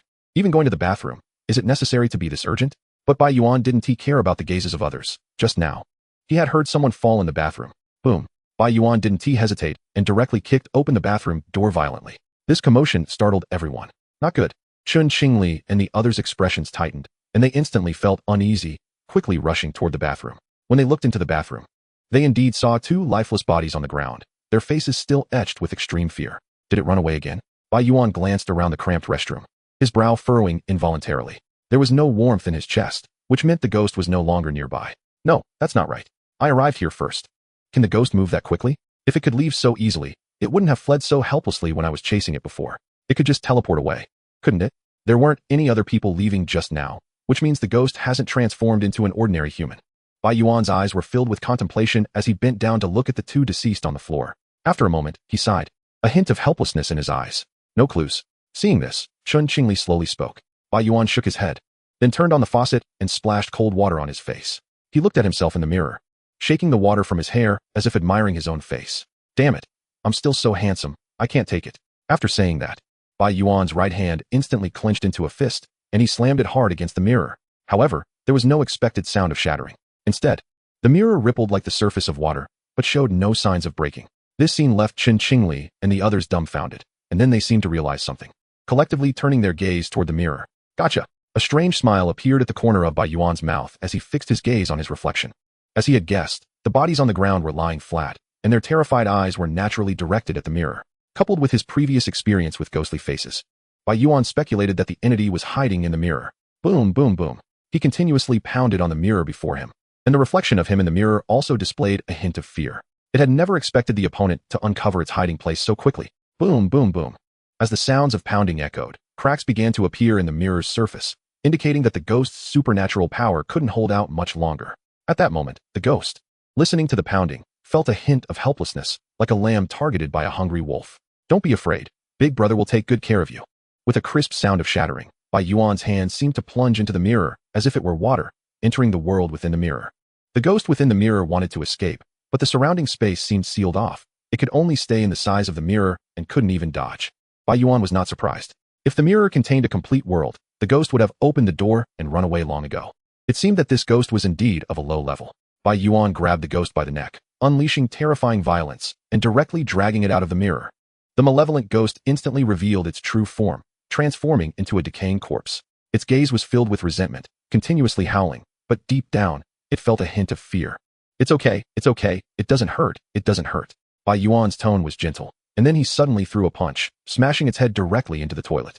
Don't be afraid, take a deep breath, take a deep breath. His expression was cold while his tone remained gentle, continuously comforting the ghost.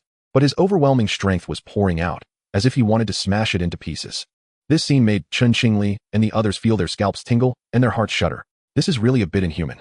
As teachers of ghost studies, although they didn't have accompanying ghostly beings, they had at least experienced supernatural scenes and witnessed battles between ghostly spirits and malevolent ghosts. But they had never seen a battle like this. No, this is no longer a battle. It's a one-sided massacre. Chapter 47. This fellow doesn't have any criminal record, does he? Just then, a sharp scream pierced the air, and Bai Yuan's mind jolted, falling into a blank state. Meanwhile, the ghost below successfully broke free from Bai Yuan's grasp. It didn't dare retaliate and fled towards the door without looking back. Damn it, not this trick again. Soon, Bai Yuan regained his composure, realizing that the ghost had already left his grasp. Without hesitation, he chased after it. At this moment, the people in the hall screamed upon seeing the malevolent ghost, completely forgetting the knowledge they had learned earlier. The ghost's eyes were filled with resentment as it directly grabbed a male student from the crowd. This student was the one who had previously tried to morally blackmail Bai Yuan. Looking at the terrifying appearance of the ghost, his fear reached its peak. The reason he had provoked Bai Yuan was not that he wanted to, but because he was so afraid that he wanted to leave the hotel as soon as possible. Now, his fear had made him a target for the ghost, which immediately locked onto him. As the supernatural power invaded, the red sand bracelet in the boy's hand shattered bit by bit, and his life force instantly dissipated. The invisible fear transformed into nourishment, allowing the malevolent ghost to recover slightly from its injuries. At this moment, when it looked back and saw Bai Yuan rushing over, it trembled and didn't dare to kill any more people, decisively fleeing upstairs. Its speed was incredibly fast, even making Bai Yuan feel like he was barely able to keep up. But just as it reached the second floor, it suddenly let out a wail, its body bending down as corpse water sprayed everywhere. Bai Yuan was momentarily stunned, quickly noticing that something was off with it. Take advantage of the situation. Take your life. He didn't hesitate, seizing the opportunity to throw a punch that sent the ghost flying, then replaying the scene of violent bloodshed. The malevolent ghost howled in agony, but its gaze was directed upstairs, seemingly filled with disbelief. Its ghostly technique had been broken. Meanwhile, in the empty room 4024 upstairs, the bathroom mirror appeared with cracked patterns, and then a pale, jade-like hand eerily reached out from the mirror. A man with an angry expression crawled out from within, cursing. Damn, I was tricked. Wang Li licked his lips, a hint of anger in his eyes. He had initially wanted to check on the supernatural scene in advance, but who knew he would be trapped by the malevolent ghost? It had already been nearly a day, hadn't it? Wang Li looked at the sky outside, and then seemed to remember something. Oh no, the assessment for the intelligence class. His expression changed as he realized that while he was trapped, that ghost had taken the opportunity to escape. This could lead to a major incident. Without hesitation, he rushed downstairs, clearly hearing the commotion. Indeed, he saw over 100 people gathered in a panic, the entire hall in chaos. When Wang Li appeared, the crowd's fear intensified instantly, with some people running towards the hotel exit without a care. Stop! Wang Li furrowed his brow and shouted with the power of the supernatural, instantly silencing everyone. Instructor Wang? Or a ghost? At this moment, Chen Qingli cautiously and tentatively asked. What do you think? Wang Li's expression froze as he extended his pale, jade-like right hand, releasing waves of supernatural power. Seeing this scene, Chen Qingli breathed a sigh of relief and said, It's Instructor Wang. Everyone don't be afraid. Upon hearing Chen Qingli's words, the crowd finally relaxed a little, but still dared not approach Wang Li. Tell me what happened, Instructor Wang. Go help Bai Yuan first. He is dealing with that ghost right now. Bai Yuan? Wang Li was slightly taken aback, then instantly recalled the individual, as the memory of the fracture was still fresh. He was dragging that ghost earlier, saying something about wanting to perform a ritual. Then he went into the restroom. Dragging? Performing a ritual? Restroom. A big question mark instantly appeared on Wang Li's forehead.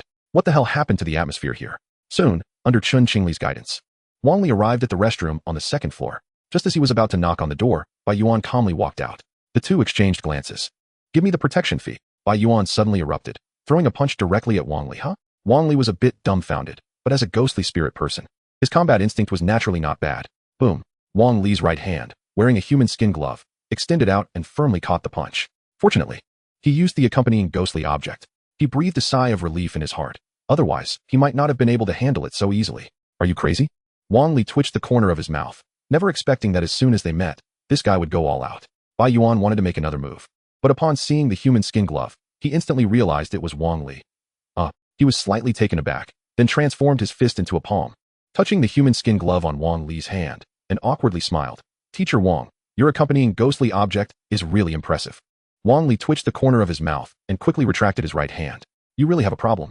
He shook his head and didn't bother to dwell on it, asking, what about that ghost? I beat it to death. Dead? Wang Li was slightly taken aback, a hint of surprise in his eyes.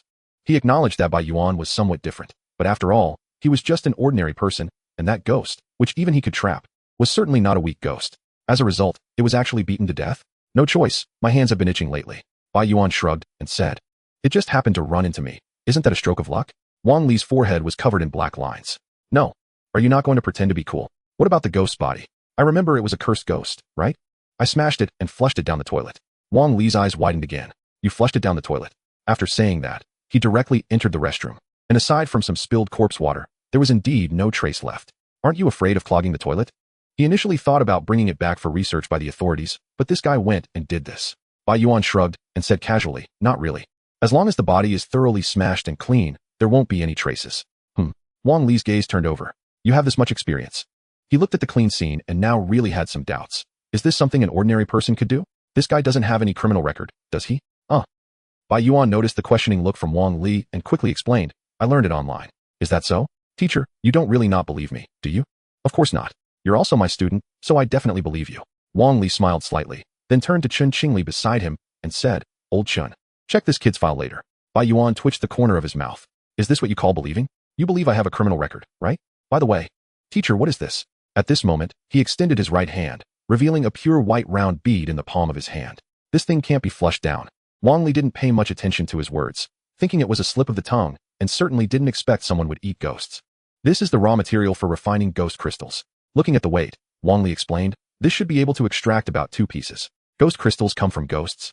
Bai Yuan was slightly taken aback, his heart gaining some understanding. Of course, otherwise, we wouldn't use them as currency in the paranormal industry. Wang Li shrugged and said, you're an ordinary person, it seems you don't need it. Are you thinking of selling it? No need. Bai Yuan shook his head. He wasn't short on money right now and naturally didn't need to spend resources. Teacher, since you said this is currency, can it be used to buy other paranormal items? His gaze deepened, saying, for example, a living ghost? Ghost faces don't need ghost crystals, but they can be exchanged for ghosts, right? What do you want to buy this for? Wang Li's expression froze. The cost of capturing a living ghost is too high, and the authorities will keep it for research. They won't sell it. Is that so? Bai Yuan felt a bit disappointed, but still put away the ghost crystals. If the authorities don't sell them, what if there's a black market? All right, since the ghost has been dealt with, let everyone rest for the night, and we'll prepare to return to school tomorrow. Wang Li looked at Chun Qingli and said, let me know the whole process later. Teacher, I can tell. No need. I'm afraid you'll confuse me. Wang Li decisively refused. He was already starting to see how outrageous this guy was. Then what about my reward? Bai Yuan felt a bit disappointed. He wanted to embellish and boast a bit to get more rewards, but Wang Li surprisingly didn't fall for it. Wang Li said, we'll talk about your reward after I understand the whole situation.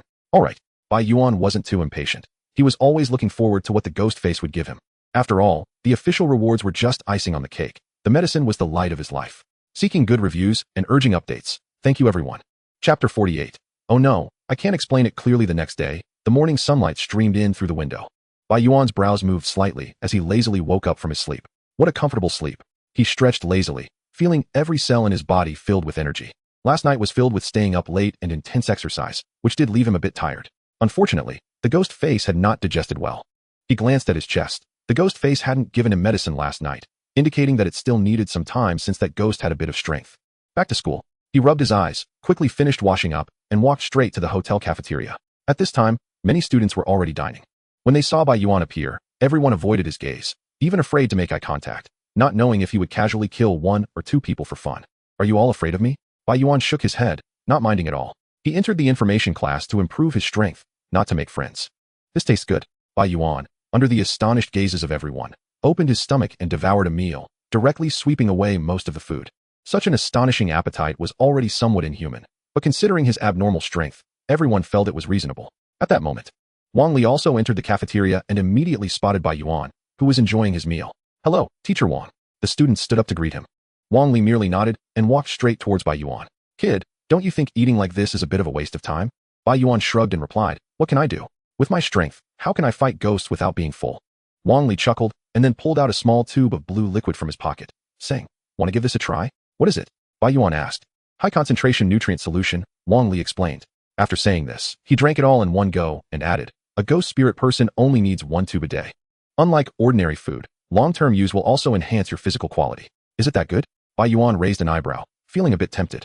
Given his eating habits, it was indeed a bit of a waste of time, and as his body continued to strengthen, ordinary food would increasingly fail to satisfy him. In the future, he certainly couldn't be munching on pig knuckles while beating ghosts, as that would be quite disrespectful to the pig knuckles. Of course, this is officially developed specifically for ghost spirit people. Wang Li pulled out another tube and continued, "This tube is quite expensive. The official price is 10,000. Huh. Before he could finish his sentence, Bai Yuan had already downed the nutrient solution in one gulp. "What price?" he asked innocently. Wang Li's mouth twitched. He didn't expect Bai Yuan to be so quick. He shook his head and said, "Consider it a gift. Can you give me more?" Bai Yuan rubbed his hands together, already preparing to mooch off the wealthy. "I didn't bring any with me," Wang Li shrugged. "You're now part of the intelligence class. You can directly exchange it with the official." "Forget it," Bai Yuan refused outright. 1 tube a day, 1 tube costs 10,000. And the intelligence class only gets 2,000 a month. Do you think I'm a fool? Aren't you rich in ghost crystals? You won't need this anyway. "I don't need it," Bai Yuan shook his head. Although the nutrient liquid could enhance physical quality, that was based on long-term use. And who knows how much it would cost. He might as well eat a ghost instead. Wang Li nodded and didn't push further, as the price was indeed a bit high. "By the way, Old Chen has already told me about last night's events. I really owe you one." At that moment, there was a genuine gratitude in his eyes. If it weren't for Bai Yuan's intervention, over 100 intelligence class members could have faced total annihilation. Although the official wouldn't punish him, he would always feel guilty about it. Bai Yuan waved his hand and said bluntly, "It's nothing. Just give me more rewards." Wang Li nodded seriously. "I'll apply to the official later. 1 for killing ghosts and 1 for being first in the intelligence class assessment. That is fine, right?" Bai Yuan was quite clear about the rewards. "Of course." Wang Li nodded and then asked, "But you fought the cursed ghost barehanded last night. Are you okay?" Even ghost spirit people need their accompanying ghost as a weapon medium. Otherwise, once they get cursed, there's even a risk of sudden death. "I'm fine." Bai Yuan shrugged and said, "Maybe I'm special." As he spoke, he extended his hands, showing no abnormalities. "Ignoring the curse? That shouldn't be possible." Wang Li frowned, examining Bai Yuan from head to toe, feeling a bit uncertain. Maybe I just got lucky, and that ghost didn't have much of a curse." Bai Yuan wanted to change the topic. After all, he had taken drugs to enhance his physical abilities, and he didn't want to be studied as a ghost. "It's not about the ghost, it's about you." Wang Li shook his head and said, "Actually, there are examples of this. Others can also fight ghosts barehanded." Bai Yuan was slightly taken aback, his eyes showing surprise. "Could it be that someone else also took drugs?" "Although it's very rare, it does exist," Wang Li nodded. "Some of them are valiant soldiers with strong vitality, and some are true scholars with righteous spirit. As for you..." For a moment, he fell into deep thought. After a while, Wang Li came up with a reasonable explanation, saying, "Some wicked people possess evil energy and can also serve as weapon mediums, not fearing ghosts." Bai Yuan's mouth twitched. "No, I'm a scholar, so why am I not righteous?" Was he being mistaken for a villain? "Forget it. I'm talking about real scholars. Those are extremely rare across the country." Wang Li shook his head, and in his heart, he resolved to investigate Bai Yuan thoroughly. Bai Yuan fell silent, realizing he had no way to explain. However, he wasn't too worried about it. "Teacher, does that mean they don't need accompanying ghosts to deal with top-tier ghosts?" "That's impossible." Wang Li shook his head and said, "Most of them are older and lack combat power, and they can only ignore the curses of lower-tier ghosts. In battles with ghosts, weapon mediums are just one of many influencing factors. They don't determine everything." "I see." Bai Yuan nodded, realizing he was still the most special one. "All right, clean up. We're getting ready to head back to school." Wang Li clapped his hands and said, "You can also write a report about last night's ghost. The official will give additional rewards. The reward for the last ghost hasn't been issued yet. It takes time to review. What if someone tries to deceive or fabricate something?" "Fine." Bai Yuan nodded and then thought of something, saying, "By the way, can I opt out of the reward?" As soon as he said that, Wang Li's expression turned alert, and he asked, "What do you want?" Now that he had a little understanding of Bai Yuan, he didn't believe that the greedy person would genuinely be indifferent to rewards. "The draft is all used up. I'm starting to resume previous updates. In the evenings at 7, 8, and 9, I guarantee 3 chapters. If my condition is good, I'll try to write more." Chapter 49, Don't disappoint my innocent heart. I want to enter the ghost spirit class. Bai Yuan's expression was determined as he stated, "This time, I can forego both the ghost killing reward and the assessment reward.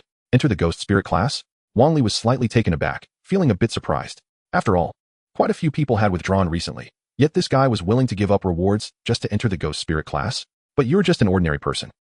He hesitated, actually valuing Bai Yuan quite a bit, but the main issue was that he was just an ordinary person, which made him seem out of place among ghost spirit people. I can negotiate, and I can also kill ghosts, Bai Yuan replied calmly.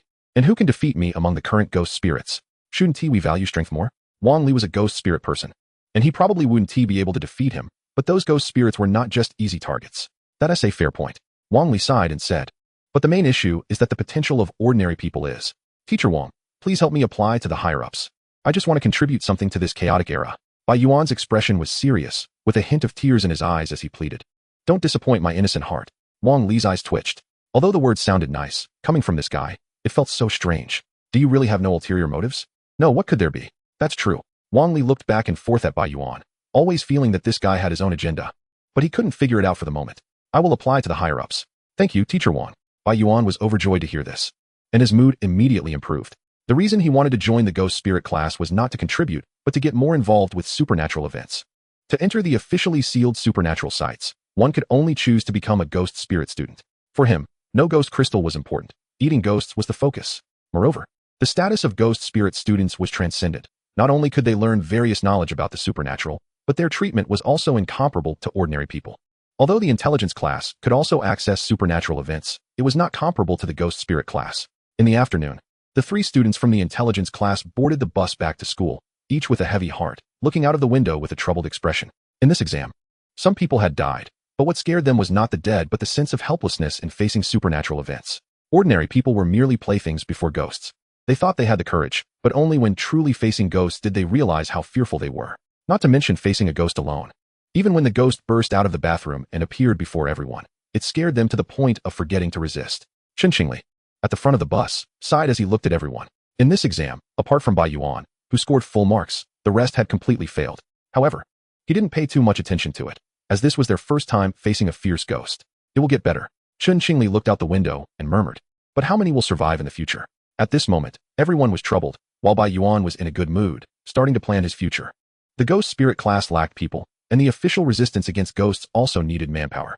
Plus, he was using rewards to exchange for opportunities. And with Wang Li acting as a lobbyist, the probability was very high. Bai Yuan estimated that with all these factors combined, if he couldn't join the ghost spirit class, he would consider himself unlucky. Once he joined the ghost spirit class, he could start taking on missions and have more opportunities to eat ghosts. According to Qingqingli, the ghost spirit class and the intelligence class could potentially be reorganized, but no one knew when. In today's rapidly changing era, it could be said that one step behind was falling behind, and Bai Yuan naturally did not want to waste time waiting. Supernatural events had appeared for several years, and there must be high-level ghost spirit people within the official ranks, yet they couldn't suppress supernatural occurrences, proving that the strength of fierce ghosts was even greater. Bai Yuan understood that his future stage would be vast. Soon, everyone returned to Pingan City's number 5 middle school, and their expressions relaxed a bit. Regardless, they had at least come back alive. All right, everyone take a break for the next couple of days. Qingqingli said. Summarize the mistakes made and strive to truly have courage next time. Also, if anyone wants to withdraw from the intelligence class, come find me directly afterwards. As soon as these words were spoken, everyone's expressions shifted, and they began to consider their options. Bai Yuan didn't pay much attention, turned around, and prepared to leave school, planning to go home and rest first. Just as he reached the school gate, he happened to run into Wang Li. He blinked and said, Teacher Wang, thank you. I'll do my best. Wang Li nodded, taking this matter to heart. In his view, having such a freak join the class would be an encouragement for the other ghost spirit students. After all, if an ordinary person could be so abnormal, what reason did they have not to strive harder? In the evening, Bai Yuan strolled leisurely by the river with skewers in hand, feeling relaxed. The taste is quite good. He licked his lips, not expecting that he had unconsciously achieved food freedom. He now had over 200,000 in savings. And living alone meant he could sustain himself for quite a while, as he didn't pursue any extravagant material life. Next is to get stronger. Bai Yuan enjoyed the evening breeze, secretly determined, muttering to himself, to become stronger, I must work hard at taking medicine. While Bai Yuan was motivating himself, he noticed a crowd gathering ahead, including some people from the security bureau. Could it be another supernatural event? His heart stirred, and he approached without hesitation. He no longer needed to run away at the first sign of a supernatural event, as he had strength and resilience now. Uncle, what's going on? Sigh. The middle-aged man sighed. Someone jumped into the river again, about your age. What a pity. Is that so? Bai Yuan nodded, saying, with the supernatural disturbances, many people really can't hold on. Not everyone has the courage. When they see someone killed by a ghost, many people's minds collapse under the pressure and choose to end their own lives. Yeah, this is already the 19th case this month. Huh. Bai Yuan was slightly taken aback, then said, Uncle, the problem is, it's only the second. It's only been 2 days. Haven't you seen the news? Just yesterday, 13 people jumped. The uncle gazed at the river, where the evening breeze was blowing, and murmured, Pingan River is not peaceful. Who knows how many bones are buried beneath? Bai Yuan fell silent instantly. Surrounding Pingan River had already built several meters of protective barriers, yet they still had no effect, unless someone patrolled 24 hours a day. But Pingan River was located in the center of Pingan City, dividing the north and south of the city. To patrol such a long river that ran through the entire city day and night would be too labor-intensive. Moreover, at such an urgent time, most of the security forces were busy sealing off supernatural sites and maintaining social stability. Either get eliminated or adapt to the times. He glanced at the river, feeling little fluctuation in his heart. The uncle turned to look at him and said, Young man, your mindset is quite good. Aren't you afraid of those ghosts? Afraid? Bai Yuan laughed and replied, If they encounter me, they should be the ones afraid. Don't say that. What if they really come after you? The uncle said seriously, taking Bai Yuan's words as boasting. Bai Yuan didn't explain further and continued leisurely walking along with the crowd. Many people passing by also just sighed and then walked away, clearly accustomed to the river jumping incidents. At night, Bai Yuan returned home, occasionally glancing at his chest, his eyes filled with anticipation. Can it be digested today? He muttered to himself, saying, My private doctor, come on, be more efficient. I can't get through the days without medicine. Soon, it was midnight. As Bai Yuan was deep in thought, he suddenly felt a warmth in his chest. It's here. His heart raced, and he fixed his gaze on his chest. Sure enough, blood-red lines appeared, outlining a terrifying ghost face.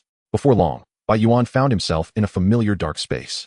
20 already? He glanced up and saw 20 blood-red orbs, like pupils, gazing down at him. Just as he was momentarily stunned, a cold light appeared in the sky and instantly plummeted down. Oh no! Bai Yuan instinctively wanted to dodge, but then he remembered he was just a consciousness, so he let it fall. When the cold light landed, Bai Yuan's mind froze, instantly filled with astonishment. What appeared before him was not some medicine, but an extremely large needle. Not a sewing needle, but a syringe used to inject medicine into patients. The cold light he had seen earlier was the sharp needle tip. However, unlike the needles he usually saw, this one was excessively large.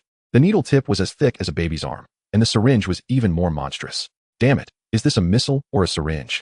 Bai Yuan muttered to himself. This can't be for me, can it? For a moment, he hesitated. Is this a shot or a murder? After a while, whatever.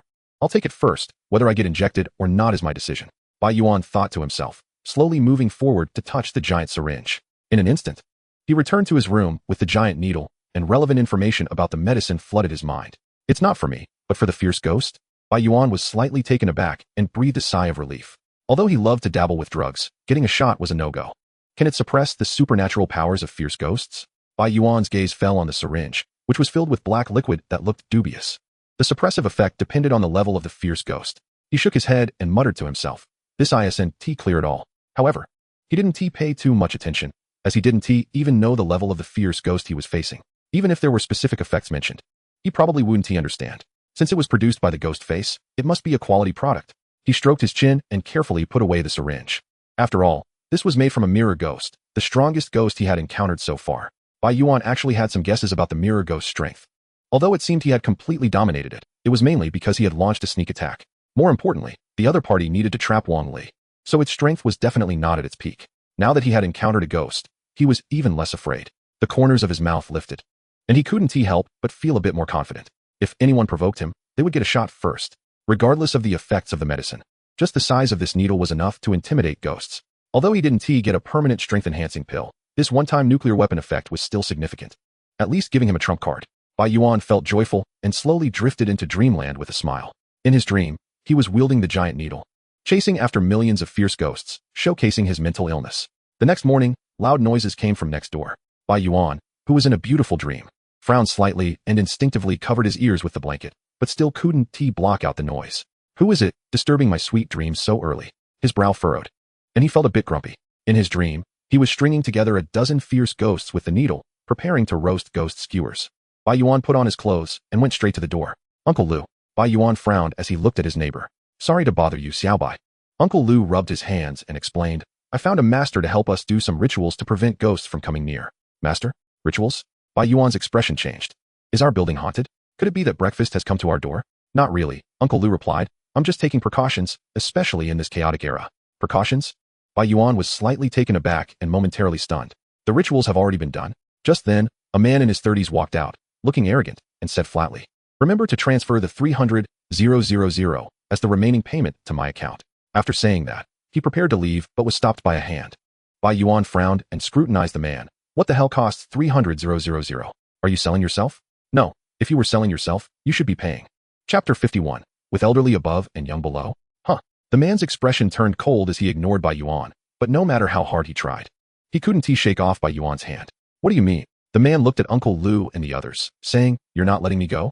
Xiao Bai, don't act recklessly," Uncle Lu said in a panic. "You mustn't offend the master." "Uncle Lu, what's this 300,000 about?" "It's the money for helping with the rituals. Once the rituals are done, no ghosts will dare to come near our building," Uncle Lu hurriedly explained. "But you don't need to worry. The cost will be shared among all families. You don't have to pay anything." Clearly, the previous ghost incident had left a shadow over the entire building. "Kid, did you hear that?" The man's expression was icy. "If you're smart, get lost. Some people are not to be trifled with." Upon hearing this, Bai Yuan's eyes narrowed slightly, a hint of danger flashing in them. His residential community was a typical working-class neighborhood, and just the remaining payment of 300,000 indicated that the total cost of the ritual was likely not a small sum. "Xiao Bai, don't be impulsive. The master has real skills." At this moment, the neighbors around quickly advised, fearing that Bai Yuan would provoke the man. Bai Yuan sighed and said, "Everyone, you've been deceived." The neighbors had always treated him well. After all, they didn't make him pay a single cent for such a large sum. But unfortunately, ordinary people's understanding was too lacking, especially when it came to ghosts and gods. It made it easier for some people to take advantage. "Little ghost, do you really want to die?" At this time, the man had also lost patience as he still had to rush to the next place. Bai Yuan's expression turned cold, and his right hand shot out, directly grabbing the man's neck. "You have real skills, right? Then let me see. You." The man's expression changed dramatically, his face turning red as a sense of suffocation suddenly hit him. He hadn't expected the other party to be so strong. "Where are your real skills?" Bai Yuan smiled slightly and continued, "Uncle Lu, I'm getting ready to call the security bureau." At that moment, the man's expression turned angry, and a yellow talisman suddenly appeared in his hand. "Huh, a ghostly companion?" Bai Yuan raised an eyebrow, his eyes filled with surprise. He hadn't expected the man to be a ghostly spirit. The man's face was still red, but his eyes were filled with malice. He saw the yellow talisman ignite instantly, burning to ashes and falling to the ground. At the same time, a cold and eerie aura swept over, chilling the hearts of everyone present. "Interesting." Bai Yuan raised an eyebrow and loosened his grip. "Cough, kid, you're dead. The ghost has come out." The man's eyes were filled with resentment as he said, "This is the price of provoking me. Are you talking about it?" Bai Yuan raised an eyebrow, and his right hand twisted, as if holding an invisible object. A chilling sound echoed, mixed with a sense of fear. "You." The man's pupils contracted, his eyes filled with disbelief. The reason the other party let go was not out of fear, but because he went to catch the ghost. "No. Just one ghost makes you so arrogant?" Bai Yuan shook his head, a hint of mockery in his eyes. His body had gained an increase in spiritual sensitivity. He could not only serve as a medium weapon, but could also detect the location of certain low-level spirits and ghosts. The man's expression was shocked. "Who exactly are you?" Bai Yuan ignored him and turned around, facing away from the crowd. The ghost let out a terrified scream and was slowly swallowed into Bai Yuan's body.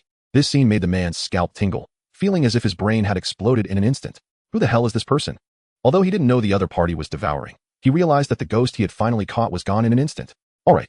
Do you have any real tricks left?" Bai Yuan patted his stomach, looking at the man with a teasing expression. "Don't force me to use my ultimate move." The man's expression turned fierce, seemingly hesitant. Bai Yuan raised an eyebrow, feeling a bit alert. Could he have a trump card? Just then, the man suddenly knelt down with a thud, pleading, "Brother, big brother, I was wrong, really wrong." Bai Yuan was speechless. "Is this your trump card?" At that moment, the other onlookers were also stunned. They thought the high-level person would be formidable, but he was so pathetic. The man ignored the gazes of others, holding Bai Yuan's thigh, begging, "I have elderly above and children below. I just want to make a living. How much have you made with this trick?" "Over 10 million. What elderly and children do you have? Eating so much?" The man fell silent instantly, and then said again, "I can return all the money to them." "You must be a ghostly person too. Just give me one chance." "I can't do that." Bai Yuan shook his head and dialed a number. "Uncle Jiang." Soon, the police arrived and took the man away. "You came to my doorstep to cheat me, truly lacking in insight." Bai Yuan looked at the man being taken away and couldn't help but shake his head. At this moment, the neighbors turned their grateful gazes towards Bai Yuan. That man was indeed a ghostly person and had some skills, but they were surprised that Bai Yuan was so powerful. After all, although Bai Yuan had dealt with the foot ghost that day, they hadn't seen it with their own eyes. "Little Bai, thank you so much." Everyone expressed their gratitude. After the explanation from the police, they realized that there was no such thing as preventing evil spirits, and even if there were, it wasn't something that man could handle. "It's fine. Everyone just needs to be cautious in the future." Bai Yuan waved his hand and said, "After all, it's a chaotic time now.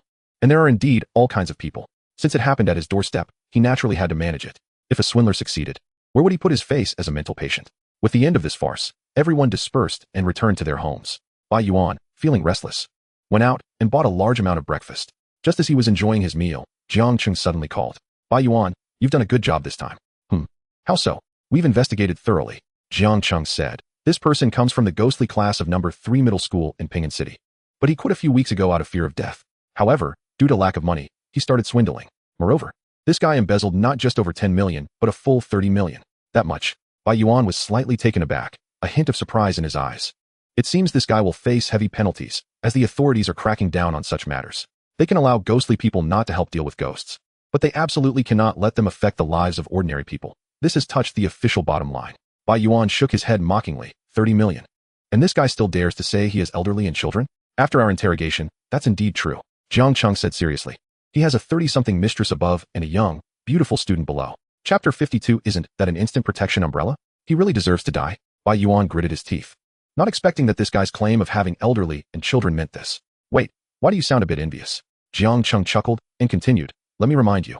Don't have any funny ideas. They're currently cracking down hard on such people. Uncle Jiang, what are you talking about? Bai Yuan laughed awkwardly. Am I that kind of person? You never know. Jiang Cheng raised an eyebrow, considering that based on this guy's condition, anything could happen. Some ghostly people rely on their companion spirits, not only swindling, but even committing murder. Jiang Cheng warned. For such people, the authorities send professionals to handle them through supernatural events. Upon hearing this, Bai Yuan's expression changed. Realizing the government's severe measures, handling it as a supernatural event means that criminal ghostly people do not need to be captured but are dealt with on the spot. And there doesn't even need to be any explanation afterward. All right, I hope you stay on the right path. Jiang Cheng didn't say more and hung up the phone. Bai Yuan looked at his phone, muttering to himself, it seems I really can't mess around now. Ever since he gained powers far beyond ordinary people, he indeed had a bit of a thought of not eating beef, but upon hearing how ruthless the authorities were, his thoughts dissipated. Just sending a ghostly person with a curse, and he feels a bit overwhelmed. Just focus on developing and getting stronger. Bai Yuan finished his breakfast, and out of boredom, he opened the new computer he bought and began browsing online information. The authorities are not only cracking down on real-life matters, but have also captured quite a few people who deliberately fabricate supernatural events online. Nowadays, there are significantly fewer supernatural events on the internet, indicating that many people were maliciously spreading false supernatural claims. However, although the events have decreased, their authenticity has increased dramatically. Now, there are more than 20 locations of supernatural events sealed off in Pingan City. Bai Yuan looked at the information released by the authorities, his gaze shifting to a location at the edge of the city. The supernatural events in Huangtu Village. He hadn't forgotten that he went to Huangtu Village to buy rooster blood. He had guessed back then that the sudden deaths of the roosters were related to ghosts. And now the official information confirmed this. Extremely dangerous. There was a blood red mark over Huangtu Village, warning people to stay away, with a warning line set up 2 kilometers away, showing the authorities' caution. Thankfully, he had left quickly back then. At that time, he didn't understand the characteristics of ghosts, so he naturally left right away. Bai Yuan looked at the various supernatural locations marked above, unable to resist licking his lips. These were all fragrant medicines. Sooner or later, he would devour them all. At night, Bai Yuan was at home playing games when suddenly the phone rang. An unfamiliar number? He raised an eyebrow, picked up the phone, and quickly said, Hey buddy, need money? Interested in a loan? If you don't need money, how about an investment? If you don't want to invest, just buy a house. It holds value. If you have a house, how about considering renovations? A series of words directly caused the other end of the line to fall silent. After a while, Wang Li's voice came through. Bai Yuan, are you sick? Bai Yuan's mouth twitched, and he fell silent as well. After a long pause, his voice finally came through. Cousin, what are you doing with my phone? Amidst a scuffle for the phone, he slowly added, Is this teacher Wang? Sorry, my cousin was just talking nonsense. Wang Li's mouth twitched. Don't give me that. That was definitely your voice. You've got quite a wide range for your part-time jobs. Bai Yuan didn't know how to respond. He had assumed it was a telemarketing call and thought to say something to leave them speechless, only to find it was Wang Li's call. All right, I'm busy today. Don't want to chat with you. Wang Li said flatly. I've already applied to the higher-ups, and they approved it. Really? Bai Yuan's expression changed, instantly filled with excitement. Next Monday, the ghost spirit class starts. Got it. Wang Li paused, then said quietly, Was that loan you mentioned real? Bai Yuan's eyes widened. Then he replied, Teacher, you're a ghost spirit person, representing the official image. If you really need money, we can think of other ways. Are you talking nonsense? Wang Li immediately understood his meaning and said, I'm asking if it's true so I can have the security bureau look into it. Bai Yuan scratched his head and complained. Why didn't you say so earlier? I really thought. Shut up. Wang Li was getting a bit impatient. As a professional, he didn't lack money. Moreover, even if he did, would it really come to this? Is it true or not? I'm just making things up. I'm a serious person. How could I do such part-time work? Isn't it your cousin who was making things up? Bai Yuan's mouth twitched, realizing he was just waiting for him to clarify. Alright, enough of that. Remember to report next Monday. After saying that, Wang Li hung up the phone without further small talk. Ghost Spirit Class. Ghost Spirit Class. Big Brother is coming. Bai Yuan threw his phone aside and flopped onto the bed, unable to contain his smile. With his identity as an ordinary person, he had finally entered the Ghost Spirit Class. On October 8, 2035, in the Blue Star calendar, having just enjoyed a wonderful National Day holiday, Bai Yuan stretched lazily, unusually getting up early. Today was the day he reported to the Ghost Spirit Class. He wondered if there were any rewards for joining the class. Musing to himself, he headed out, stopping by the street's breakfast stalls for a quick bite before heading straight to school. Are you all here this early on a Monday? Bai Yuan thought he had arrived early enough, only to find a large number of students also appearing in the teaching building, ready to start a day of learning. Nowadays, most people chose to stay at school long-term for safety reasons, not even going home on weekends, so Mondays were naturally in good spirits. After all, as long as there were no holidays, there wouldn't be any holiday syndrome. In the Ghost Spirit Class, Bai Yuan wandered around the first floor and quickly found his classroom. At that moment, Wang Li was standing outside, seemingly having waited for a long time. Teacher Wang. Bai Yuan was slightly taken aback and then asked, are you waiting for me? Of course, let us go. Wang Li smiled slightly and led Bai Yuan into the classroom. At that moment, everyone who was discussing something immediately looked up. Brother Bai, Johan below had a joyful expression, winking at him. Although he already knew from Bai Yuan that he would be joining the Ghost Spirit Class, seeing him in person still made him unable to suppress his happiness. Wasn't he this like having a protective umbrella? Wang Li spoke. Everyone, this is the new classmate I mentioned earlier, Bai Yuan. The other Ghost Spirit students looked on with curiosity, sizing up the new transfer student, as it was rare for someone to join the Ghost Spirit Class midway. However, many recognized Bai Yuan. After all, his awakening of the accompanying ghost was quite a big deal, only to turn out to be a false alarm. Bai Yuan, please come up and introduce yourself. Okay. Bai Yuan instantly became eager, clearly prepared. Huh, what are you doing with a dictionary? Wang Li raised an eyebrow, looking a bit confused. This is my script. In an instant, Wang Li's eyes widened in disbelief. The others below also froze, collectively leaning back in a tactical retreat. Cough, cough. Bai Yuan, however, ignored the crowd and continued on his own. Hello everyone, I am. Alright, Wang Li quickly interrupted. Bai Yuan's self-introduction is very exciting. You can go back to your seat now. Upon hearing this, the crowd erupted into warm applause. Bai Yuan was stunned. I didn't even get to say my name. Additionally, what does this applause mean? Alright, in the future, you all will have plenty of chances to get to know him. Wang Li smiled and pointed to an empty seat below. Bai Yuan sighed helplessly and could only walk down with his script. Brother Bai here. Johan, holding back a laugh, pointed to the seat next to him. He couldn't help but think of Bai Yuan's self-introduction back in their first year, which was long and tedious, even causing their homeroom teacher to nearly have a brain hemorrhage. Xiaohan, what else with that expression? I'm just feeling sorry for you. Then I'll give you a personal self-introduction later. No need. I already know enough about you. Johan shivered at the sight of that dictionary. Cough, cough. Just then, Wang Li spoke again. Alright, I'll clarify. Bai Yuan is just an ordinary person. As soon as these words came out, the class was instantly stunned. Even those who knew about Bai Yuan's false alarm were bewildered. They thought he had suddenly acquired an accompanying ghost. Wait, he is still just an ordinary person? An ordinary person in the Ghost Spirit Class? What kind of connections does he have? But the next moment, Wang Li's words answered their doubts. However, his strength might be slightly higher than yours. Strength? Slightly higher? Everyone turned their gaze towards Bai Yuan, wondering if this was the reason he entered the Ghost Spirit Class. In an instant, their faces were filled with a challenging expression. An ordinary person riding on top of Ghost Spirit students? Is the world upside down now? No way. No entry rewards, and starting off with high intensity? Bai Yuan raised an eyebrow, secretly complaining. Isn't this clearly pushing him to the forefront? Wang Li grinned, clearly doing it on purpose. He knew Bai Yuan's strength and was mainly thinking of using him to motivate the others. However, Bai Yuan mouthed to him, I won't take responsibility for getting hurt. Wang Li's expression froze, and he instantly felt he might have made a wrong decision. This guy wouldn't really go for it, would he? Just then, a middle-aged man outside the classroom, holding a textbook, signaled to Wang Li with his eyes. Alright everyone, let's start class. Seeing the teacher had arrived, Wang Li could only leave first and planned to remind Bai Yuan later. The middle-aged man entered the classroom, glanced at the unfamiliar Bai Yuan, but didn't say much. Alright, students, let's begin class. Johan quietly explained. He is our class's teacher Li, mainly responsible for teaching theoretical lessons. Today, we are going to talk about companion spirits. Teacher Li turned on the projector beside him and began to discuss today's lesson. Upon hearing this, Bai Yuan perked up. Although he didn't have a companion spirit, it was good to learn more in case he needed to deal with spirits in the future. Companion spirits are the most important things for spirit manipulators and the top weapon against evil spirits.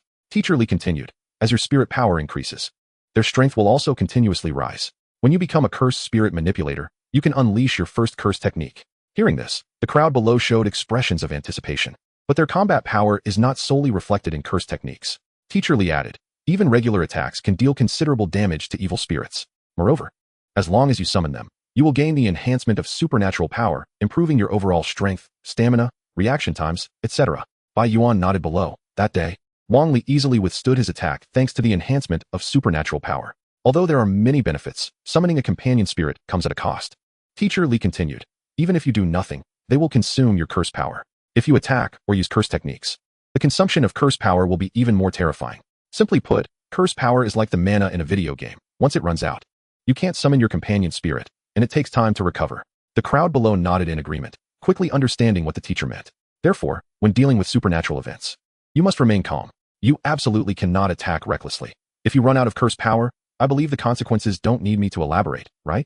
Teacher Lee said. In fact, there are many negative examples. Some spirit manipulators, out of fear, attack the air without the spirit even appearing. Upon hearing this, Bai Yuan couldn't help but chuckle, drawing the attention of others. Seeing everyone's serious expressions, Bai Yuan whispered, Xiao Han, why isn't anyone laughing? Because they are talking about us. Although they had companion spirits, everyone's psychological quality varied, and some were even worse than those in the Intel class. Soon, the morning passed. All right, that concludes today's theoretical class. Teacher Lee picked up his lesson plan and said, I hope you all remember my words. This concerns your lives. After saying that, he turned and left the classroom, and the students began to chatter. Brother Bai, how do you feel? Johan raised an eyebrow and asked. Not bad. Bai Yuan nodded, having learned quite a bit.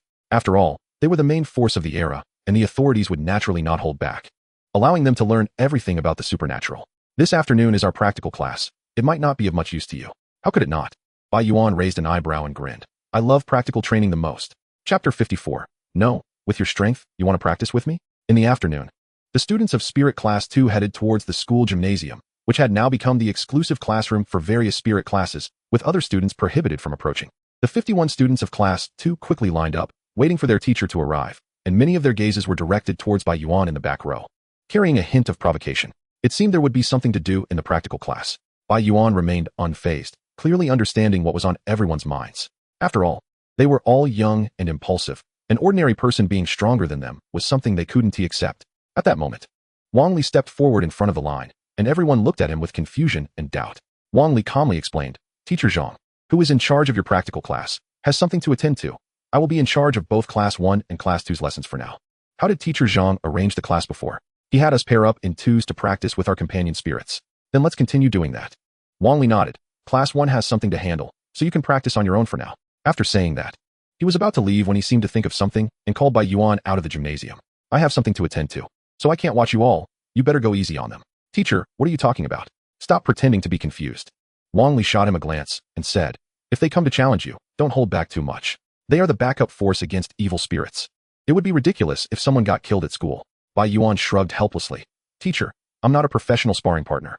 It's hard to control my strength unless you tell them not to come find me. You brat. Wang Li immediately understood his meaning and said directly, how much for a professional sparring partner? Not expensive, 10 tubes of high nutrition liquid a day. Wang Li's eyes widened. Why don't you go rob a bank? Sparring isn't illegal, and it's easy. The corner of Wang Li's mouth twitched. 2 tubes of nutrient solution. Nothing more than that. Just today, you need to spar a bit to let them know the gap. All right. Bai Yuan nodded in agreement. After all, it was an extra gain. He didn't expect there would be rewards for joining the class. Okay, you can go back now. Wang Li finally breathed a sigh of relief. He wasn't too concerned, considering it as buying insurance. Bai Yuan whistled happily as he returned to the gymnasium. Meanwhile, in Class 2, they had already begun the sparring session. Everyone had summoned their companion spirits, which included black rings, blood-stained blades, moaning ghost ropes, and even bricks made of bones. In that moment, Bai Yuan truly witnessed the diversity of companion spirits. He murmured to himself, there are 100 people, each with their own characteristics. The same goes for spirits. Just as he was pondering, a faint voice came from the front. New here? Shocked. Bai Yuan raised an eyebrow. He had indeed been stunned by the companion spirits, especially since there were even bricks involved, which was a bit absurd. A tall man was looking at him with a teasing expression. Teacher Wang said you're stronger than us? Want to have a match? A man held a blood-stained long knife in his hand, slowly approaching Bai Yuan like a butcher. If an ordinary person witnessed this, they would undoubtedly feel fear. Not to mention sparring, they wouldn't even have the courage to look him in the eye. Yang Quan, the teacher didn't arrange for you to fight him. Although Zhou Han, standing beside him, appeared wary, he still stepped forward. Are you going to stand up for him? Yang Quan's expression turned cold as he stared at Zhou Han. Zhou Han remained silent, but hoisted a black coffin with him. Let me handle it.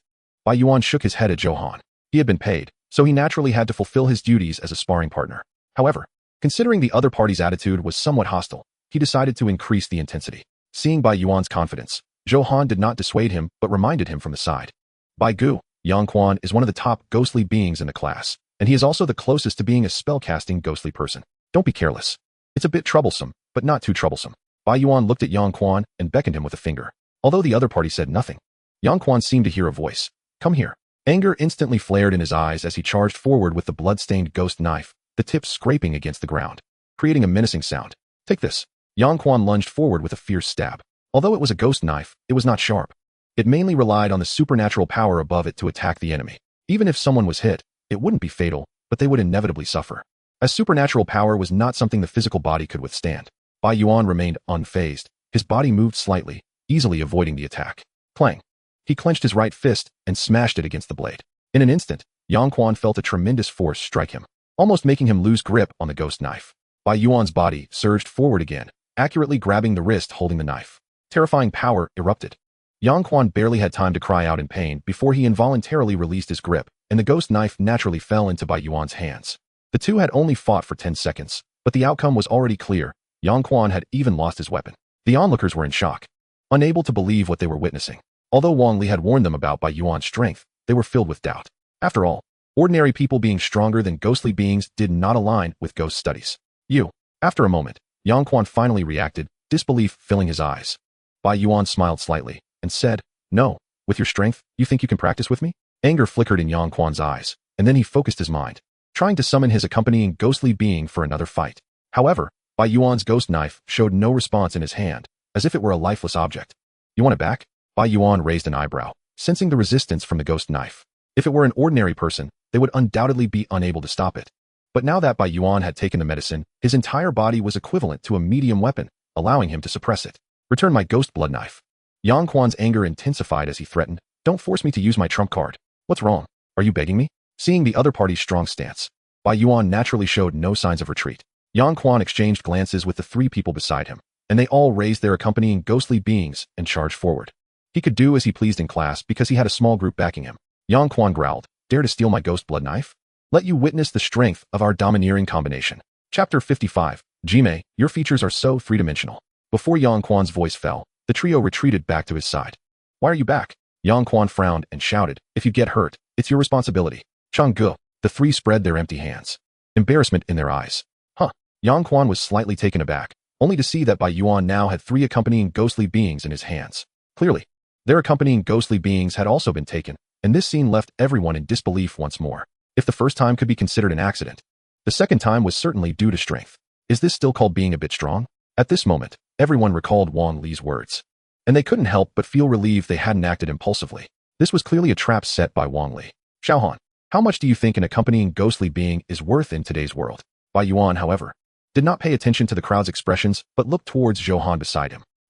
Johan was slightly taken aback, but quickly understood and whispered, Brother, I heard Yang Quan's second uncle runs a venue on Qingming Street. He might be a social person. Many people in the class were quite afraid of Yang Quan, as most of them were students and naturally didn't dare to provoke him. However, Bai Yuan was different. Even in the past, he had never felt any fear, as mentally ill people belonged to the top of the food chain. What? Worth 50,000? Bai Yuan raised an eyebrow and then said loudly, Since that's the case, then it's 100,000 each. Does anyone want to buy? Instantly, everyone's eyes turned to Yang Quan and his three companions, clearly indicating that he was trying to extort them. Yang Quan clenched his fists but did not dare to rush forward. Right now, Bai Yuan had only taken their weapons. If he dared to advance further, it would harm their bodies. Don't want it? Then I'll throw it in the toilet. With that, Bai Yuan headed straight for the gym's restroom with the accompanying ghostly beings. Upon hearing this, Yang Quan and the others were instantly terrified. Could the accompanying ghostly beings still drive away ghosts after coming out of the toilet? Wait. Yang Quan could only suppress his anger and say, We don't have that much money. Isn't your second uncle running a venue? Yeah. Changge, why don't you pitch in? Yang Quan's three followers chimed in, as they had lost the accompanying ghostly beings for Yang Quan's sake. I have no money. Yang Quan's mouth twitched at this, and he could only admit, My second uncle just manages a parking lot. Everyone in the class was stunned. They had thought he was some big shot, but it turned out he was just a parking lot attendant. Yang Quan forced a laugh and said, A parking lot is still a venue. Everyone's eyes twitched. They never expected this situation. Brother. Since Yang Quan had admitted it, he no longer cared about face and said, Just return the accompanying ghostly beings. I truly realize my mistake. No money? Then I might as well have not made a move. Bai Yuan frowned and said, each of you write an essay praising me and recite it on the podium during class tomorrow. The four of them instantly fell silent. They were not students but unemployed youths in society, entering school because of the accompanying ghostly beings. How could they have the education to write an essay? Moreover, this behavior felt overly insulting. Don't write? Then see you in the toilet. Right. Seeing this, the four immediately softened. That's more like it. Bai Yuan flicked his right hand and threw the accompanying ghostly beings directly out. After all, this thing is useless to keep. If someone wants to challenge me in the future, they better bring their money. Bai Yuan raised his eyebrows, deciding to play both sides. He would take the sparring fee from Wang Li, and naturally, he would also take a cut from the challengers. The crowd fell silent, and then quietly began to practice. Having made up their minds not to provoke him, at least not for now, they wanted to transform, and it would take breaking through to become a ghostly talent. With Bai Yuan's addition, the entire ghostly class was indeed invigorated and began to practice hard. At 10 o'clock at night, Xiao Han, I'm leaving. Bai Yuan packed his bag and prepared to leave the classroom. What he didn't expect was that the ghostly class actually had evening self-study, mainly to review what they had learned during the day. Bro, why don't you stay at school? It's very dangerous outside now. I'll think about it. Bai Yuan shook his head, having no such thoughts for the moment. If the ghost face noticed when he was prescribed medication by Wang Li, he wouldn't be able to explain himself. After a while, Bai Yuan rode a shared bicycle, enjoying the cool night breeze, and his thoughts became much clearer. He needed to talk to old Wang tomorrow, asking him when there would be supernatural tasks. He muttered to himself, after all, besides studying, he occasionally needed to take medication too. Otherwise, if that group of ghostly beings caught up with him, just as Bai Yuan was pondering, a white figure suddenly appeared not far ahead, waving at him. Bai Yuan's expression changed instantly, and with a sharp drift, he decisively turned around. Although he didn't feel warmth in his chest due to the distance, he recognized from the figure's attire that it was the faceless woman from that night. Just one glance that night had made him sense a deadly crisis, and even though he had become stronger, he was still unwilling to provoke her. Just when Bai Yuan thought he had escaped, that white figure appeared again ahead, still waving at him. What the hell is wrong with this? I can understand hailing a taxi last time, but what's the point of waving at a shared bike? The corner of Bai Yuan's mouth twitched, but he chose not to turn back again. Instead, he headed straight ahead, preparing to go back to school for help. The moment they met, Bai Yuan indeed saw the paper-like face, devoid of features, which was extremely chilling. He rode past on his bicycle without stopping, yet a subtle coldness lingered continuously. At that moment, Bai Yuan knew he was being targeted. Don't force me. He licked his lips while feeling for his backpack, which contained the perverse injection needle. Before long, Bai Yuan felt a weight on his back, an extreme coldness suddenly spreading. He seemed to sense something, instinctively turning his head to the side, just in time to see that paper-like face on his shoulder. At that moment, the faceless woman was leaning against Bai Yuan's back like a lover. Bai Yuan's gaze turned cold, but his face wore a gentle smile as he stared at her, complimenting, "Sister, your features are so three-dimensional." Upon hearing this, the faceless woman froze for a moment. That was a bit too insulting for a ghost. But Bai Yuan was relentless, saying again, getting this close, "Do you want to team up with me, big brother Bai?" As soon as he finished speaking, he seized the back of her neck the moment he saw her surprised expression. Get lost. The power within him erupted, and with a throw, he forcibly tossed the faceless woman off the bicycle. Goodbye. Bai Yuan pedaled fiercely, almost sparking, heading straight for the school. As long as he could reach the school, she would likely not dare to follow, since there were many ghostly beings there, and just the supernatural aura could scare her away. Indeed, she was not an ordinary ghost. While pedaling, Bai Yuan opened his right hand, noticing that something resembling corpse spots had appeared on it. Just from that one attack, he had already been cursed. Almost there. At that moment, he noticed a familiar newsstand ahead. The newsstand was only a few hundred meters from the school gate, and he couldn't help but breathe a sigh of relief. If you really have the guts, come on. He glanced back at the empty road, still sensing that cold aura, confirming that the faceless woman had not given up. Minutes passed, Still not there? Bai Yuan's legs were almost pedaling out shadows, but he still hadn't seen the familiar school gate. Logically, at this speed, he should have arrived long ago. Something felt off. His brow furrowed as he looked at the deserted street, feeling as if he had entered another world. At that moment, his expression froze as he stared ahead, only to see that familiar newsstand again. Did I just see wrong? Is that the newsstand from the last street? His brow furrowed further as he continued to pedal forward, but he had a faint feeling that something was wrong. His mind was calm now. Such a blunder shouldn't happen. Minutes later, Bai Yuan's expression froze again as he saw that familiar newsstand once more. At that moment, he finally realized he was trapped. Ghost wall. His brow furrowed, and he stopped the shared bicycle. Since you want to die, don't blame me, bro. He opened his backpack and assembled a needle the size of a baby's arm onto a sturdy syringe. Let's see if this needle makes you dizzy. He carried the massive syringe like a missile, feeling a surge of confidence. However, as time passed, the faceless woman still did not appear. The street was empty, only the cold night wind blowing, and the streetlights seemed to have dimmed. Scared? Or do you want me to feel fear? Bai Yuan waited in place for about 10 minutes, but the other party still did not appear. In that case, I'll leave first. He couldn't waste time with her. So he got back on the bike. With the missile syringe in his right hand and pedaling with his left, he headed in a random direction. He didn't believe the ghost wall could trap him forever, as it would also consume supernatural energy. He didn't know how long it had been. But while Bai Yuan was leisurely pedaling, that familiar white figure appeared again ahead. This time, the faceless woman no longer waved but stared directly at Bai Yuan with her paper-like face, as if she were gazing at him. Anxious, Bai Yuan raised his eyebrows, jumped off the bike, and stood there with the missile syringe, confronting her. In fact, the faceless woman was indeed anxious. If an ordinary person encountered a ghost wall, they would have been in a panic long ago, but this guy was leisurely riding a bike, almost like he was on a vacation, showing no signs of fear. Your calmness makes it hard for me to handle. At that moment, the scene before Bai Yuan distorted and changed, and he saw the real world again. I actually rode to the vicinity of Pingan River? There was a hint of surprise in his eyes. No wonder the faceless woman had been standing there for so long, staring without fear. It turned and headed into the distance. Obviously, the lack of fear from the other party made it lose any interest in killing. But it wanted to leave, and someone was unwilling to let it. No, brother, you've already taken out the needle, and now you want to run? Bai Yuan raised an eyebrow, and then shouldered the missile needle, his body shooting out. He originally didn't want to use his trump card, but the other party kept forcing him, even getting him cursed, so it was better to end it all at once. The faceless woman seemed to sense something, and suddenly turned around. Eat this, brother. Bai Yuan pushed off with his legs, leaping into the air, then raised the missile needle above his head, and stabbed down fiercely. At that moment, time seemed to stand still. Midnight had quietly arrived. The originally tranquil Pingan River suddenly surged, and countless black circular shadows were faintly visible floating beneath the surface. Bai Yuan instantly fell into a state of confusion, his body plummeting from the air. Even more shocking was that the faceless woman seemed to be in the same situation. The gaze of both the man and the ghost turned towards the Pingan River. As if mesmerized, they walked forward like zombies, easily climbing over the tall railing and arriving at the riverbank.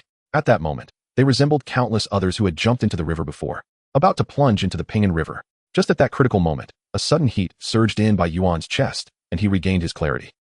He was momentarily stunned, looking at the river ahead, a bit confused. When did I come here?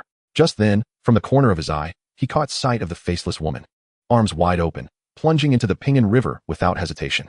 No, Bai Yuan exclaimed, heartbroken. What will I do without you for my midnight snack? He was already prepared to inject her, but she jumped into the river instead. At that moment, Bai Yuan looked at the Pingan River and saw that the faceless woman, as soon as she touched the water, seemed to regain her clarity. A shrill and terrifying scream echoed out as she began to struggle in the river, truly like a person who had slipped into the water. This river. Bai Yuan's expression turned serious, and he instinctively took a few steps back. He saw that numerous black circular shadows were rising from beneath the river surface, converging towards the faceless woman. At that moment, Bai Yuan's expression changed as he finally saw those black shadows. They were actually swollen, waterlogged human heads. He looked around, and the entire surface of the river was covered with heads, densely packed, making it impossible to count how many there were. At that moment, a phrase flashed through Bai Yuan's mind. The Pingan River is not safe. Chapter 57. If it were any later, it would have healed. The faceless woman screamed again, her hands as white as jade waving, and any dead head she touched would have its features erased before falling into the river. But this couldn't change the fundamental problem. There were simply too many dead heads, surging towards the faceless woman once more.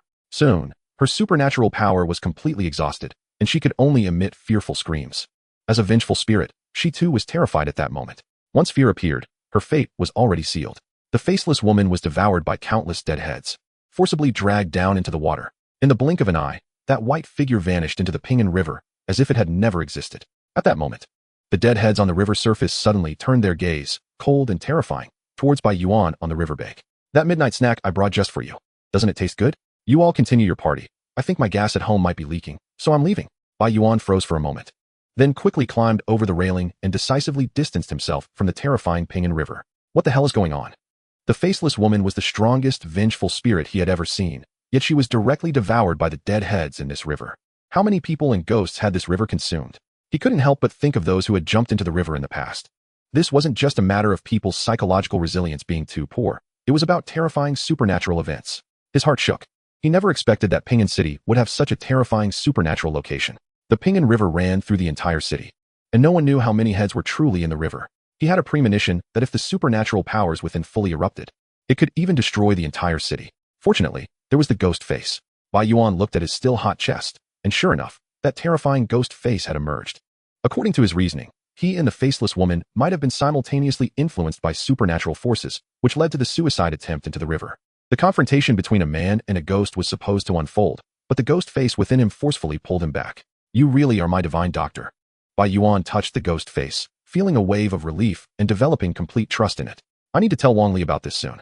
Without lingering any longer, Bai Yuan rode away on his shared bike. Still no signal. He rode his bike toward the distance, and his phone remained without signal, clearly affected by supernatural interference. Finally, when he was far away from the Pingan River, the signal was restored. Hello, Teacher Wang. Something big has happened. Half an hour later, Bai Yuan arrived at Pingan City's 5th middle school. What's wrong? In such a hurry? Wang Li raised an eyebrow. He rarely saw Bai Yuan looking this way. I've been cursed.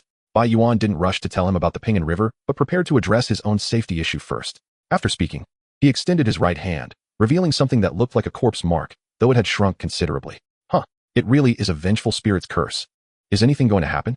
If you had come a little later, Wang Li's expression turned serious as he slowly said, it might have healed. Bai Yuan's mouth twitched. Are you insulting me? No, I'm not joking. This is really left by a female ghost. Are you kidding me? Wang Li's expression was serious as he said. Looking at this, you only had brief contact with that ghost, and besides, you have resistance to the supernatural. It's healing quickly. Is that so? Bai Yuan scratched his head. He didn't understand these things, and was naturally worried that the curse would spread further. Is this what you call a big deal? Wang Li's eyes were filled with exasperation as he said, You're disturbing my rest. This is indeed a big deal for me. But what I want to tell you is a matter concerning the entire city. Tell me about it. Soon, Bai Yuan recounted his experience from that night. Wang Li initially didn't take it seriously, but when he heard that the Pingan River had swallowed the faceless woman, his expression instantly turned grave. After a moment, he supported his chin with his hand, mumbling, Are you sure the faceless woman was also influenced then, jumping into the river on her own? Absolutely, Bai Yuan slowly replied. Otherwise, why would she jump into the river for no reason? To take a bath? It's quite troublesome, really troublesome. Wang Li's expression was serious as he kept repeating this phrase. Bai Yuan noticed his demeanor and asked, The terror level of that river is quite high, right? It's unpredictable. At least not something I can handle. Wang Li shook his head and explained, The authorities have established a file on the faceless woman. Her supernatural powers are probably on par with mine. So she is also a cursed spirit? That river doesn't seem too scary. A second curse should be enough to deal with it, right? It's not as simple as you think. Wang Li shook his head and said, Since you've seen the faceless woman, you must have also experienced the ghost wall, right? Bai Yuan nodded. If it weren't for the ghost wall, he wouldn't have ended up near Pingan River in such a confused state. It's a kind of mental ghost technique. Wang Li continued to explain. This also indicates that the faceless woman is more of a mental type cursed spirit, but if she has been seduced by Pingan River, then the terror level of that river is hard to estimate. Moreover, the heads in that river are probably all dead people. The truly malevolent spirits inside have yet to surface. Bai Yuan's heart sank. This meant that even the boss hadn't shown up, and just the minions had devoured the faceless woman. Then hurry up and call for help. I'll report it right now. Wang Li didn't hesitate. But just as he got up, he suddenly became alert and put on a human skin glove, staring intently at Bai Yuan. What is wrong? Bai Yuan was momentarily stunned and asked, What is going on? How did you escape? Wang Li narrowed his eyes, the supernatural power in his gloves quietly spreading out. The faceless woman was equivalent to a seasoned first curse spirit, and even if Bai Yuan used all his strength, he would only be at the level of a novice first curse. After all, he had brute strength, but lacked supernatural power. Moreover, Bai Yuan's mental resistance was even weaker than that of the faceless woman. Bai Yuan hadn't expected the other party to suspect him. Do you think I'm a ghost? You don't seem much like a human. Bai Yuan twitched his mouth and said, If I were a ghost, would I come to notify you? Maybe it's a plot by that ghost river, wanting the authorities to send more people for it to devour. Bai Yuan was exasperated. He thought to himself, You're already imagining all this. Why not just take me away? I wasn't seduced by it at all. Why? Because my heart is like iron, unbreakable. Wang Li was slightly taken aback. What nonsense was this? No, teacher, I am really me.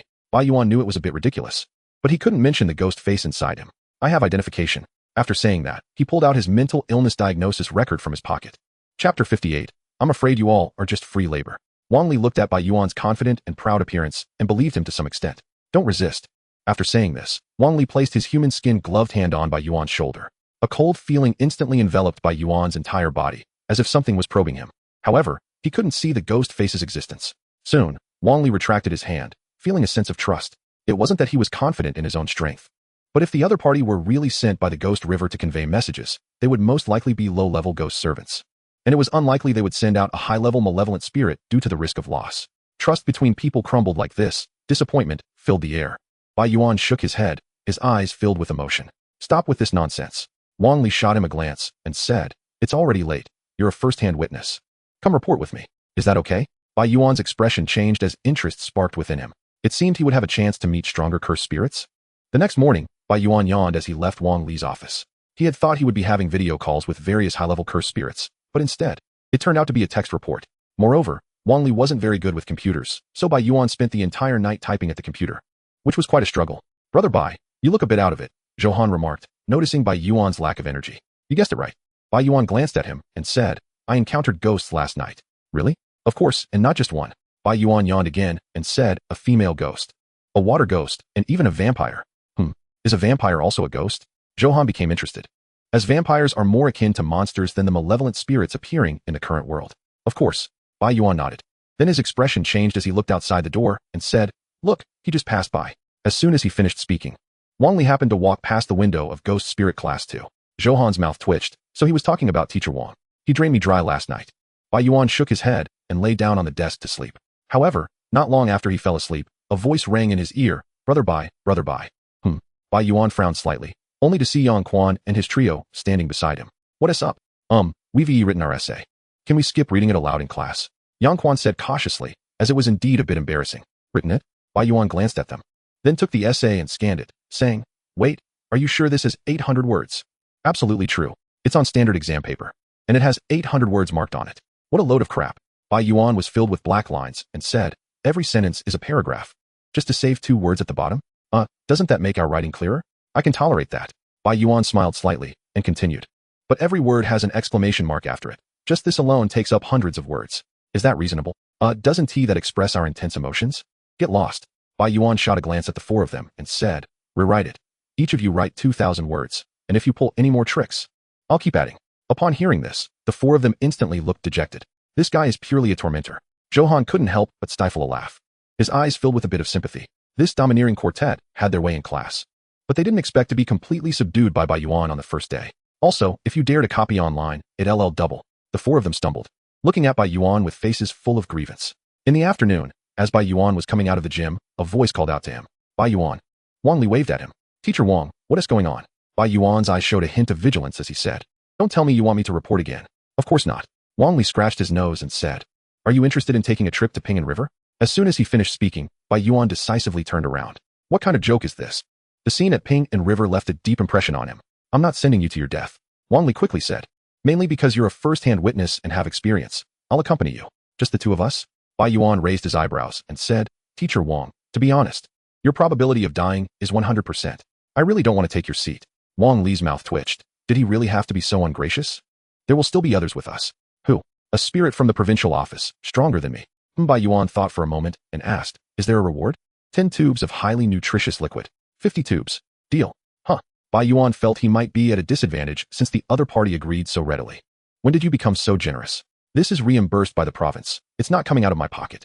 Wang Li shrugged, looking indifferent. This is Bai Yuan, right? At that moment, a man and a woman walked over from a distance. Both were around 30 years old, although their appearance was ordinary. They had an aura that was different from ordinary people. Bai Yuan's expression froze as he looked at the 2, already guessing their identities in his heart. I'm Yu Xian, a member of the Provincial Paranormal Department. I'm Jiang Zian. The 2 introduced themselves to Bai Yuan. Yu Xian smiled and said, this time, we will trouble Bai Yuan to accompany us. Bai Yuan nodded and stated clearly, just so you know, I'm not going into the river. Although he had the ghost face for protection, he really didn't want to experience the feeling of being surrounded by dead heads. Okay, Yu Xian smiled and said, we're actually just an intelligence team, responsible for investigating the information about Pingan River. If what you said is true, it's likely that the official side will need to send strong individuals to deal with it. If Bai Yuan's intelligence is wrong, and the Ghost River isn't as dangerous as it seems, we can deal with it along the way. Yu Xian said, let us eat first. We'll go at 12. According to Bai Yuan, the Ghost River only changes after 12, which is also the reason why the officials Haven T detected that Pingan River is a paranormal event. No, let us go now. Bai Yuan directly shook his head and said, I'm afraid you'll be giving it away for free. Chapter 59, I'll kill you big fools. Bai Yuan could resist the Ghost River's temptation with the ghost face, but others might not be able to. Yu Xian was about to say something, but thought of the other party being involved as well, and nodded. Then let us go now. The group didn't linger and headed straight for Pingan River in the city. The area around Pingan River was empty, with no one in sight. This morning, the Public Security Bureau had set up warning signs hundreds of meters away from Pingan River, prohibiting anyone from approaching. Clearly worried that someone might jump into the river again. Is this the river? Yu Xian and the others arrived near Pingan River and looked down at the calm water, where no heads were visible, indicating that there were no bodies floating. Old Wang, do you have a boat? Yes. Although the 3 didn't plan on going into the water, they naturally needed to go to the river's surface to gather more information. Bai Yuan frowned slightly, but didn't refuse. He had the ghost face for protection. So as long as he didn't make direct contact, there wouldn't be any risk. Soon, the group sat on a speedboat, floating on Ping'an River. Xiao Jiang, it's up to you. Jiang Ziyan nodded. Then suddenly a ball of red thread appeared in her hand, clearly her accompanying ghost. The red thread suddenly moved and plunged into Ping'an River. Jiang Ziyan closed her eyes, holding one end of the thread, seemingly sensing something. Clearly, she had a supportive accompanying ghost. A wave of paranormal energy spread out, but Ping'an River continued to flow quietly, showing no abnormalities. After a while, Jiang Ziyan opened her eyes and shook her head. You go. There's nothing unusual. You can't sense anything? Yu Xian's brow furrowed, but he wasn't surprised. After all, according to the intelligence, Ping'an River was not simple, and it was normal for it to block Jiang Ziyan's paranormal powers. At this moment, Yu Xian's expression changed as he stood up and suddenly produced a black cloak in his hand, which emanated a wave of paranormal energy. I'll go down and take a look. Yu Xian put on the black cloak, his eyes filled with determination. I think it's best not to. At this moment, Bai Yuan shook his head and said, You didn't see the tragic state of that faceless woman. It broke my heart just hearing about it.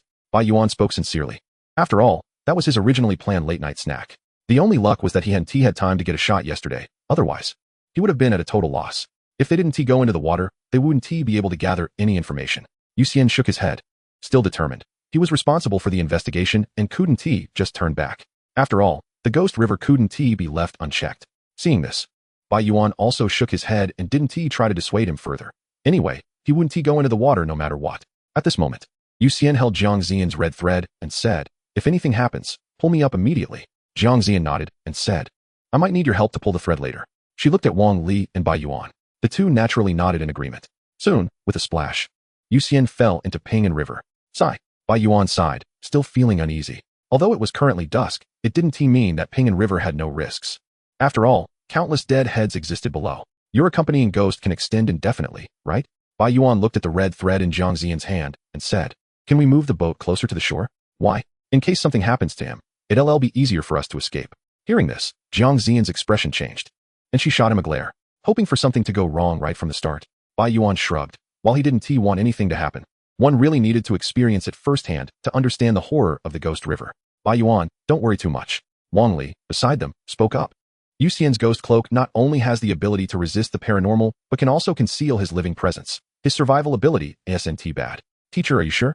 Bai Yuan raised an eyebrow, then pointed to the river ahead. There, the water suddenly splashed up, as if someone was struggling madly below. And the ghost thread in Jiang Ziyan's hand also trembled violently. Not good. Her expression changed dramatically, and without hesitation, she started to pull the thread in her hand.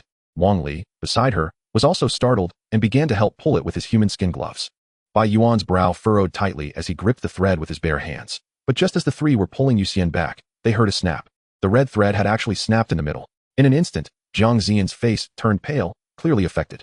Wang Li hurriedly asked, Are you okay? Quickly, save you go. Jiang Ziyan shook her head and then looked towards the river surface, which was gradually calming down. It's too late. We need to leave. Before Wang Li could speak, Bai Yuan's expression changed slightly, saying, Look under the water. At this moment, black circular shadows began to appear on the water surface near the three, gathering towards them. The round shadows broke through the water's surface, revealing pale, swollen heads that were staring at them with cold, terrifying eyes, especially at Bai Yuan, who could be considered a repeat customer. Go. Wang Li's expression changed instantly, showing no hesitation as he steered the boat, forcefully passing through the heads, heading straight for the riverbank. However, after a short while, the boat slowly came to a stop. Teacher, hurry up. Seeing this, Bai Yuan quickly shouted, as he did not want to become food for this party. What are you doing? At that moment, he caught a glimpse of Jiang Ziyan at the back of the boat, who had stood up, looking like she was about to jump into the river to end her life. Bai Yuan's expression changed instantly, and he quickly knocked her unconscious. Meanwhile, Wang Li, who was steering the boat, was also influenced, slowly moving towards the edge of the boat. Go. Bai Yuan struck out with a hand knife. But it didn't knock her out. Did I hit it wrong? He usually went all out, so this kind of skill was not his forte. After all, knocking someone out was not as convenient as killing them. Another series of lightning strikes finally knocked Wang Li unconscious, allowing him to temporarily escape the influence of the Ghost River. But this delay allowed swollen heads to appear within hundreds of meters around. They began to gather towards Bai Yuan, and a few heads even jumped up. Get lost. Bai Yuan unleashed a flurry of punches, knocking them all back into the river. At a critical moment, it still depends on you. Bai Gu. Bai Yuan licked his lips and rushed to the driver's seat of the speedboat, shouting, I'll smash you bunch of idiots. Chapter 60. Is that what I think? Boom. Bai Yuan drove the speedboat, forcefully crashing through the heads that were closing in below, splashing water everywhere, creating a clear path. Seems not too fierce. He raised an eyebrow, thinking there would be some supernatural force blocking him. But it turned out to be so easy. Could it be that the ghost river's ability was just to confuse? He had a guess in his heart, and even had the idea of wanting to test it. After all, he could stay awake with the ghost face. And if he devoured this level of ghostly being, wouldn't he produce some powerful medicine? No. Soon. He thought of the fate of the faceless woman from last night, and stopped his greedy thoughts. When she fell into the water, the faceless woman regained her sanity, but still couldn't escape the ghost river, and Yuxian had only been in the river for about 10 seconds, showing no signs of struggle and simply going silent. The river might have a problem. Can't go into the water. He looked at the deep water surface and, without hesitation, quickly drove the speedboat to the shore. At a critical moment, it still depends on Baigu. He shook his head, threw Wang Li and Jiang Ziyan onto the shore, and jumped onto the land himself. Dare to come? He turned back to see the heads on the water surrounding the shore, looking relentless. Bai Yuan instantly struck, grabbing one of the heads, thinking, after all this time, I should get some labor fees. He held the head in one hand and struck wildly with the other, quickly beating it until it was unrecognizable. However, even the severely injured head did not show any ghostly face, clearly uninterested. Isn't this thing a proper ghost? There was a hint of disappointment in Bai Yuan's eyes. But he wasn't too surprised. If every head was a ghost, devouring it would surely yield some powerful medicine.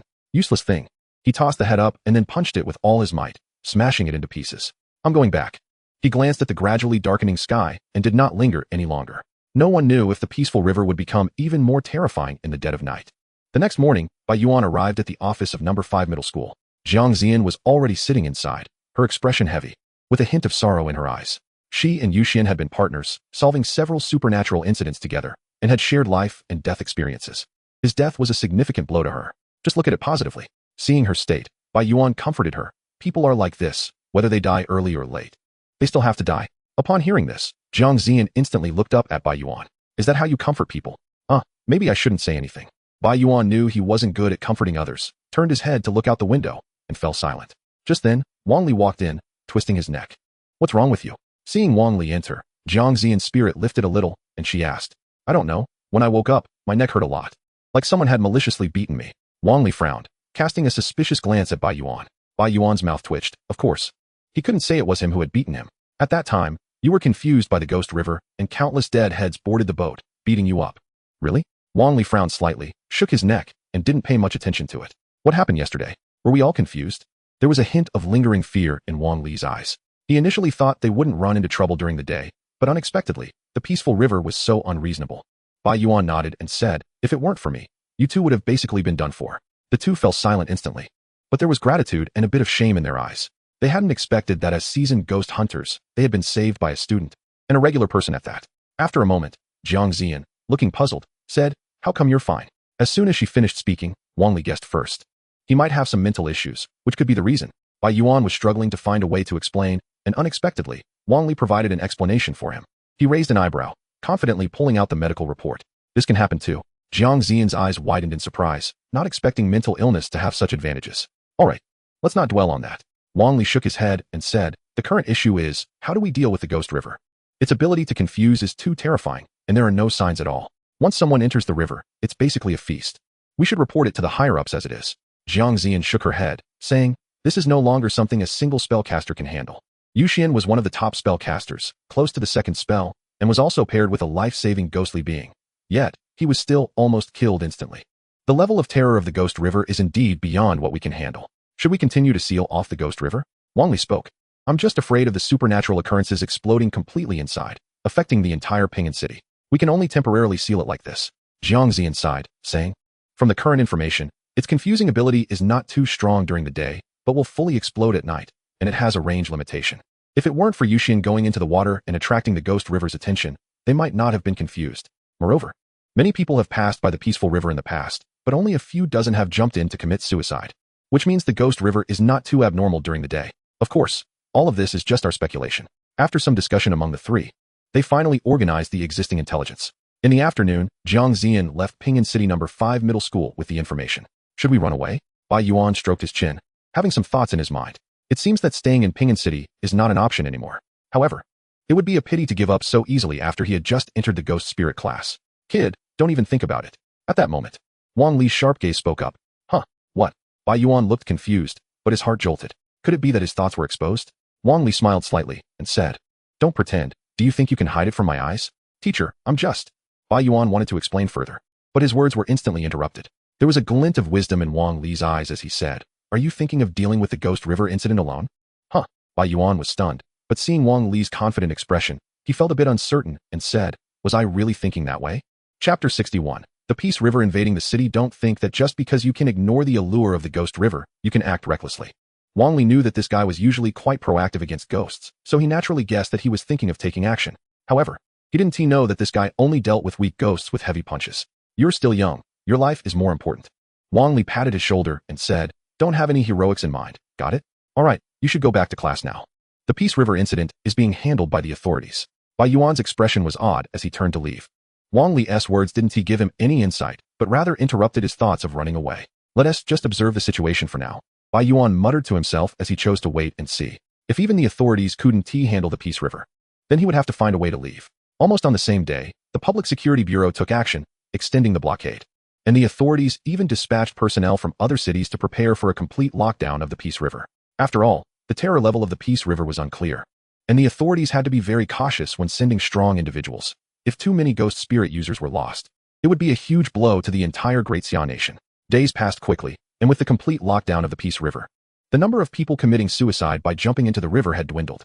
Even if there were any, they would be forcibly intercepted by the guarding personnel. For a time, the Ghost River incident seemed to have been temporarily resolved. At the defense line of the Peace River, two individuals dressed in Public Security Bureau uniforms were silently guarding the area with firearms, prohibiting anyone from approaching. Bro, when do you think our defense will come to an end?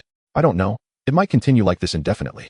The other personnel shook his head and said, until someone can solve this ghostly thing, we can't leave. He turned to glance at the Ghost River, his eyes filled with fear. They had witnessed the supernatural power of the Ghost River firsthand, which could unconsciously lure people with no resistance at all. In the early days of establishing the defense line, many security personnel were enchanted on the spot. Luckily, they were operating during the day, so only some experienced issues, while the rest who remained alert managed to stop them. Now that they understood the range of the Ghost River's supernatural influence, they wouldn't have incidents even during the night. The security personnel looked at the Peace River ahead and sighed. I grew up in Pingan City, and I never thought this river would be so terrifying. Yeah, who would have thought?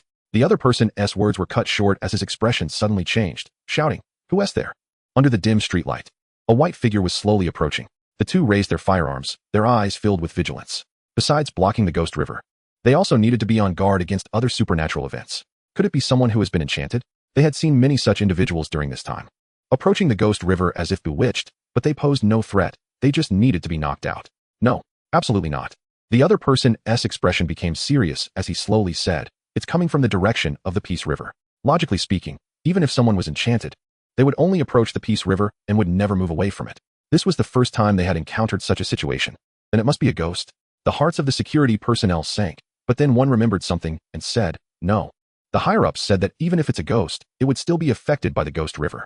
Their hearts were filled with confusion, yet their expressions remained vigilant. Seeing that the other party did not respond and continued to approach, the security personnel decisively chose to open fire. In such a sensitive period, and near the Peace River, it certainly couldn't be a human. Bang! The bullets smeared with rooster blood shot out instantly, hitting the figure in the leg. But there was no sound of a scream. That white figure continued to slowly approach. Notify the others. The two didn't hesitate and quickly transmitted the information to the Public Security Bureau, while slowly retreating. They could not deal with the ghost before them, so there was no need to sacrifice themselves in vain. Just as one person was backing away, he suddenly felt a heavy sensation behind him. A chilling aura that made his heart feel like it had stopped.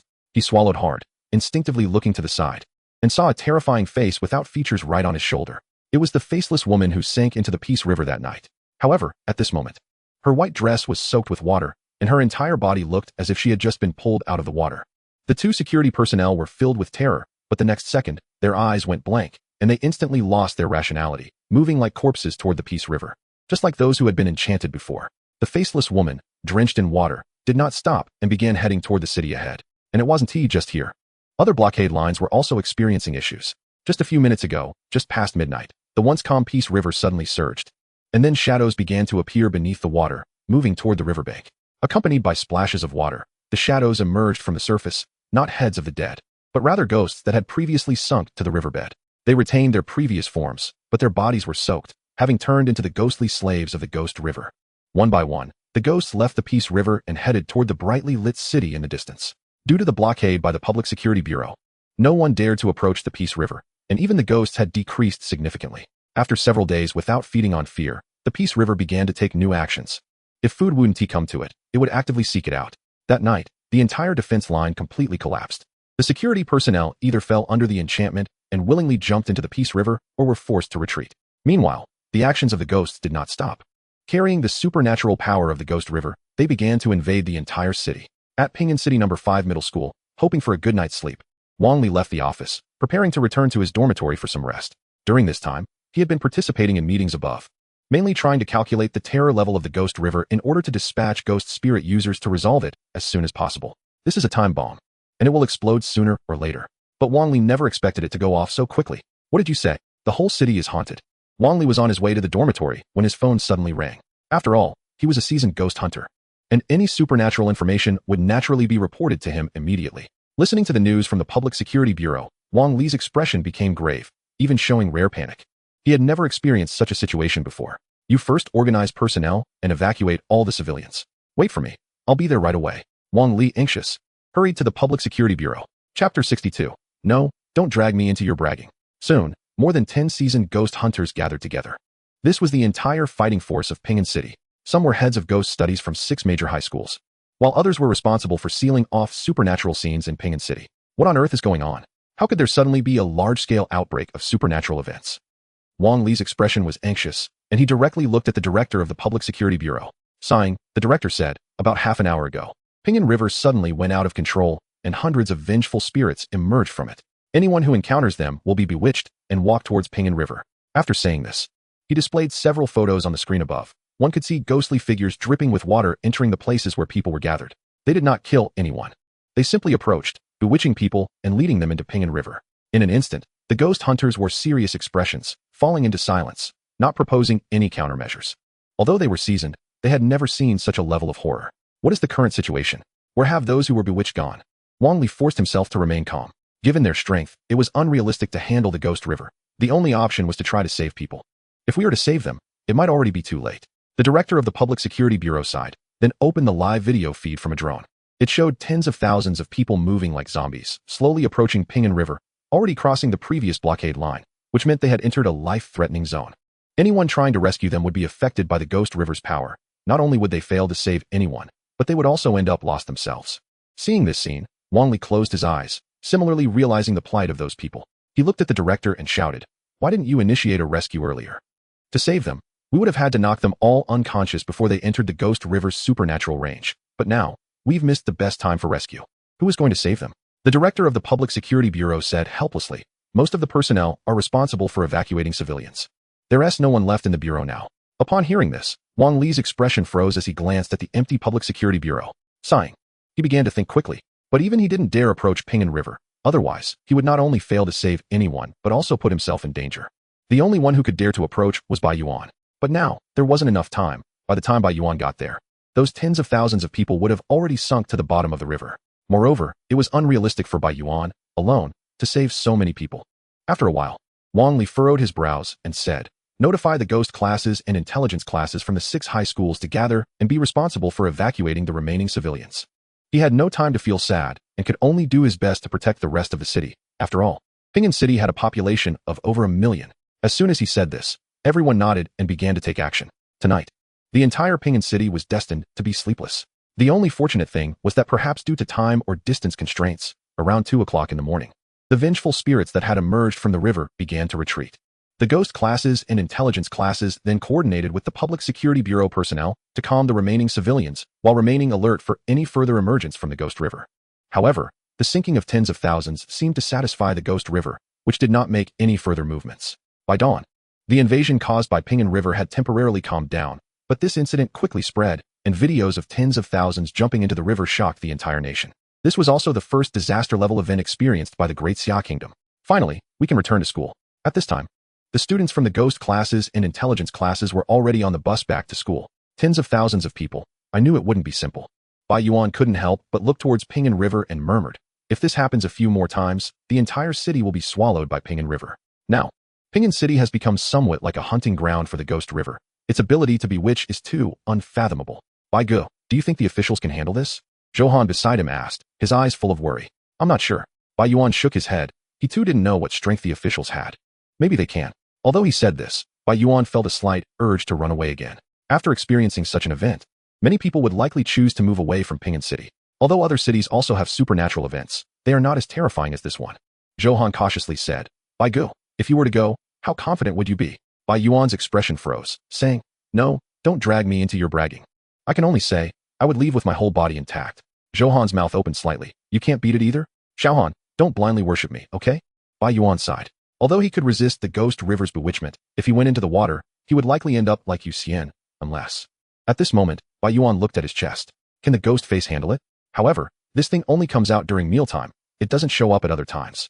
After experiencing a nightmarish night, the entire Pinyin city was now shrouded in unease, and people across the country were similarly affected. This time, people truly witnessed the supernatural power of ghosts. At this moment, in the supernatural department meeting of Jiangning province, everyone had a heavy expression, maintaining silence, and no one spoke. The atmosphere in the entire conference room was extremely oppressive. A middle-aged man at the front scanned the crowd and slowly said, although I am unclear about the current level of the Ghost River, I must take action. Minister, don't act impulsively. People below quickly spoke up. We must prioritize the big picture. The man in front was the strongest person in Jiangning province. If something really happened, it would trigger a series of chain reactions, and even the entire province's supernatural defense line would face problems. This is also why the officials have been evaluating the situation, only taking action when they are confident. We can't wait any longer. Wei Feng shook his head and said, if the Ghost River erupts again, the consequences will be unimaginable. Right now, no one in Pinyin City can handle it. We can only passively evacuate. If this happens 1 or 2 more times, even if the Ghost River does not swallow everyone, the rest will choose to flee, and then Pinyin City will become a ghost town, inevitably leading to social unrest. This incident not only needs to be handled, but we must also win. Wei Feng took a deep breath and said, the whole country is watching. We must give everyone confidence and let them know that the authorities have the capability to handle this. But that cursed river is too terrifying. Don't worry too much. Wei Feng shook his head and said, the higher-ups have already made concessions. And soon the Northern Lu family and the Paranormal Society will send people to assist me. The Lu family will come too. The crowd was slightly taken aback. It seemed that convincing the Lu family must have cost the higher-ups quite a bit. All right, you all continue to guard your posts. I'll head to Pinyin City. Wei Feng did not delay further and left the conference room. Chapter 63. I'm here to retrieve a corpse the next morning. Bai Yuan was resting at home without any anxiety due to the Pinyin River incident. The teachers in the ghost department of the school had been busy and naturally had no time for classes, so the students were all in a state of rest. Can classes be resumed? It can't just stop like this. Just as Bai Yuan was pondering, his phone rang. Hello, Teacher Wang. Where are you now? At home. What's wrong? Come to school. Their essay task. Bai Yuan's expression changed. Teacher, what did you just say? I didn't hear clearly. I said there's a task. Wang Li was slightly taken aback, but repeated. Where are you now? Out of province. Wang Li's mouth twitched. Are you messing around again? No, I really can't make it. Bai Yuan's tone was filled with helplessness. He knew very well that any task at such a critical time must be related to the Pinyin River. Could it be that Johan's prediction is correct and I have to handle this incident personally? Stop pretending. Wang Li cut to the chase. Don't worry. There are rewards. He thought Bai Yuan was refusing because there were no rewards. Will everyone from the ghost class go? Yes. Is that so? Bai Yuan felt relieved. The school wouldn't send everyone to their deaths, as that would be meaningless. Then I'll rush back from out of province. Half an hour later, Bai Yuan arrived at Ghost Class 2, where the students had already taken their seats, guessing the purpose of their return. About 10 minutes later, Wang Li's voice came through the classroom broadcast. Students, I have gathered you here primarily to explain a task. I'm sure everyone saw the incident at Pinyin River last night. To prevent it from harming others again, we need you to step up. As soon as he finished speaking, the class began to stir, as expected of my students. The theory teacher thought, feeling a bit gratified as he saw everyone spring into action. But soon, his expression froze as he saw everyone getting up, packing their things, and discussing moving to another city. Just then, perhaps sensing the students' actions, Wang Li added, of course, you only need to deal with the minions. Someone will handle the ghosts in the river, and people from the other 5 schools will join you. Upon hearing this, the students sat back down. They were courageous but didn't want to go in vain. After all, they had talent and could thrive anywhere. In addition, those who perform exceptionally will receive varying amounts of ghost crystals as rewards. Think of it as a competition. At this moment, everyone breathed a sigh of relief and no longer resisted the task. Bai Yuan raised an eyebrow, thinking to himself, could it be that there is a way to deal with the seductive abilities of the Ghost River? After all, the Ghost River can't be resolved by sheer numbers. One enchantment could lead to total annihilation. The bus was already waiting at the school gate, and everyone could depart now. They must arrive near Pinyin River by noon. So urgent? Bai Yuan was slightly taken aback, but thinking of the terrifying nature of the Ghost River, he understood. The authorities certainly wouldn't dare let the Ghost River erupt again. Soon, the intelligence class from the 5th school and the ghost class arrived at their destination. At this point, Pinyin River was no longer empty as it had been before. Over 1,000 people were already standing outside the protective barrier. Besides the 6 schools, Those who had dropped out were also participating. Everyone's gaze was fixed on Pinyin River, where a boat was anchored in the middle, and a middle-aged man stood calmly at the bow. Is he a powerful figure sent by the authorities? Bai Yuan's eyes moved, and he had a hunch. Since they had gathered all these people, it proved the authorities had absolute confidence.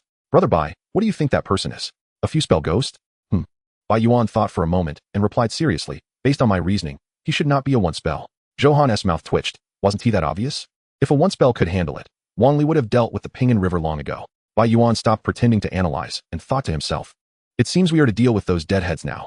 It appears that the ghosts turned into ghost slaves will be handled by experienced ghost practitioners like Wang Li, while the essence of the ghost river will be dealt with by the authority strongmen. Soldiers against soldiers, generals against generals, it's quite reasonable. However, Bai Yuan was never one to follow reason, and some thoughts emerged in his mind. Is there a chance I could get something good? Seeing the authorities' grand setup, he figured he might indeed find an opportunity. Just then, a large man suddenly burst out from the riverbank. With a leap, he jumped directly from the shore onto the boat, almost like he was performing lightness skill from a TV drama. This scene naturally caused others to exclaim in surprise. Another strongman? Bai Yuan was slightly taken aback. Anyone who could leap onto the river surface certainly had some skills. It seemed the authorities were indeed well prepared. Minister Wei, I hope I'm not late. The big man chuckled, his eyes filled with ease. Lu Ming? Wei Feng raised an eyebrow, feeling relieved. I didn't expect you to be dispatched. Having received benefits, of course, we must do the job well. Otherwise, the Lu family would lose credibility. Lu Ming squatted down, beginning to gaze intently at the Pinyin River beneath him. In an instant, his initially relaxed expression turned serious. Not because of the strong supernatural aura of the ghost river, but because he hadn't sensed any supernatural aura even at such a close distance. This river is too deeply hidden. As time passed, various middle schools and civilian ghost practitioners gathered in Pinyin City, all eagerly anticipating this grand ghost hunting operation. With big shots as the main force, they were just there to grab rewards. Who wouldn't like such a thing? Just then, Bai Yuan's expression changed. A familiar face appeared not far from him. Hey, uncle, Bai Yuan greeted, and the person was indeed the passerby he had met while walking by the river that day, who had also commented on the insecurity of Pinyin River. Young man, we meet again. The man looked stunned, clearly recalling the other party as well. Bai Yuan raised his eyebrows and said, Are you also a ghostly person, here to kill minions for rewards? No. The man shook his head, staring at the Pinyin River below, and said, I'm here to fish out a corpse. Chapter 64. Because I am also a freak fishing for a corpse? Bai Yuan was slightly taken aback and said, There are quite a few corpses down there. You might be able to fish them out until your hands are sore. You're not trying to make a profit off the dead, are you? I used to, but not anymore. The man shook his head and continued, Kid, let me remind you, once you go into the river, it's best not to go too deep. After saying this, he left without looking back, blending into the crowd. Mysterious. Not like an ordinary person. Bai Yuan muttered to himself, then didn't he think much of it. After all, he wasn't there to fish for him. At this moment, as the event unfolded, the big shots on the river still hadn't made a move, causing a bit of unrest among the people on the shore. Haven't they arrived yet? Time is running out. Wei Feng looked at the sky and murmured, The Spiritual Anomaly Society can't be this unreliable, right? Just then, the roar of an engine broke the silence. People on the riverbank turned to look, and a black sports car sped towards them, elegantly coming to a stop in front of the crowd. Everyone turned their gaze towards it, as such a luxurious car was rare in this small city. The car door opened, and a well-proportioned girl stepped out, appearing to be around 16 or 17 years old, dressed in jeans and a white t-shirt, full of youthful vitality. Excuse me. The girl walked forward, and the crowd instinctively parted to make way for her, looking at her carefree ponytail. Many people's minds wandered back to their first love. Brother Bai, which middle school is she from? I've never seen her before. Zhou eye sparkled, his heart fluttering a bit. She's not from Pinyin City. Bai Yuan shook his head and muttered, and she's quite a freak. Huh. Zhou looked stunned and said, Really?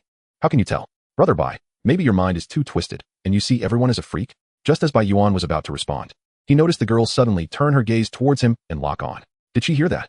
His heart jolted, and he pretended to look at the overcast sky while saying, Xiaohan, the weather is nice today. Huh.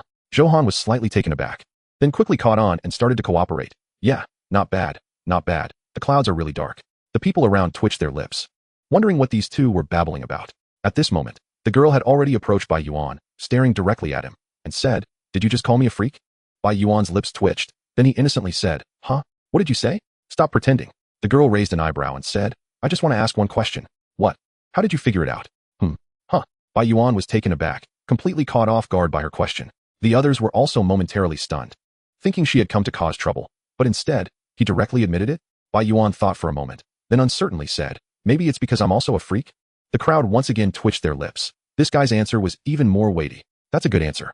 The girl smiled broadly, and then turned to leave. In just a few leaps, she jumped over the guardrail and easily reached the boat in the middle of the river. Clearly, she was also a powerful ally here.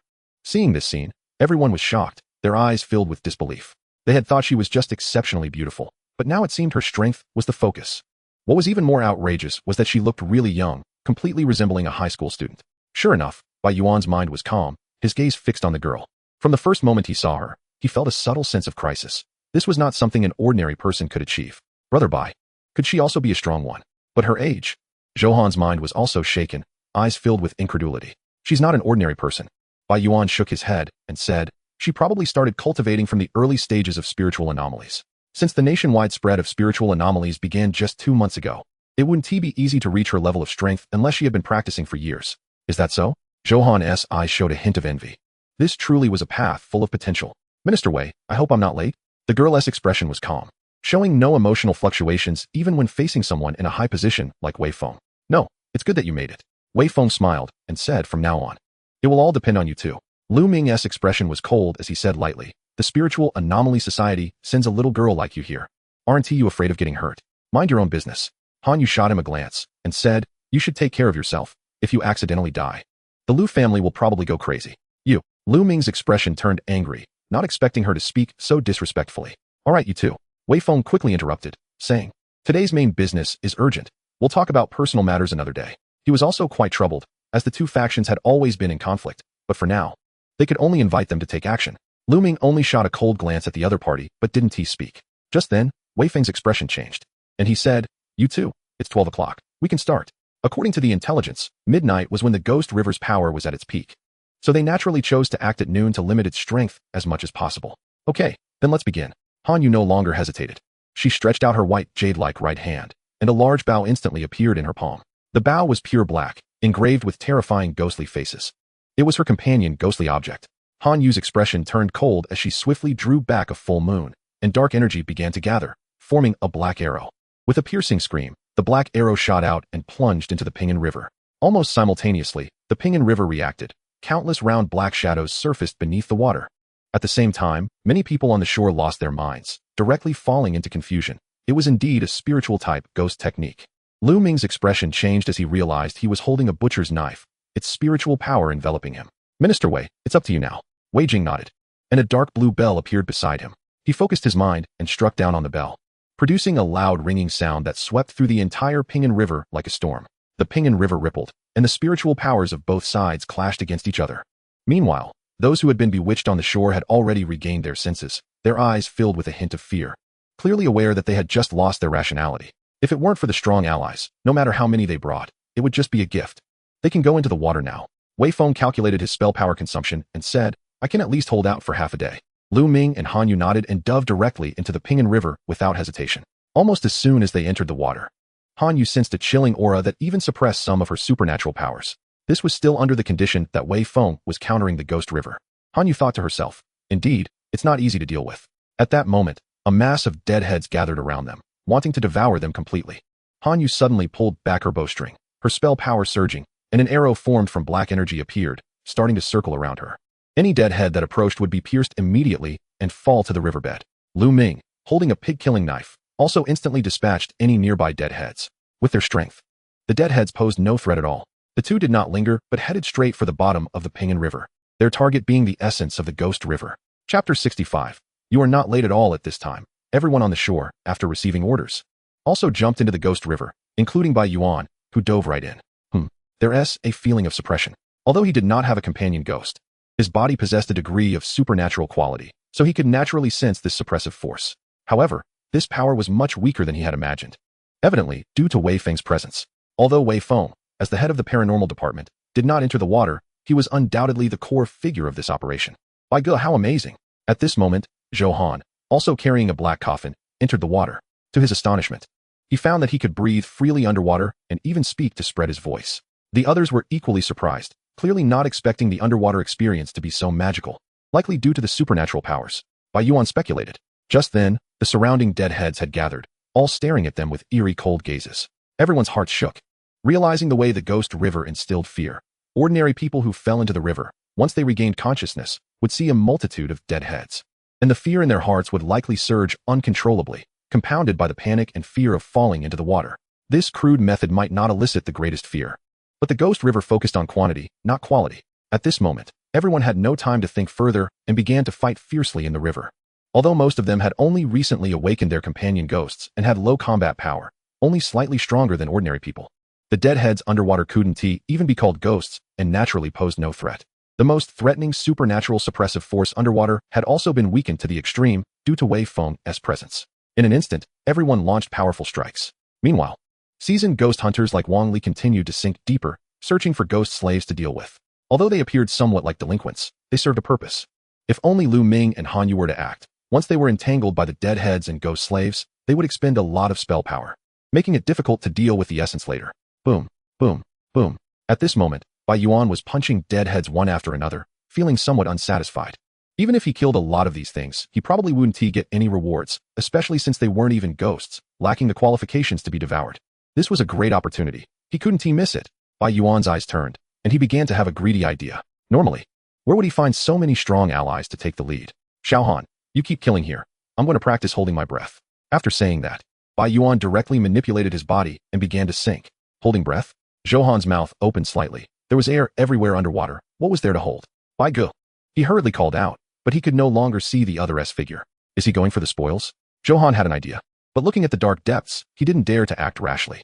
I should just steadily develop. At this moment, Bai Yuan began to sink rapidly, soon leaving the area where everyone had gathered. When he reached a certain depth, the deadheads around him were few, and the supernatural suppressive power in the surroundings was also strengthened.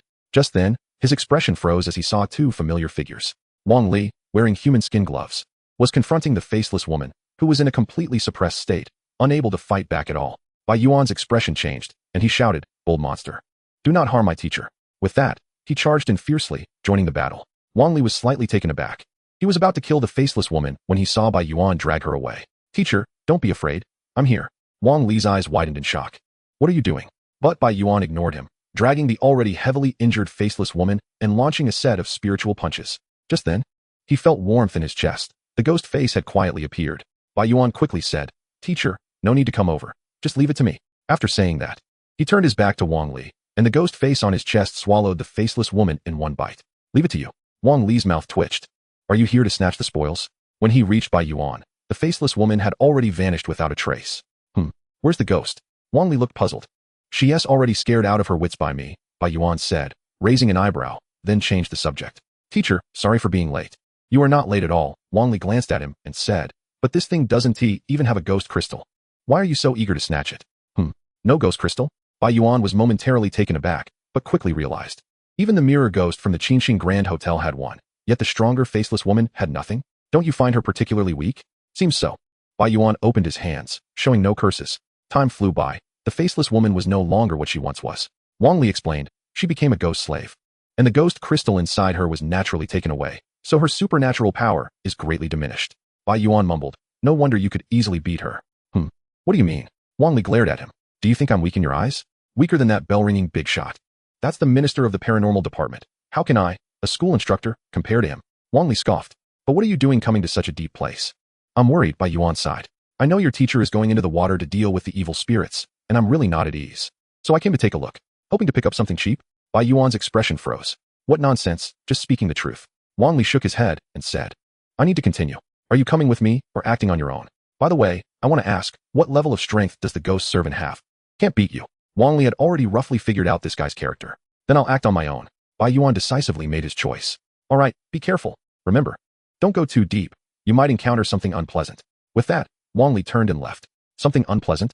The ghost river's true form? Bai Yuan stroked his chin, a thoughtful look in his eyes. "First, kill the ghost servant. Although it's weak, at least it can be eaten." He hesitated no more and began searching the area. The most troublesome aspect of ghost servants is that they have the ability of the ghost river. Anyone who gets too close will be enchanted. However, with Wei Feng stationed here, everyone naturally lost that concern and could start killing freely. Chapter 66. The corpse collector Yan Qing, while Bai Yuan was searching for the ghost servants. Han Yu and Lu Ming had already arrived at the deepest part of the river. Although they were not auxiliary-type companion ghosts and couldn't pinpoint the ghost river's true location, they could get a rough idea based on the river's suppressive force. Han Yu's expression was calm as she tightly gripped the black longbow, beginning her search for the ghost river's true form. "I don't know how many people have died here." She looked towards the riverbed, where a pile of eerie white bones lay, sending chills down her spine. "I don't know how long this ghost has been around. They were early-stage ghost spirit people, and the Peace River was likely from the same period as the ghosts. Just then, her gaze sharpened as she looked ahead. Above the pile of bones, a large red figure stood in stark contrast to the white. Han Yu's expression grew serious as her incredible eyesight made out the red figure's form, which was a female corpse with her eyes tightly shut, clad in blood-red clothing, standing in the water. It could be said to be directly stacked up.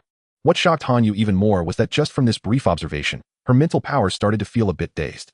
The supernatural power emanating from the black longbow surged, bringing her back to her senses. And she was certain that the corpse before her was the fierce ghost beneath the ghost river. Soon, Lu Ming noticed Han Yu's supernatural power and quickly rushed over. After all, this was the transaction between the Lu family and the upper echelons, so he naturally wouldn't hold back. Such a fierce ghost. Lu Ming's expression changed, his eyes filled with seriousness. Han Yu didn't speak, but tightened her grip on the bowstring, which sliced into her palm like a sharp blade, blood pouring out. But instead of merging with the river water, it gradually coalesced into an arrow. Seeing this, Lu Ming understood that the other party was serious. After all, Han Yu was in the supernatural industry and was known as the blood sacrifice girl. Lu Ming said nothing more and quietly moved to a position not far behind the female corpse. He tightly gripped his pig-killing knife, which seemed to be surrounded by wailing ghosts, releasing an evil aura. At this moment, the female corpse's eyes were still tightly shut, and her breath was calm, clearly in a state of sleep. It seemed that midnight was the time she would awaken. Now, they could only force her to wake up. Soon, Han Yu's longbow was drawn into a full moon shape, and an arrow formed from blood was ready to be released. In an instant, a piercing, tearing sound filled the riverbed, making one wonder if a train was passing by.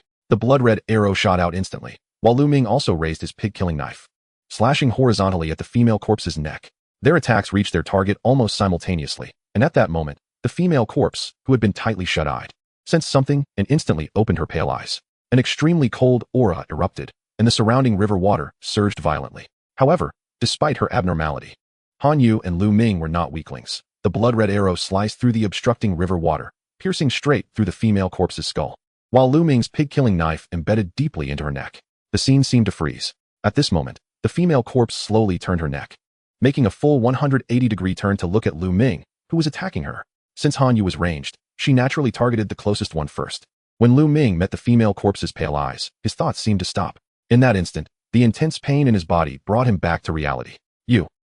Lu Ming slowly lowered his head and saw the female corpse's right hand, sharp as a knife, had pierced through his heart. Whoosh! At that moment, another blood-red arrow struck into the female corpse's back. Playing dead? Get away quickly! Han Yu coldly shouted, while blood continued to flow from her right hand, coalescing into a new arrow. Lu Ming also hesitated no longer, quickly retreating away from the female corpse. His mind moved, and the pig-killing knife embedded in the female corpse's neck trembled, flying back into his hand. Huff, huff! Lu Ming gasped for air, and as the supernatural power spread, the wound on his heart began to heal at a visible speed. In a sense, ghost spirit people were no longer human, but a half-human, half-ghost existence. The female corpse's cold, lifeless eyes glanced at the two, then her entire body seemed to melt away, disappearing into the river. A strange laugh echoed around them, causing both to shudder and fall into a dazed state again. The female corpse reappeared before Lu Ming, just as she was about to attack, when a sudden bell rang out. Lu Ming instantly regained his senses and instinctively slashed down at the female corpse, then retreated several dozen meters. A crack appeared in the female corpse's body, but it healed in an instant, and her lifeless gaze turned towards the surface of the water. Dong, dong, dong. The sound of the bell echoed, not only bringing Han Yu and Lu Ming back to their senses, but also suppressing some of the female corpse's power. Clearly, Wei Feng on the boat knew that the two had found the Ghost River's true form. The three of them joined forces to start battling the female corpse.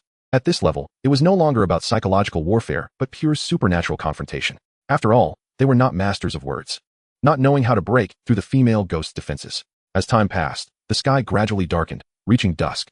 The battle at the bottom of the river began to calm down. At this moment, the red-clothed female corpse was covered in various wounds, her once smooth skin now filled with wrinkles, resembling a withered tree. Let us see if you live or die, Han Yu said fiercely, her complexion pale, her body swaying as if she had bled too much.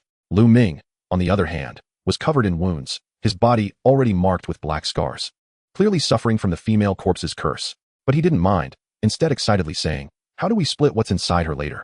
After all, according to the agreement, this belongs to us. Just split it normally.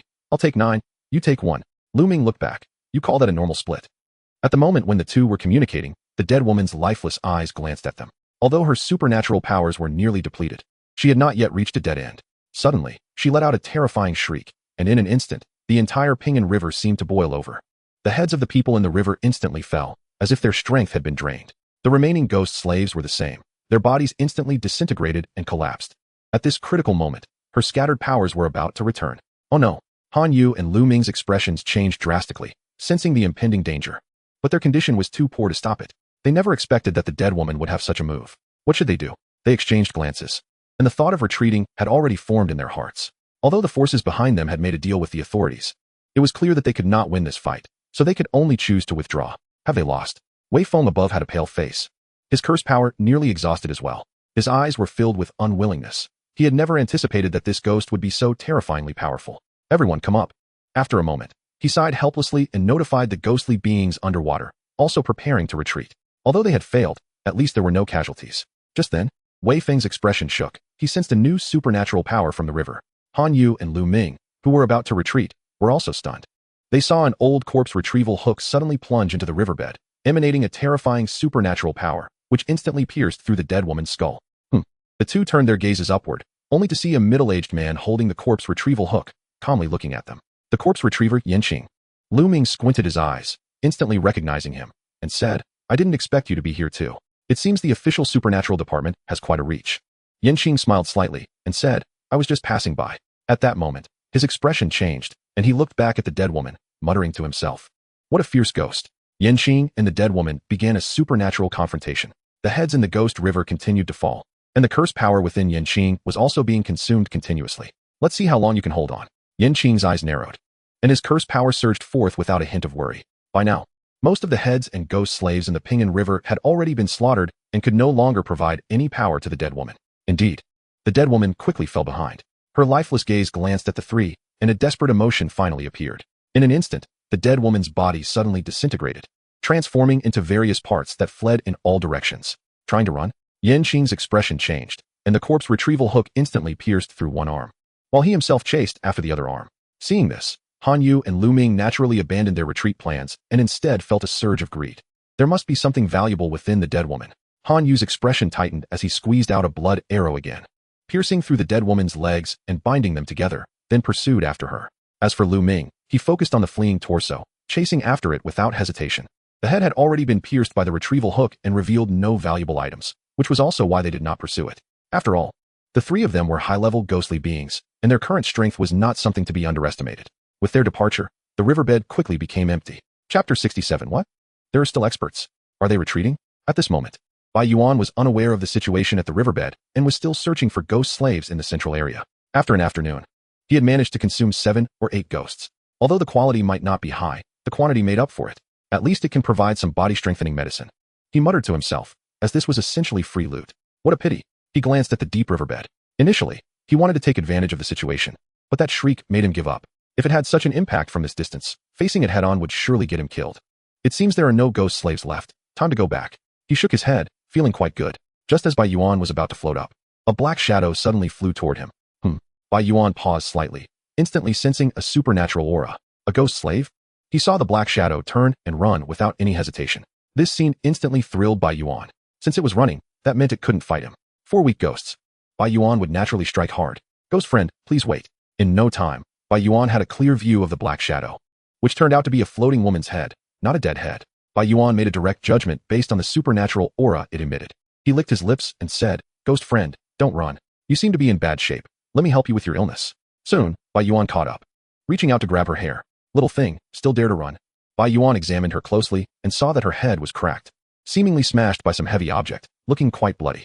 The head's gaze was lifeless, staring intensely at Bai Yuan, but it showed a hint of surprise. She was just an ordinary person, yet she seemed immune to its confusing ability. Bai Yuan was slightly taken aback and involuntarily looked at his chest.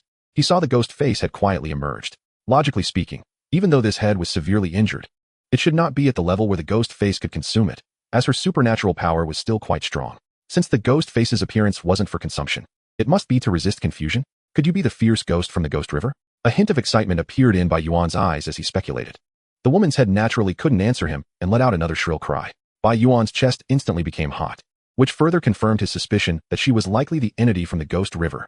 At that moment, his heart jolted. He suddenly felt a sharp pain in his hand. He saw that his entire arm had developed black scars, filled with an ominous aura. Such a strong curse ability. Bai Yuan's heart trembled. The fact that she had seen him and ran away clearly indicated that she was heavily injured, yet in such a state, her power was still so abnormal. Good thing I didn't go for the loot this afternoon. Just then, he noticed the curse on his hand spreading again, seemingly wanting to cover his entire body. Even in this state, you still dare to show off in front of me? A fierce look appeared in Bai Yuan's eyes as he opened his backpack and murmured, "You're sick now? It's a good thing you ran into me. I'm here to give you an injection." The woman's head initially showed no concern, but when it saw the missile-like giant needle, her entire face seemed to turn pale. "You call this a needle?" Its deadpan gaze showed obvious fluctuations. "If it got pricked, wouldn't its head be pierced through?" "Don't be afraid, don't be afraid." Bai Yuan combined the needle tip with the syringe, and then said, "Be a bit braver, right? You shouldn't be afraid of needles, right?" As soon as he finished speaking, the huge needle tip was directly inserted into the woman's head, and the black liquid was completely injected, almost simultaneously. The curse on Bai Yuan's hand began to recover automatically, clearly indicating that the opponent's supernatural power was fully suppressed. Panic appeared in the woman's eyes, as if she did not understand what was happening. "You see, now you're not sick, right?" Bai Yuan smiled slightly, and said, "To see if you're really healthy. Let me help you test it." After saying that, he tightly grabbed the woman's head and began to pound it frantically. The woman's head let out a sharp scream, and fear began to rise in her heart as she fled into the distance. "Is she this strong? Let's see how long you can struggle." Bai Yuan naturally followed her into the water, almost like grabbing onto a speedboat. He held onto her tightly with one hand while pounding with the other. Having used the medicine, if he didn't get any results, wouldn't he be at a loss? At this moment, the woman's fear grew even greater because her other body parts had already been dealt with by Han Yu and others. If the head were to be destroyed as well, she would die completely.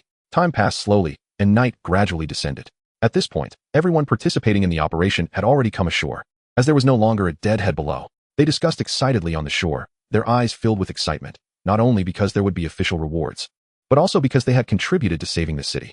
"Mr. Yin, thank you." Wei Feng looked gratefully at the corpse collector Yin Qing and said, "If it weren't for your intervention, this operation would have likely failed." The other party not only turned the tide, but also did so without charge, which naturally earned admiration. "Collecting corpses is my job." Yin Qing shook his head, slightly regretful, and said, "It's a pity that the woman's head is gone.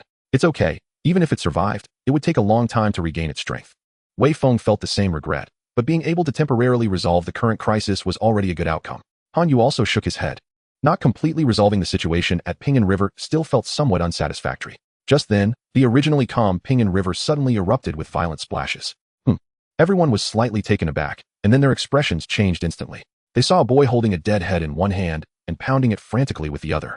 Upon seeing the head's appearance, Han Yu and the others instantly recognized it as the missing female corpse's head. They exchanged glances and couldn't help but exclaim, "What? There's still a master." Chapter 68. Big shot, I can. In an instant, aside from Han Yu and the others, people from the 6 high schools and civilian spirit practitioners were stunned. Just as Bai Yuan emerged from the water, the surroundings fell into complete silence. Under the moonlight, Bai Yuan was the only one holding a woman's head and beating it wildly, splashing around in Pinyin River. At this moment, all eyes were focused on him. Yin Qing squinted his eyes, looking at this young man he had encountered before, and said, "The supernatural is restrained, hidden within oneself, even at this close distance. I can't perceive his supernatural aura. What terrifying control." He had encountered Bai Yuan before and initially thought he was just an ordinary person, but now his thoughts changed. Although it was just a female corpse's head, the curse on it was not something an ordinary person could touch. Lu Ming's expression also shifted, and he said, "Minister Wei, the upper management has really invested heavily, even inviting so many strong practitioners. Did we invite them?" Wei Feng was momentarily uncertain. After all, first there was Yin Qing, and then this young man. Could it be that the headquarters had secretly prepared this? But that doesn't seem necessary. Only Wang Li on the shore had his eyes twitching. Did this guy finish showing off? However, soon the shocked crowd noticed something amiss. Although Bai Yuan was continuously pounding the female corpse's head, it seemed he couldn't take it down. Wei Feng was slightly taken aback and said, "Young man, stop playing around and come ashore." Below, Bai Yuan's expression froze. He had already noticed that everyone was watching him. But the problem was, what was he playing around with? Han Yu and others could easily wear down the supernatural power of the female corpse's remaining body, but he was different. He could only smash it fist by fist. Did he enjoy this kind of fun?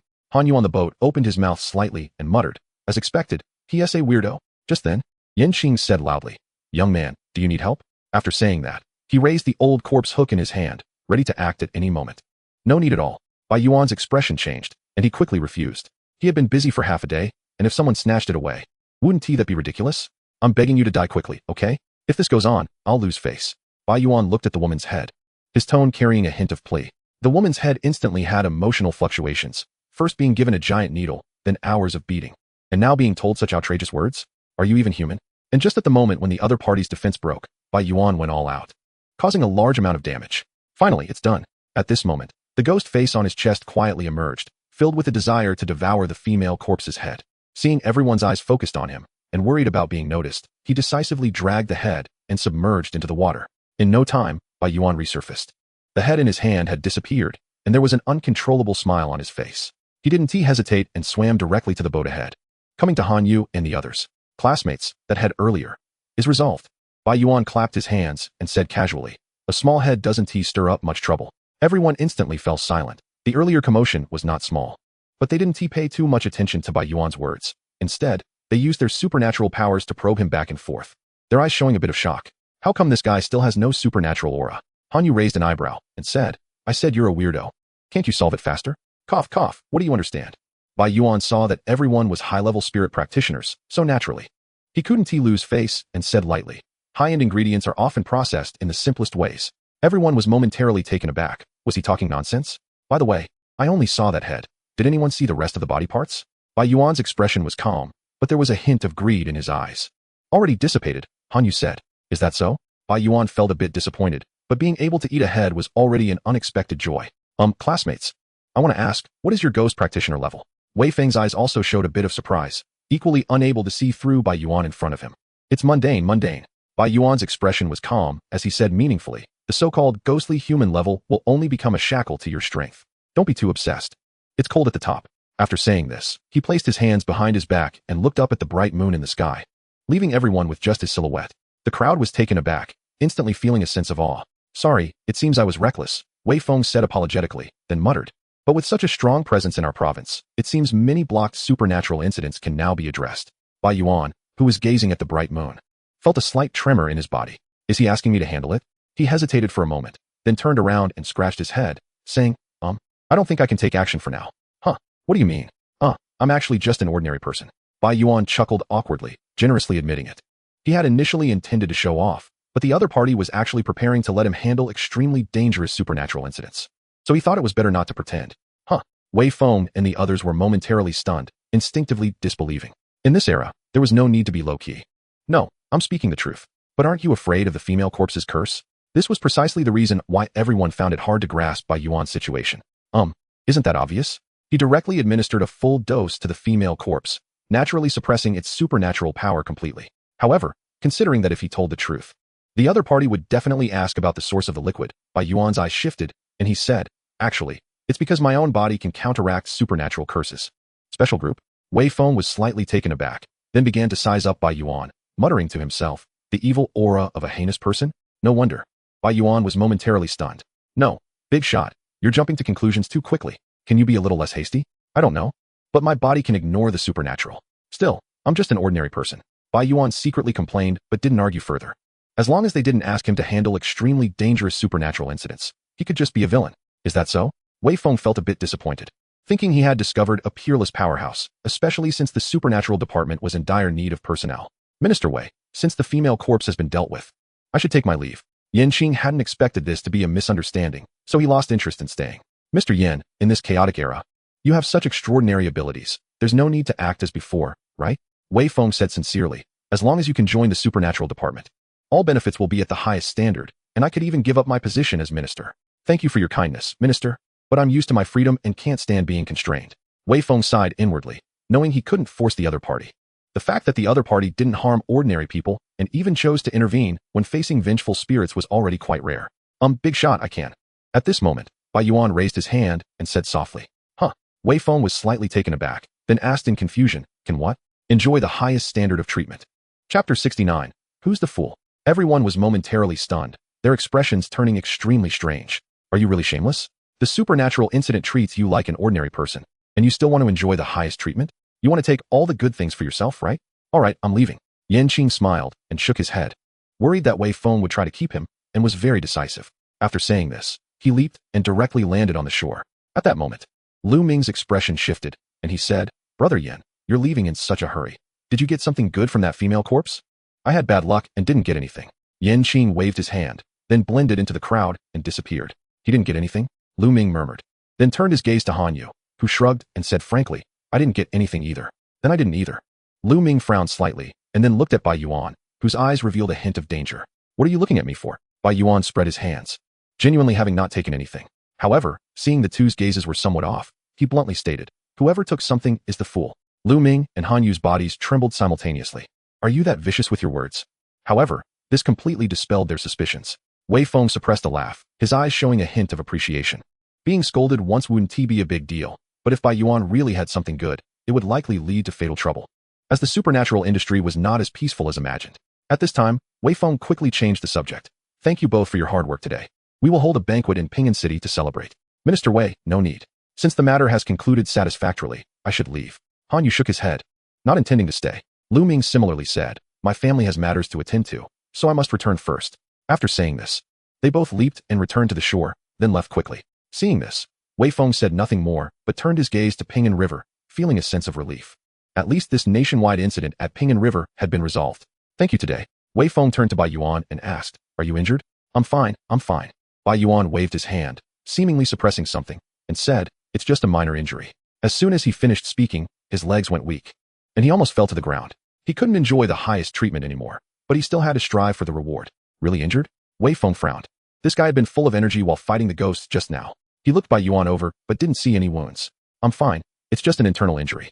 Bai Yuan forced a smile and said, as long as we can resolve the Ping'an River incident, what does this injury count for? In this era, young people like you are too few. Wei Feng sighed. Don't worry, the supernatural department will give you a satisfactory reward. Not necessary. I don't care about these worldly things. Bai Yuan secretly laughed, but still waved his hand to refuse. However, Wei Feng had already made his decision and would not change it. Soon, Wei Feng took Bai Yuan back to the shore. Everyone, thank you for your hard work today. Wei Feng looked at the ghostly humans around him and felt a sense of comfort. As long as they could be trained, they would surely be good at combating the supernatural. If needed, everyone can head to the Ping'an Grand Hotel for a meal and rest. After saying this, Wei Feng exchanged a few words with the person in charge of Ping'an City, then turned and left as well. As the provincial head of the supernatural department, he was naturally busy and didn't have time to linger. The crowd began to slowly disperse, some heading to the Ping'an Grand Hotel, while others returned to school or home to celebrate. The recent Ghost River incident has indeed been a great joy for the entire Ping'an City. Kid, you really stole the spotlight this time. Wang Li approached Bai Yuan and asked, what did Minister Wei say to you? He said I'm young and promising, and that I will definitely be a pillar of society in the future. Oh, he also said that all the school's resources are free for me to use, and all the teachers will take orders from me, and I should be called boss in everyday situations. Stop. Wang Li's mouth twitched as he said, are you just making this up on the spot? If it's true, then forget it, I'm going home. Bai Yuan shrugged and didn't linger, happily setting off for home. For him, the official rewards were secondary. The biggest gain was still devouring the female corpse's head. The horror level of this female corpse could be said to be rare nationwide, and just one of her heads must possess extraordinary medicinal properties. What kind of medicine could it be? Bai Yuan glanced at his chest, filled with anticipation. A week passed in the blink of an eye, and Bai Yuan returned to a calm, steady life. Not just him, but the entire Ping'an City seemed to have become much safer. During this period, although there were some supernatural events in the city, they occurred very rarely. This led people to speculate that it might be related to the Ghost River. With a ghost of such caliber dead, the remaining ghosts in Ping'an City naturally instinctively distanced themselves or temporarily hid away. For a time, the resident population of Ping'an City not only did not decrease, but actually increased, causing housing prices to rise slightly. Ping'an City was indeed much safer now. In the Ghost Spirits class, Bai Gu, I finished my essay. The Yangquan four-man group stood beside Bai Yuan, looking like students waiting for a teacher to grade their homework. Let me see, looks good. Bai Yuan whistled, feeling in a good mood, and said, you can go up and read it. Huh. Yangquan's face immediately turned bitter. Just writing it was painful enough, and now they had to read it too? Just read a couple of paragraphs. Remember, it must be emotional. The corners of Yangquan and the others' mouths twitched, but they could only brace themselves and step forward. Just then, Wang Li appeared outside the classroom. Bai Yuan, come out for a moment. As soon as these words were spoken, the Yangquan four-man group relaxed, even showing smiles of relief. Could it be something important? Bai Yuan was slightly taken aback, then stood up and left the classroom. Come with me to the office. Wang Li glanced at him, then turned and headed to the office, adding, are you bullying someone again? Given Bai Yuan's current strength, it was indeed a pure dimensional suppression against the students of the Ghost Spirits class. What do you mean again? When have I ever bullied anyone? Bai Yuan pouted and said, I'm using love to enlighten them. Cut it out. Wang Li shot him a glance and said, don't go too far, keep it within limits, okay?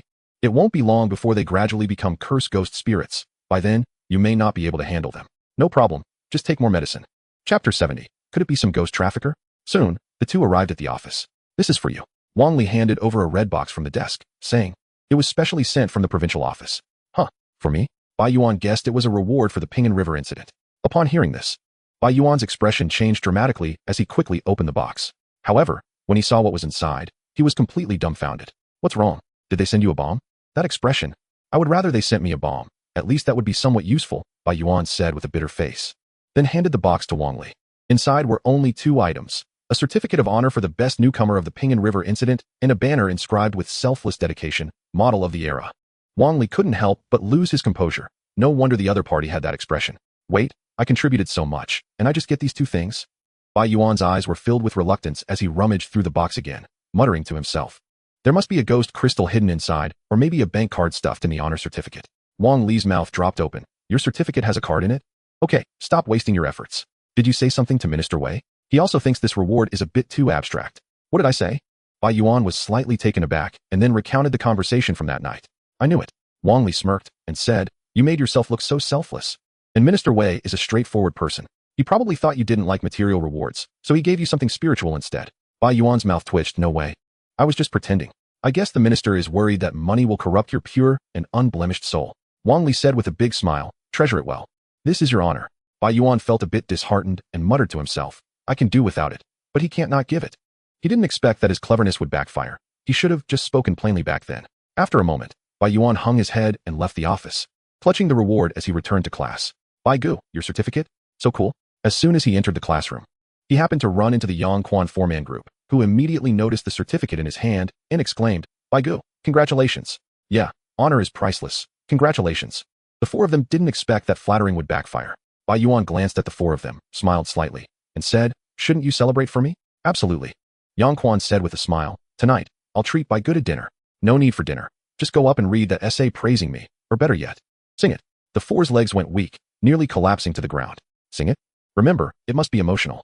Yang Quan and the others swallowed hard. He really is torturing people. After a while, the 4 of them indeed put on a heart-wrenching performance on stage. I remember you.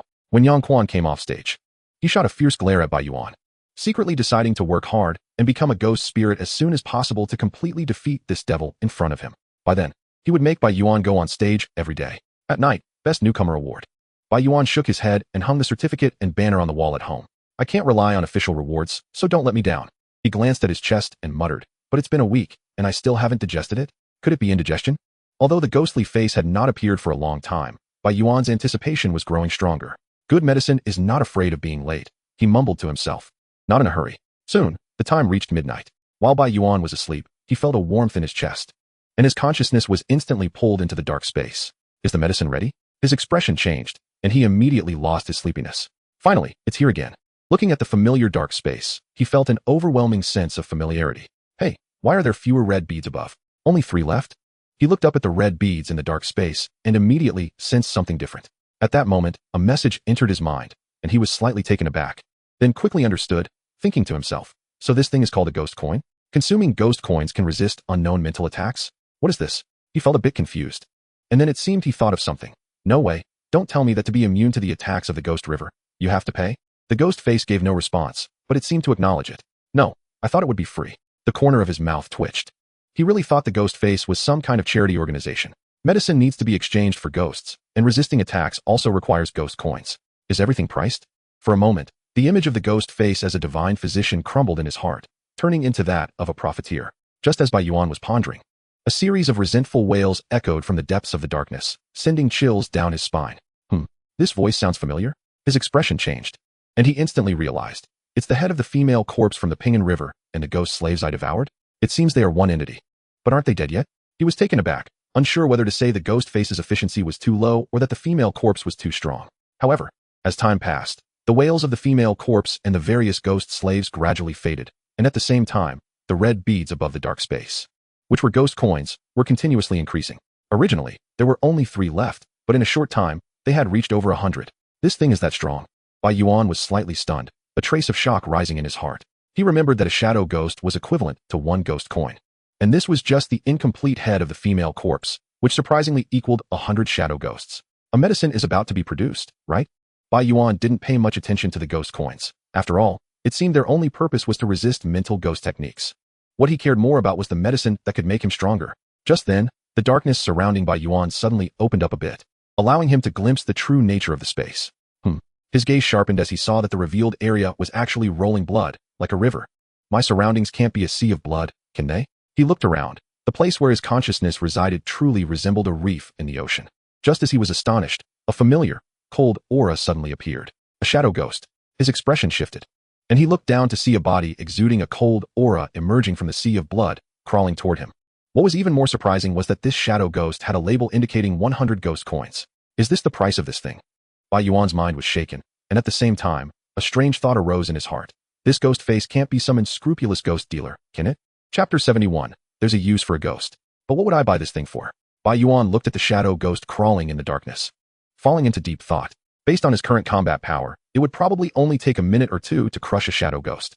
Would I buy it to serve tea and water? That's not feasible. This thing is a spiritual ghost. Or should I use it as an air conditioner in summer? To cool down? But electricity isn't expensive now. It's unnecessary. Use it for battle?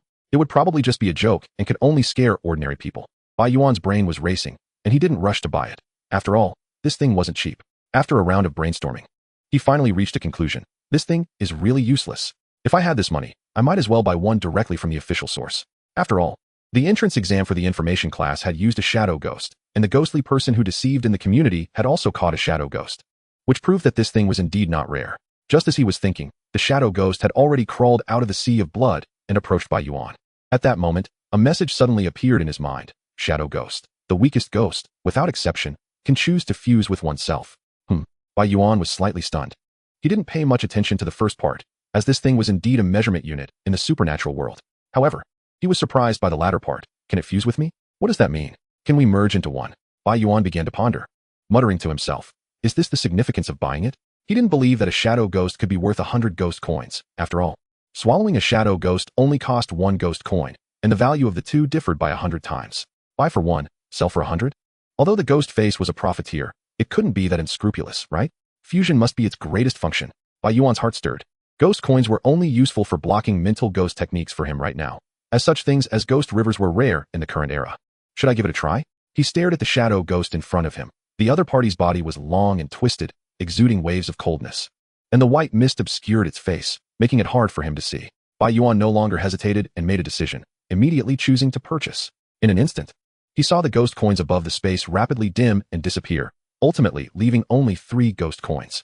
Fusion. He didn't hesitate and directly chose fusion. In an instant, a blue pill suddenly fell from above. The moment he touched it, a message came. It increases the success rate of fusion to 100%. Bai Yuan's expression changed, and he exclaimed, "What the hell? Is this a bundled sale?" He didn't think the pill was a freebie. It was highly likely a product of swallowing the female corpse. If he hadn't bought the shadow ghost, he would probably have received a different type of enhancement pill instead. Profiteer. That's the head of a ghost river. Bai Yuan looked at the blue pill in front of him. He would rather this thing's function was to give the ghost face a slap from afar. At that moment, the image of the ghost face completely crumbled, now reduced to a big profiteer selling medicine and ghosts. Just then, the shadow ghost stood up and instantly fused with Bai Yuan's consciousness. Bai Yuan's consciousness sank, and he fell into a deep sleep. At this time, he was lying in his bedroom at home, and a wave of cold aura began to emerge from him, as if he were a sleeping shadow ghost. Time flew by, and he didn't know how long had passed. The sleeping Bai Yuan slowly opened his eyes, and a wave of cold air instantly pushed away, making the entire bedroom feel icy. He comfortably stretched, feeling refreshed. Is this the power of the shadow ghost? His expression shifted, and a strange aura spread out. Although his appearance hadn't changed, his entire demeanor became extremely cold, as if possessed by a ghost. Just by looking at him, ordinary people would feel a sense of chilling fear. Bai Yuan's expression was calm. He could still think, and the cold sensation in his mind allowed him to remain in an absolutely calm state. At the same time, he could see the surrounding area filled with waves of Yin energy. With a thought, Bai Yuan could manipulate the Yin energy to confront his enemies. And this was the ghostly technique of the Yin ghost, Yin energy. Although it had no offensive capability, it still brought a chilling sensation even in the scorching summer, eliminating any worries of heat stroke. If someone's emotions went out of control, Bai Yuan could also surround them with Yin energy to help them calm down. Ultimately, he evaluated it as having its use. No wonder the official information on Yin ghosts didn't mention any ghostly techniques. Who would have thought that Yin energy could be a ghostly technique? However, when the Yin ghost possessed him, his physical attributes and supernatural abilities were enhanced in various aspects. Bai Yuan clenched his fist, a hint of excitement appearing in his eyes. After all, this could be considered an increase in combat power. It felt a bit like a loss, but not too much of one. Bai Yuan glanced at his chest and muttered to himself, but it still doesn't change the fact that you're a scheming merchant. After saying that, he directly punched his chest. The ghostly face showed no reaction, but he felt pain and began to rub it. Still couldn't hit it. He shook his head, got dressed, and prepared to pack up and head out. Just as he was packing his backpack, a sudden desire surged within him. His expression shifted, and he instinctively started searching. After a moment, a ghost crystal appeared in his hand, the very one he obtained from defeating the mirror ghost. He hadn't asked for any rewards to enter the ghost spirit class, but naturally, he took the spoils from the mirror ghost. Looking at the ghost crystal in his hand, Bai Yuan couldn't help but lick his lips, feeling a desire to consume it. This was an unprocessed ghost crystal. Even ghost spirits wouldn't dare to swallow it directly because it contained the resentment of vengeful spirits. Not only could it not be refined, but it could also be harmful. However, in the next moment, Bai Yuan no longer restrained himself and swallowed it whole, even feeling a sense of wanting more. His intuition told him that this ghost crystal would only benefit him. Refreshing, his expression became comfortable, and he almost instantly digested the ghost crystal. At the same time, he sensed that the cold Yin energy around him had increased slightly, and his physical strength and attributes had also been enhanced somewhat. Could he consume ghost crystals to enhance the abilities of the Yin ghost? A realization dawned in Bai Yuan's eyes. Consuming ghost crystals wasn't his instinct, but rather the instinct of the Yin ghost. As a ghost, it naturally didn't worry about the resentment contained within. Can the Yin ghost grow? Bai Yuan raised his eyebrows, feeling that this thing had some use. The current Yin energy only allowed him to act as a heartless human air conditioner, but if he could grow a few more times, it might not be the same. Chapter 72. Still dare to say you're not a pervert?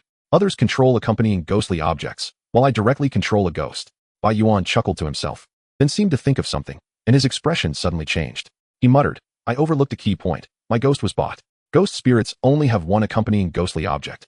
But who says I can only have one ghost? And what if I bought a ghost river? His heart raced, and he immediately entered a fantasy moment. Bai Yuan comfortably lay on his bed, with a large iron pot in front of him. Once the ghost river's confusing ability was unleashed, all the ghosts within 100 miles would clean themselves and jump into the pot. Damn, isn't this the ultimate life goal?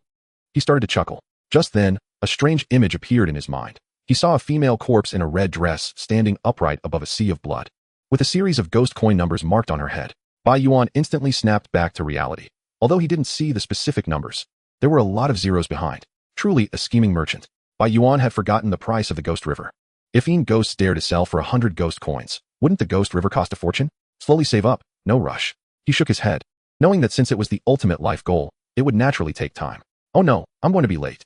Just then, he glanced at the time, and when he saw the date, his expression suddenly changed, exclaiming, wait, did I sleep for a week? He widened his eyes, thinking it was just one night, but it turned out he'd slept for so long. Oh no, I won't get expelled, will I? He mumbled to himself, quickly retracting his Yin ghost powers and heading straight for school. Teacher Wang, why do you look so serious? Bai Yuan stood in the office with his head down. What do you think? Wang Li glared at him and said, I tried calling you, but you didn't answer. You want to graduate or what? Although Bai Yuan's strength was formidable, such behavior would affect the learning attitude of others, and it would be difficult to manage later on. No, teacher. I was just a little late. It's not a big deal, right? A week without coming to school, and you call that being late? No, teacher.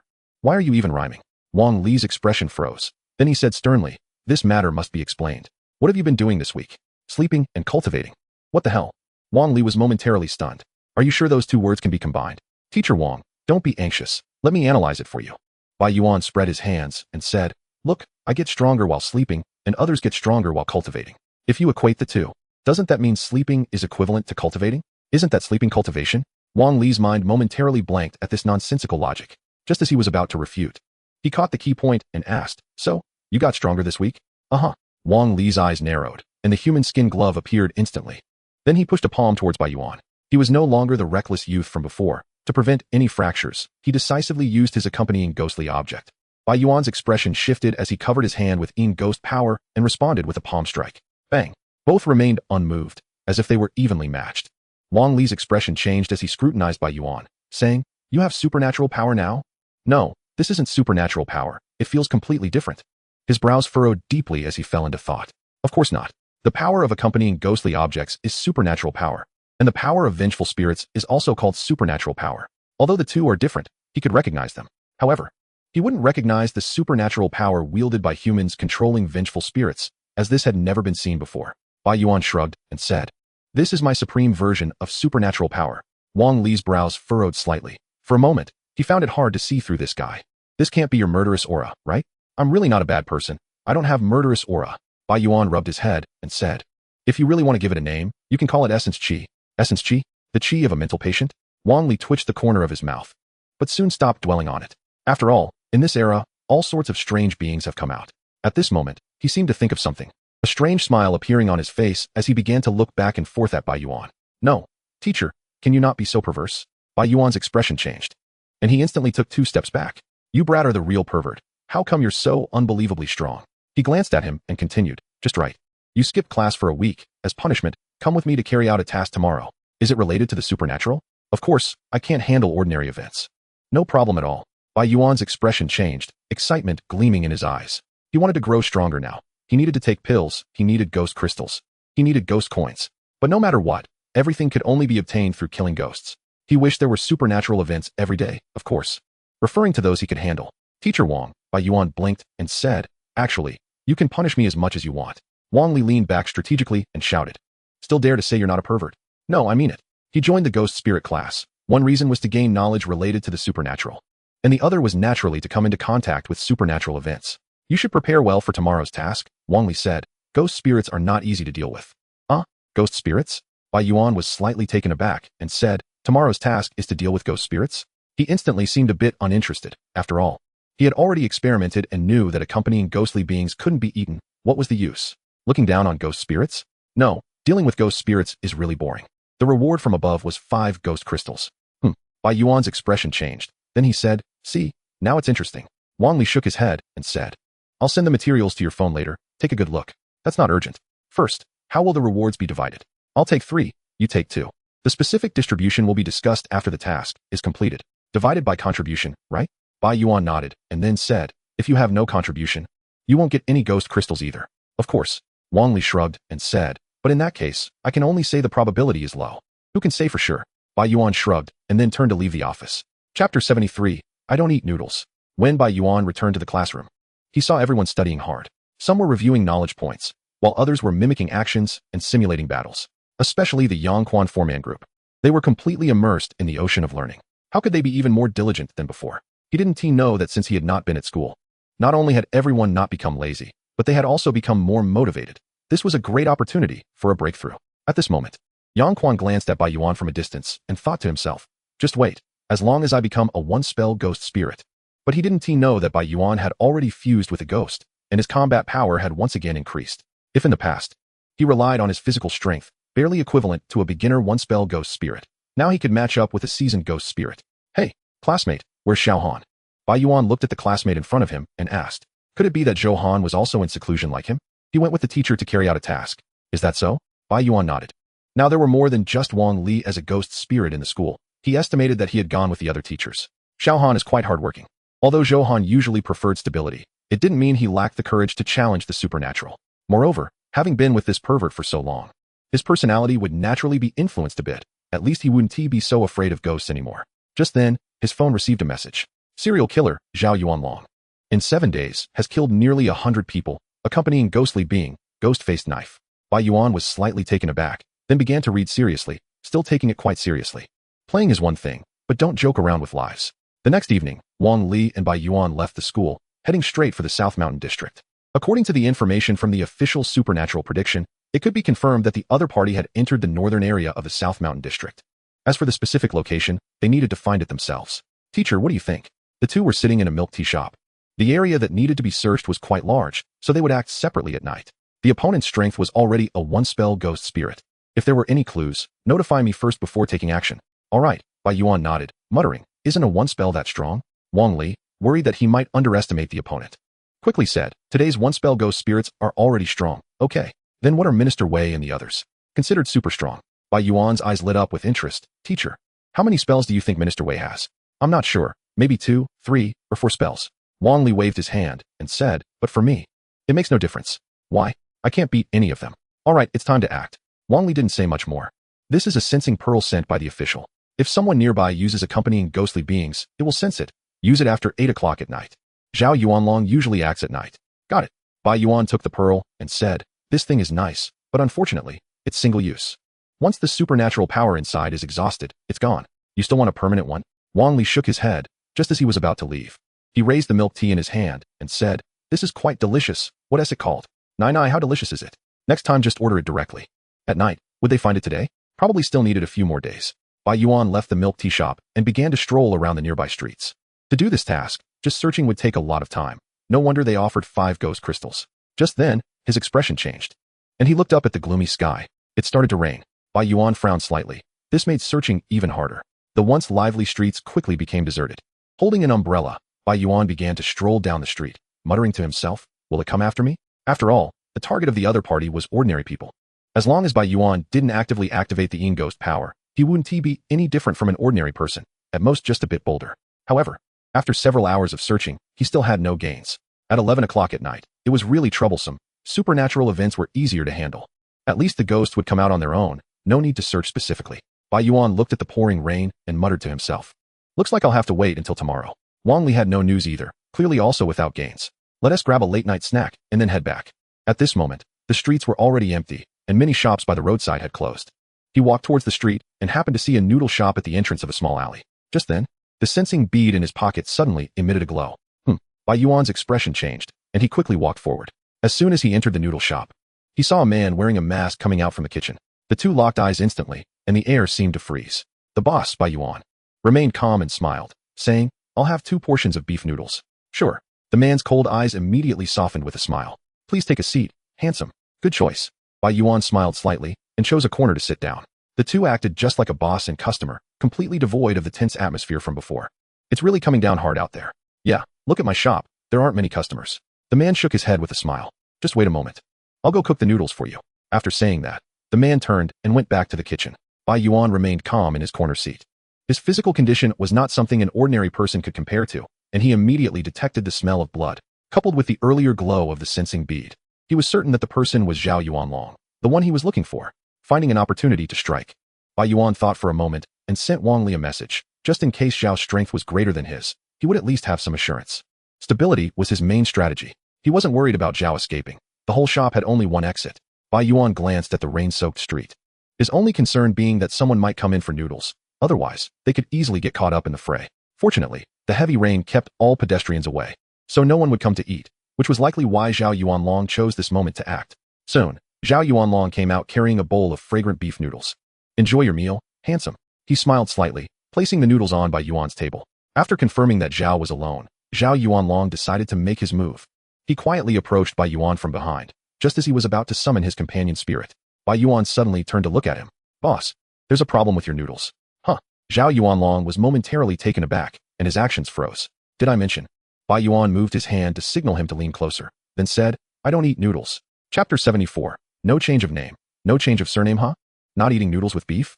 Zhao Yuanlong was momentarily stunned. Then pain shot through his abdomen. His face contorted as he spat out a mouthful of blood, mixed with bits of internal organs. Bai Yuan's expression turned cold, his entire demeanor suddenly becoming extremely sinister, the power of the ghostly force fully enveloping him. In an instant, his combat power surged. Zhao Yuanlong, I finally found you. Bai Yuan moved like lightning, grabbing Zhao Yuanlong and unleashing a flurry of punches.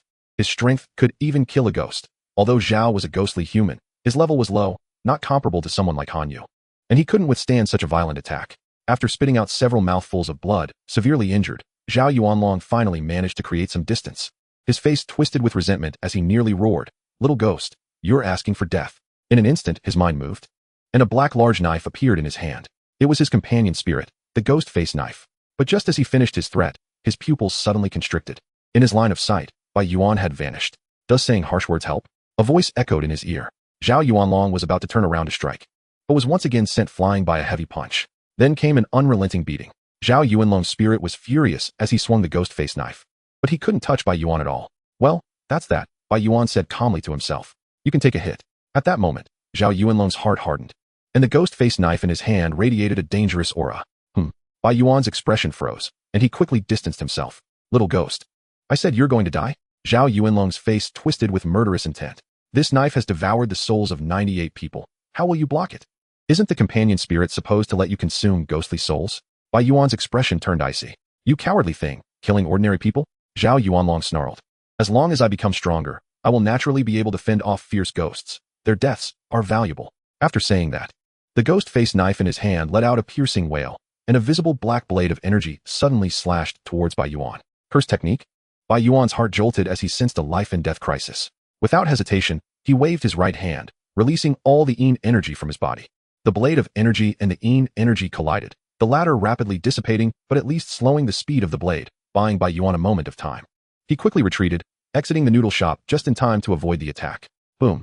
The black blade of energy shattered the entire shop door, even leaving a massive gash on the store across the street. Such power? Bai Yuan raised an eyebrow, thankful for his quick escape. At that moment, Zhao Yuanlong's figure shot out, fleeing into the distance without any intention of fighting. Trying to run? Bai Yuan raised an eyebrow and immediately pursued him. Zhao was already heavily injured and had just unleashed a cursed technique, so he probably didn't have much cursed energy left in him. He was at the end of his rope. Under the torrential rain's night, the two engaged in a chase down the empty street. After a short while, Bai Yuan suddenly leaped up and knocked Zhao Yuanlong to the ground with a punch. Can you just die already? Why are you running? His fist struck out, quickly shattering Zhao's supernatural powers. At that moment, Zhao Yuanlong was filled with fear as he shouted, "You can't kill me. You can't kill me. I'm a reserve member of the ruler society." The reason he consumed the souls of ordinary people was to become stronger and pass the ruler society's assessment. As long as he became an official member, the ruler society would give him a new identity, and all his crimes would naturally vanish. The ruler society? What's that? Is it a pig slaughtering club? Bai Yuan raised an eyebrow, showing no mercy. Boom. With a violent strike, Zhao Yuanlong, stripped of his supernatural protection, had his head explode on the spot. Finally dead, Bai Yuan shook the rain off his hair and sat down beside Zhao Yuanlong's corpse, then dialed Wang Li's number. At that moment, his expression tightened as he saw a figure suddenly appear on the rain-soaked street, arriving in front of Bai Yuan in mere moments, as if teleporting. Bai Yuan was taken aback, staring at the person in front of him. The individual was dressed in a black coat, but their skin was extremely pale, creating a stark contrast. There was a breath in their eyes that did not belong to a living person. Did I encounter a ghost? Bai Yuan narrowed his eyes slightly. Just as he was about to make a move, the other person approached Zhao Yuanlong's corpse and muttered, "Died so soon?" Bai Yuan, who was initially ready to act, was momentarily halted by these words. It seemed like they were human. "Hello, my name is Jia Yuan." The man slowly raised his head and gave Bai Yuan a smile, but it appeared extremely stiff. "First, let me explain. The Master Control Society is not a pig slaughtering organization, but a gathering of various supernatural powers." "Then why such a pig slaughtering name?" Jia Yuan's expression froze, looking even stiffer. He did not answer Bai Yuan, but continued, "Moreover, you killed Zhao Yuanlong. How am I supposed to explain this to the personnel department in the society? That's none of my business." Bai Yuan shrugged, clearly not wanting to engage further. "Today, you must provide an explanation, even if it's from the official side." Jia Yuan's tone became extremely firm, and an eerie aura emanated from him.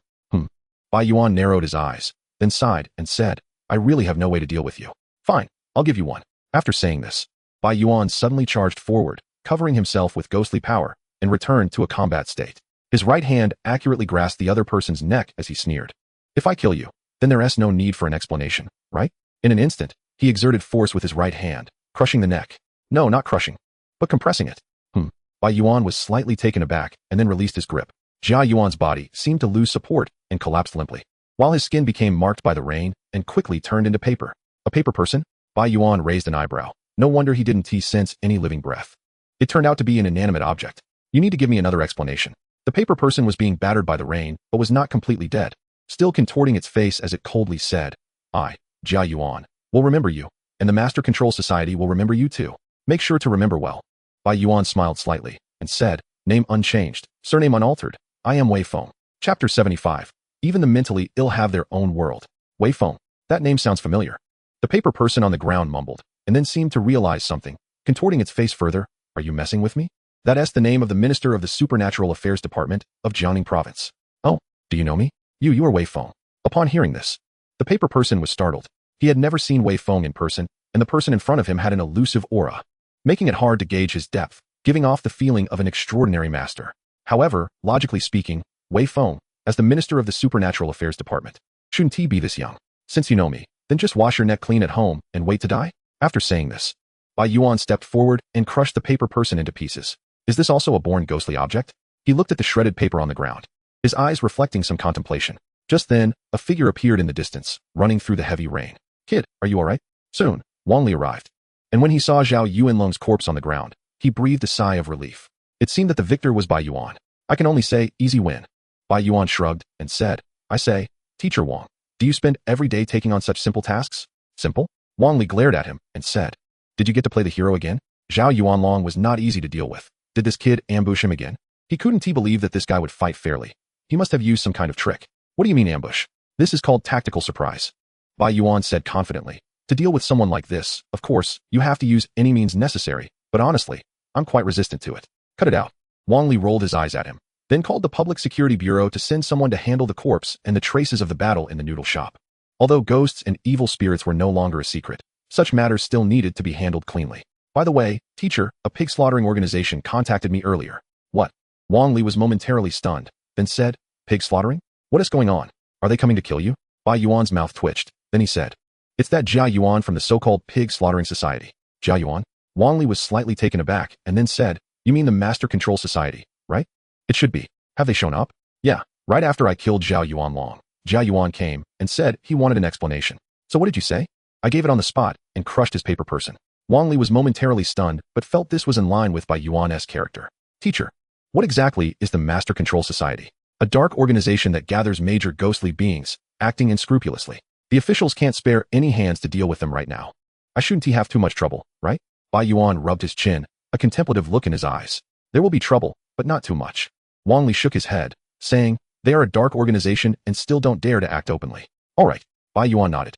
Not too concerned since the deed was already done. He didn't think about the Master Control Society anymore, but raised an eyebrow and said, teacher, the reward for this task all goes to you. Are you satisfied? Wang Li glanced at him, not expecting this guy to encounter Zhao Yuan Long and even kill him independently. By the way, I performed so well this time, not hurting a single bystander. Bai Yuan rubbed his hands and said, how about you give me a little extra reward? What do you mean? Wang Li's eyes widened. I don't take anything and still have to contribute something? Is there a problem? Get lost. Wang Li didn't expect this guy to be so outrageous. Wasn't he this pure blood-sucking? Just as the two were chatting on the street, the Public Security Bureau personnel had already arrived. Instructor Wang, thank you for your hard work, Jiang Cheng said with a smile, his eyes filled with gratitude. Fortunately, it was a ghostly person handling it. Otherwise, if they had forced an encirclement against Zhao Yuan Long, who knows how many casualties there would have been. The one who worked hard isn't me, it's him. Wang Li shrugged and pointed at Bai Yuan. It's you, kid? Jiang Cheng was slightly taken aback, noticing Bai Yuan for the first time. Uncle Jiang, long time no see. Bai Yuan smiled and said, I was just bored and decided to take action. You can even kill a cursed ghostly being.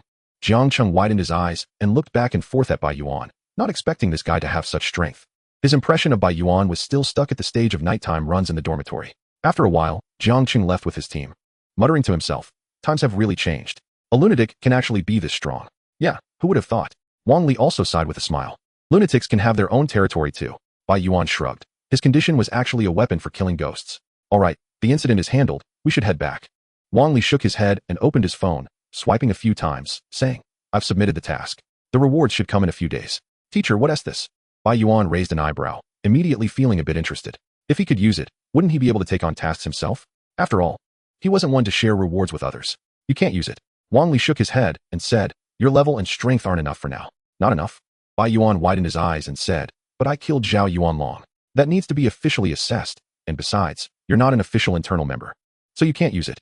Although Bai Yuan was a student of the Ghost Spirit class, that didn't mean he was an official person. Is that so? A hint of disappointment appeared in Bai Yuan's eyes, and he continued, actually, I can manage with a smaller reward. You really want to take on tasks that badly? Wang Li's expression changed slightly. Can you tell me why? Even for ghost spirits, if they weren't responsible, they wouldn't want to get involved in supernatural events. The supernatural department would evaluate incidents, but that doesn't mean it would always be accurate. Ghost spirits often face casualties. What I'm pursuing is a thrill. Wang Li's mouth twitched. You really are something. If there are tasks in the future, I'll try to take you along, okay? That works. Wang Li shook his head. While others feared it like a tiger, he enjoyed it instead. Chapter 76, Phone Ghost.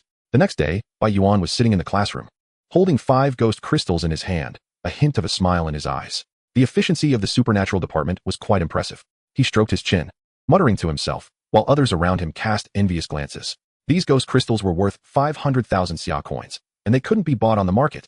At this moment, a boy wearing glasses walked over, a smile on his face as he confidently said, since you can't use the ghost crystals, can you sell them to me? Though he didn't know how the other party obtained them, he thought Bai Yuan was an ordinary person, and ghost crystals would just be decorative items for him, so it was more practical to exchange them for money. Sell? Bai Yuan shook his head and decisively refused.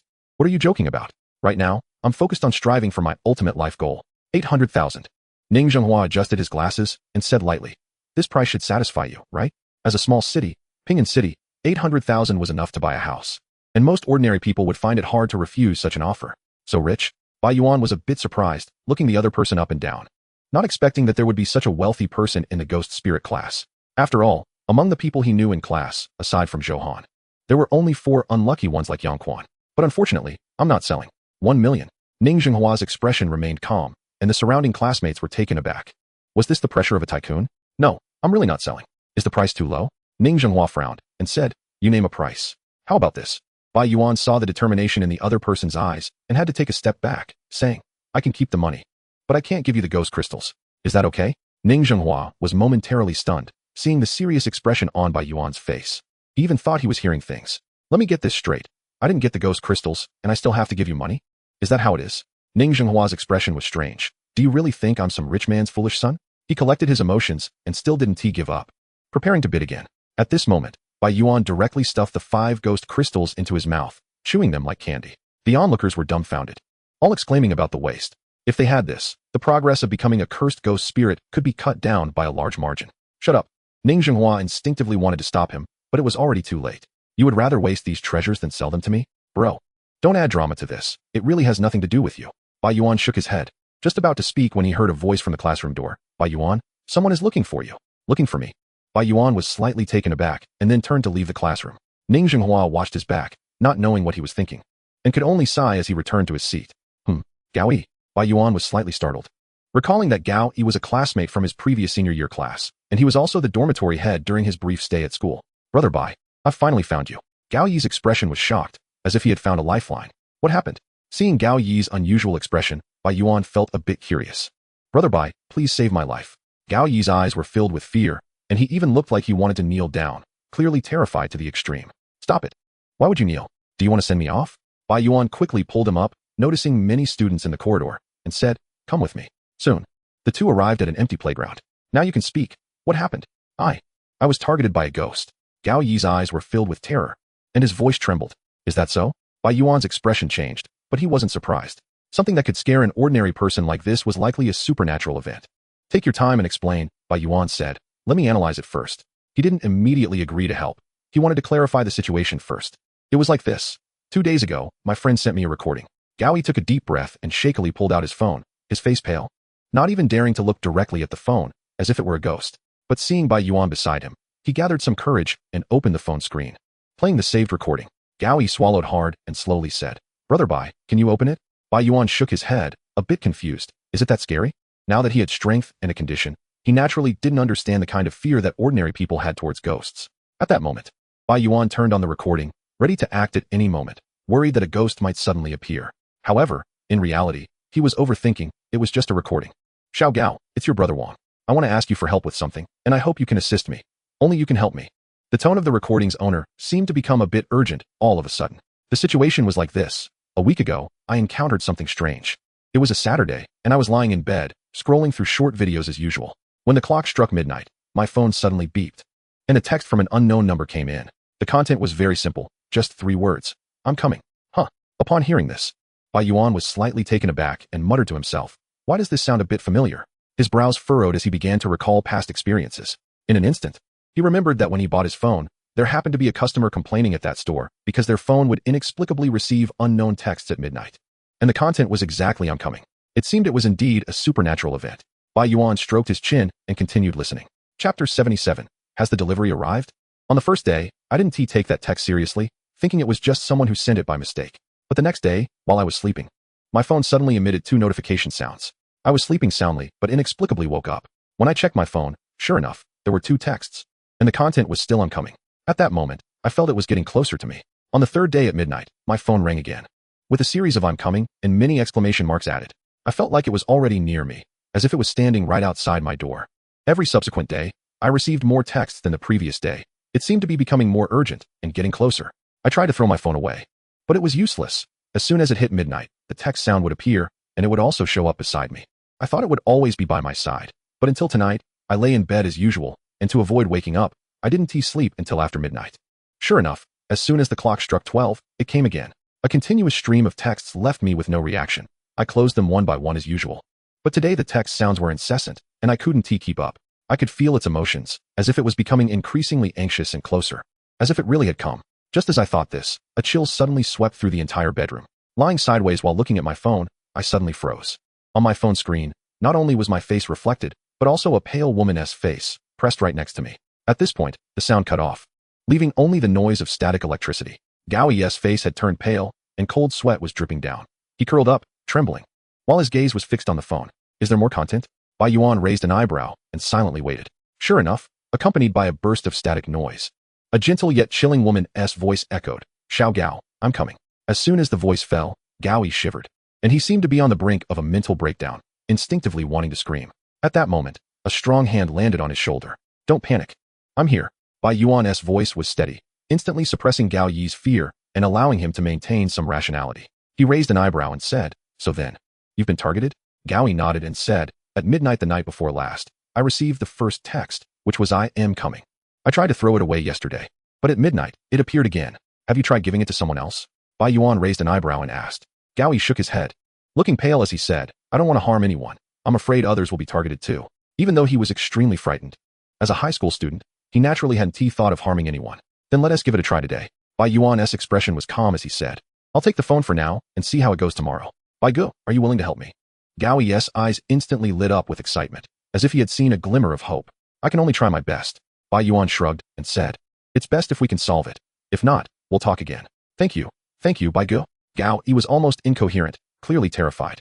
Although he could call the supernatural department for help, they were already short-staffed, and since they didn't know the strength of the ghost, they wouldn't easily send someone to handle it.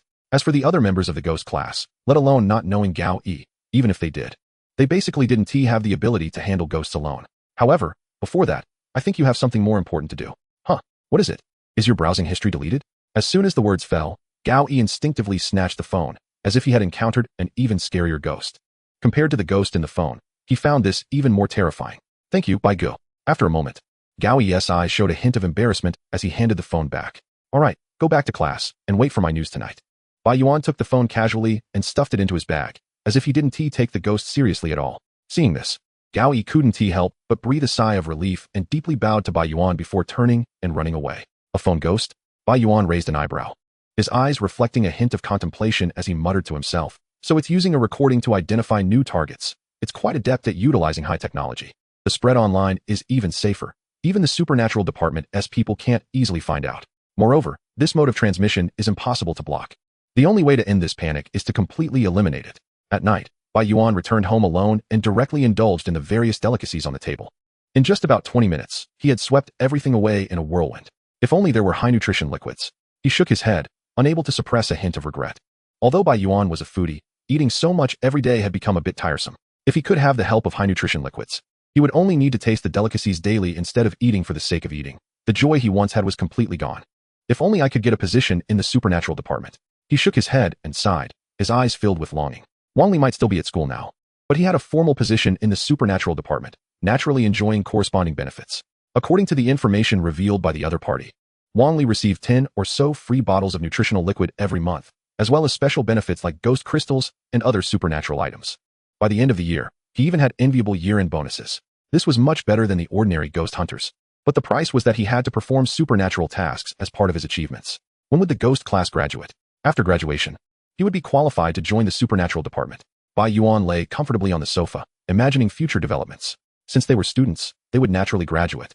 And when that day came, it would mean they had grown and could stand on their own, thus qualifying them to join the Great Xia Supernatural Department.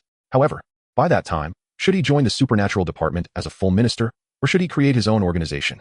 He had even thought of a name for it, the hospital. He lay on the sofa, beginning to daydream, completely disregarding the phone ghost. Time passed quickly, and soon it was 11:30. Bai Yuan had already moved to his bed, holding Gao Yi's phone in his hand, wondering what the situation was. He stared at the phone, the power of the Yin ghost within him surging, making him feel extremely cold. The 5 ghost crystals from today had naturally enhanced Bai Yuan's combat power even further.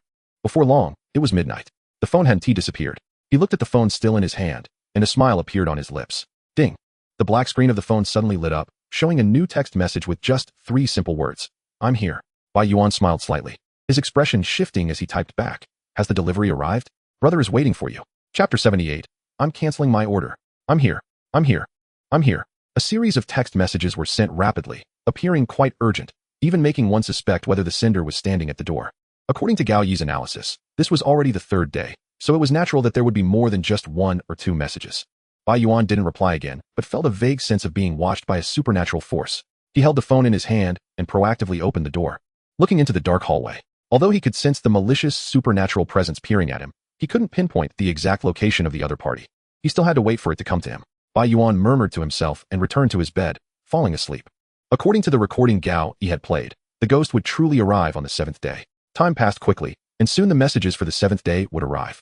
At 11:50 that night, Bai Yuan was comfortably lying in bed, quietly waiting for the delivery. For him, the ghost at midnight was indeed equivalent to a delivery. It was really annoying. He couldn't sleep before 12. He shook his head. No matter how deep his sleep was, as long as the text came, he would inevitably be awakened. This was already the interference of supernatural power. Soon midnight arrived. Bai Yuan's expression changed as he looked out the window, in the night. It seemed as if a pair of eyes were coldly watching him. Ding ding ding. At this moment, Gao Yi's phone rang incessantly, with messages coming in rapidly, seemingly filled with urgency and even a bit of madness. I'm here. I'm here. I'm here. The noisy notification sounds echoed endlessly, causing a sense of panic, as if something significant was about to happen. Can you hurry up? Bai Yuan muttered to himself. With this ability, it's a waste not to be a spammer. He shook his head and lay on his side in bed, waiting for the other party to appear. Before long, a cold aura suddenly spread throughout the room. But Bai Yuan's mind remained undisturbed. Having merged with the Yin ghost, he naturally feared no malevolent energies. It was getting closer. Bai Yuan sensed something approaching him step by step. The feeling of being watched had completely transformed into an unreserved gaze. Simultaneously, the frequency of messages on his phone increased, even reaching 4 or 5 messages per second, as if the other party had already arrived at his bedside. It's here. Bai Yuan's body possessed a supernatural quality. Aside from being able to attack ghostly entities, as long as the ghost level was not high and it was close enough, he could lock onto its specific location. At this moment, in his perception, the phone ghost was preparing to crawl into his bed. Before long, a cold aura spread across his back, as if a chilling hand was gently stroking him. Bai Yuan remained expressionless. His back was empty, and there was only him on the bed. However, on his phone screen, a blurry female face had already appeared, staring at the back of his head. According to the usual process, the phone ghost could have killed him by now. But it hesitated, feeling a bit astonished. Was the other party not afraid at all? For a moment, the phone ghost found itself in a difficult position. Ding ding ding. The phone ghost was not in a hurry. It continued to send messages, and at the same time, a whisper came from its mouth. I'm here. But before it could finish speaking, it was stunned. Bai Yuan directly ignored its presence, typing wildly on his phone in response. The phone ghost's brain was beginning to freeze. It even paused sending messages. What do you mean by canceling your order? Do you really think I'm in this business? In an instant, a more chilling aura erupted from Bai Yuan's body. At the same time, he slowly turned his head while focused on playing with his phone. A strange smile appearing on his lips, radiating a cold aura. At that moment, the phone ghost froze again. Before it stood not a human, but a living Yin ghost. You finally came, Bai Yuan said in a chilling tone, suddenly flipping over and pinning the phone ghost down. I waited 4 days for this delivery. After saying that, Bai Yuan clenched his fists and began to wildly strike at the phone ghost's head. The phone ghost let out a shriek and fought back decisively. The nearby phone rang incessantly, with messages coming in rapidly, causing annoyance. But this was actually the phone ghost's ghostly technique, allowing it to send messages at high frequency without any cost. One could only say it was on par with the Yin ghost's abilities. However, it wasn't without its downsides. The noisy notification sounds could indeed stir emotions. But now that Bai Yuan had used the power of the Yin ghost, his mind was in an absolutely calm state. And he naturally wasn't affected. You like to spam messages and disturb people every day, huh? The phone ghost immediately showed astonishment and anger. Pervert? That's a bit insulting to ghosts, isn't it? Still sending. Still sending. Bai Yuan, however, was relentless, launching a barrage of mental punches, completely without any strategy, naturally not being countered. Before long, the phone ghost's supernatural power was exhausted, its body twisted like a long worm, lying on the bed in a dying state.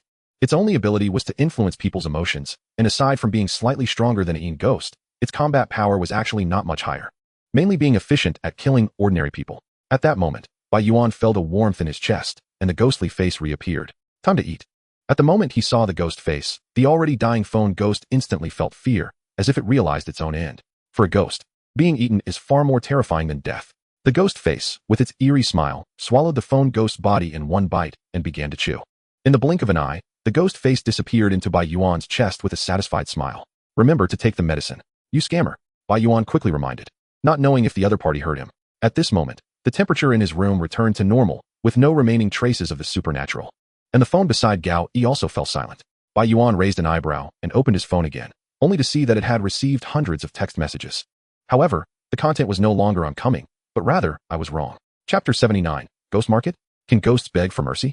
Bai Yuan couldn't help but smile, and said to himself, too bad you ran into me, brother Bai. Begging for mercy is useless. He stretched lazily, calmly lay down, and prepared to sleep, completely unconcerned that a ghost had just died on his bed. The next day, Bai Yuan took Gao Yi's phone and arrived at the entrance of Class 1, Senior Year 3.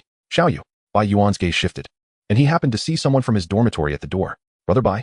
Xiao Yu was slightly taken aback.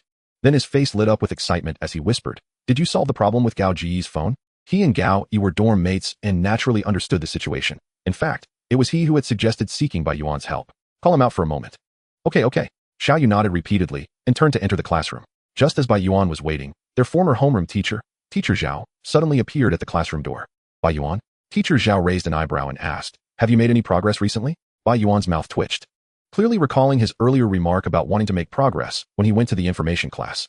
Noticing his silence, Teacher Zhao earnestly advised, "If you want to come back, it's not too late. You still have time to prepare for the college entrance exam.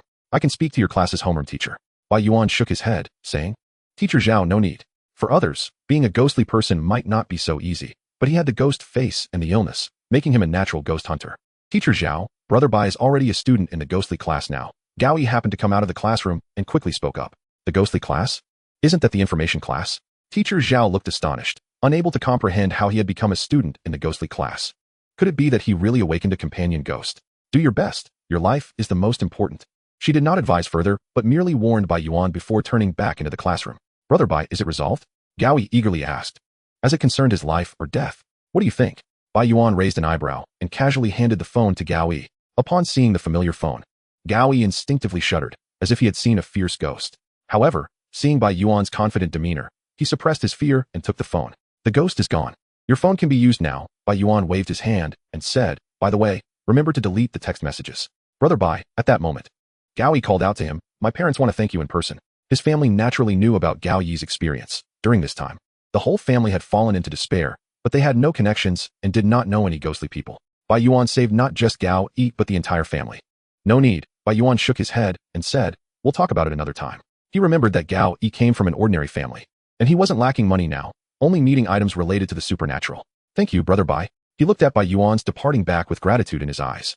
At the same time, he silently vowed that if he had the chance, he would definitely repay Bai Yuan's life-saving grace. Gao Yi held the phone, intending to return to the classroom when he suddenly recalled Bai Yuan's words. He opened the text message inbox and saw that around midnight last night, there were indeed hundreds of messages. The initial content, of course, was the familiar "I'm coming." Just seeing those 3 words now invoked a primal fear in him. But as he scrolled down, his fearful expression began to change slightly. "Can this thing be unsubscribed?" He widened his eyes, not expecting Bai Yuan's thought process to be so peculiar. When he saw the hundreds of "I was wrong" messages, he was completely stunned. Although he hadn't witnessed the entire process, he could already imagine it in his mind. What kind of person could make even ghosts so afraid? For a moment, Bai Yuan became synonymous with strength and mystery in Gao Yi's heart, and he couldn't help but feel admiration. Finally, more medicine to take. Bai Yuan glanced at his chest, which was the biggest gain for him. He felt that if he didn't take the medicine soon, he would really have a relapse. He whistled. But he didn't have high expectations. The strength of the phone ghost might be similar to that of the footstep ghost. Being both low-level ghosts, it naturally wouldn't produce any extraordinary pills, but any improvement was already quite good. It seems that there are still more weak ghosts in the world.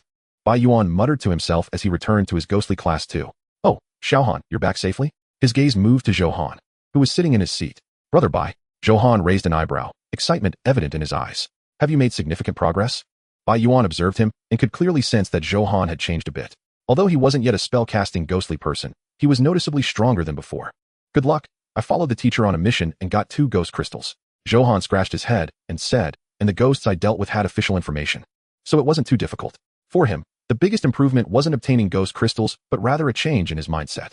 Having information indeed made things much simpler. Bai Yuan nodded. If he could learn about the fierce ghost's abilities and how they appeared in advance, he would naturally be prepared. And the scare factor wouldn't be too high. At this moment, Zhouhan seemed to think of something and raised an eyebrow, saying, "By the way, Brother Bai, are you interested in checking out the ghost market?" "Ghost market? What is that?" "It's a market made up of ghostly people. They might sell some supernatural items. Shall we go join the fun? Does Ping'an City have such a place?" "I've never heard of it. I heard the teacher say that the Wang family from the North Wilderness just happened to come to Ping'an City, and they are the organizers." "Wang family?" Bai Yuan was slightly taken aback, as he had never heard of these families. They are no ordinary family. They have been in the supernatural business for a long time, covering all over the country, and even the Great Xia Supernatural Department gives them face. "How do you know? Do you have any channels to find out?" Bai Yuan raised an eyebrow and asked, "Did your parents tell you?" "You must think highly of my parents too, right?" Zhouhan's lips twitched as he said, "Although my family has some money, we don't really have the qualifications to understand supernatural information. I only learned about it from chatting with my school teachers. I also heard that the Wang family is even planning to expand their business overseas." "So impressive," Bai Yuan murmured, a hint of surprise in his eyes. This is not an ordinary business. It's related to the supernatural. To scale it up to this level is not something that can be achieved overnight. The long development time indicates that there are quite a few strong individuals within the Wang family. It seems that the supernatural world is far from simple. Bai Yuan muttered to himself, his mind deep in thought. He had heard from Wang Li that among the strong participants in the last Ghost River incident, there were members of the Supernatural Association and the Lu family where Lu Ming is from. Neither of these are small forces. Of course, the Supernatural Department of the Great Xia is also a significant force, but it seems that the department cannot command the other forces to do anything, especially since no one from the Wang family participated in the last Ghost River incident.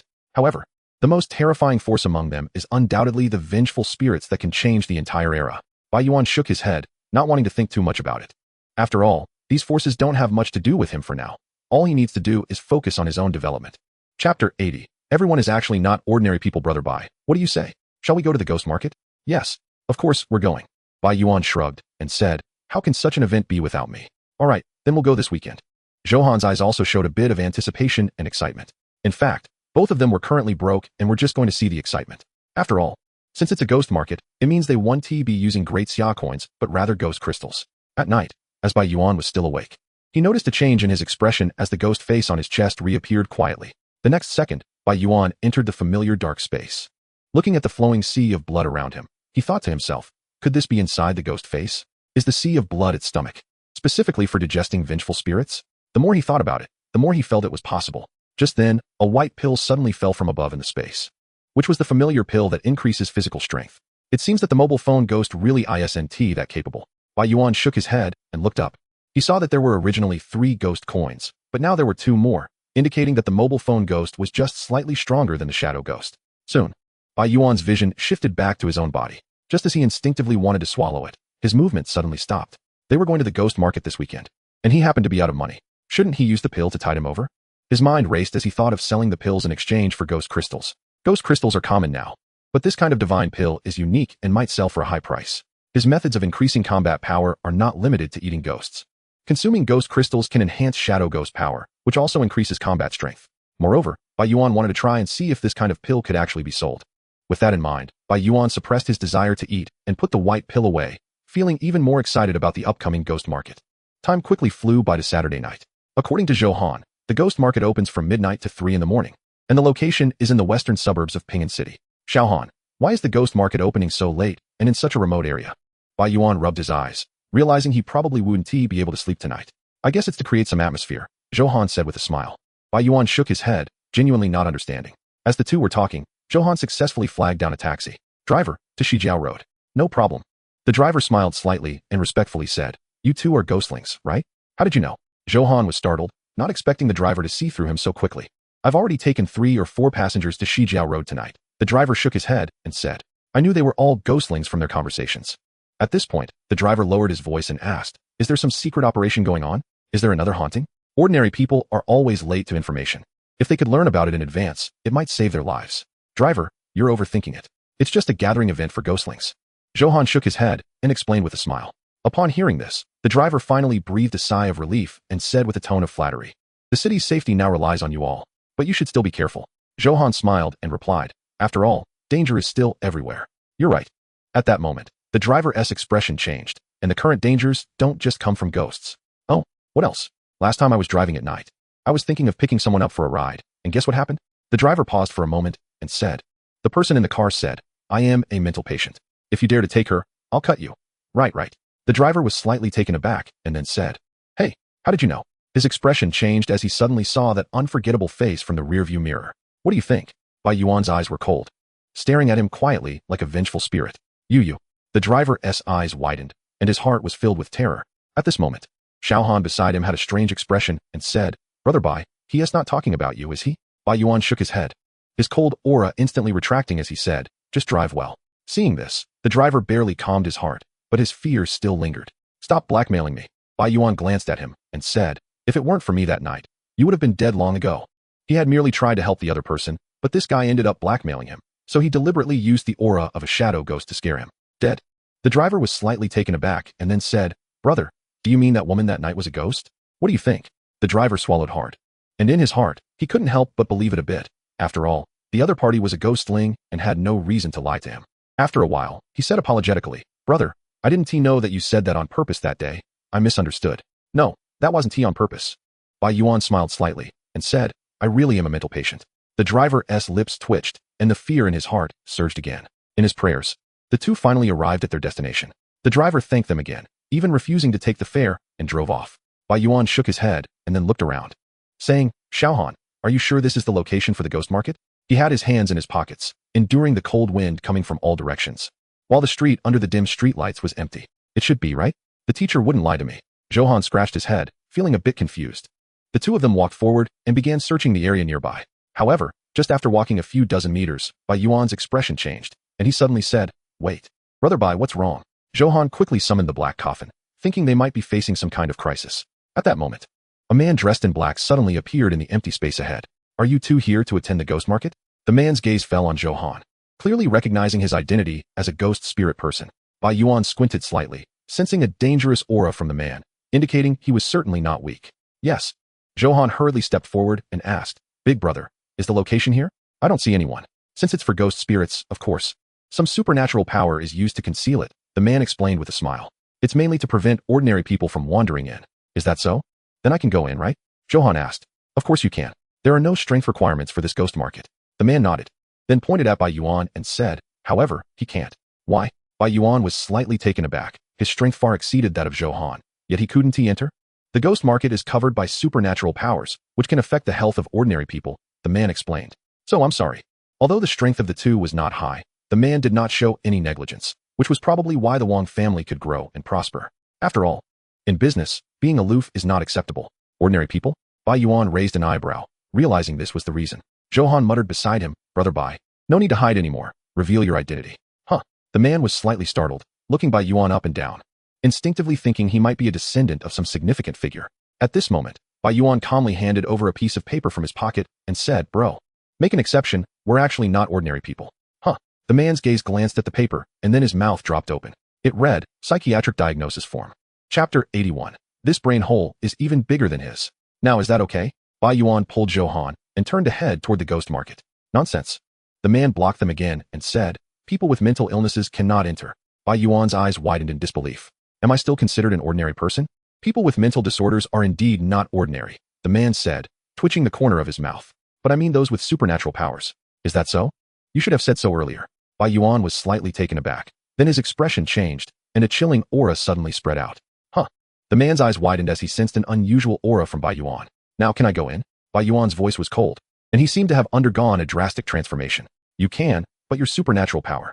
The man's brows furrowed, feeling that the other party was not quite like ordinary ghost spirit people. Bai Yuan said again, a rotten egg is still an egg, right? The man was slightly taken aback, feeling there was some truth to that. Since the other party had supernatural power, it was enough to protect himself. You can go in now. Just walk 100 meters ahead and you'll arrive. The man stepped aside and gestured for them to proceed. The two exchanged glances and excitedly walked forward. In no time, the scene before them suddenly changed. The originally empty street was now filled with hundreds of figures. People were wandering about, and there were stalls on both sides, making it look like a bustling market. This is the ghost market? Bai Yuan observed the entire market, then said in surprise, Why do I feel like I can't see their faces clearly? It's the supernatural power set up by the Wang family. This way, it can protect everyone's safety. Is it that thorough? Bai Yuan muttered to himself. This way, indeed, they wouldn't have to worry about being robbed or murdered. After all, the supernatural world is quite chaotic right now. Even if someone killed you, they wouldn't find any clues. Which is why the Daxia Supernatural Department would turn a blind eye to disputes among ghost spirits. As long as they don't affect ordinary people, it doesn't matter. Johann raised an eyebrow and said, Brother, are you a bit disappointed? Huh, why? You can't steal anything now. Is your brother by that kind of person? Bai Yuan said, the corner of his mouth twitching. I have principles. I only target ghosts, unless that person is really wealthy. Johann's mouth opened slightly. You dare say you have no thoughts? While the two were chatting, they had already arrived at the front, blending in with the crowd. Hearing their accents, there are quite a few outsiders, huh? Bai Yuan was slightly taken aback, thinking that most of them were locals. Definitely, Johann said. There are too few ghost spirits in Pingan City, and most of them are poor, not to mention trading supernatural items. They can't even take out a piece of ghost crystal fragment. Then why did the Wang family come to Pingan City to hold it? Wouldn't it be better to go to a big city? Besides, the transportation here is not very convenient. Bai Yuan looked puzzled. I'm not too sure about that. Maybe it's to give us face? Johann speculated. If you say that, it does seem a bit possible. Bai Yuan said seriously, not denying it. You two can stop it. At that moment, the stall owner beside them could no longer listen to their self-praise and directly spoke up. The Wang family wouldn't hold the ghost market just for 1 or 2 people. Then why? Bai Yuan sensed that the other person seemed to know something. Isn't it because of the ghost river? The owner shook his head and said, you know about the Pingan River incident a while ago, right? Huh, what happened? The level of that big ghost. In its supernatural territory, many things have long been contaminated by its supernatural power, and perhaps treasures will be born among them. What? How did I not know? Bai Yuan's expression changed. He had personally experienced it, but completely did not understand. In an instant, he felt like hitting his chest in regret, feeling like he missed out on a fortune of ghost crystals. You participated too? The owner was slightly taken aback and then said, but it also depends on luck. Treasures are not so easily obtained. Bai Yuan sighed. What if his luck was exceptionally good? Now it seems that many of the grassroots ghost spirits who participated at that time probably had this idea. Although the officials promised rewards, with over 1,000 participants, each person would actually get very little. If you really obtain treasures from the Ghost River, you can sell them directly to the Wang family. They'll give you a good price. Is this the purpose of the Wang family holding the ghost market? Bai Yuan muttered to himself. No wonder they specifically came to Pingan City. It was because of the Pingan River. Little brother, the information I provided is pretty good, right? The owner raised his eyebrows and said, how about buying something? After saying that, he pointed to the goods on his stall and began to promote. What are you selling here? Bai Yuan suddenly became interested. He had never participated in the trading of supernatural items before. He saw that the boss's stall had very few goods, a rusty kitchen knife, an old brick, a blood-stained robe, and a black comb. These are all supernatural items. The boss immediately became enthusiastic and said, let's talk about this brick first. I brought it over from my hometown specifically. It has supernatural powers, and according to my analysis, it should be closely related to a ghost. Is it really that sinister? Bai Yuan's expression changed. He indeed sensed a faint, ghostly supernatural power from the brick. But it was quite thin, as if it could dissipate at any moment. How about it? I didn't lie to you, right? The boss said excitedly. Today is a discount promotion. I'll sell it to you for just 8 pieces of ghost crystal shards. Currently, supernatural resources are scarce, and transactions generally use ghost crystal shards. 10 shards are equivalent to 1 ghost crystal. No way. Bai Yuan shook his head and said, according to my analysis, this thing is probably just something a ghost stepped on. I guess you have a lot of such bricks? The boss's expression froze. He didn't expect to be exposed so quickly. How about I sell it to you cheaper? 1 piece of ghost crystal shard? Not interested. Bai Yuan shook his head. Even if he had money, he wouldn't buy it. What would I buy it for? To fight ghosts? This is a natural weapon medium. Can it attack once? The boss was momentarily stunned again, and then stubbornly said, or you could buy more and use them to build a haunted house. The business would definitely explode. Bai Yuan's eyes widened. This guy's imagination is even bigger than his. Chapter 82. How much is this pancake? If that doesn't work, how about this comb? The boss seemed determined to make money off Bai Yuan, continuing to sell. This item's origin is not simple. It's at least 100 years old. Also, I can tell you a secret. What? This comb was used by my great-grandmother. Bai Yuan's eyes widened. What? Did your great-grandmother turn into a big ghost? No. It's just an ordinary old item. Then why are you trying to sell it to me? You can take it home as a souvenir. It has great collectible value. Bai Yuan's mouth twitched. He was completely speechless. Brother Bai, you've encountered a fellow patient, Johan said quietly. Asking someone to treasure your great-grandmother's comb. Isn't that pure insanity? If you still don't like it, you could take a look at this kitchen knife. The boss remained undeterred and continued to promote. The supernatural aura on this is quite strong. It is indeed strong. Bai Yuan nodded and said, but this is the aura of a ghostly spirit. Although the ghostly spirit's aura is also supernatural, it means this thing is artificially made. So it naturally has no effect. Otherwise, anyone could create supernatural items. It's like a rogue trader dyeing chicks in various colors and then claiming to sell phoenixes. The boss chuckled awkwardly and said, hee, you figured it out. Bai Yuan shook his head and continued to browse with Johan. Although the Wang family was the organizer, they wouldn't check the items sold by others. Even if they were fakes, it had nothing to do with them. And everything needed to be discerned by oneself. Soon, the two of them looked at various stalls, but valuable supernatural items were few and far between. Most were pure scams. It seems the ghost market is not fundamentally different from the ordinary market. It seems so. One is daily necessities, and the other is supernatural items. The two chatted casually, gaining a clearer understanding of the world of ghostly spirits, and from the words of various stall owners. It was evident that many of them were not participating in the ghost market for the first time. It seemed this group had likely encountered supernatural events much earlier. Bai Yuan stroked his chin, deep in thought. The top powers may have known about the existence of the supernatural years ago, while slightly lesser powers might have learned about it a year ago, or just a few months ago. However, the vast majority of people learned about the supernatural mainly through the official announcement 2 months ago. After all, people in the upper echelons of society are always a minority. Just as the ghost market was bustling, several kilometers away, in a desolate area, about 10 people were gathered, their faces fierce and exuding a menacing aura. Clearly not a group of good people. The man at the forefront was dressed in black, with extremely pale skin and a stiff smile, resembling a puppet. If Bai Yuan were there, He would surely recognize him as Jia Yuan, the leader of the ruler's society, the very paper figure he had shattered. Everyone, today you will undergo the assessment of the ruler's society. The man smiled slightly and continued, as long as you pass, you will receive the protection of the ruler's society and become an official member. Upon hearing this, the crowd's expressions filled with excitement and fervor. It's almost time. Let's get started. The man looked at the sky and, with an excited smile, said, Tonight, let us cause a ruckus at the ghost market. The dozen people below grinned widely, turned around in unison, and headed towards the ghost market. A group of death-seeking ghosts. Jia Yuan watched the crowd leave, a mocking smile at the corner of his mouth, and muttered to himself, Wang family's ghost crystals. Here comes your brother Jia. Boss, how much is this? Bai Yuan looked at a white jade bracelet at the stall, which exuded a pure ghostly aura. He wasn't planning to buy it. He just wanted to ask. The vendor glanced at him, a bit impatient, and said, 10 pieces of ghost crystals. Shards? Bai Yuan tentatively added. No shards. The boss directly denied it, saying, You want to buy such high-quality goods with ghost crystal shards? This thing can calm the mind when worn, but it shouldn't be that expensive. Expensive is not its problem. The vendor shot Bai Yuan a glance and said, Sometimes think about your own issues. The supernatural era has been open for a few months now. Have you properly hunted ghosts? Have you seriously earned ghost crystals? Bai Yuan stared at the loquacious vendor, momentarily stunned. He shook his head, just quietly looking at the other person. Although he said nothing, it felt as if he had said everything. You must be joking. Soon, he and Johan left the place and came to an empty space on the street. Brother Bai, what are you going to do? Bai Yuan was skillfully pulling out a piece of blue cloth, completely in the mood to set up a stall. Selling medicine. Johan was slightly taken aback and said, Selling fake medicine is not good, right? Just to buy that bracelet? What would I buy that for? I'm planning to earn some ghost crystals for myself. Bai Yuan shot him a glance and said, Besides, this is real medicine. With that, he pulled out a large white pill that looked like a pancake from his bag. Johan was momentarily stunned, his eyes widening. This is real medicine? Of course. Bai Yuan coughed and said, Although it might seem a bit strange, big is good, right? Are you sure this will sell? Just wait and see. Bai Yuan sat down, not shouting like the others, and calmly said, I bet someone will come to inquire within 10 seconds. 1, 2. Johan, seeing the other's confidence, couldn't help but feel curious. Could it really be some kind of miraculous medicine? However, half an hour later, 1,828, 1,829. Bai Yuan was weakly counting, still not giving up. Johan's mouth twitched as he said, Brother, why don't we just give up? No normal person would dare to eat such a large piece of medicine, right? Just then, a person approached their booth, staring intently at the pills in front of them. Finally, someone with discerning taste. Bai Yuan's expression instantly changed, and he raised an eyebrow at Johan. Isn't my medicine still attractive? The person asked, How much are you selling this for?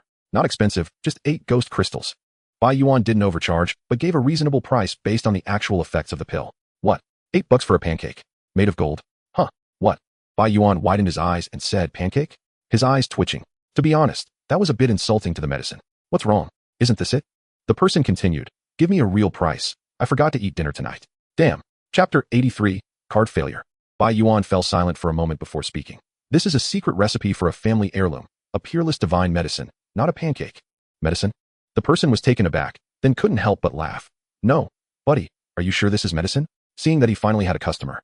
Even if they were there to buy a pancake, it was still a rare sales opportunity. He quickly said, This pill, when swallowed, can greatly enhance your physical strength. Isn't that just a strength pill? The man paused slightly, then said, What's so special about that? Wrong. It's a super strength pill. Bai Yuan thought for a moment and then said, Since you are my first customer today, I'll let you try it for free, okay? Saying that, he took out a small knife, scraped a little powder off the pill, and gestured for the other person to swallow it directly. You're not trying to poison me, are you? The man's eyes were filled with suspicion as he continued. Are you planning to take action against me after leaving the ghost market? Bai Yuan pursed his lips and scraped some powder off the pill for himself, swallowing it directly. Seeing this, the man reluctantly believed it and swallowed the powder. He licked his lips, as if savoring it, and after a while said, This pancake is a bit sweet. Bai Yuan's mouth twitched. You don't feel like your body is getting stronger? He had just swallowed it, and felt his body warm up with some slight changes. No, I just feel a bit full. The man replied, Buddy, how about we stop joking around, and you sell me the pancake? I'm really a bit hungry. And there's no takeout here. Huh, no effect? Seeing the serious look on the other person's face, Bai Yuan asked, What level of ghost spirit are you? Could it be that the other person was too strong, causing the pill to have no effect?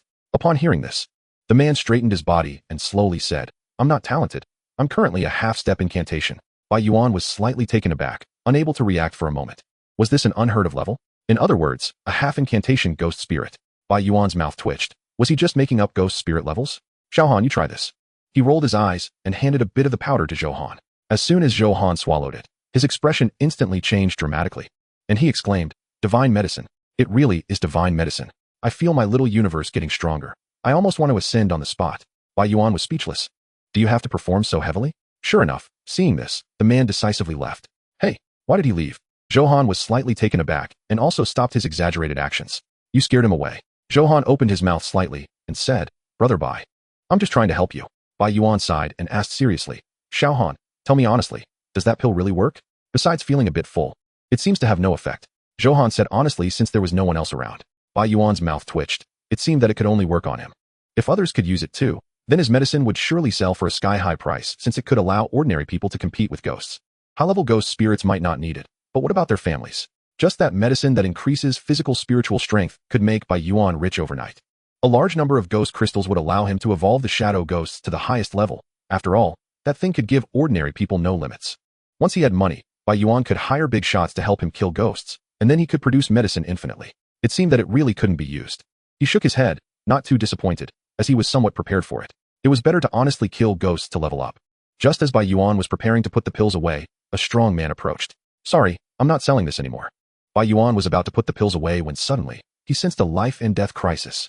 Without any hesitation, he decisively stepped back several paces. Boom. The strong man in front of him swung a bloodied axe down viciously. Dodged. Your reaction is quite quick. The strong man smiled slightly, his eyes showing a hint of surprise, as if he was complimenting him. How dare you smash my medicine? Bai Yuan's expression turned cold. He saw that the pills on the booth had shattered, with a lot of debris splattering everywhere, and there was no way to find them anymore. What medicine? Wasn't it a pancake? The strong man sneered, then brandished his accompanying ghostly object, preparing to attack again. The next second, his expression froze, and a cold aura enveloped him, as if a fierce ghost was about to descend. You dare insult my medicine? Bai Yuan's body shot out, and with a punch, he smashed towards the man's neck, clearly intent on killing. The strong man's pupils constricted as he tried to dodge, but it was already too late. Boom. With a loud sound, the strong man was sent flying, and his neck was instantly crushed, losing all signs of life. The other party wasn't even a one-incantation ghost spirit, so naturally, he couldn't withstand Bai Yuan's strike. Moreover, his spiritual power was fully concentrated on the giant axe, and he didn't even take a defensive posture. He was clearly a novice. This was also because Zhao Yuanlong was dead, and Zhao Yuan from the governing council had no choice but to find some low-level fighters to fill in. It seemed there would be some trouble. His booth was a bit far from the crowd, but a corpse lying here would always be discovered. Brother Bai, I got you. At this moment, Johan had recovered from his initial shock. Instead of fear, there was a hint of excitement in his eyes. This was his first time witnessing Bai Yuan kill, so he wanted to commemorate it properly. Johan walked over to the body, and a black coffin appeared at his side, which was his accompanying ghostly entity. Go. As soon as the coffin appeared, the corpse was forcibly sucked inside without a trace. Not even a hint of a supernatural aura. This way, no one could possibly notice anything. Oh, not bad. Bai Yuan was slightly taken aback, not expecting Johan's accompanying ghostly entity to have such a function. Professional corpse collector. Johan grinned, feeling a bit smug. Brother Bai, let's work together from now on. You handle the killing, and I'll take care of the bodies. Golden partners. Chapter 84. Isn't this the end of fate? Just as Bai Yuan and Johan were chatting, a commotion arose in the distance where a crowd had gathered. Bai Yuan was slightly startled and murmured, Is something happening over there? He initially thought the person he had just dealt with was his enemy or simply crazy, but now it seemed that this was a planned operation. Brother Bai, what should we do? Johan, hearing the screams from afar, quickly understood. Let's go take a look. Bai Yuan raised an eyebrow, a hint of greed in his eyes. Maybe we'll find someone dropping gold coins. He glanced at the chaos in the distance and made a decision. While they were wandering around earlier, Bai Yuan had not only observed the goods at various stalls, but also discreetly assessed the ghostly levels of the crowd. He was now comparable to a seasoned cursed ghostly person and could be considered strong in the ghost market, at least capable of protecting himself. Soon, the two arrived at the gathering place, where the street was in chaos, filled with wails and roars. Some were fleeing, while others were fighting. The entire scene was extremely chaotic, making it hard to distinguish who the troublemakers were. Perhaps some had already succumbed to greed, seeing the turmoil. They naturally joined in the chaos. Otherwise, a dozen or so members of the Dominator Association couldn't possibly cause such a stir. Just as Bai Yuan was about to get involved, a bloodied person, looking panicked, approached him. Bro, I see we're fated. Here, take this. The person urgently said, handing him a jade pendant before disappearing into the crowd. Huh, a freebie? Bai Yuan was slightly taken aback, not expecting someone to actually drop gold coins. But at that moment, 3 or 4 ghostly people suddenly fixed their gaze on him. Kid, if you don't want to die, hand it over. One of the men wielding a large hammer had a murderous glint in his eyes. Come and take it. Bai Yuan smiled slightly, raising the jade pendant in his hand. Looking for death, the man shouted angrily and charged at him with the hammer, but the next second, his figure was sent flying backward at a faster speed, ultimately collapsing to the ground, lifeless. Now, does anyone else want it? Bai Yuan clenched his fist, looking at the others with a smile. For a moment, everyone exchanged glances and decisively chose to retreat. They actually gained something. Bai Yuan held the jade pendant, sensing the aura of a fierce ghost emanating from it. Clearly, it was a genuine supernatural item. Bro, at that moment, the person who had given him the jade pendant came back to Bai Yuan's side. Bai Yuan raised an eyebrow and asked him, "What is up? Can I have the pendant back? It's my family heirloom." The man said, "I remember the person selling this pendant wasn't you. Did you steal it from someone else?" The man fell silent, realizing he had indeed just killed someone to take it, and didn't he expect to be targeted right away. At this point, Bai Yuan raised an eyebrow and said, "Besides, didn't you just say we were fated and you were giving it to me? Isn't that fate coming to an end? Get lost. I'm out of here." The man initially wanted to say something more, but saw that Bai Yuan was ready to throw punches and wisely chose to leave. "Let's go take a look." Bai Yuan licked his lips, tucking the jade pendant into his pocket. Meanwhile, at the very back of the ghost market, there was a makeshift simple building. The fighting crowd outside occasionally glanced at the building, but no one dared to rush inside because it was the Wang family's territory. Anyone participating in the ghost market with ghostly river items or rare supernatural items could go to the building, and the Wang family would offer a satisfactory price. In the entire ghost market, this simple building was the place of greatest wealth, but due to the Wang family's power, despite their greed, no one dared to cross the line. "Brothers, I just saw at least 1,000 ghost crystals inside. Why not just rob it?" A burly man from the Dominator Association incited the crowd. "Do they really think the Wang family would dare to kill us all?" The crowd momentarily paused in their fighting, instinctively glancing at the interior of the building, but no one stepped forward. Seeing this, the members of the Dominator Association exchanged determined glances, preparing to take the lead. The Dominator Association's goal was to create chaos in the entire ghost market. And as long as the Wang family remained steady, they had not fulfilled Jia Yuan's demands. "I'm going first." A ghostly person wielding a chainsaw madly charged into the Wang family's building, but as he approached the door, a golden light shot out from inside, instantly piercing through his chest. The golden light did not stop, repeatedly penetrating his body until he was completely lifeless. The crowd was horrified, as if witnessing something terrifying. Although that person's strength was low, he was at least at the entry level of a curse, and he was killed in an instant. Only then did the crowd see the true form of the golden light, which turned out to be a large spinning gold coin. It was Wang Qing of the Wang family. The crowd was momentarily stunned, and a hint of fear flashed in their eyes as they instinctively moved away from the building. What kind of riffraff dares to create chaos here? Do they really think my Wang family is just a business? At this moment, a tall young man slowly stepped out from inside the building, a gentle smile on his face as he adjusted his frameless glasses. "Does anyone still want to rush in?" "Brothers, this is the Wang family. If we rob them, it's enough for us to break through to the second curse." At that moment, a voice from the crowd attempted to incite the others again. Whoosh! The gold coins in midair seemed to possess a spirit of their own, instantly flying into the crowd, clearly locking onto the speaker. The person looked terrified, and the black flying knife in his hand shot out in a panic. With a clang, the flying knife fell.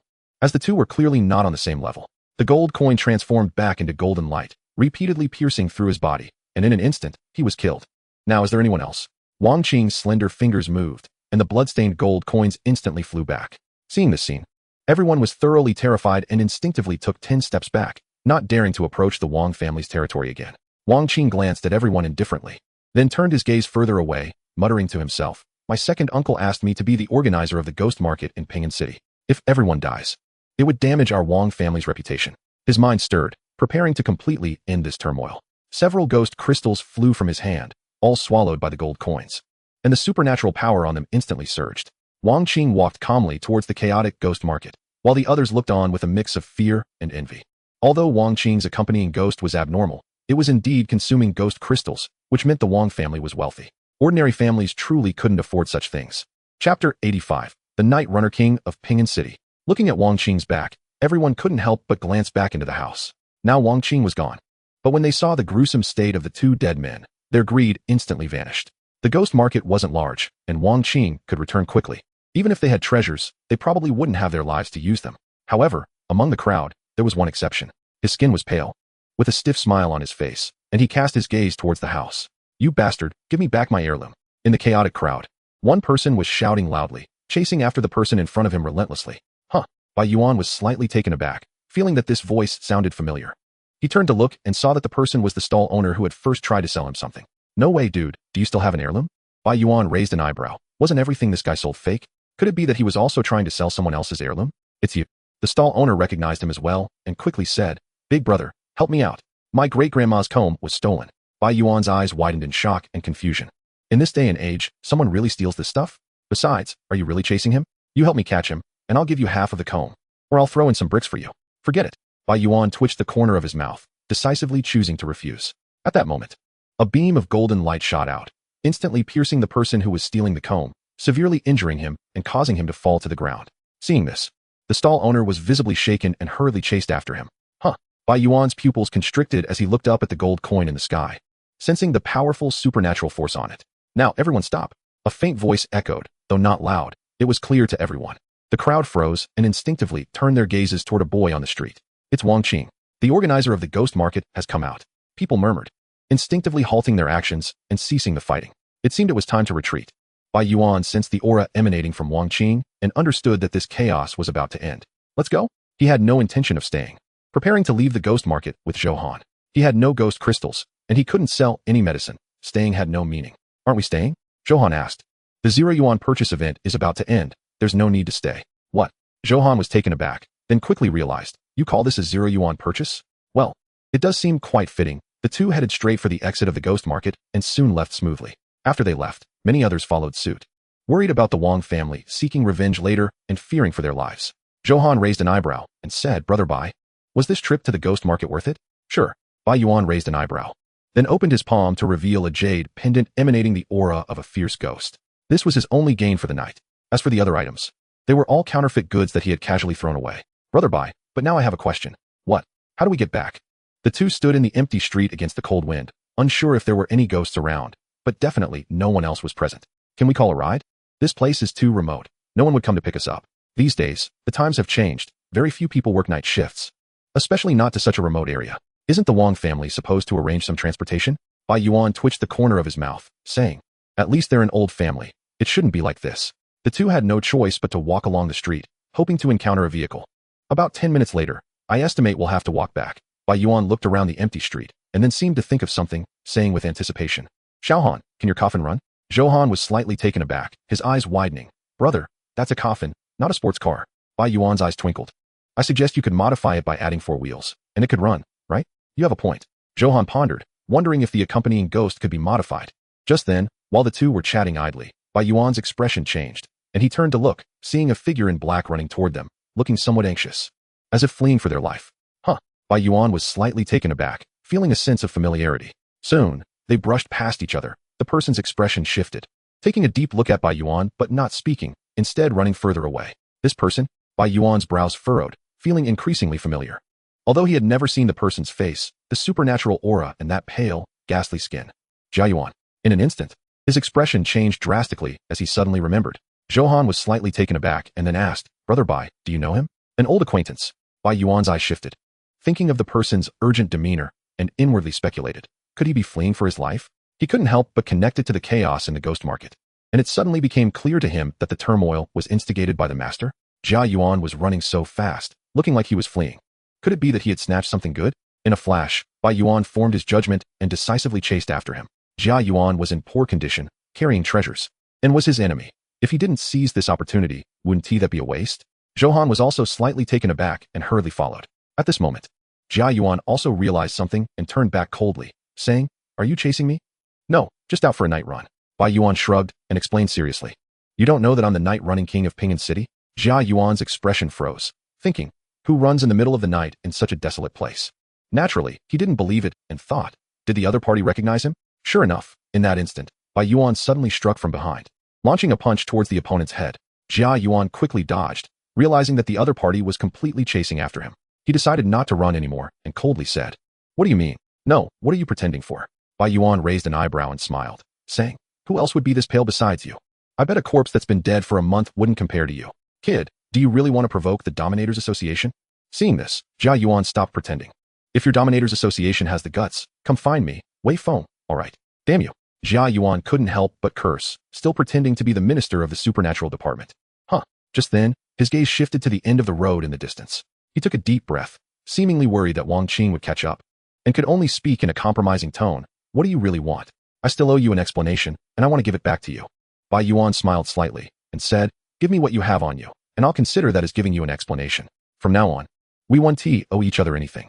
Jia Yuan's mind went blank for a moment. What kind of logic was this? Do you want to hear what you're saying? Chapter 86. Or will you cash out for me now? After a while, Jia Yuan took a deep breath, and said, You owe me an explanation. And you want me to give you something? You don't want to give? Fine, I'll just rob you myself. After saying that, a cold aura suddenly enveloped by Yuan's body, and he threw a punch filled with killing intent at Jia Yuan's face. Kid, you're looking for death. Jia Yuan's spirit flared with anger. He tilted his head to dodge the attack. His mouth slightly opened, and paper strips spread out from his mouth, tightly binding Bai Yuan's arm.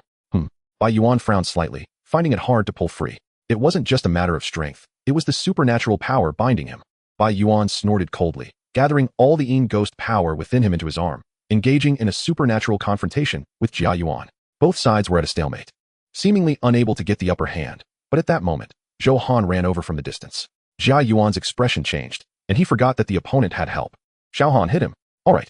Zhou Han, excited, instantly picked up a black coffin and smashed it hard towards Jia Yuan, shouting, I'll hit you first, then your mother. Bang bang bang.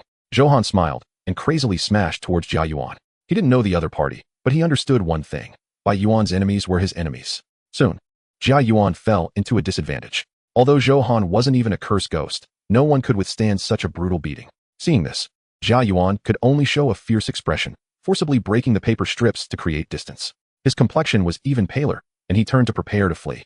You can't run. Bai Yuan had anticipated this, and with another punch, he sent him flying, causing him to stagger. Just as Jia Yuan was about to curse in anger, he felt as if his neck was being grabbed. Bai Yuan's right hand locked him down, while his left hand kept striking his head, ready to kill him. In just 2 minutes, the opponent's supernatural aura had weakened significantly. Jia Yuan's heart was filled with unwillingness. Who would have thought he would fall to this person twice? I'll fight you to the death. At that moment, his tone was cold and resentful, and the last bit of supernatural power within him gathered. His body began to show glaring bloodstains, gradually spreading as if a piece of paper had been stained red with blood. Bai Yuan's expression shifted slightly as he sensed a hint of danger and decisively let go. In that instant, a golden light suddenly appeared in the sky, making it hard to look directly at. A huge gold coin fell down, and just as Jia Yuan was about to deliver a fatal blow, he was completely struck. Boom. Accompanied by the tremor of the ground, Jia Yuan completely lost his breath. At this moment, when the gold coin moved away, Jia Yuan's body was flattened, clearly dead beyond any doubt. However, unfortunately, there was no blood or organs. Was he another paper person? Bai Yuan frowned. He had thought this time was the opponent's real body, but it seemed that the opponent's strength might be average, but their survival ability was top-notch. However, this paper person resembled a human more and had strengthened quite a bit. Jia Yuan's real body would probably be significantly affected. At that moment, Bai Yuan's gaze shifted, and he saw a skull rolling out beside Jia Yuan's body. The previous blow had killed Jia Yuan instantly, but it hadn't harmed the skull at all. Bai Yuan was slightly taken aback. He sensed the aura of the ghost river from above. Without hesitation, he decisively put it into his bag. Buddy. Just then, a voice came from behind, and Wang Qing had approached. The gold coins in the sky quickly flew back, circling around his fingertips. People from the Wang family?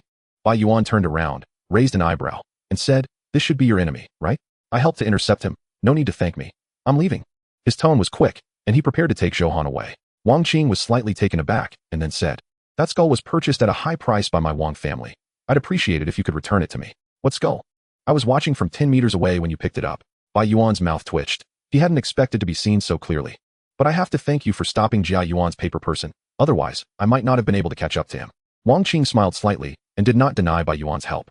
As a thank you, how about 10 ghost crystals? When it got to this point, Bai Yuan thought for a moment and decided not to insist.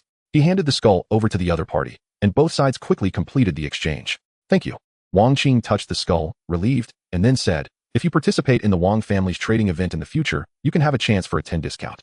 Truly a family of merchants, never forgetting to do business at any time. Any consumption can be discounted by 10? Bai Yuan was slightly taken aback and quickly asked. Wang Qing nodded and replied, Anything below 500 ghost crystals. That means I can get a discount of 50 ghost crystals. Bai Yuan calculated in his mind, and then said, I'm not a fan of traveling far, so I probably won't participate in any trading events. Well, how about you give me cash now? Wang Qing was momentarily stunned. After a while, he calmed his emotions and said, What kind of mental state are you in to say something like this? Although it's a 10 discount, once a transaction is made, the Wang family benefits. But if it's cashing out directly, wouldn't that be pure loss? Is there a problem? Bai Yuan scratched his head and said, Anyway, you're giving me a discount of 50. I believe with your talent and strength, you'll have a chance to participate in the Wang family's trading event. Wang Qing smiled slightly and said, I'll take my leave now. After saying that, he decisively turned and left, showing no intention of lingering. Did you actually see my talent and strength? Bai Yuan frowned slightly and exclaimed, What a keen eye. Zhou Han remained silent, wondering if it was possible that this was just an excuse from the other party to avoid cashing in. Chapter 87. You're taking the local route, right? Bai Gu. I think we forgot one thing. Johan interrupted Bai Yuan's self-indulgence. What? It seems we forgot to have that person arrange a car for us. Bai Yuan looked at the empty street, feeling a bit disoriented. How about we go back to the ghost market now? Since the paper figurines of Jia Yuan have been dealt with, I assume the chaos in the ghost market has also ended. Let's go check it out. After some thought, the two chose to head back, but what they didn't know was that at that moment, the hundreds of people in the ghost market were also in disarray, including those from the Wang family. This was Wang Qing's first time independently hosting the ghost market, so he naturally didn't know he had to arrange cars. Bai Ge, what do you think of Wang Qing's strength? That big gold coin is a bit frightening.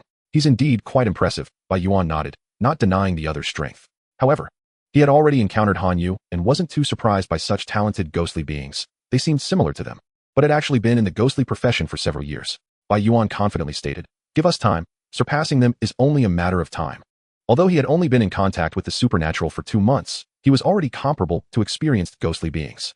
If he were given a few years to devour ghosts, his strength would undoubtedly reach unprecedented heights. That's true.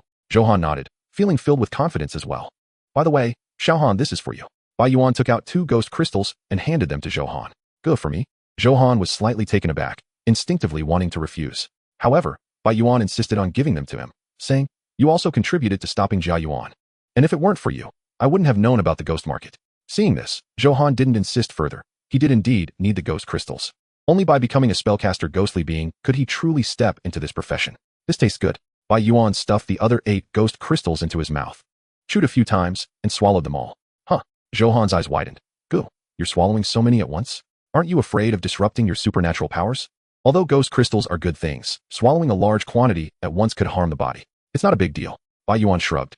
And the ghost crystals in his body were completely transformed into the power of Yin ghosts, enhancing his combat ability. Aren't you eating now? I'll eat them when I get back. Focusing on digestion will yield better results. Johan shook his head and carefully put the 2 ghost crystals into his pocket. Just then, while the two were chatting, a taxi came towards them, and it was an empty car. What good luck? Johan straightened up slightly and quickly waved his hand, hailing the taxi. Bai Ge, we can go home now. Bai Yuan nodded, not expecting to find a car at such a late hour. But just as he got into the car, Bai Yuan's expression froze as he glanced at the driver's profile, but said nothing. Driver, first go to Guangming Community, Johan said with a smile, preparing to drop Bai Yuan off first. The driver nodded, started the vehicle, and sped off ahead. As time passed, Johan looked out the window, thinking they would be home soon, but the surroundings became increasingly desolate, and he saw none of the familiar buildings. Even the streetlights were sparse. At that moment, a voice came from the taxi's radio. Good evening, dear listeners. We have an urgent message to report. Just yesterday, another person tragically died in the cemetery in the western suburbs. This marks the 21st incident this month. Please be cautious when traveling at night and avoid the western suburbs cemetery if possible. According to expert analysis, this is likely a supernatural event, meaning ghosts are killing people. Please be careful. As soon as the broadcast ended, the taxi suddenly slammed on the brakes and came to a halt.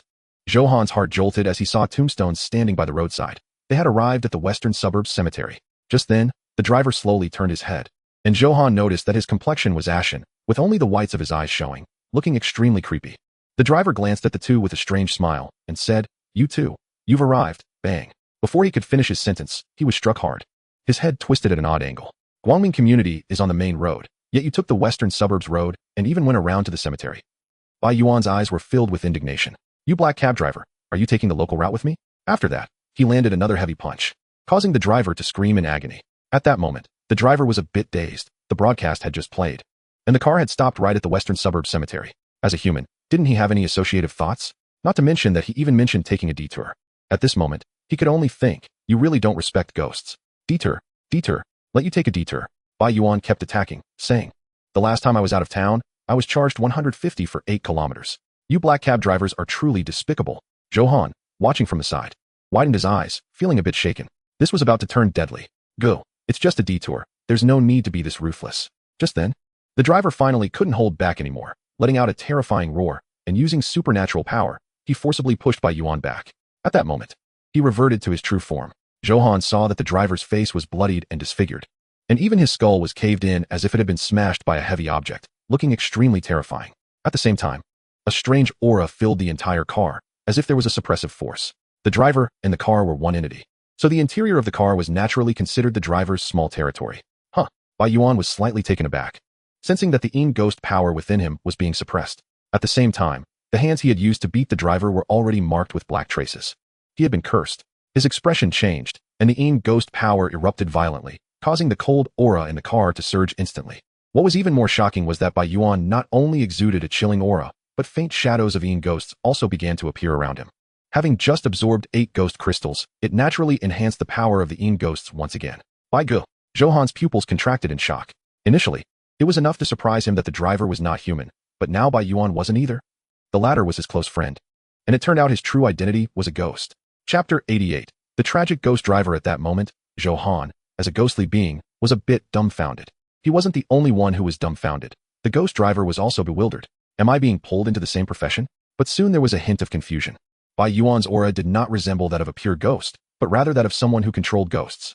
However, Bai Yuan ignored the emotions of the two and stared at the driver, indignantly saying, "You dare to yell at passengers? Your service attitude must be complained about today. No, a complaint won't do. Let's execute you on the spot."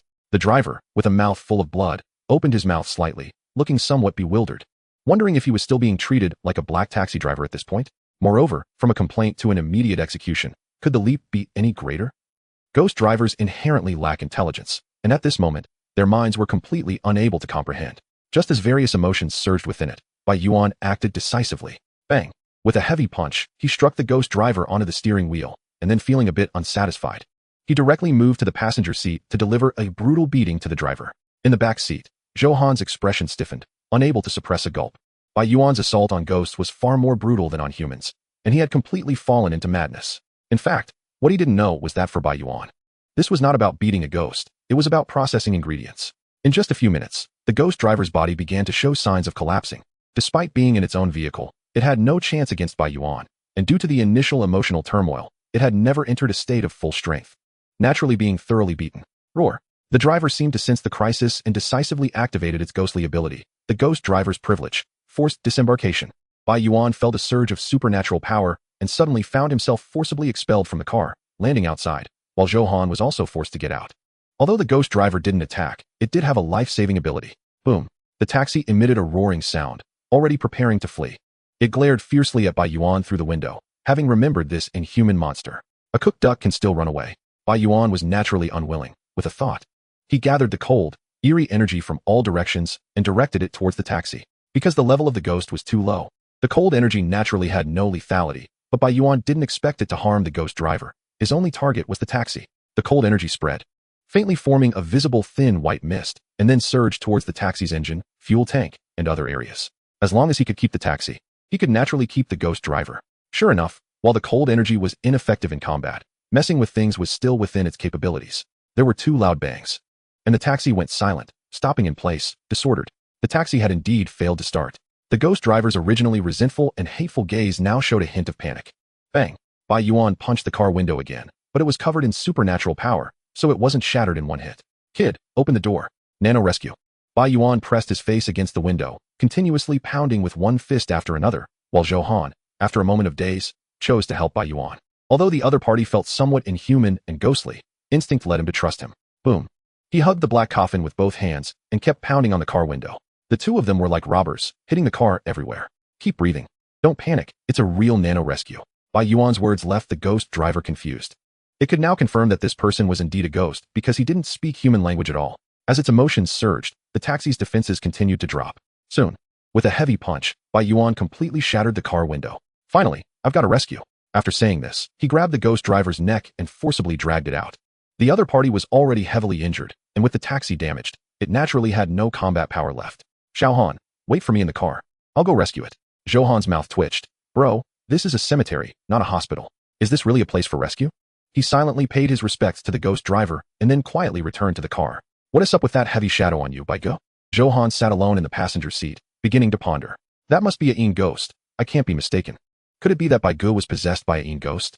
No, that thing is from the ghost realm, right? Can it possess humans? Bai Ge shouldn't be a ghost. After all, there aren't any ghosts with such twisted personalities right now. Could it be that he has mastered some special supernatural power? Nowadays, ghostly companions are mainstream, but there are also other random powers. Maybe Bai Yuan is one of those? Just as Zhou was pondering, the car door was suddenly flung open. He was slightly startled, and then saw Bai Yuan standing outside, with the heavy ghostly shadow on him already gone. Bai Ge, you're back? He glanced at the empty hands of the other party and realized the fate of the ghost driver. The rescue was very successful. There should be no risk of it coming back to life. Zhouhan's mouth twitched. Is that really the case? Are you hungry at this late hour? At this moment, Bai Yuan sat in the car and casually handed Johan an apple. I am a bit. Johan was not polite, but just as he took a bite, he paused slightly and said, Bai Gu, did you bring fruit in your bag? Nope. Then where did this apple come from? I just picked it up earlier. It should be fresh. It really is quite fresh. Johan nodded and muttered to himself. There are actually apple trees by the roadside. Just then, Bai Yuan asked again. By the way, do you want some shikima? Johan was slightly taken aback, instinctively thinking, can apple trees grow that too? But soon he realized. This is a cemetery. He glanced at the apple and said gloomily, Bro, did you take this from the grave? What else? Do you think there's a supermarket nearby? But it's all pretty much the same. It's just self-service here. Bai Yuan shrugged and calmly ate the shikima. By the way, there are other things. Do you want to eat? After saying that, he poured out various kinds of food from his bag. You didn't take all the offerings, did you? Johan's mouth dropped open, staring blankly at Bai Yuan. Are you the messenger of the altar? Chapter 89. Zero-cost purchase and cemetery purchase, how is that possible? Bai Yuan shook his head and said, offerings can be taken, but it's best not to take them all. I took a little from each grave. This is called sharing the blessings. Johan's mouth twitched, a bit of a principle, but not too much. However, despite the complaints, he really was a bit hungry. At this time, the two were enjoying the shikima in the car. 20 minutes later, that's great. The two patted their bellies, comfortably reclining in their seats, with a hint of satisfaction in their eyes. Xiaohan, fasten your seatbelt. We're ready to set off. Bai Yuan sat up straight, and the taxi roared forward. We can actually go home. Johan looked out the window and then seemed to think of something, saying, Brother Bai, do you have a driver's license? No. Bai Yuan replied confidently, causing Johan, who had been relaxed, to tense up a bit. Then how are you driving? What's so difficult about it? I often drive in racing games. Johan said with a sigh. Bro, you're illegally on the road. How is that possible? Bai Yuan said calmly. If it were a regular car, it would be illegal for us to drive without a license. But this is a supernatural vehicle. Are there any relevant regulations now? No. Since there are no regulations, then is there any talk of legality? Johan was taken aback. Bai Yuan's logic was unusual, but he found it somewhat reasonable. After all, there were indeed no clear regulations regarding supernatural vehicles on the road. By the way, Brother Bai, do you mean this is a supernatural tool? Johan completely relaxed, then touched the cushion beneath him, feeling a sense of novelty.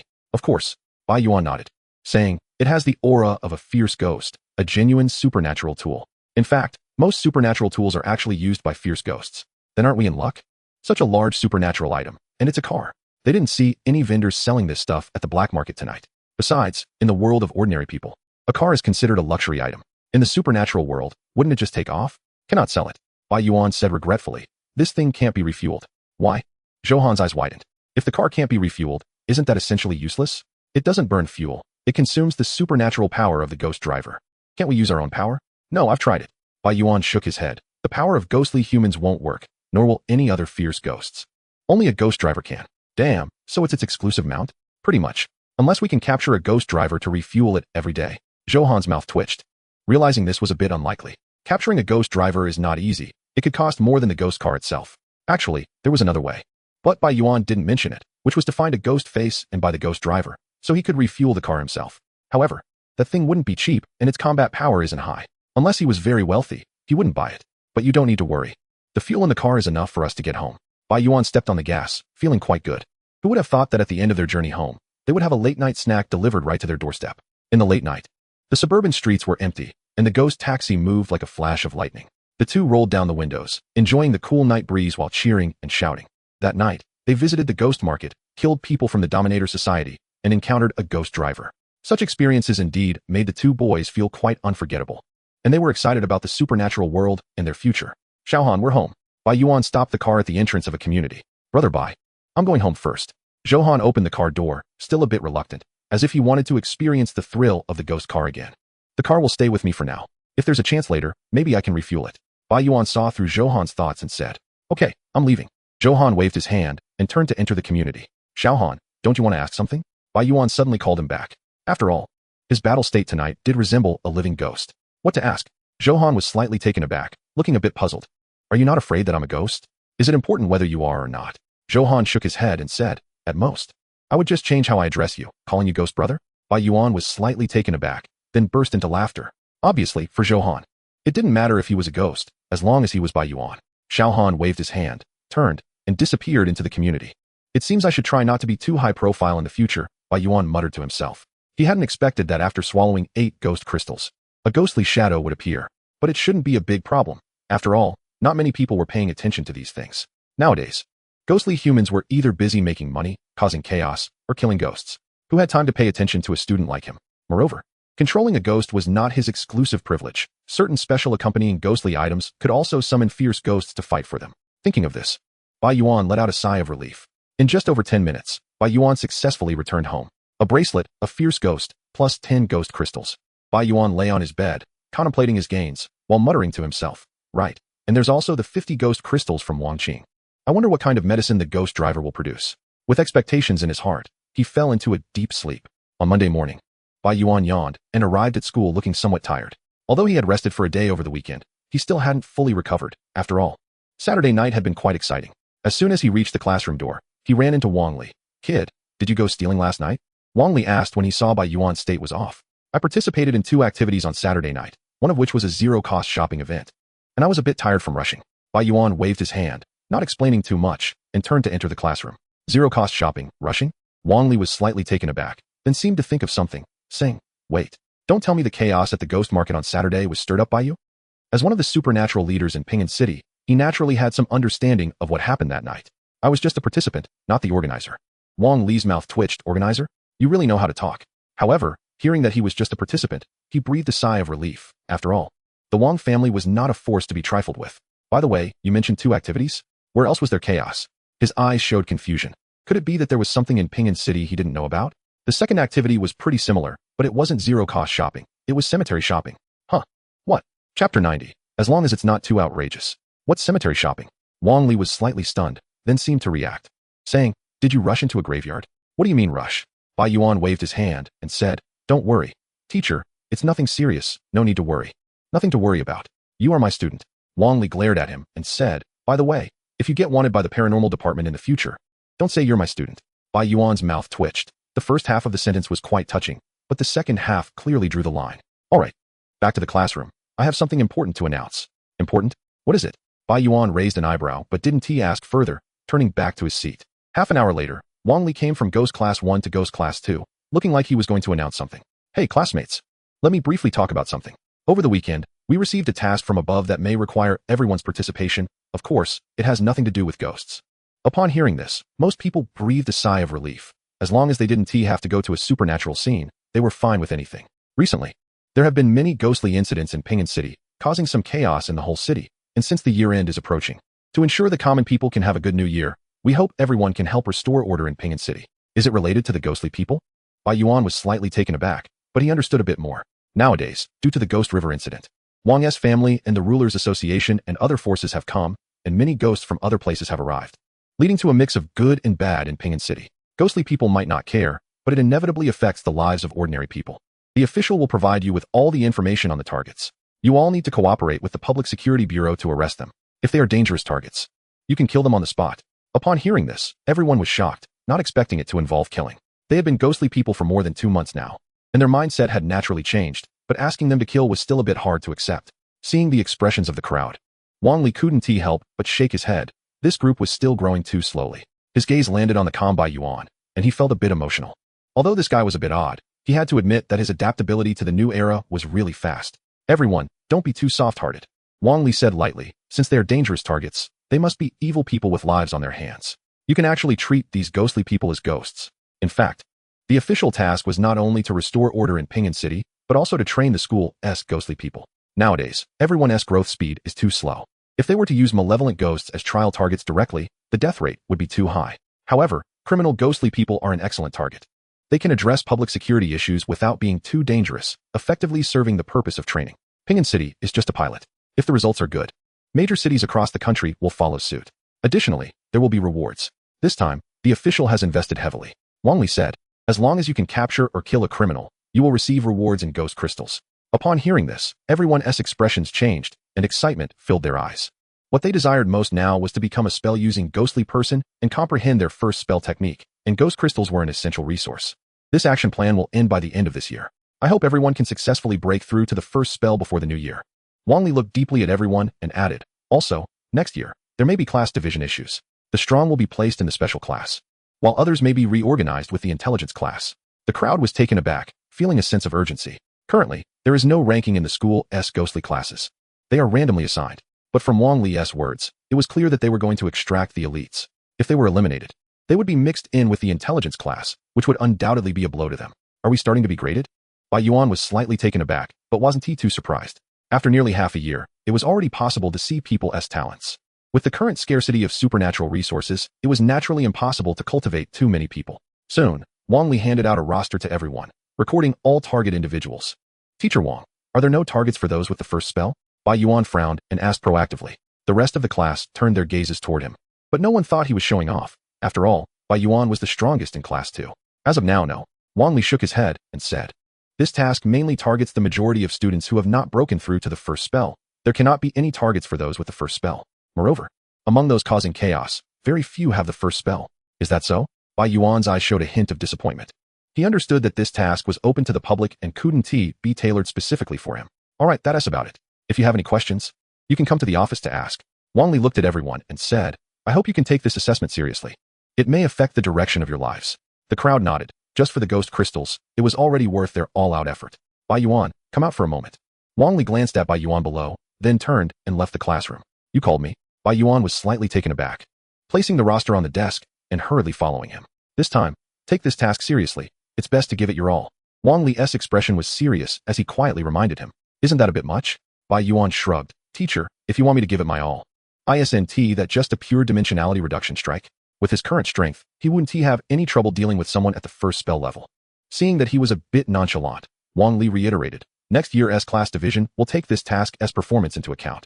If you want to enter the special class, you can't miss this opportunity. Is it really that hard to get into the special class? With my current strength, isn't it a sure thing? Bai Yuan was slightly taken aback, showing a bit of surprise. The special class is not just based on strength. It also depends on your talent. Wang Li shook his head and said, although you're strong, you are still just an ordinary person. The higher-ups will allocate many resources to the special class to cultivate future pillars. If you were in their position, would you give resources to an ordinary person? Bai Yuan fell silent for a moment and slowly said, Teacher, I believe my potential is not inferior to ghostly people. In just over 2 months, he had already reached the level of a seasoned ghostly person. Although some in his grade had broken through to the first spell, their strength probably still didn't match his. I believe it, but the higher-ups don't. Wang Li shrugged and said, and they don't have the time to understand you, an ordinary person. If you want to enter the special class, you must have an outstanding performance in this task. Bai Yuan looked thoughtful and nodded. He was determined to enter the special class, not only to gain resources, but also to take on ghost-killing missions, which would definitely be faster than developing alone. Then I'll go all out. Give it your all. Don't hold back. Wang Li nodded and said, if anything happens, I can cover for you. Really? Bai Yuan's eyes lit up, and he suddenly felt a bit eager to unleash his true nature. Wang Li, seeing his expression, was startled and quickly added, as long as it's not too outrageous. Chapter 91. A life starting to go off track. Teacher, you know me. I have a sense of proportion. Bai Yuan patted his chest and assured Wang Li. Seeing this, Wang Li felt even more uneasy. After all, he had a position and wouldn't really be dragged down by this guy, would he? Wang Li wanted to say something more, but Bai Yuan had already turned and returned to the classroom. Hopefully, it won't be a big problem. He shook his head and headed straight for Class 3 of Ghost Spirits, preparing to announce the same task. Brother Bai, we can really show our skills now. At this moment, Zhou Han, sitting in his seat, looked excited. He had swallowed 2 ghost crystals, and his strength had improved significantly. Let us take a look at the list. Bai Yuan nodded and began to carefully examine the wanted list. Most of the people on it only had a photo, a brief introduction, and an estimated activity area. The specific locations would require them to actively search. It seems that pinpointing locations is a big problem. Bai Yuan rubbed his chin, deep in thought. I need to find someone to help. Since Wang Li asked him to give it his all, he could only make a big fuss about it. Find someone to help. Zhou Han was slightly taken aback and said, Brother Bai, there's not a single support-type ghost spirit in our grade. They can't help us. As for others, without any curse skills, they naturally couldn't provide assistance. Who said we need to find someone from the school? Bai Yuan raised an eyebrow, starting to think. We don't know anyone. Who said that? Didn't we just do a zero-cost purchase the night before last? You mean, find Wang Qing? He still owes me 50 ghost crystals. So of course I have to find him. Zhou Han's mouth twitched. Isn't that a coupon? Pretty much. The two tidied up and left the classroom. Due to the start of the task, they wouldn't need to come to school for a while. After all, no theory is better than a real battle. In the afternoon, at the Peace Hotel, Brother Bai, are you sure the Wang family is still here? Most likely. After asking Wang Li, Bai Yuan learned that the Wang family was staying at this hotel. It was Monday, and the night before, the Wang family had held a ghost market. So they likely wouldn't leave so soon. Just as the two entered the hotel, they saw Wang Qing walking out. However, when he saw Bai Yuan, his expression suddenly changed, and with a graceful turn, he intended to go back upstairs. He had already experienced how troublesome this guy was the day before, and didn't want to deal with him again for cashing in.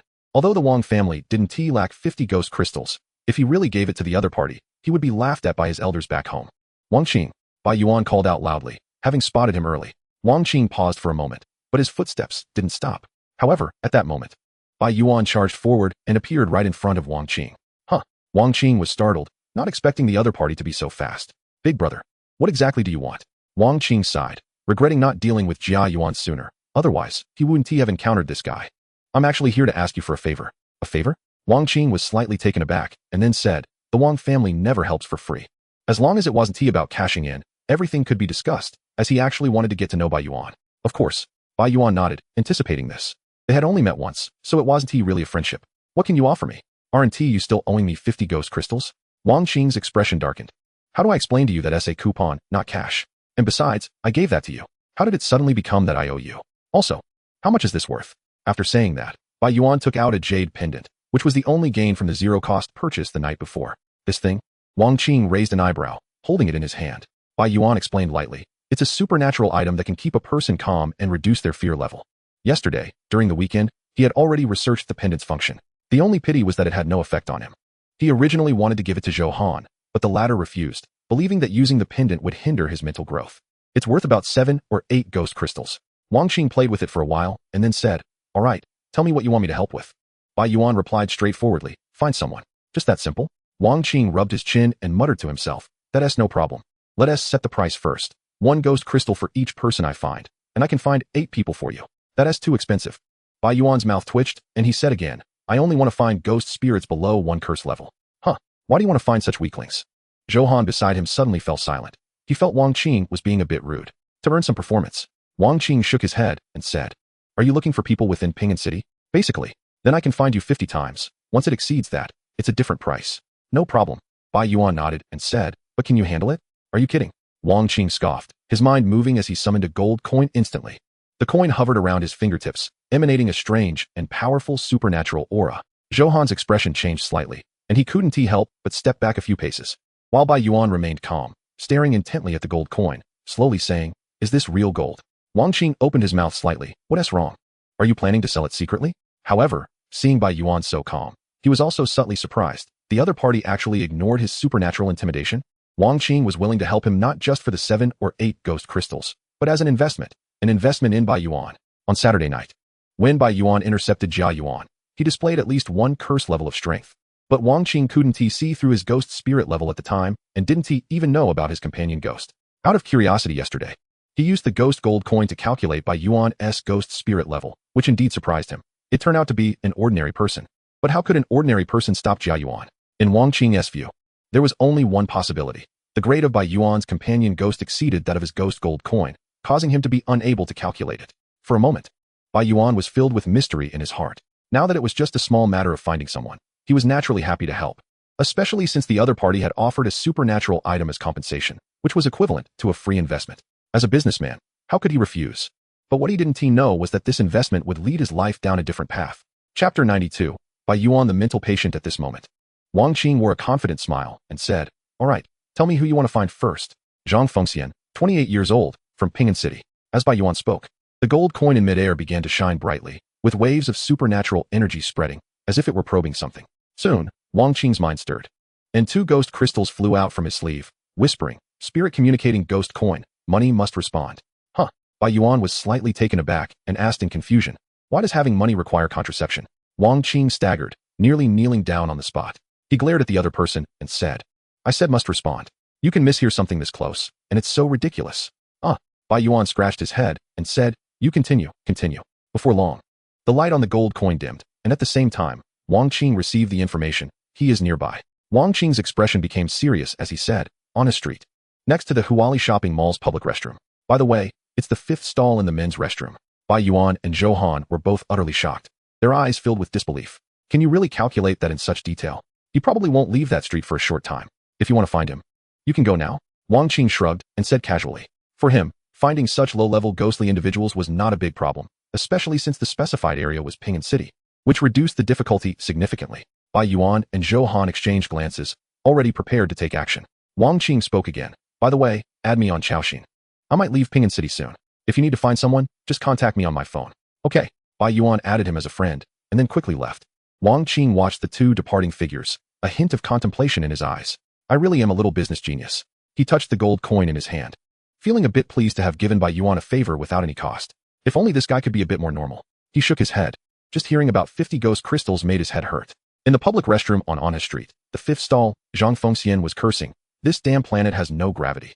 It's really disgusting for this grandpa. He clenched his fists, and even his face turned slightly red, clearly suffering from constipation. 10 minutes later, he stood up, looking irritated and helpless as he left the restroom. Just as he walked out the door, he saw two boys standing together, seemingly waiting for someone. Zhang Fengxian didn't pay much attention, washing his hands.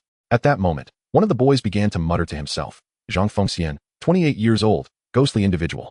With a companion ghostly object being a ghost nail, has extorted and threatened 7 families, amounting to millions, indirectly causing 3 people to jump into the river to commit suicide. Xiaohan, wait a moment. Brother Bai, what's wrong? Damn it. I can't take it anymore. Let's beat him up first. Zhang Fengxian's expression changed, and he was about to turn and run, but the next second, he was hit squarely with a punch, leaving him dazed. However, this was just the beginning. The two joined forces and launched a brutal beating. Little ghost, you're looking for death. Zhang Fengxian's tone was venomous as he summoned his companion ghostly object, preparing to fight back. But before he could exert any strength, the ghost nail was snatched away by a cold hand. After all, he wasn't even a spellcaster. So he was naturally no match for Bai Yuan. Soon, Zhang Fengxian began to wail and beg for mercy. I was wrong, really wrong, brothers. What do you want? I can give it to you. Keep shouting. The more you shout, the more excited I get. Seeing that begging for mercy was ineffective, Zhang Fengxian quickly said, I'm a criminal. Can you take me to the paranormal department immediately? You are violating the law. Stop hitting me, please. We're not from the paranormal department. What law are we violating? Zhang Fengxian was slightly stunned and, braving the pain, yelled, If you're not from the paranormal department, then why are you hitting me? It's everyone's duty to punish criminals. As Zhang Fengxian clutched his head and wailed, he cursed inwardly. You guys are really hitting me hard. Soon, Zhang Fengxian lay on the ground, with no strength left to resist. Bai Yuan, seeing this, also took a breath and called the paranormal department. Before long, the paranormal department personnel arrived, and upon seeing Zhang Fengxian's state, they couldn't help but be shocked. This is truly brutal. Quickly, Zhang Fengxian was taken away, and it was estimated that he would never come out again. Brother Bai, that was pretty easy. Zhou Han's eyes sparkled with excitement. He didn't expect to have results on the first afternoon. Of course, Bai Yuan shrugged, also feeling excited. With Wang Qing's help, things indeed became much simpler. Xiaohan, the security in Ping'an City relies on us. No problem. Next, Bai Yuan opened his phone and contacted Wang Qing, providing information on the next target. More than a month passed in the blink of an eye, and it was already December. Ping'an City, located in the south, although it didn't snow, the temperature had dropped significantly, reaching around 0 degrees. The weather was cold, but people's hearts were even colder. With Wang Qing's help, Bai Yuan could easily find his targets, catching 1 or 2 people every day, which was quite efficient. Moreover, because his methods of arrest were not very gentle, those targeted either ended up dead or seriously injured. This made the ghostly individuals causing trouble in Ping'an City feel anxious, and some even chose to surrender voluntarily to avoid being tortured. Bai Yuan's name had quietly spread throughout the underworld of Ping'an City. Originally, in their lofty hearts, the food chain was that ghostly individuals preyed on ordinary people. But now, above the ghostly individuals, a new species had been added, the psychopath Bai Yuan. Chapter 93, the new drug produced by Ghostface Hey, Old Wang. Bai Yuan was comfortably lying on the sofa, talking on the phone. Help me find some people. I've already helped you find 50 or 60. I've given you a few as a friendly gesture, Wang Qing said helplessly. Do you really think I have nothing to do every day? Am I your informant? He originally thought this investment had no cost, but he was wrong. Just find a little time to look, okay? I can't find anyone. If you say that, I really might have to tell you the story of the 50 ghost crystals again. Shut up. Wang Qing instantly felt a headache, like Sun Wukong hearing the tightening spell. He already regretted that he seemed to have made the wrong investment. Bai Yuan said, if it really doesn't work, I have a taxi. Will you take it? Forget it. Wang Qing's mouth twitched as he said, that thing can't even get gas. What is the point of buying it? Besides, even if it has gas, what use is it besides going a bit faster? I can use some chicken blood or something as a supernatural medium to make a car that's better than yours. No, this is a ghost car. How can a man-made one compare? Bai Yuan stubbornly continued to promote it. You rich kids all like to collect cars, right? This is a supernatural vehicle. Sorry, I'm not interested. Moreover, this is just a taxi. Why would I collect it? Bai Yuan saw that the other party was completely unmoved. So he could only change his approach. What if I buy on credit? Credit? You want to buy on credit? Wang Qing's tone suddenly showed some interest. What will you use as collateral? 50 ghost crystals. Ah, shut up. Wang Qing covered his head again, not expecting this guy to bring it up.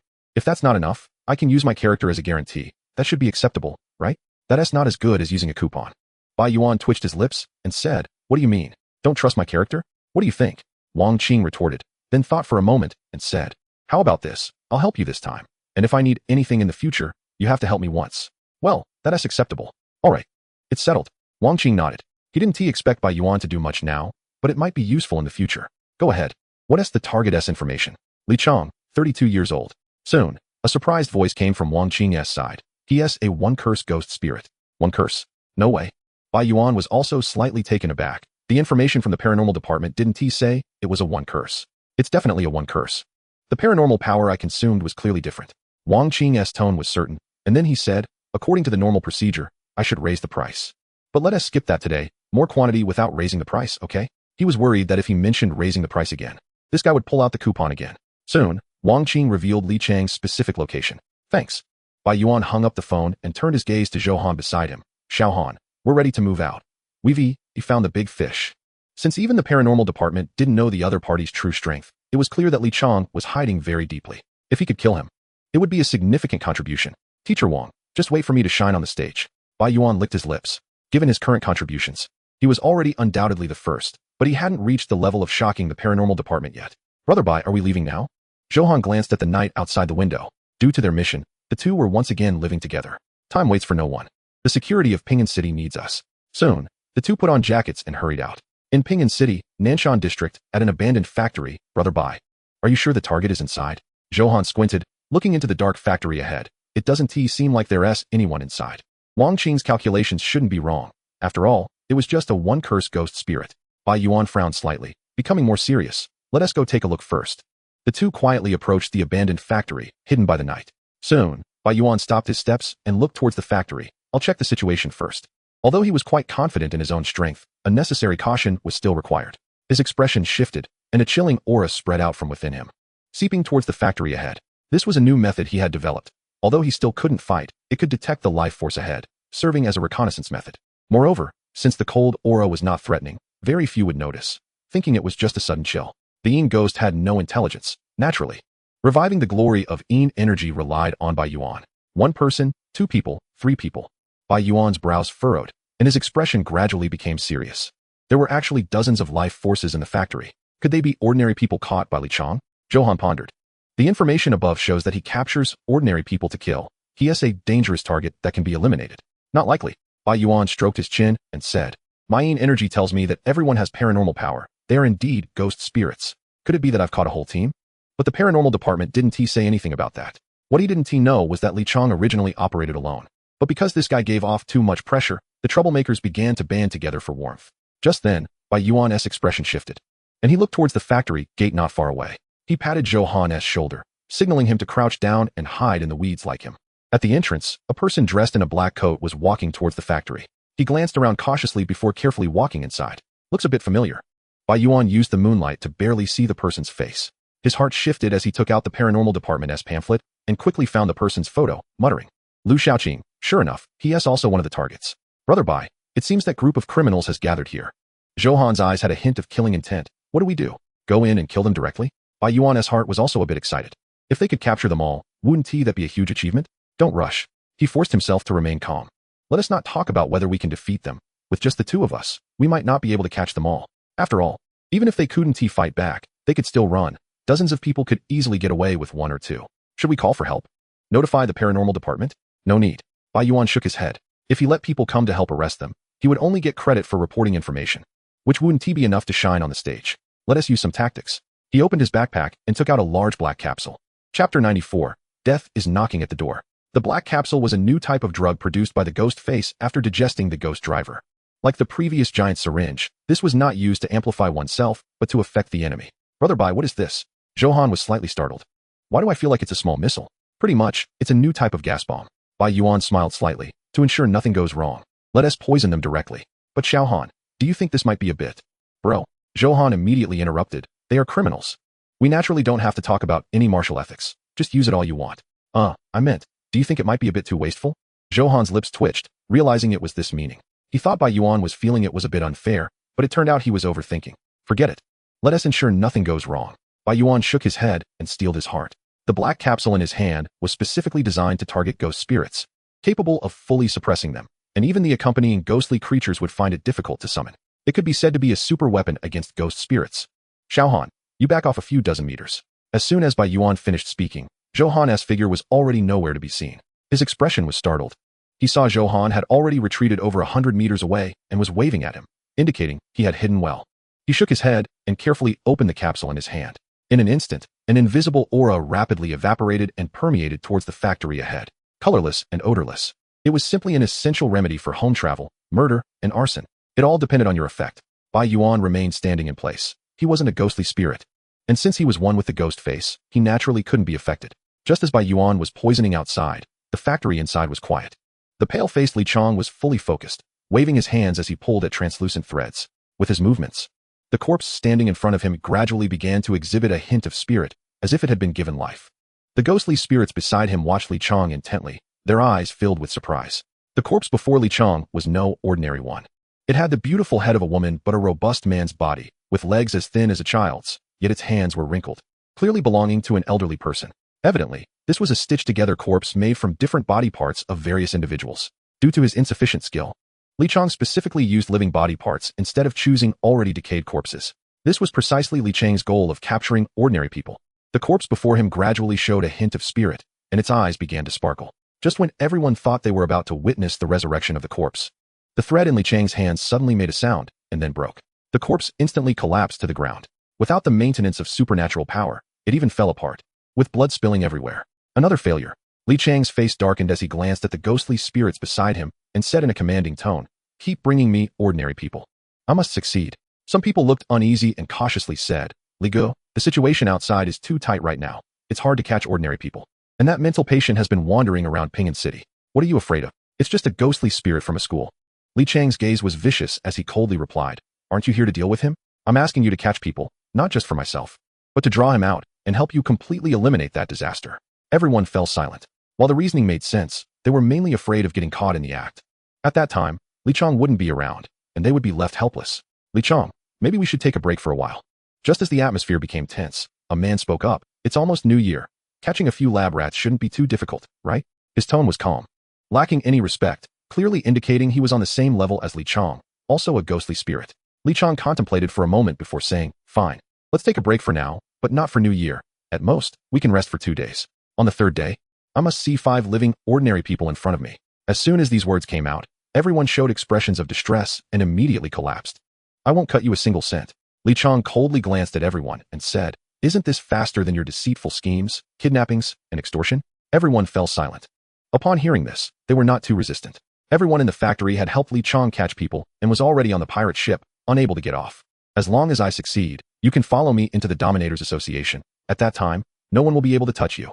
After painting a grand vision for everyone, Li Chong turned and went to a secluded place to think alone, summarizing his failures. Why did he fail? His mind stirred as he fiddled with a bundle of translucent thread in his hand, which was his companion ghostly object, the stitching thread. Li Chang's purpose for stitching corpses was not to create puppets for himself to fight, as ordinary people's bodies had no combat power. His true goal was to enter the Dominators Association. A high-ranking member within the Dominators Association possessed a companion ghostly object that was also a stitching thread and was extremely powerful. As long as he could successfully stitch together a corpse, there was a high probability he would be noticed by the other party and thus join the Dominators Association. This was the correct way to join the Dominators Association. As for what preliminary member and assessment, it was all just a trick to deceive people into working hard. Stitching together living bodies was only the first layer. I couldn't even do that. Li Chong couldn't help but feel a bit discouraged, mumbling to himself, "Do I really have no talent?" Those with the powerful stitching thread could stitch lifeless corpses to create combat weapons similar to zombies. And stronger individuals could even use ghostly spirits' bodies as materials. It was rumored that the person from the Dominators Association could even use the bodies of fierce ghosts for stitching. I wonder when I will reach that level. Li Chong retracted the stitching thread, his eyes filled with a hint of longing. Just as he began to fantasize, a sudden knocking sound echoed from the factory door. He would never expect that at this moment, death was knocking at the door. Chapter 95. Isn't this just Yama calling the roll? Just when everyone looked confused, the large iron door was slowly pushed open. Under the moonlight, a tall figure stood at the entrance. Due to the angle, there was a divine glow of moonlight on him, but his face was shrouded in shadow, with a devilish smile at the corners of his mouth. "Everyone, are you ready to get hit?" The calm voice reached every ghostly spirit's ears, leaving them all in shock, as they seemed completely unprepared for this scene. When someone recognized Bai Yuan, their shock quickly turned into panic. "That mental patient, Bai Yuan. It's you. You actually dared to come here." As everyone shouted threats, they quietly retreated, leaving the stage for Li Chong. Their eyes also turned to Li Chong. The meaning clear. Come on, show us. What are we afraid of? He's just one person. Li Chong snapped back to reality and coldly shouted. A mere ghostly spirit can't possibly defeat all of us. With that, he stood up, his gaze fixed on Bai Yuan, his eyes filled with killing intent. You're Li Chong, right? Bai Yuan held a small booklet, starting to check one by one, worried about grabbing the wrong person. Kid, cut the nonsense. Li Chong bent forward and began to charge towards Bai Yuan. His expression was cold as he stared intently at Bai Yuan, preparing to use the stitching thread to cut open the opponent's throat. Just as his research progress had stalled, Bai Yuan's corpse might provide him with inspiration. At that moment, with a wave of his right hand, he had imagined the stitching thread flying out to eliminate his opponent instantly. But the next second, his expression froze, seemingly stunned. Huh. Where's my companion ghostly object? He looked at his right hand, which was completely empty, with no companion ghostly object in sight. Impossible. I just put it away. Li Chang's mind was shaken, continuously trying, but the corpse sewing thread did not appear for a long time. This made the scene awkward. The mouths of the crowd were slightly agape as they watched Li Chong continuously run around Bai Yuan, his right hand occasionally swinging. Looking somewhat like he was having a fit, Li Chong seemed to sense everyone's gaze, stopped his movements, and said, My corpse sewing thread has sealed his strength. You can attack now, no need to hold back. Bai Yuan, the person involved, was momentarily stunned, thinking to himself, You really can act. Although the others had some doubts, they instinctively trusted their companion, Li Chong, given his strength. They surrounded Bai Yuan, their eyes filled with a hint of killing intent, all wanting to end this legendary psychopath. However, after a while, someone noticed something was wrong. Huh, where's my accompanying ghost? Damn, me too, why can't I summon it? What the hell is going on? The crowd kept trying, their expressions becoming uneasy. They all looked towards Li Chong, seemingly wanting an explanation. What are you looking at me for? Li Chong spread his hands and said, I can't use it either. The corners of everyone's mouths twitched. Then how can you say you sealed Bai Yuan's strength? All right, everyone, don't panic. At that moment, Bai Yuan spoke up. Let me clarify. This isn't a supernatural event. It's poison I administered, so you can relax. The corners of everyone's mouths twitched again. Relax my ass. Just thinking about Bai Yuan's brutal methods made their hearts feel even more uneasy. They were now like sheep waiting to be slaughtered, and the outcome in Bai Yuan's hands was already unbearable to watch. They even imagined putting a mosaic over their own bodies in their minds. Don't be afraid, I won't act so quickly. Bai Yuan smiled slightly, waiting for the full effect of the drug to take place. Holding a small booklet in his hand, he said, Now, I'll call out names, and you just respond. I'm afraid I'll get the wrong person. The crowd's mouths twitched again. Isn't this a bit too insulting? Enough, Bai Yuan. One person finally couldn't take it anymore and stood up, saying fiercely, We may have made some small mistakes, but we are still people with dignity. Huh. Bai Yuan raised an eyebrow, opened the booklet, and muttered to himself, Found you, Duanmu Bo, using supernatural powers to force multiple women into relations with him, then brutally killing them afterwards. As soon as he finished speaking, Bai Yuan's body shot out instantly, and with one punch, he sent the man flying, crashing against the ceiling. Now, does anyone else want to stand up? The faces of the crowd turned pale, their bodies trembling involuntarily. This guy was too twisted. It seems no one else wants to stand up. Let's officially start calling names. Bai Yuan cleared his throat and said, Li Chong, Li Chong. Bai Yuan frowned and looked into the crowd, only to find that Li Chong had disappeared from his spot. Huh. His expression changed as he looked towards the back door, where Li Chong had stealthily made his way to the door, running towards it while turning back to Bai Yuan, coldly saying, Bai Yuan, I, Li Chong, will remember you. But as soon as he finished speaking, the crowd couldn't help but shut their eyes, some even too afraid to look. Huh. Li Chong was slightly taken aback, instinctively turning back, only to see a huge black coffin coming straight at him. Bang. A huge, teeth-gritting sound erupted as Li Chang's body spun and flew back, landing awkwardly on the ground, face down. Xiaohan, well done. Bai Yuan smiled slightly, giving a compliment. Now that Li Chang's strength was sealed, he was equivalent to an ordinary person, making him naturally no match for Xiaohan. If anyone dares to leave again, just hit them without holding back. If they die, they can just be put in the coffin. The crowd's hearts sank. It was as if their lives meant nothing to him. All right, let's continue calling names. Bai Yuan coughed and said Li Chong. After a while, a weak voice came. Here. Very good, very good. Bai Yuan nodded and said, Lu Shaoqing. Here. Responded a man in black below, his face filled with fear, but he could only answer bravely. In the abandoned factory in the dead of night, a bizarre roll call began. Bai Yuan, calling names calmly, filled the crowd with fear and unease. This was not a roll call. It was purely the king of hell summoning souls. Chapter 96. Your boss isn't so weak, Yulishin. Step forward. Here. Qi Xian, step forward. Here. Although everyone knew this was a summons from the king of hell, under the pressure Bai Yuan exerted, they could only do their best to cooperate. Soon, Bai Yuan finished calling names one by one and said, It seems I wasn't wrong. Aside from the 3 cursed ghostly people, the rest are all targets on the list. Can we leave now? The 3 who were not called asked, sighing in relief. Dream on. Bai Yuan glanced at the 3. These three clearly look like the heads of the gang. The reason they aren't on the list is that their strength is too high. Let's deal with you first, and then wait for the supernatural department to identify you. After saying that, he closed the factory door and muttered to himself, the drug's effect has almost dissipated. It seems we can act now. He glanced at the crowd, licking his lips with a hint of brutality in his eyes. At that moment, his expression changed as he suddenly sensed a sense of crisis, instinctively tilting his head slightly. A transparent thread sliced through the air, easily cutting into his right cheek. Bai Yuan touched the blood on his cheek, surprised. The power of the Yin ghost was released, quickly healing his wound, and in an instant, there was no trace left. His gaze turned to Li Chong in the crowd, surprised that the other party could still summon accompanying ghostly beings. What are you waiting for? Do you really think he will let you go? Li Chang's face was fierce. Each of you has blood on your hands. If he doesn't kill you, the supernatural department will. Now, to prevent chaos, the supernatural department has no mercy for ghostly beings who harm ordinary people. As soon as these words were spoken, the expressions of the crowd changed. Just as Li Chong said, they had no way out. Under the threat of death, they suppressed their fear of Bai Yuan and pulled out their weapons. Although they no longer had accompanying ghostly beings, they still carried various lethal weapons. As expected of the leader, truly not simple, Bai Yuan glanced at Li Chong, not expecting the other party to temporarily suppress the ghostly poison from the black capsule. Since you all are so unappreciative, don't blame me. His eyes were cold and indifferent, and the power of the evil spirit erupted completely. In an instant, a chilling aura that penetrated the soul spread throughout the factory, causing everyone to shudder in unison. Bai Yuan's body suddenly surged forward, leaving behind a trail of afterimages, and began to weave through the crowd like a dragon. The ghostly poison within the bodies of the others had fully taken effect, rendering them unable to use their accompanying spirits and suppressing their physical strength. Naturally, they had no power to resist in front of Bai Yuan, who was at full strength. I'll kill you first. Bai Yuan's gaze locked onto Li Chong, who was not only the strongest, but also the backbone of the entire gang. Li Chong sensed something was off and quickly hid among the crowd, using others to obstruct Bai Yuan's advance. At the same time, he made his way toward the factory's entrance. Although Zhou Han was guarding outside, it was at least better than facing Bai Yuan. Trying to run?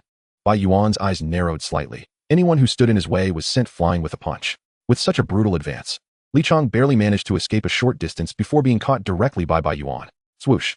The thread of the corpse needle shot out like a sharp weapon, even producing a slicing sound in the air. The thin line pierced through Bai Yuan's palm again, but it was intentional on his part. Let us see how you run. Bai Yuan's face was filled with madness as he ignored the intense pain and firmly gripped the corpse needle in his hand. Looking for death. A sinister smile crept onto Li Chang's lips. His corpse needle had pierced through Bai Yuan's body, allowing him to use the first curse technique to affect or even manipulate him. However, just as he prepared to unleash the curse technique, his expression suddenly changed, and he spat out a mouthful of blood. Summoning the accompanying spirit while bearing the ghostly poison was already his limit. If he could still use the curse technique, it would be too dismissive of the medicine produced by the ghost face. At that moment, Bai Yuan had already lunged forward and grabbed Li Chong by the neck. You? Li Chong was about to speak, but his body was lifted directly by Bai Yuan and then slammed hard against the ground. The next second was a storm of brutal blows, shocking and hard to behold. The crowd watched this scene, feeling their scalps tingle, instinctively not daring to approach. Bai Yuan's frenzied behavior had deeply intimidated everyone. Soon, Bai Yuan slowly stood up, wiped the blood splattered on his face, revealing his white, sharp teeth, and gave everyone a gentle smile. The crowd couldn't help but swallow hard, and then turned their gaze to Li Chong on the ground, who seemed to be leaving in anything but peace. Someone couldn't help but shout, "Bossly." "P.S. Not your bossly," Bai Yuan said with a slight smile, lifting Li Chang's mangled body and adding, "Your boss's head isn't this flat." The crowd trembled, realizing the hellish joke. In an instant, they labeled Bai Yuan as a madman. Everyone charge. Fight to the death. You're right. He won't let us go. Fight to the death. At this moment, another ghostly spirit user in the crowd began to incite everyone, while he himself desperately sought a chance for survival.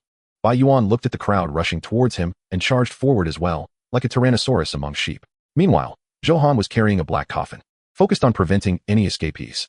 Suddenly, his expression changed as he noticed someone had indeed taken advantage of the chaos to open the factory door. No way. They really dare to come out? Zhou Han, holding the coffin, went for a home run. Bang. The moment that person stepped out, they didn't even have time to take a breath of fresh air before being struck hard, even becoming embedded in the iron door. Those inside saw the clear human outline imprinted on the iron door and couldn't help feeling a bit of despair, realizing they had no way to escape. In an instant, some, feeling hopeless, opened their phones, some began to say their last words, and others wrote their wills. 10 minutes later, a sudden, urgent, and eerie ringing of a bell echoed outside the factory. The paranormal department is here? Bai Yuan paused his action slightly. At this point, the factory was filled with a pungent smell of blood, and looking around, not a single person was standing. Everyone was moaning and wailing on the ground, a living crime scene. Chapter 97. Catch me, catch me. Bai Yuan looked at the crowd's expressions, his demeanor calm, and turned to open the factory door. In an instant, a black coffin came crashing in. Damn, it's me. Bai Yuan ducked just in time to avoid it. Brother Bai. Zhou quickly retracted his accompanying spirit. Having been a bit too focused, he would slap anyone who came out. Xiaohan, did you notify the paranormal department? Bai Yuan looked toward the distant night sky, clearly hearing the bell, confirming it was indeed the people from the paranormal department. No, Zhou shook his head. I've been guarding outside. No time to play on my phone. This is strange. Bai Yuan stroked his chin, wondering if the paranormal department had sensed something. At this moment, the people inside the factory, who were wailing, breathed a sigh of relief, even showing a hint of smiles. They had called the paranormal department to prevent further torment. They would rather let the paranormal department come, as it would at least give them a swift end. Being killed in one blow was far better than being beaten to death. Soon, the paranormal department's vehicles arrived near the factory. 3 individuals dressed in black exorcist robes quietly approached. The one in front said, "You have no way out." Wait. Wang Li was slightly taken aback, looking at the 2 people in the distance, uncertainly calling out, "Bai Yuan? Teacher Wang, what are you doing here?" Bai Yuan raised an eyebrow, surprised. "It's my own, it's my student, it's fine." Wang Li gave the 2 a look, quickly coming to Bai Yuan's side. Upon seeing the factory door, all 3 of them were stunned. The door was now swaying precariously, and astonishingly, 5 unconscious people were embedded in it, like a mural. What is going on? Wang Li's mouth twitched, having a vague suspicion but not daring to confirm it. Isn't this supposed to be restoring order? Bai Yuan shrugged, and then pushed open the factory door. As the door opened, the wailing people inside all turned their gazes, seemingly seeking help. You. Wang Li and the others were completely shocked. At the same time, the other 2 members of the paranormal department seemed to subtly surround Bai Yuan. They had received a call not long ago about a madman causing chaos, and it was clear they had found their target. One person asked, "Wang Li, are you sure this is your student?" Wang Li's mouth twitched, feeling a bit like wanting to distance himself, but soon, looking at the bloodied faces of the people inside the factory, he felt a sense of familiarity and said, "Wait, don't you think those inside look a bit familiar?" The 2 were slightly taken aback, not impulsively taking action, but instead looking closely. Just now, everyone was bloodied and disfigured, which instinctively made them think they were victims. It was a bit like a wanted criminal. A hint of disbelief appeared in their eyes, and then they rushed into the factory, starting to examine one person after another. At that moment, one person raised a trembling hand and weakly said, "I am Lu Xiaoqing, the target you were looking for. Catch me." His tone was filled with pleading, which stunned the people from the paranormal department. "So shameless?" Lu Xiaoqing continued. "I was the one who called for help just now." The 3 fell silent again, even momentarily not knowing how to react. "Wait a minute, let me sort this out." Wang Li rubbed his head and said, "So the call we received was from a criminal, and the purpose was to seek help?" "It seems to be the case." The 3 had strange expressions and looked towards Bai Yuan in unison. "What did you do to them?" When they saw the bloodied and hopeless crowd, they already had an answer. "Is it really your doing?" Someone spoke up, seemingly wanting to confirm. After all, the 2 were just students from number 5 middle school. Yet they could be so twisted. It was just a casual thing. Bai Yuan coughed lightly and said, "By the way, I might have been a bit careless with my strength just now." After saying that, he lifted up Li Chong, whose head had been smashed flat. "Is this what you call a bit?" The corners of the 3's eyes twitched, and they found it hard to believe this was done by someone. Li Chong. Wang Li was slightly taken aback, vaguely recognizing the person's identity, but was also a bit uncertain. "It's him." Another person spoke. "But the aura left in his body is like that of a cursed spirit? He is a cursed spirit and not weak." Bai Yuan was worried that the 3 would mistake Li Chong for an ordinary spirit, so he quickly added, "Moreover, there are 3 others in the factory who are also cursed spirits. You can identify them." The 3 exchanged glances and quickly began to look around. Since they were unsure of the danger level of the other party, Bai Yuan didn't go for the kill, but left them a breath. Soon, Wang Li nodded and said, "All 3 are targets wanted by the paranormal department, and one is someone the authorities asked me to personally capture." As soon as he finished speaking, the 3 fell silent, looking at Bai Yuan with strange expressions. "For cursed spirits, all taken care of. All right, you deal with the scene. I need to go back to sleep." Bai Yuan yawned and mumbled, "Having to exercise late at night is a bit tiring." After saying that, he took Zhou and turned to leave. The 3 instantly fell silent, letting you finish showing off. Wang Li gave the 2 a look and then followed Bai Yuan, whispering, "Did you really do it?"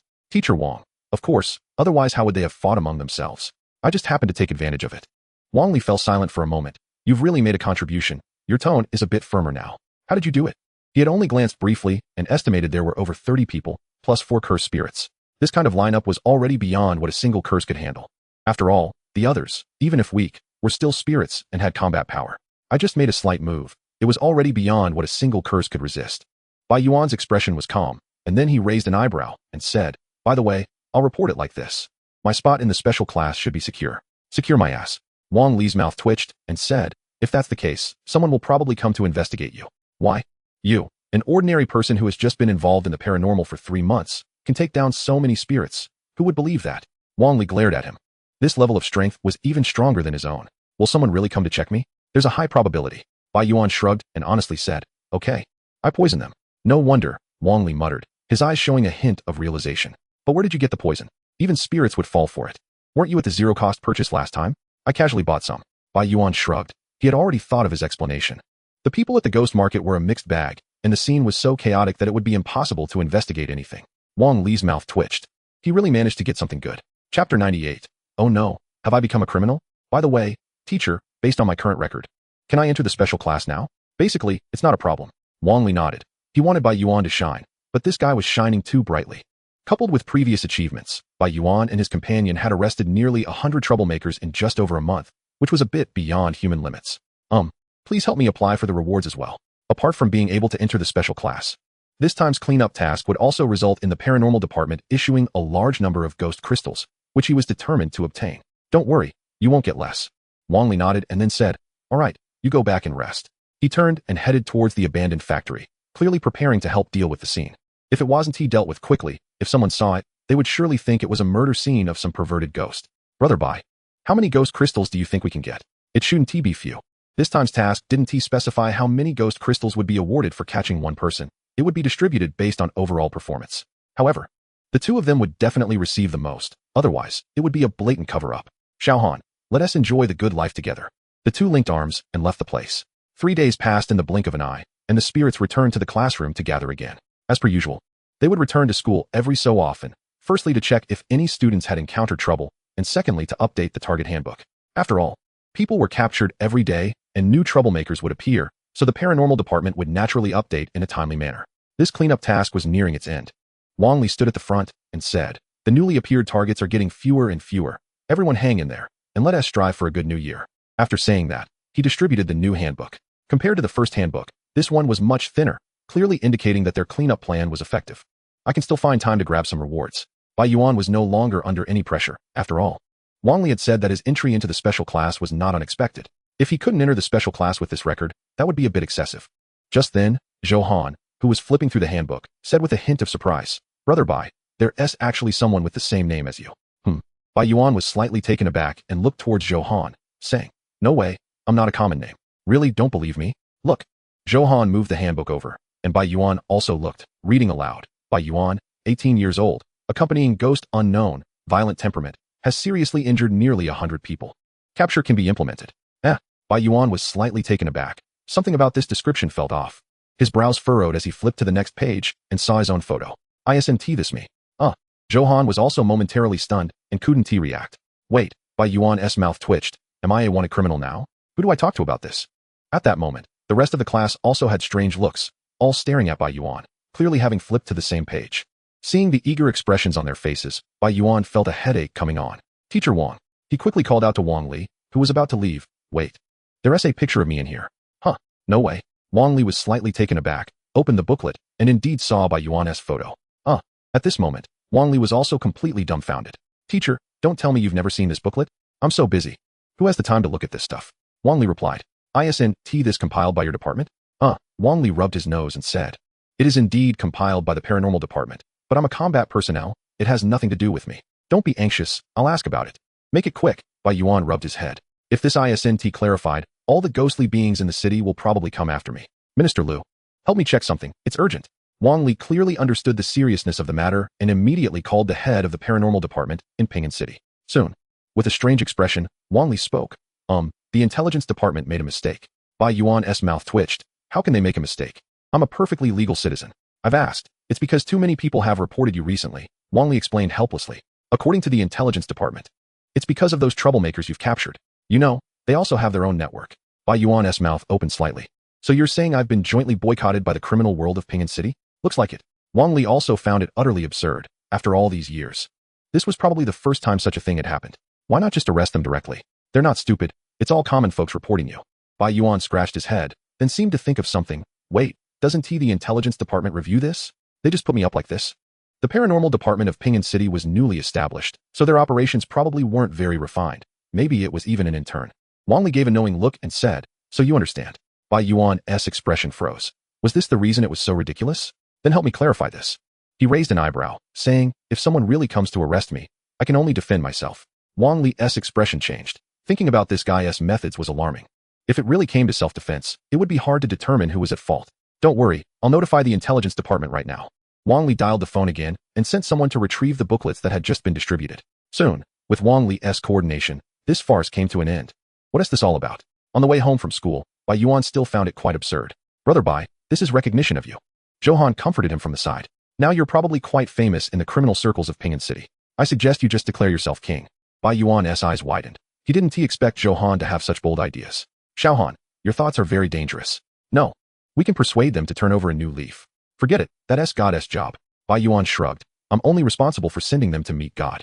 For him, if a problem could be solved with force, he would never use words. Johan shook his head. What do we do next? Continue catching people? Forget it. No more arrests. Bai Yuan shook his head. I'll keep a low profile for a while. After the incident with the intelligence department, his enthusiasm had cooled down quite a bit.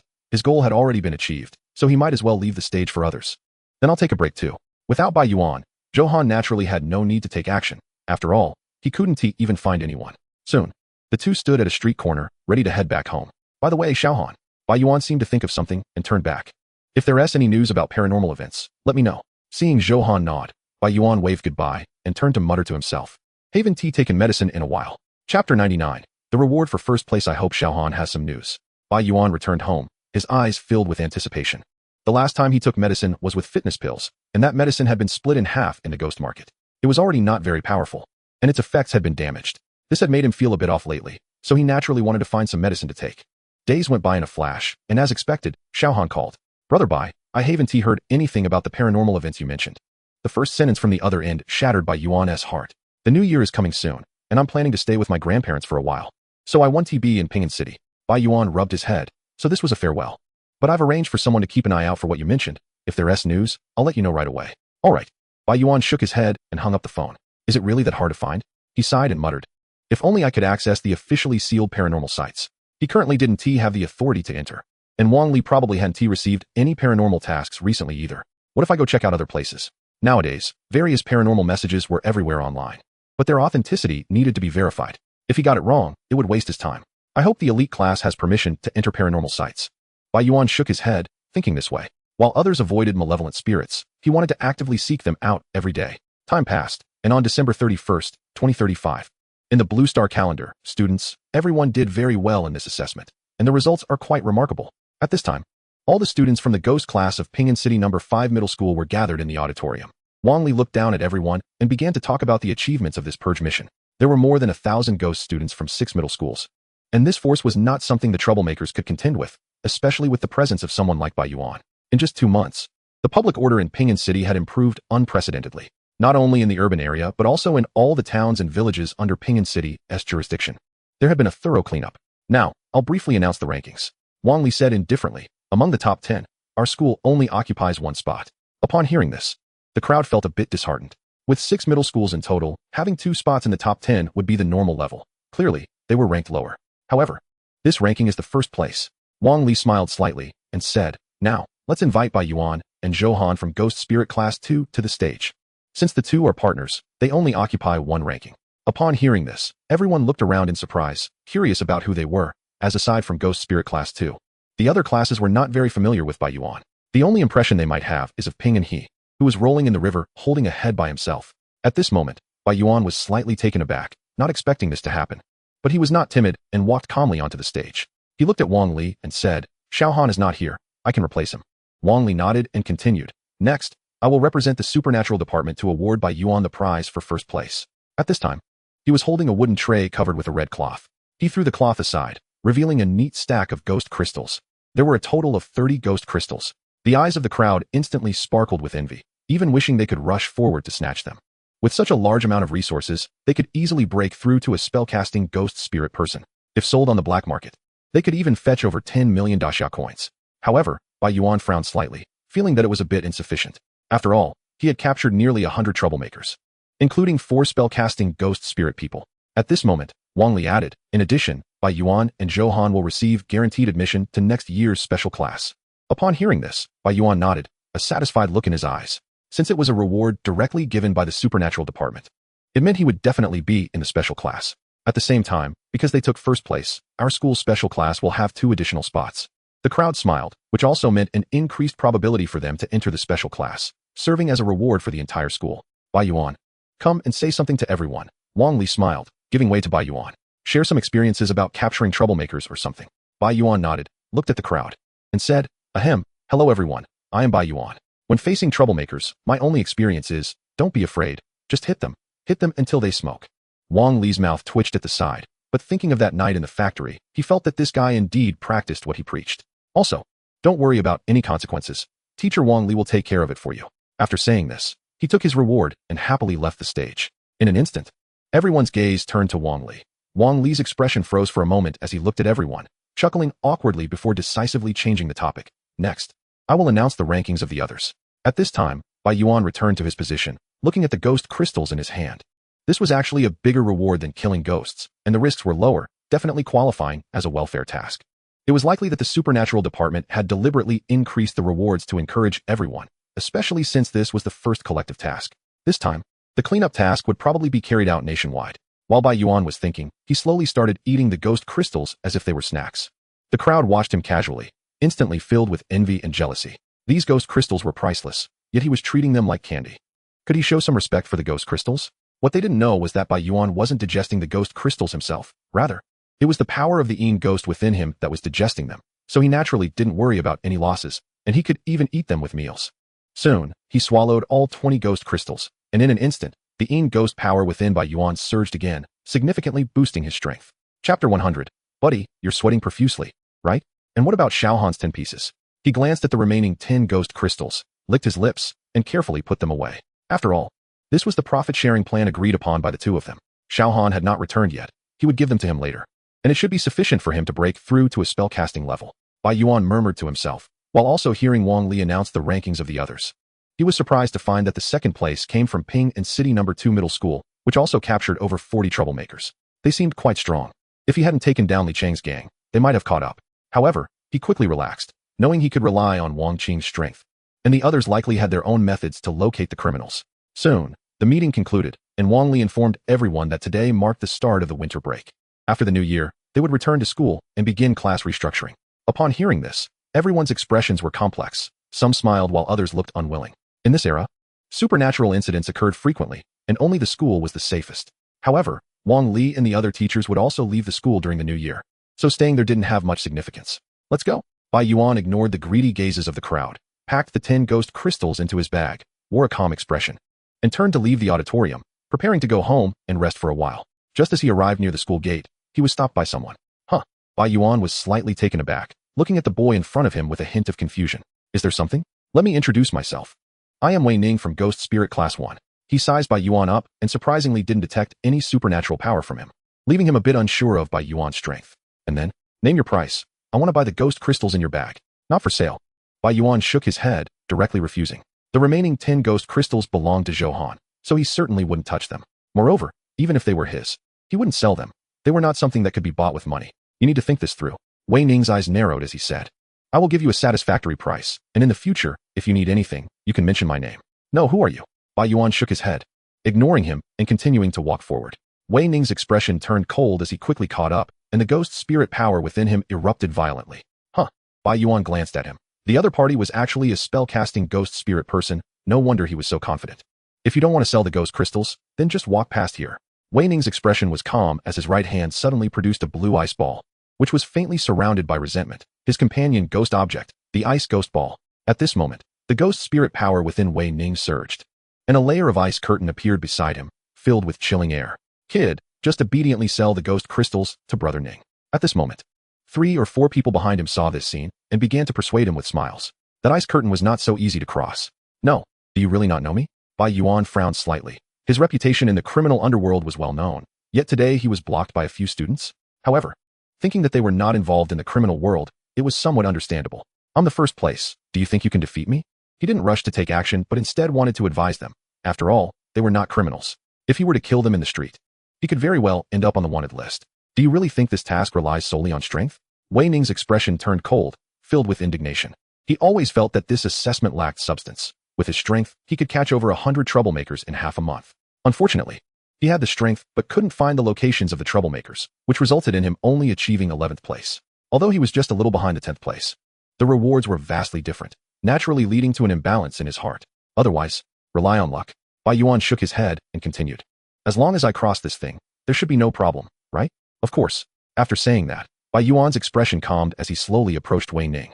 To ordinary people, nothing appeared unusual about the ice curtain, but only those with supernatural powers could see it. Bai Yuan took a step forward and immediately sensed a particularly cold aura, as if it were trying to freeze his soul. This coldness could probably even affect vengeful spirits. Bai Yuan contemplated, and then said lightly, this should be your first curse technique, right? Wei Ning nodded and replied, you better not try to be strong. I can't guarantee you won't have any after effects. What a joke. Bai Yuan shook his head, and the power of the Yin ghost erupted within him. Streams of Yin energy appeared out of thin air, surrounding his body and transforming into an invisible armor. The consumption of 20 ghost crystals caused the Yin ghost power to undergo a qualitative change, making the Yin energy distinctly different from the ordinary.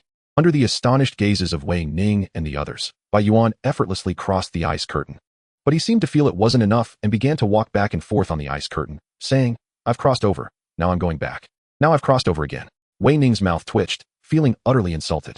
A hint of anger appeared in his eyes as he began to infuse more curse power into the ghost ice ball, gradually increasing the strength of the ice curtain. However, what came in return was Bai Yuan becoming more and more joyful. At this moment, everyone was dumbfounded, completely unable to comprehend the scene before them. Wei Ning's curse technique had failed. Now, is there still a problem? Bai Yuan stopped moving randomly and stood directly in the ice curtain, his gaze fixed on Wei Ning, seemingly oblivious to any coldness. Wei Ning's expression shifted from anger to extreme shock. The other party actually ignored his first curse technique? Dude, are you sweating yet? Seeing Wei Ning fall silent, Bai Yuan raised an eyebrow, a hint of a smile in his eyes. Wei Ning remained silent, and indeed, his back was starting to sweat. It seems you've accepted it. Bai Yuan didn't delay further and turned to leave. Why? Why? At this moment, Wei Ning stood there in a daze, repeatedly mumbling, unable to comprehend why this was happening. His curse technique could even affect vengeful spirits, yet it had no effect on Bai Yuan at all. Just how strong was the other party? Wei Ning looked at Bai Yuan's figure in the distance, feeling completely unable to see through him. In fact, aside from the difference in their strengths, the main reason was that Bai Yuan possessed Yin ghost power, so he naturally was not afraid of the so-called ice curtain. It was a complete attribute restraint. Chapter 101. Lumu Village. Soon, Bai Yuan returned to his home. He lay on the sofa and immediately called Zhou Han. Xiao Han, the rewards from the supernatural department have been distributed. Bai Yuan said, I've kept your 10 ghost crystals. When are you coming back to get them? No rush on that. Not in a hurry. Bai Yuan was slightly taken aback and asked, what's wrong? Have you seen through the worldly affairs? No. It's mainly because there are other important matters. Zhou Han lowered his voice and said, Brother Bai, a while ago, didn't you ask me to pay attention to supernatural events? Could it be the rest news? It should be, Zhou Han said uncertainly. 2 days ago, my grandfather's neighbor said he was going to the neighboring village. But then he disappeared, and he hasn't been found yet. Disappeared? Bai Yuan was slightly startled and said, that doesn't necessarily mean it's a supernatural event. The world is already unstable. It's too common for 1 or 2 people to go missing. No, listen to me, Zhou Han continued. I heard that there have been many cases of disappearances in the neighboring village. Many? No one reported it to the security bureau? They reported it. The security bureau came to investigate, but found nothing. Moreover, since there were no deaths and the villagers are living fine, they treated it as an ordinary missing persons case. Then it could just be an ordinary case. Bai Yuan was slightly taken aback, also not feeling it was related to the supernatural. If there were really ghosts, the villagers wouldn't still be alive. Could it be a ghost that only kills outsiders? I don't think so. Zhou Han shook his head and said, I went to the neighboring village yesterday, but I felt like something was watching me. It felt really strange. Watching you? Bai Yuan's expression changed, and a hint of contemplation appeared in his eyes. Zhou Han was now a ghostly person, so logically, his intuition should not be wrong. After a moment, Bai Yuan said, then I'll come over and bring you the ghost crystals.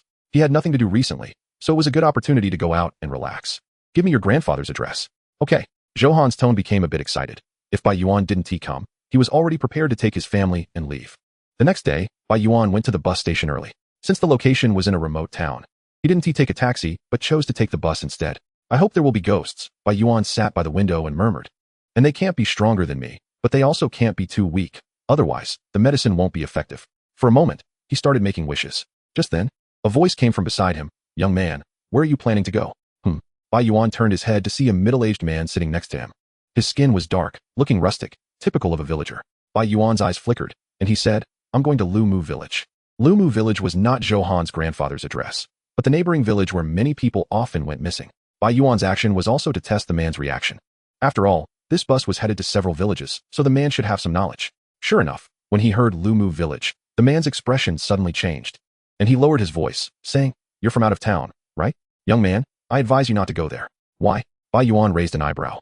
His eyes filled with curiosity. "You don't know? People have been going missing there for years. Even people from our nearby village don't go there anymore." "People are missing?" Bai Yuan looked puzzled and said, "Is it man-made or—" He didn't finish his sentence, but it was already enough for others to understand. The people from the Public Security Bureau had come, so it shouldn't be anything supernatural. The man shook his head, knowing that supernatural information had already spread nationwide. So he was naturally aware of some things. "I think it might be man-made," he said thoughtfully. "Think about it, if it were a ghost, how could it only target outsiders? Besides, the Public Security Bureau came, but they didn't even find a body. What's the explanation for that? Young man, do you think a ghost would clean up the scene itself?" Bai Yuan's expression shifted slightly. He found some logic in this. Normally, ghosts would act like a murder program. So they wouldn't clean up the body, especially not so flawlessly. It indeed seemed more like a human crime. Didn't the Public Security Bureau investigate the people of Lumu village? Of course they did, but they couldn't get anything out of them. So they had to let them go. The man shook his head and said, "I advise you to go home early. It's best not to go there." "It's fine. I'm just going to visit relatives in the next village, not going there." Bai Yuan smiled and began to think. Could it really be a man-made kidnapping and murder? He felt a bit disappointed, but since he had already set out, he decided not to go back. After all, he still needed to give the ghost crystal to Xiaohan. He murmured to himself, a bit worried that he wouldn't be able to resist temptation and would swallow it whole, considering the ghostly urges inside him had been urging him on. In the afternoon, Bai Yuan arrived at his destination, where Xiaohan was. "Xiaohan, brother Bai." The two embraced as soon as they met. "Here's your ghost crystal." Bai Yuan opened his backpack and took out the 10 ghost crystals inside. Upon seeing the ghost crystals, Xiaohan's eyes lit up with excitement. "Thank you, brother Bai." Xiaohan carefully stored the ghost crystals away. "Don't mention it. You put in effort too." Bai Yuan shook his head and then raised an eyebrow, saying, "Do you have time now? Shall we go check out Lumu village?" "Well, that's fine." Xiaohan thought for a moment and then nodded. He had been to Lumu village yesterday, and, other than feeling like someone was watching him, nothing strange had happened. The two didn't hesitate and headed straight for Lumu village to gather information. The distance between the two villages wasn't far, only about 10 minutes. And they quickly reached their destination. "Is this the place?" Bai Yuan looked at Lumu village ahead. There was no one working in the nearby fields. They probably all went home to cook dinner. Their residence is just ahead. Xiaohan led Bai Yuan forward, and soon they saw neat houses with smoke rising from chimneys. A completely ordinary rural scene. "It looks like there's no problem here," Bai Yuan thought as he walked forward. Just then, his expression changed as he saw a little girl squatting in front of the first house, playing with mud while singing innocently, digging and digging in the little garden. Chapter 102. Don't look back. Looking at the little girl in a pink dress, Bai Yuan's expression shifted, and he gave Xiaohan a knowing look. Xiaohan immediately understood, and the two quietly approached the girl from behind. Bai Yuan touched his cold chest, relieved, and then softly said, "Little sister." Upon hearing this, the little girl turned to look at them, and perhaps because she saw unfamiliar faces, there was a hint of fear in her eyes. She then ran into the house, shouting, "Grandpa." Soon, a stooped old man came out, his face expressionless, silently staring at the two with apparent hostility. "Old man." Bai Yuan wasn't surprised by this. He assumed the old man was just a bit unfriendly. He stepped forward with a gentle smile, ready to charm him with his personality. However, as soon as he began to speak, the old man turned and went back inside, not even wanting to look at him. Bai Yuan was taken aback. He didn't expect to be ignored. The flowers in front of the door are so well kept, yet the person is so cold. He shook his head, looked at the closed door, and opted not to force his way in. "Let's go. We'll check other places." The two left that household and ventured deeper into the village. "Hey, son, haven't you finished work yet? The sausages and cured meats are ready for you at home. When do you have time to bring the kids back to visit?" "Huh." Bai Yuan turned to the second house, where someone was chatting at home. The tone sounded quite warm, without any coldness. He raised an eyebrow and approached the door, waiting for the person to finish the call before gently knocking. However, the door remained closed for a long time. At that moment, Bai Yuan's expression changed as he saw a thin old man standing by the nearby window, coldly staring at him. "Sir," he began, but the old man had already drawn the curtains. Bai Yuan's lips twitched. Okay. Is this how you treat people?" He shook his head and left with Xiaohan again. The entire Lumu village wasn't large, only about 20 or 30 households, and the two quickly visited every one of them. However, everyone they encountered had a cold expression, remaining silent and completely unwilling to interact. "My charm seems to have failed." Bai Yuan stood at the village entrance, muttering, "I've managed to conquer so many criminals, yet I can't win over these villagers? Brother, were you really using charm to conquer them?" Xiaohan quietly murmured beside him. Bai Yuan was momentarily at a loss. It wasn't appropriate to use violence against these villagers. However, he hadn't returned empty-handed. Even though he hadn't gained any information from the villagers, he had taken the opportunity to get closer to some people, trying to see if the ghostly face inside him would react. Perhaps this was why the already unfriendly villagers were even more wary of him. There are no ghosts in the whole village. Bai Yuan touched his chest. He felt no warmth throughout the entire time. Xiaohan, has Lumu village always been like this? I heard my grandpa say that they weren't like this before. They used to be very kind to outsiders. Zhouhan thought for a while and said, maybe it's because outsiders have a bad reputation now that they started to become unfriendly? That could be the case. Bai Yuan nodded. At least from what he could see now, there was nothing unusual in Lumu village. Could it really have been a mistake? Just as the two were preparing to leave, the sun was quietly setting. Dusk was ending, and night was approaching. Bai Yuan's expression froze. And suddenly he felt a sense of vigilance. At that moment, he instantly sensed a feeling of being watched. Brother Bai, it's this kind of feeling. Zhouhan's body trembled. And he quickly scanned the surroundings. Someone is watching me. Bai Yuan looked at the low houses on both sides of the road. And every household had their lights off. He couldn't see if there were people by the windows. Were the villagers watching me? Or was it something else? Bai Yuan frowned slightly and said, Xiaohan, let's retreat first. Retreat? Aren't we going to investigate? Zhouhan asked, I think by night.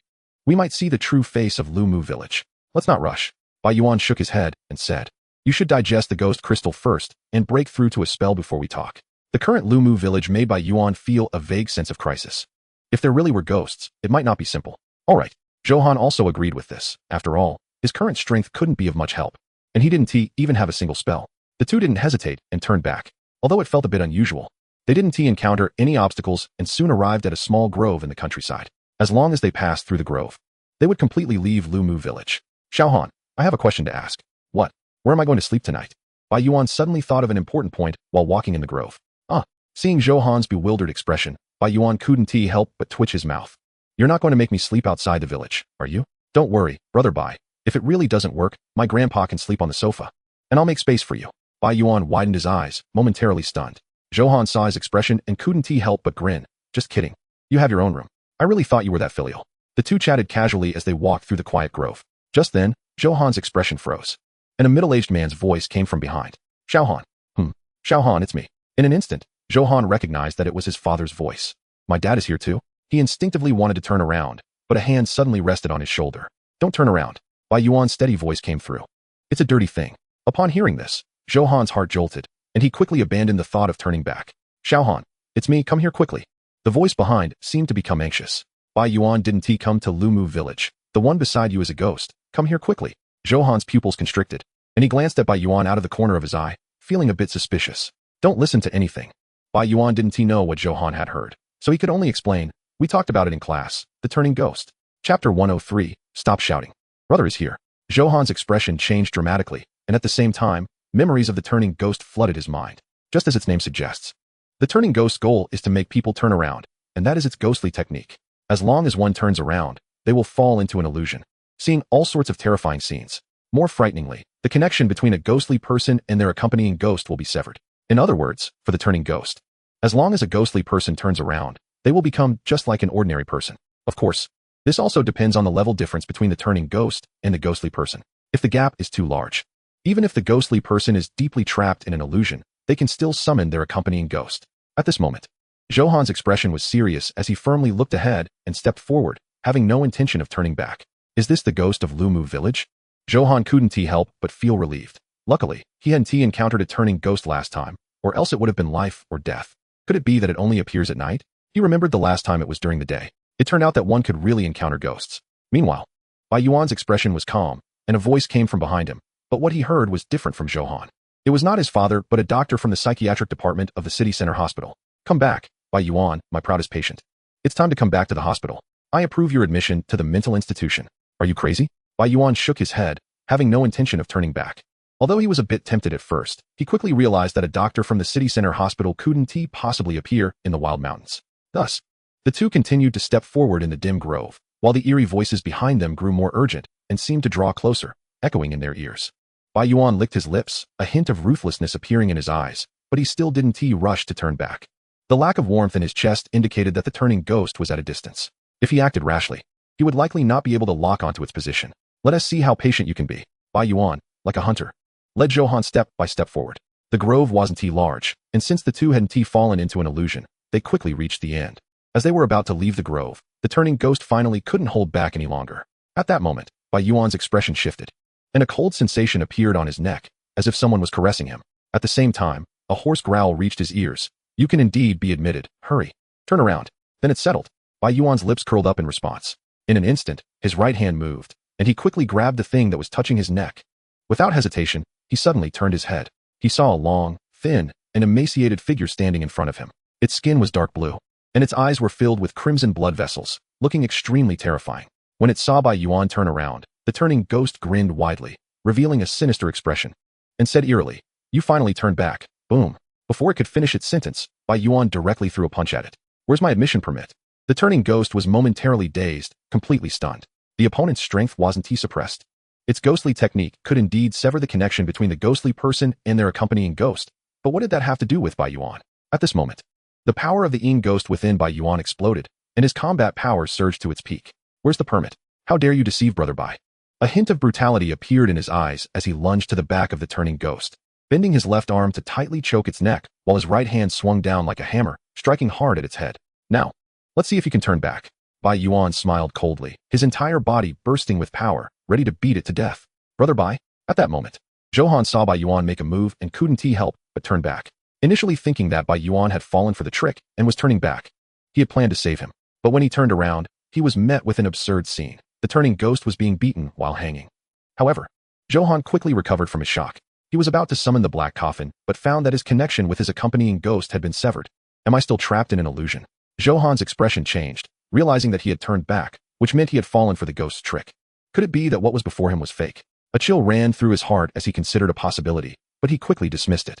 If it were truly an illusion, the ghost should have shown him terrifying scenes to evoke his fear, rather than his own beaten appearance.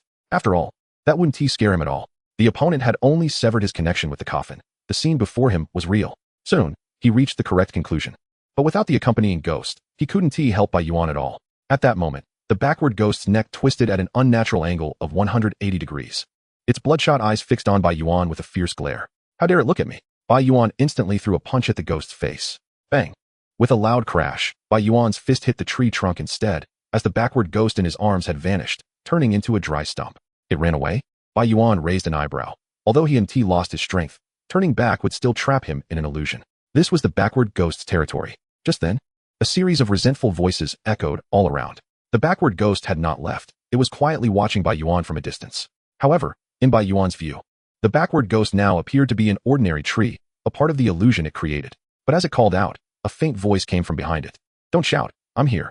The backward ghost instantly showed signs of shock, instinctively wanting to turn around, but was met with a brutal beating. It fled again, transforming into a dead leaf, thinking it could finally breathe a sigh of relief. But then Bai Yuan's voice came from behind. "I'm here." Bang, bang, bang. Time passed quickly, and the backward ghost continuously disguised itself within the illusion, even becoming completely invisible, but it still couldn't escape Bai Yuan's eyes and would be seen through immediately, as if the other party had not fallen into an illusion at all. Finally, the backward ghost, which had been continuously beaten, felt a flicker of fear and wanted to head towards Liumu village, but it was already too late. Now it wanted to run? Bai Yuan raised an eyebrow, easily locking onto its position. The backward ghost, shrouded in fear, had its strength plummet to the bottom, and it no longer had the power to resist. It had just escaped the grove when Bai Yuan dragged it back again. Chapter 104. My secret exposed? Soon, the supernatural power within the backward ghost was exhausted, leaving it at the mercy of others. Its eyes were fixed on Bai Yuan, filled with confusion and disbelief, looking as if it could not close its eyes in death. It couldn't understand why Bai Yuan could always find its location. "Daring to deceive me, this is your fate." Bai Yuan did not provide an explanation, but instead landed a heavy blow that severely injured it. In the next moment, the ghostly face on his chest quietly emerged, its lifeless yet frenzied eyes fixated on the backward ghost. The backward ghost looked at the ghostly face and began to scream in terror, but it was of no use. The ghostly face bit down on it and began a chilling chewing. "Really a good harvest, not bad." Bai Yuan clapped his hands, a hint of satisfaction in his eyes. "Fortunately, I swallowed 20 ghost crystals not long ago. Otherwise, I wouldn't have been able to catch it." The reason he could easily find the backward ghost was not that he could see through the illusion, but because the initial beating had allowed him to inject the cold aura within him into the ghost's body. Although the cold aura still had no lethal power, it acted like a navigation system, allowing him to lock onto the ghost's position. This was the new ability unlocked by the 20 ghost crystals. However, the backward ghost had also been careless, not expecting that Bai Yuan's strength would not be suppressed, and that he would give it an unexpected beating from the start. "Bai Ge, are you eating that ghost?" At that moment, Johan's voice rang out not far away, his eyes filled with shock as he stared at Bai Yuan. Bai Yuan was momentarily stunned, thinking to himself that he had forgotten about this. "What?" He turned back, looking confused. "Xiaohan, I don't quite understand what you're saying." Johan said nothing. only directing his gaze towards the area on Bai Yuan's chest. There, the ghostly face remained, chewing on the backward ghost's thigh without a care in the world. Bai Yuan's mouth twitched. Damn it, can you be a little more low-key? Looking at Zhou strange expression, he felt a bit of a headache. Had his secret been exposed like this? In an instant, countless thoughts flashed through his mind. After a while, he sighed and said, Zhou, since we've been brothers for so many years, I want to hide it from you. Zhou expression changed, and he listened earnestly. Actually, Bai Yuan's eyes flickered. Then he continued, your Bai Gu is also a ghost spirit person. As for my accompanying ghost, it's the face you see on my chest. As expected, Zhou expression shifted, and he withdrew his look of surprise, feeling relieved in his heart. If he weren't a ghost spirit person, how could he possibly be so abnormal with just his innate physique? Moreover, he had known Bai Yuan for many years and had never seen him possess such abilities. This must have been due to a sudden awakening of his accompanying ghost. Zhou eyes sparkled with wisdom as he said, Bai Gu, your first curse technique, can it eat ghosts? Zhou, you truly are insightful. Able to deduce from one example. Bai Yuan was slightly taken aback, then gave him a thumbs up and said seriously, that's right, as long as I digest the ghost. My combat power increases. What a unique accompanying ghost. Zhou eyes showed a hint of envy. This was even more powerful than his black coffin. Bai Yuan shook his head, knowing full well that this was not an accompanying ghost at all. It was a pure evil spirit. However, Zhou words also gave him some clarity. It seemed he didn't need to be so cautious if someone really saw it. He could just say it was his accompanying ghost. With that, everything would be easy to explain. Although this thing was quite different from ordinary accompanying ghosts. This era was filled with all sorts of anomalies, so it wasn't too strange. Bai Yuan had an idea in his mind, but for now, his strength was insufficient. So he should try to keep it hidden as much as possible. After all, what was within him was not an accompanying ghost, but an extremely unstable evil spirit. If a high-level ghost spirit person saw through it, it might lead to trouble. Zhou, don't mention my accompanying ghost to others. Bai Yuan lowered his voice and said, I prefer to keep a low profile. Understood. Zhou smiled, also feeling pleased to know Bai Yuan's secret. Bai Gu, let us go back and rest. It seems we don't need to go to Liumu village. This backward ghost is probably the culprit. He had been hoping to break through to a cursed spirit person level and then check out Liumu village, but it seemed the ghost had come looking for them instead. Go. Why not go? Bai Yuan raised his eyebrows and confidently said, the returned ghost is not the main culprit. Huh, no way. Zhou expression changed. Liumu village, there are ghosts. Don't you feel that there's still a sense of being watched? Bai Yuan stood at the edge of the woods, gazing at the distant houses of Liumu village. The dark windows seemed like pairs of eyes in the darkness, staring intently at Bai Yuan. No, I don't. Zhou shook his head and said, I feel like no one is watching me now. It's probably all focused on me. Bai Yuan glanced at his chest, where the returned ghost had just been completely devoured. It seemed that he had been targeted by Liumu village. However, it would be impolite not to consume this returned ghost that had come right to him. Let's go. Once you break through to the first curse, we can check out Liumu village. Bai Yuan looked at Liumu village from afar, since the dirty things inside hadn't chased them out. He had no intention of going back to fight. Okay, Zhou nodded, feeling no fear, but rather a bit of anticipation. In this returned ghost incident, he hadn't contributed at all. He needed to show his strength against the ghosts of Liumu village. 3 days passed in a flash. Bai Yuan stayed in the village where Zhou grandfather lived, expecting some supernatural events to occur. However, the dirty things from Liumu village made no move at all, which relieved Bai Yuan. He wasn't worried about encountering ghosts. He was mainly afraid of it affecting others. Meanwhile, Zhou, after a few days of seclusion, successfully digested 10 ghost crystals and smoothly broke through to the first curse ghost spirit person. After half a year of training, he was only a ghost crystal away from the first curse. Zhou, how do you feel? Awesome. Really awesome. Zhou said excitedly. I feel like I've transformed in every way. No wonder the teacher said that becoming a first curse means truly stepping onto the path of the supernatural. Come on. Bai Gu, punch me. As soon as he said that, Zhou immediately sensed a crisis and instinctively dodged. Bang. Bai Yuan's fist struck a 100-year-old tree, causing it to tremble continuously. Looking at the deep dent from the punch, Zhou swallowed hard, realizing he had been reckless. Hey, Zhou, didn't you ask me to punch you? Why did you dodge?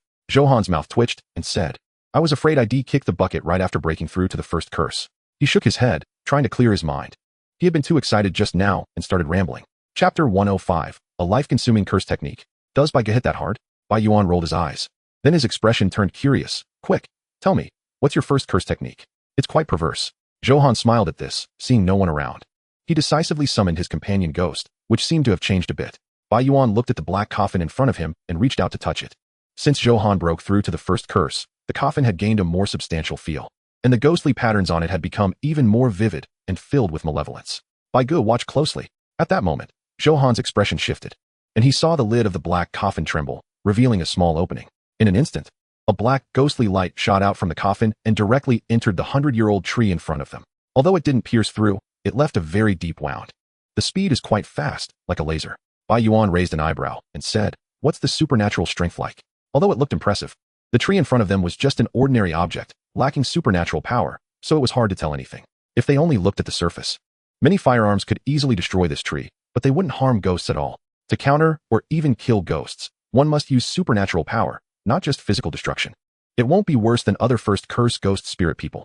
Johan's eyes were filled with confidence as he slowly said, "Moreover, my first curse technique doesn't consume much curse power and has no cooldown time." No cooldown, low consumption? Bai Yuan was slightly taken aback and then said, "And the supernatural strength isn't weaker than others' curse techniques? Are you making this up?" Johan shrugged and said, "It's really like that." "Really?" Seeing Johan's serious expression, Bai Yuan couldn't help but believe it a bit, saying, "Damn, you're going to be overpowered. Isn't this something that can easily take down 10 ghost spirit people of the same level?" He thought he was already pretty overpowered, but Johan seemed even more so. "This is basically like wielding a Gatling gun." "Wait." Bai Yuan's expression changed as if he thought of something. "Is there some kind of limitation?" He didn't believe that something could be that overpowered. It was starting to break the balance. "There's a bit." Johan's expression was complex as he sighed. "The reason this thing doesn't consume much curse power is that it consumes something else." "What?" "Lifespan." Bai Yuan's mouth dropped open in shock.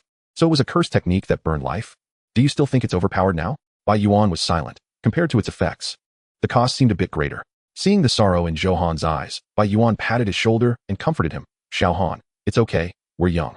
Johan's eyes twitched, and his expression became even more resentful, saying, "Bai Gu, you really know how to comfort people. Actually, this is okay.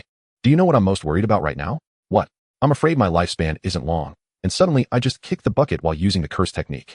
Bai Yuan's expression froze as he imagined the corresponding scene. Johan wielding the coffin-like Gatling gun, single-handedly battling a wave of fierce ghosts.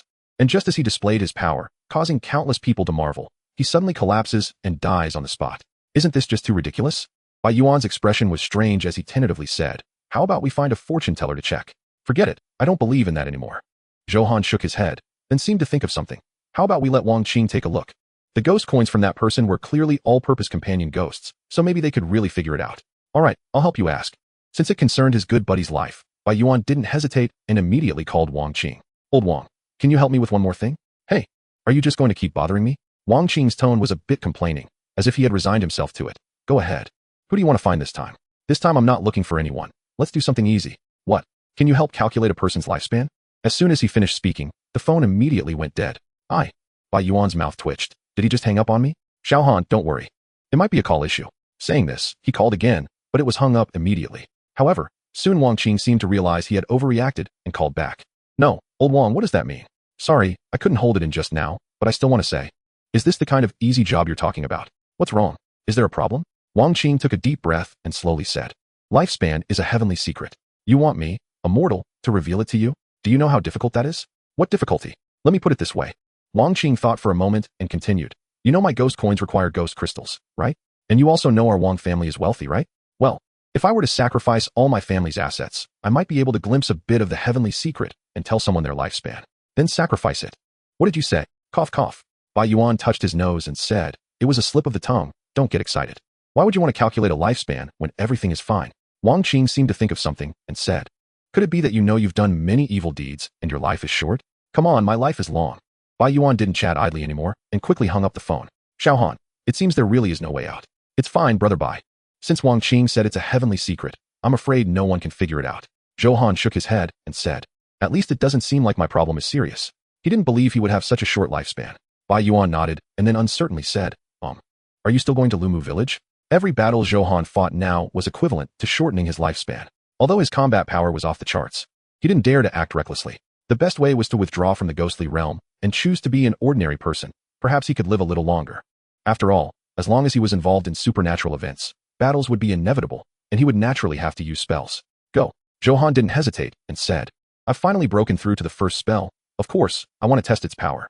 Besides, it's so close to my grandfather's house. What if it affects them?" "All right." Seeing the other party so determined, Bai Yuan didn't dissuade him and said, "Unless something special happens, you don't need to take action. I'll handle it."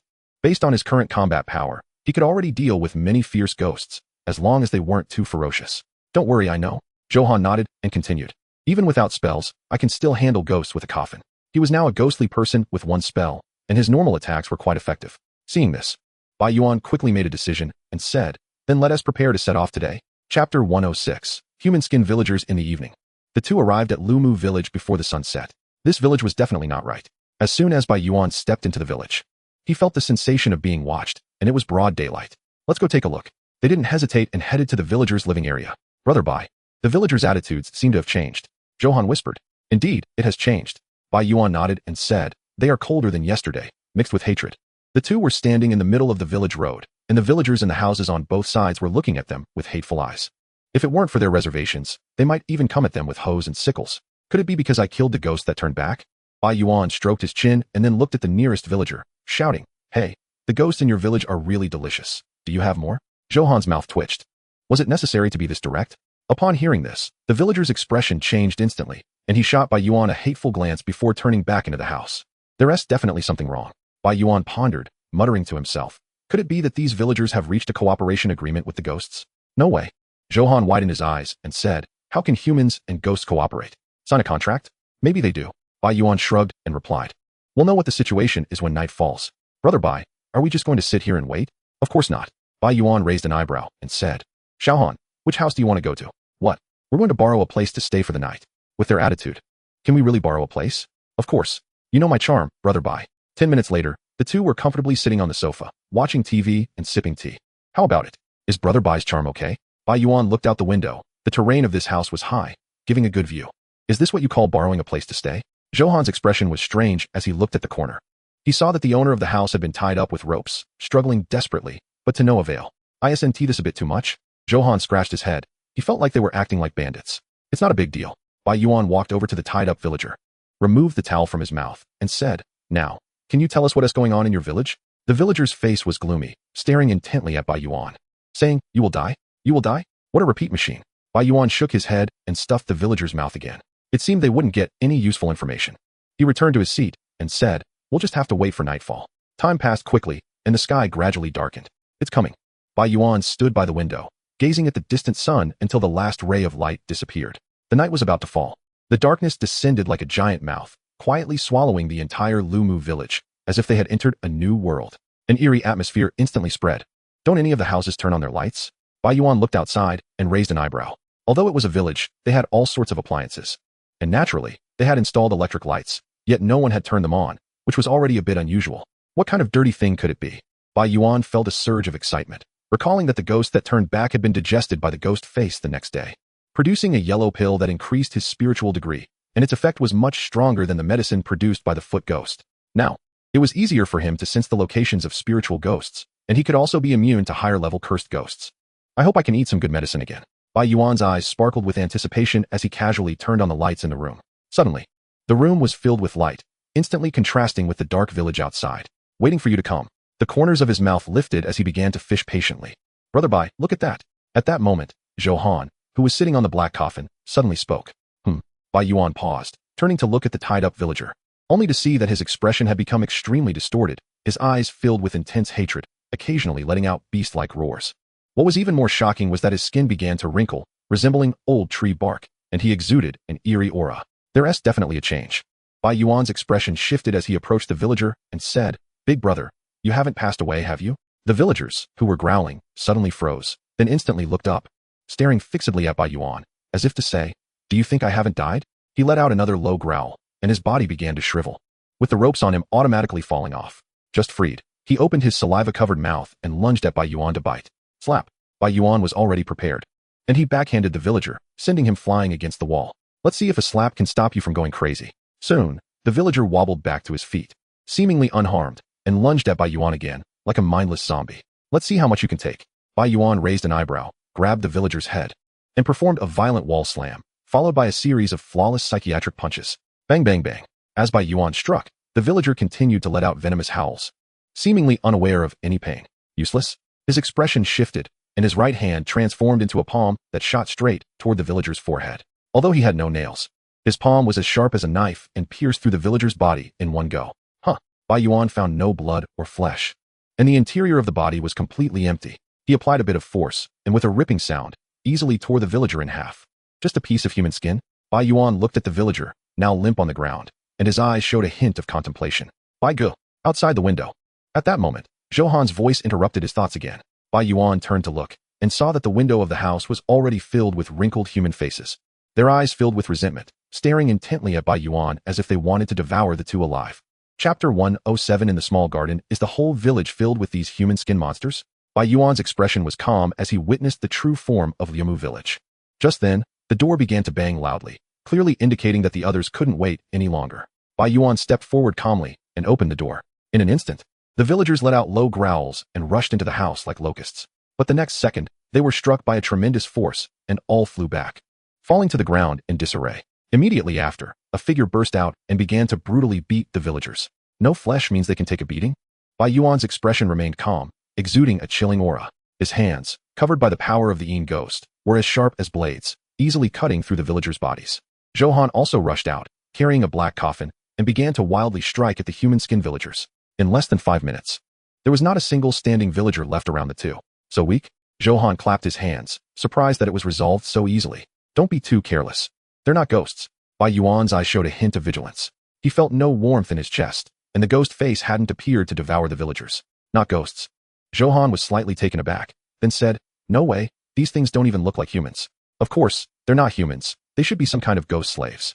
Since Pingan River could have ghost slaves, it was clear that the ghosts of Liamu village also had them, but the two are not on the same level, as the former directly turns ghosts into ghost slaves. While the two were talking, they noticed that the villagers, who had become lifeless, were actually wobbling back to their feet. The torn cracks on their bodies were healing at a visible speed, and in an instant, they returned to human form. Still immortal? Bai Yuan frowned, not expecting them to be so troublesome. Bai Ge, what do we do? Let's take them down first. A few minutes later, nearly 100 villagers around them turned back into human skin and lay on the ground. With each resurrection, does their strength increase? Bai Yuan frowned, having noticed that the human skin villagers had become significantly stronger. Xiaoan, can your coffin hold these things? Too many, no way. Johan shook his head. If it were 1 or 2, it would be fine, but hundreds of human skin villagers would probably cause him backlash. Then that's a problem. Bai Yuan looked at the human skins around them, having a premonition that they would revive again. His eyes turned, looking at his chest, and said, Businessman Go, why don't you prepare some appetizers first? If the ghost face can devour the human skin villagers, then there would be no worries, since it can digest ghosts. But unfortunately, the ghost face showed no reaction, clearly unwilling to act as a garbage can.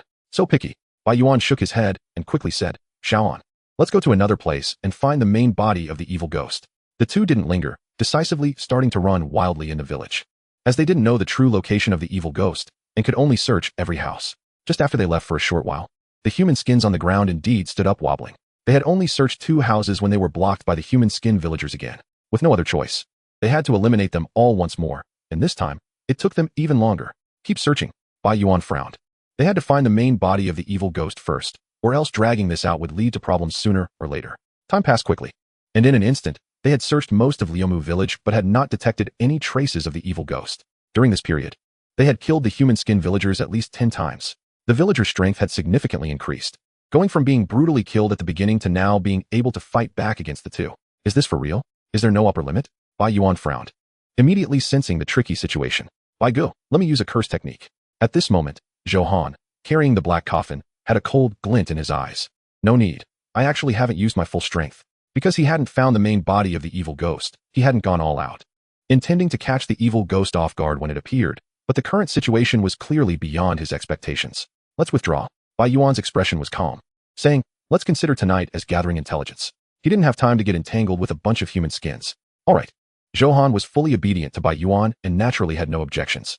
In an instant, the two ran straight towards the village entrance, and soon, Bai Yuan sensed something was off, saying, wait, I don't remember it being this far. They had been searching from the back of the village to the front. So logically speaking, they should be close to the village entrance by now, and with their speed, it wouldn't take so long to reach it. Just then, Johan furrowed his brow and tentatively said, Bai Ge, could it be that we're not far away, but our speed has slowed down? Huh. Bai Yuan was momentarily stunned, as if a flash of inspiration had crossed his mind. His expression changed, and he suddenly released all of his ghostly power, not to fight, but to allow himself to think clearly. In an instant, his mind was filled with a chilling sensation, and his thoughts became sharp. This was the side effect of the ghostly power. At that moment, as he ran, Bai Yuan sensed his own body and said in surprise, we really have slowed down. No way, I was just guessing. Johan was slightly taken aback, a hint of disbelief in his eyes. Our senses have been deceived. It seems we have already fallen into the trap. Bai Yuan's thoughts were calm, and he quickly figured everything out, saying, it's not that those skin-wearing villagers have become stronger, It's that we have been getting weaker all along. Their strength has been unknowingly diminished. If it were due to a suppression force inherent to the village, we would have sensed it immediately. Bai Yuan pondered and muttered to himself. We have been slowly weakened, and so secretly. Is it something like ghost poison? He couldn't help but think of the black capsule given by the ghost face, realizing that they had unwittingly experienced what Li Chang and his group felt. He shook his head and continued. Forget it. Let us leave first.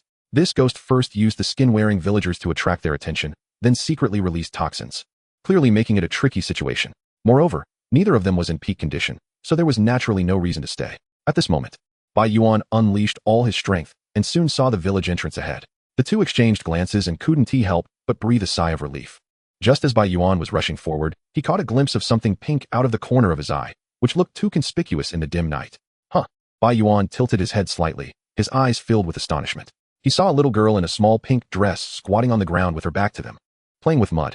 At the same time, a naive and light-hearted song echoed. Digging in the little garden, digging and digging, planting little corpses, growing big flowers. Chapter 108. Ghost Flower. Staring at the chilling scene before him, Bai Yuan stood still for a moment, not daring to act rashly. Johan muttered softly, Brother Bai. This shouldn't be human, right? It shouldn't be. It definitely isn't. Bai Yuan shook his head and said, What are you doing singing at this hour? If it were a mental hospital, it would be justifiable, but this is Liamu village. It is the embodiment of a fierce ghost. Bai Yuan shook his head, secretly cursing himself for being short-sighted.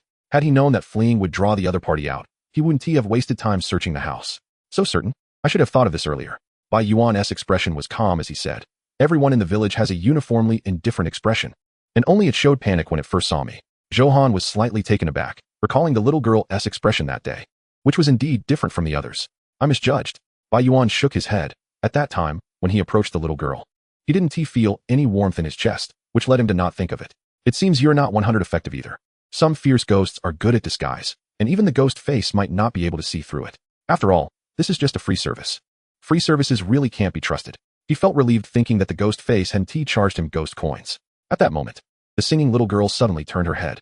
Her face was pale, her eyes dark and hollow as she looked at the two with a strange smile, saying, Brother, can you also make flowers bloom? Let you bloom first. Johan's expression changed, and he saw a corner of the coffin lid beside him lift. A beam of black, ghostly light shooting out straight towards the little girl. Clearly, Xiaohan had started to burn his life force. Will it be effective? Bai Yuan thought as he looked at the ghostly light. From all angles, the terrifying level of the ghost before them was definitely not low. In an instant, the ground in front of the little girl trembled, and a giant flower burst forth from the earth. It was completely different from the other flowers. Its thick branches were composed of crimson flesh, and the petals were made of pale human skin. In the center of the flower was a man's head. The man let out a roar, opened his mouth, and forcibly swallowed the ghostly light in front of him. There was a thunderous sound as the entire giant flower exploded, scattering flesh and blood everywhere. Huh. Bai Yuan was slightly stunned, muttering to himself, Is this the flower it grows? It was actually blocked. Johan frowned, saying fiercely, Let us see how many flowers you can use to block us. As his words fell, the ground of Liamu village seemed to tremble. And in the shocked gazes of the two, one ghost flower after another burst forth from the earth, growing rampantly. Soon, in front of each house, at the village entrance, along both sides of the road, the area was filled with dense ghost flowers. Some ghost flowers had the heads of young men, with thick branches at least 2 or 3 meters high, while others had the heads of children, less than a meter tall, hidden among the sea of flowers. There were also flowers with women's heads, their branches slender, staring with sinister eyes at the two in the center. The two seemed to be standing in a sea of flowers, though it was far from romantic. There seemed to be quite a few. Johan's mouth twitched. What the hell is going on? Just then, the little girl let out a chilling laugh, disappearing deep into the flower sea. Clearly, she had no intention of a head-on confrontation. Relying solely on the ghost flowers was already sufficient. Brother Bai, what do we do? Johan looked at the surrounding ghost flowers, momentarily at a loss. Running might not work. Since it dares to come out, let us give it a try. Bai Yuan's gaze was cold. Now that their escape route was occupied by the ghost flowers, they would need to blast their way out to escape. It was better to take the initiative. As long as he could capture the fierce ghost's true body, Bai Yuan was confident he could kill it. At that moment, the ghost flowers with women's heads began to shake their flower bodies, and a large amount of visible pollen appeared, then dissipated into the air, colorless, odorless, and invisible. Is this the ghost poison? Bai Yuan's expression changed slightly, realizing the difficulty of the opponent. Xiaohan, I'll go find the fierce ghost's true body. Cover me. We must act quickly. Okay. Johan nodded, hugging the black coffin, also fully concentrated. Let us begin. The ghostly power within Bai Yuan fully enveloped him, and a cold aura instantly swept around. Visible white ghostly energy enveloped his body, and the ghostly shadow became clear. In that moment, He seemed to transform into a true ghost. The next second, Bai Yuan's body shot out like a bolt of white lightning, directly charging towards the group of ghost flowers. A sturdy ghost flower twisted its body, the head of a man at its tip roaring, and opened its bloody mouth wide. Bang! The dark energy in Bai Yuan's hand surged, and with a single punch, he shattered the head of his opponent into pieces. In the next moment, Bai Yuan leaped up, stepping onto the blood-soaked branch that had lost its human head. His body was agile, like a monkey, as he charged into the sea of ghost flowers. Any ghost flower that tried to obstruct him was crushed by a punch. At that moment, Bai Yuan seemed to be in a world without obstacles. But just as he displayed his might, a series of sharp, chaotic laughter echoed, causing his mind to freeze and his steps to falter, nearly making him fall from midair. Bai Yuan's brows furrowed tightly, feeling flustered. He was filled with dark energy in his mind, so he shouldn't have been easily affected. He forcibly steadied himself and looked down, only to see those ghost flowers with childlike heads laughing heartily. Waves of invisible mental attacks struck him, continuously disturbing his thoughts and affecting his body. Damn it, they really do have clear divisions of labor. Bai Yuan's expression grew serious. He hadn't expected that different ghost flowers with different human heads had different functions.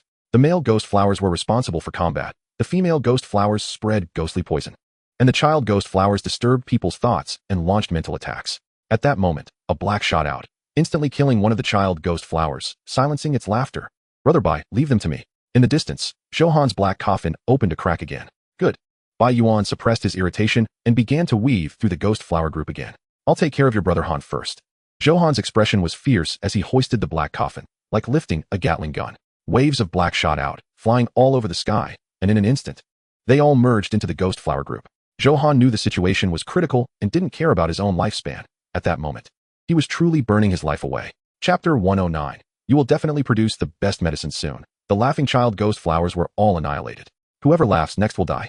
Zhou, carrying the black coffin, vigilantly observed his surroundings. As long as someone laughed, he could easily pinpoint their location, and the black would immediately eliminate them. Without the interference of laughter, Bai Yuan regained his combat power and directly charged into the depths of the sea of flowers. I'll blow your dog heads off. Bai Yuan's expression was cold as his hands were covered in the red and white remnants of heads, looking extremely bloody. His body was agile, leaping on the thick, blood-colored branches, his gaze sharp as he searched for that pink figure. Just then, his expression shook, as he spotted a flash of pink at the back of the ghost flower group. There. Bai Yuan licked his lips and began to rush toward the target location. Any ghost flower that tried to block him was instantly killed. Soon, with his combat power, Bai Yuan finally broke through the layers of ghost flowers and reached the back. At this point, he was covered in blood, like a vengeful spirit returning from hell, slowly stepping forward. The little girl in the pink dress was still squatting on the ground, slowly digging into the dirt, seemingly sensing Bai Yuan's arrival. She slowly raised her head with an eerie smile and said, "Your corpse will surely bloom the most beautiful flowers." Bai Yuan also smiled slightly, eerily replying, "Your ghostly body will definitely produce the best medicine." The two were about 10 meters apart, both wearing strange smiles, like two vengeful spirits confronting each other. Bai Yuan's body slightly bowed, like a poised arrow ready to shoot. Just as he was about to strike, the ground suddenly shook violently. Bai Yuan's expression froze. He saw a gigantic ghost flower, resembling a great tree, bursting out of the ground behind the little girl. Its branches were thick, like an ancient tree, with human skin petals blooming wildly at the top, and in the center of the flower were densely packed human heads. Nearly 100 of them. Exactly those villagers with human skin from before. You will die? You will die? You will die? An evolved version of a repeating machine? Bai Yuan raised an eyebrow, recognizing the resentful faces. The little girl smiled eerily, then floated up and merged into the blood-soaked branches, disappearing from sight. What a ghostly thing. Bai Yuan looked at the bizarre ghost flower, which was 5 to 6 meters tall, feeling a bit shocked. At that moment, the ghost flower moved, and dozens of long, blood-colored branches shot out like tentacles, attacking Bai Yuan. Bai Yuan maintained a calm expression. Under the cover of dark energy, his hands sliced through the approaching branches with ease. At the same time, his body surged forward toward the ghost flower. When he got close, he crouched slightly, and then leaped up, grabbing onto the blood-soaked branches, seemingly searching for something. Dozens of blood-colored branches shot out, but Bai Yuan dodged them all. Soon, he stopped and looked at the blood-soaked barrier ahead. Found you. At that moment, a warm sensation appeared in Bai Yuan's chest, indicating that he was now closest to the ghost's true body. Zhou, help me. Bai Yuan looked back and saw Zhou approaching. Not far away, Zhou nodded, hoisting the black coffin, from which dozens of black shot out instantly. They flew like arrows, all aimed at the blood-soaked branches in front of Bai Yuan, creating a huge gap in an instant. Through the gap, Bai Yuan saw that familiar pink color. The ghost's true body didn't have time to react before Bai Yuan's cold hands had already grasped its head. Finally caught you. Bai Yuan's lips curled up as he forcibly pulled the little girl out. Dragging the ghost, he leaped down, calmly landing on the ground and reuniting with Zhou Han. Is this the ghost's true body? Zhou Han raised an eyebrow, his eyes filled with curiosity. The ghost struggled, letting out a resentful shriek, but it had no effect, which only excited Bai Yuan more. Let you scream. Let you scream. Bai Yuan delivered heavy punches into its wide-open mouth. Although the ghost flowers were quite tricky, the ghost's true body seemed weak, showing no resistance whatsoever. It appeared that its combat power relied entirely on the ghost flowers. You will die? You will die? Just then, the gigantic ghost flower in front seemed to go berserk, its human head staring fixedly at Bai Yuan, while the other ghost flowers around began to approach him. Get back. Or don't blame me for being ruthless. Bai Yuan pressed the ghost's true body to the ground and began a merciless beating. The vengeful spirit shrieked, seemingly filled with a hint of fear, actually causing the ghost flower to retreat. Bai Yuan raised an eyebrow. He had only said it casually and didn't expect it to really work. After all, it was just a ghost, and it didn't quite understand humans, especially someone like Bai Yuan, who was mentally unstable. Soon, the vengeful spirit also sensed something was off. As the ghost flower retreated, it seemed to become even more aggressive. The ghost flower went berserk again, surrounding Bai Yuan. Get moving. Bai Yuan gripped the vengeful spirit's neck and dragged it while running. Although the ghost flower was troublesome, its own movement speed was too slow, and since it had just retreated a considerable distance, it naturally couldn't catch up with Bai Yuan. For a time, Bai Yuan and the vengeful spirit were running wildly through Liumu village. Currently, all exits were blocked by the ghost flowers. To prevent any unforeseen events, Bai Yuan didn't approach but prepared to deal with the vengeful spirit within the village. While distancing himself from the ghost flowers, he was also beating the vengeful spirit's main body. Zhou Han beside him occasionally slapped the opponent's face with a coffin. Soon, accompanied by a series of resentful wails, the pursuing ghost flowers withered one by one, turning into a large amount of blood that merged into the ground. Clearly, the power of the vengeful spirit's main body had been exhausted and could no longer support the ghost flowers. At this moment, the little girl's eyes were filled with resentment. But deep down, a hint of fear was already revealed. I told you, you will taste very good. Bai Yuan licked his lips, looking at her with a strange smile.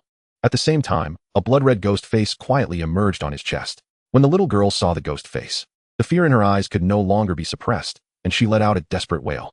For a moment, the ghost face was filled with excitement, opening its bloody mouth to bite down on her head in one gulp, while letting out a hair-raising chewing sound. Zhou Han swallowed hard. Although he had seen it once before, seeing it again still felt unbelievable. Bai Yuan's companion spirit was too eerie.